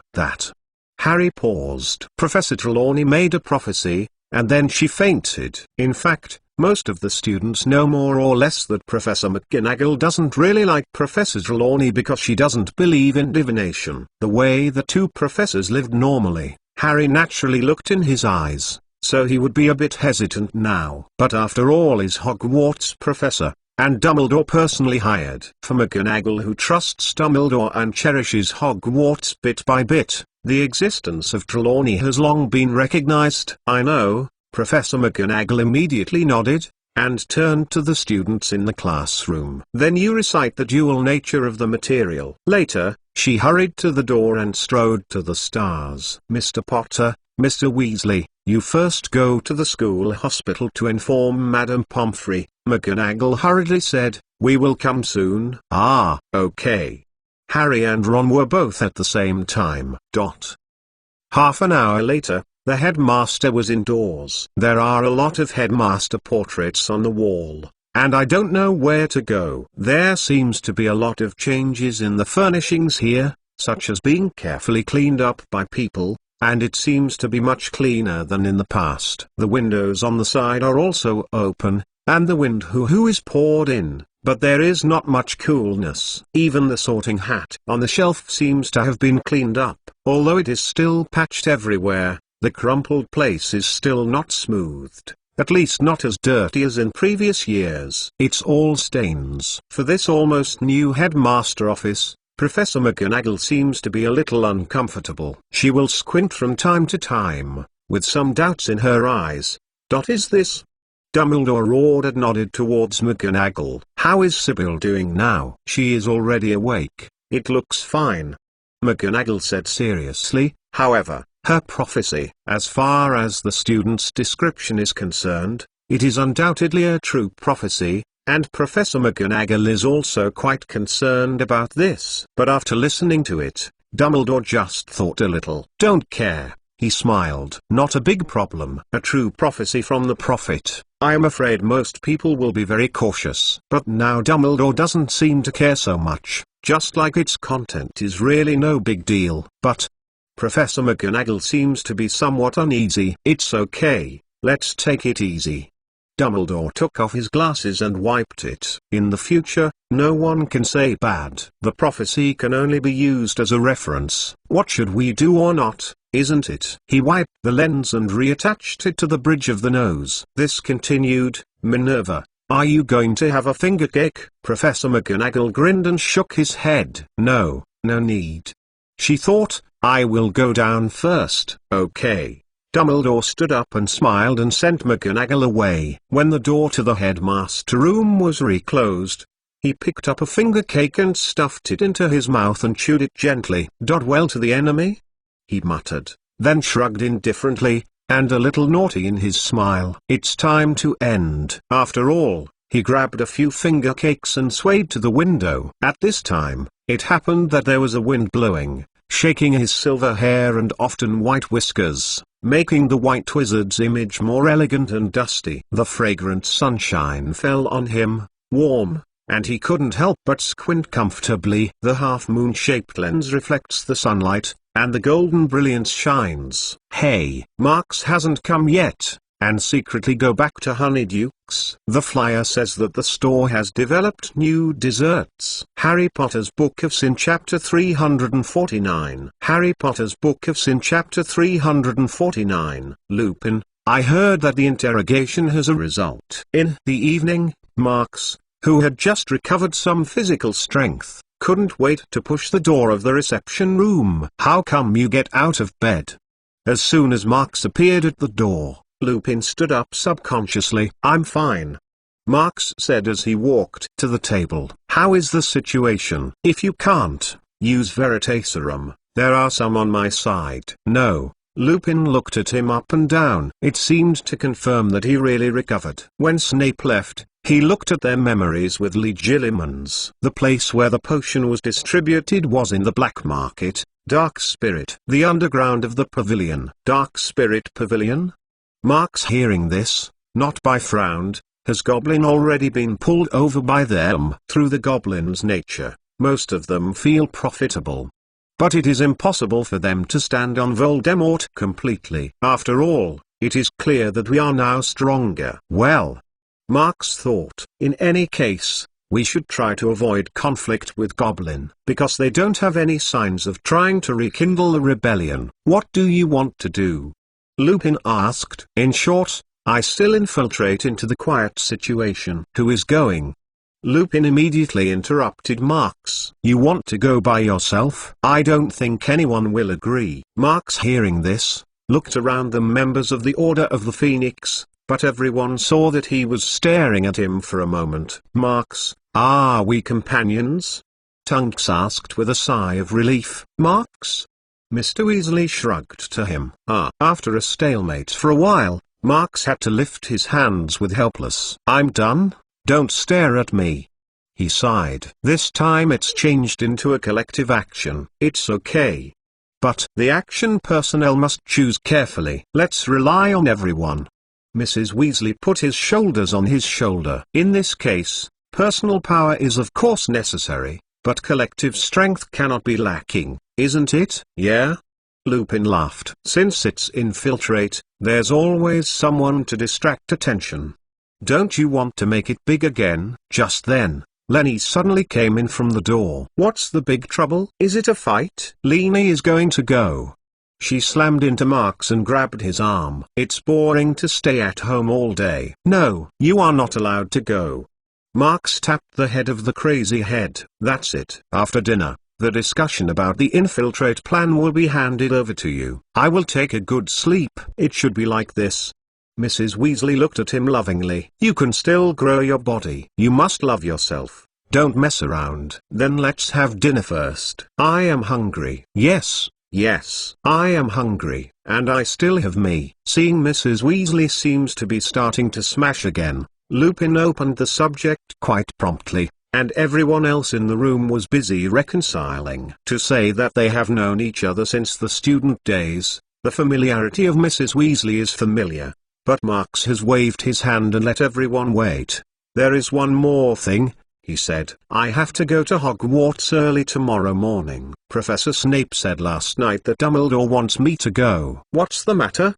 Lupin was talking, suddenly paused. Right, I actually care about one thing, Dumbledore, but for a long time there was no news. Marx, you know what it is. Why? As Lupin mentioned, the members who had not noticed it quickly realized this. To say that Order of the Phoenix was originally Dumbledore's organization against Voldemort, and the last Wizard War was also personally led by him. But this time, probably because Marx's ability is really outstanding, so everyone has not had much sense of violation. But today, this extremely subtle difference has finally been noticed by Lupin. Well, I understand what you mean. Marx thought. In fact, I don't quite understand it, although I can guess a few reasons. But it doesn't really make sense to let go. Dumbledore's thoughts don't always make people guess. I want to see it. If you can't guess it, don't guess it. He won't harm us, isn't it? Mundungus, who had been sleeping on the conference table, looked up and lazily persuaded him, but attracted several pairs of eyes that were rounded. Although Dong has always been unreliable, I think he did a good job this time. When everyone was scorning Mundungus, Mr. Weasley was nodded. The reason we can gather is not because have we always trusted Dumbledore? Yes, that's it.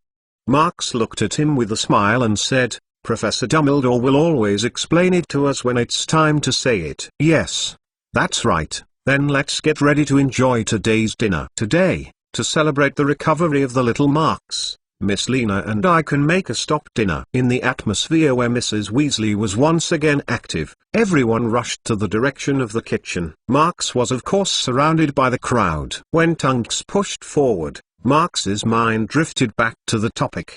The recent Dumbledore is really not normal, giving the impression that it is more intimate than ever, and seems to be more lazy. Although Marx didn't notice when this situation started, the faint sense of disobedience has become more and more intense recently. Come and come, sit down and sit down. Mrs. Weasley greeted everyone, waving the wand and sending out a dish of delicious food. Well, Tunks, come face happy. Oh, of course. Tunks laughed and looked at Marx. Hey, what do you like to see? Marx blinked and was absent-minded. Hey, what? Poigo bites cabbage. That's still the face. Tongues heard, complexion stiffened, gas hoo authentic. Do you want me to turn my head into a big cabbage? Bite the cabbage is not a mouth. Came back to his senses, laughing and spreading the hand. HMPH.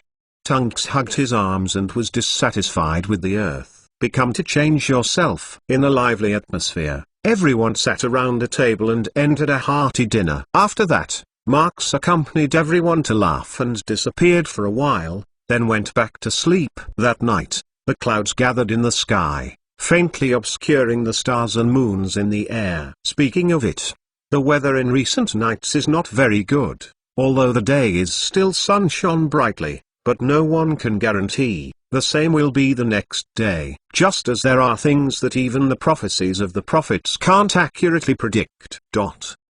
As if telling people last night, there is no need to worry about the future. The weather on the next morning is so intoxicating. Although the air is getting a bit cooler, everyone has put on a thin wool vest or sweater. But the feeling of being able to bathe in the warm sunshine from early in the morning is enough to sweep away the darkness of every corner of the heart. Listening to the crisp sounds of the birds, breathing the fresh air around them, Marx couldn't help but let go of his tight-knit mind. Since he discovered that Winnie is very likely to be the maker of potion, he can't relax for a moment. Obviously, if the situation is urgent, things will have to be solved step by step. But the feeling of the hairy hair in his heart is how he cannot comfort. Would you like to take a look at Luna first?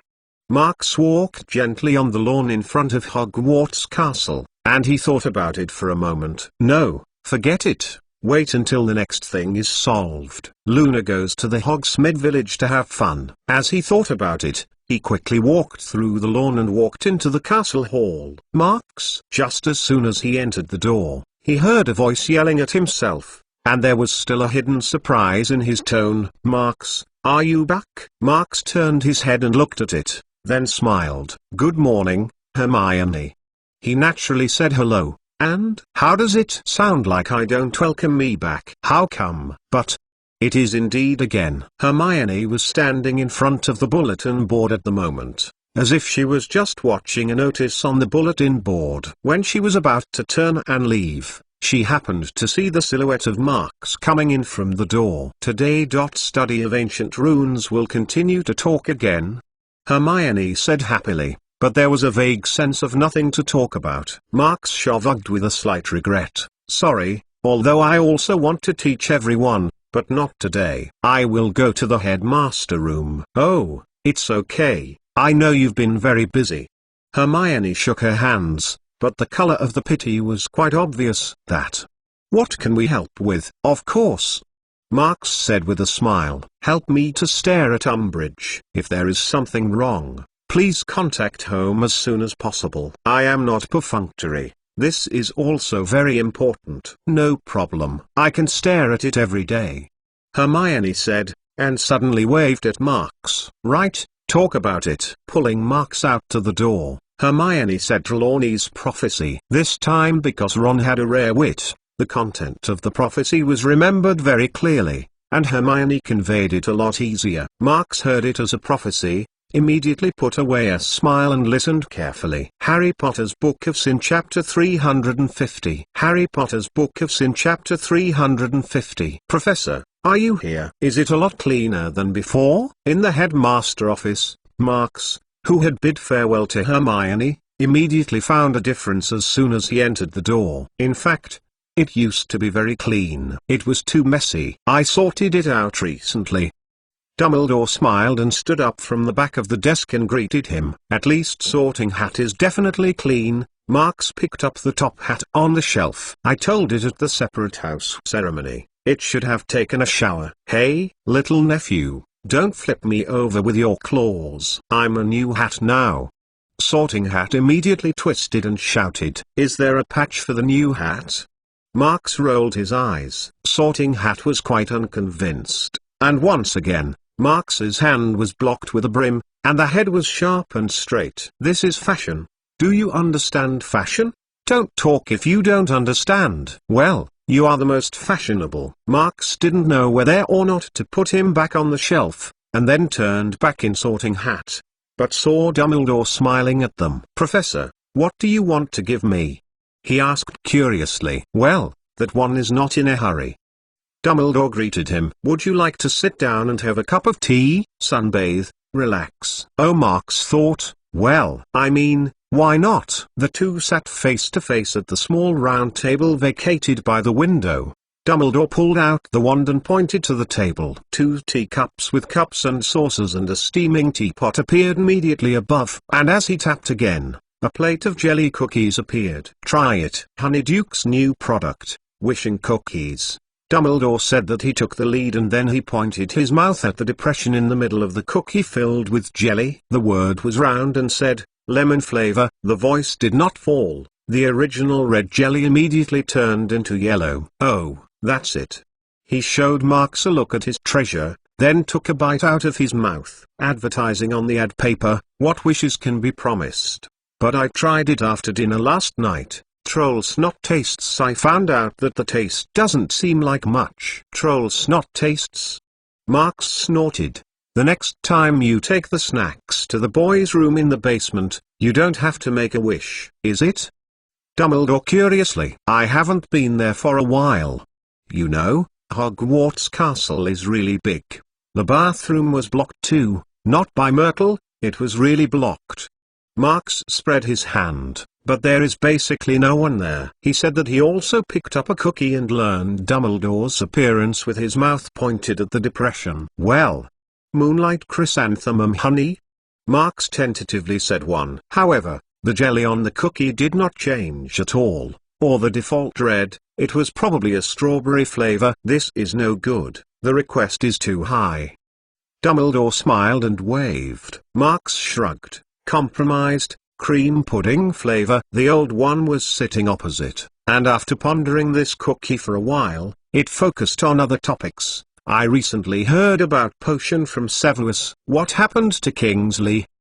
Dumbledore asked for a tea with a cup of tea. "Oh, the antidote has been researched. I just gave it to Kingsley yesterday. His symptoms have gone deeper and it seems that he has taken a few more pills." Marx replied. "But the danger should be gone." "That's good." Dumbledore was nodded. "That, Professor, I heard about it from Hermione, and Professor Trelawney made a new prediction." This change was asked by Marx. "What do you think of that prophecy?" "Don't worry too much, although it doesn't look too good on the surface, but it shouldn't be a big problem," Dumbledore said casually. "As for the details, you can think about it yourself." "Oh, is it?" Marx hesitated. "Don't worry, just do what you want," Dumbledore said easily. "You can be alone now. I can't help you. Maybe I will ask you to help me." "Request what?" "Don't say that." Marx shook his head immediately. "What do I need to do?" "Just say it." "Of course, if there is anything you need to help, I will definitely say it." Dumbledore looked at Marx quite a bit. Listening to Dumbledore, Marx has some flaws in his heart. Although it is not a burden, he knows that Dumbledore will not be targeted. In the future, or soon after, Dumbledore will open the mouth with him. It's just that he will say requests again. Marx will not know. After Dumbledore's words, the two men sipped the sun with the fragrant black tea. Occasionally, there is a wind blowing over the neck, which will bring a little warmth. Once upon a time, Marx had been living in such a comfortable life. But now, he only feels so laid back, it is a bit too luxurious. "Professor, this time, tell me what is going on. Should I say it?" Marx couldn't help but ask again. "When things are solved, we can have a lot of opportunities to have tea and chat together." Dumbledore took his eyes off the window and smiled and said, "Well, since you are so anxious, let's talk about today's business." "Well, it's a business. It's actually a small thing." As he spoke, he took the wand at his hand quite casually and turned the handle to Marx. "The last time I heard from Garrick, he said that you can use what wand can be used." Dumbledore curiously said, "That's not as good. Try this too." "Hey! Are you talking about Mr. Garrick Ollivander of the Wand Shop?" Marx snorted, but did not reach out immediately. "Professor, do you want me to try Elder Wand? Do you know it?" Dumbledore didn't care about the nodded. "Yeah, try it." see if it's amazing or you are amazing. This. Marx really wants to take a look at it, but Dumbledore's wand's origins are out of the ordinary, and its characteristics are quite clear. He really can't dare to reach out. Get it up, Dumbledore said. You should know that the phrase "one chooses wizard" has always been the truth that Garrick believes in. And your presence can keep him annoyed. As Dumbledore said, the change in wand that year began when Garrick Ollivander officially took over the wand shop of the Stewart family. Until then, the purchase of wand by the wizards was a matter of order. They will go to the wand shop with their various rod cores, and use some of the magical materials of the inheritance, family beliefs, or their own feelings as the core of the rod. It was Garrick Ollivander who proposed the concept of "one chooses wizard" and thus led the trend of an era. Of course, in fact, about this concept, he is also excavated from a book of ancient books. In fact, Marx himself does not believe anything like "wand chooses wizard." This is not only related to his own situation, but the main reason is that wand is a tool created for the convenience of use spell. Marx admits that Ollivander's approach was correct. After all, the knowledge of wand is too broad, and it is more time-consuming and difficult to get started. In addition, the knowledge inheritance is incomplete, so that it is difficult to make wand even if you choose wand. Therefore, the use of a large number of wand to match the wizard is indeed much better than the wizard's own core material. The correct approach does not mean that the concept proposed by Ollivander is correct. As stated in the ancient book in the Rowena Chamber of Secrets, at the time, knowledgeable wizards made their own wand. As Goblin, who is good at creating magical props, insists that the ownership of magic props should always be in the hands of the maker. It's just that now, not only is the inheritance of the wizard becoming thinner, but the persistence of the goblins has already changed. Marx told Dumbledore his opinion, which really provoked some of Dumbledore's interest. To be honest, I am not very familiar with wand, but Dumbledore was interested in "do you make wand yourself? It sounds really good." The weird wand you used is what you do yourself, the back of the Dementor's spinal cord. Yeah? Marx spread his hand. Unfortunately, I lost it recently. Isn't that just right? Dumbledore smiled and handed over wand again. This is what I want to give you. But why suddenly? Marx was puzzled. You need it more than I do, don't you? Dumbledore said naturally. The main danger now is you. And I, as long as I am responsible for keeping Hogwarts. While speaking this, Dumbledore looked unusually brisk. Speaking, I still have to thank you. It is you who allowed me to let go of my baggage and embark on a more selfish magic journey. Marx couldn't help but touch. The old wizard, who devoted most of his life to the magic circle, seems to have finally emerged from the self-imposed nicknamed ideal. Oh. Marx paused, a little sly, although it is but a little bit. Marx still didn't pick up Elder Wand, but stretched his hand to his waist.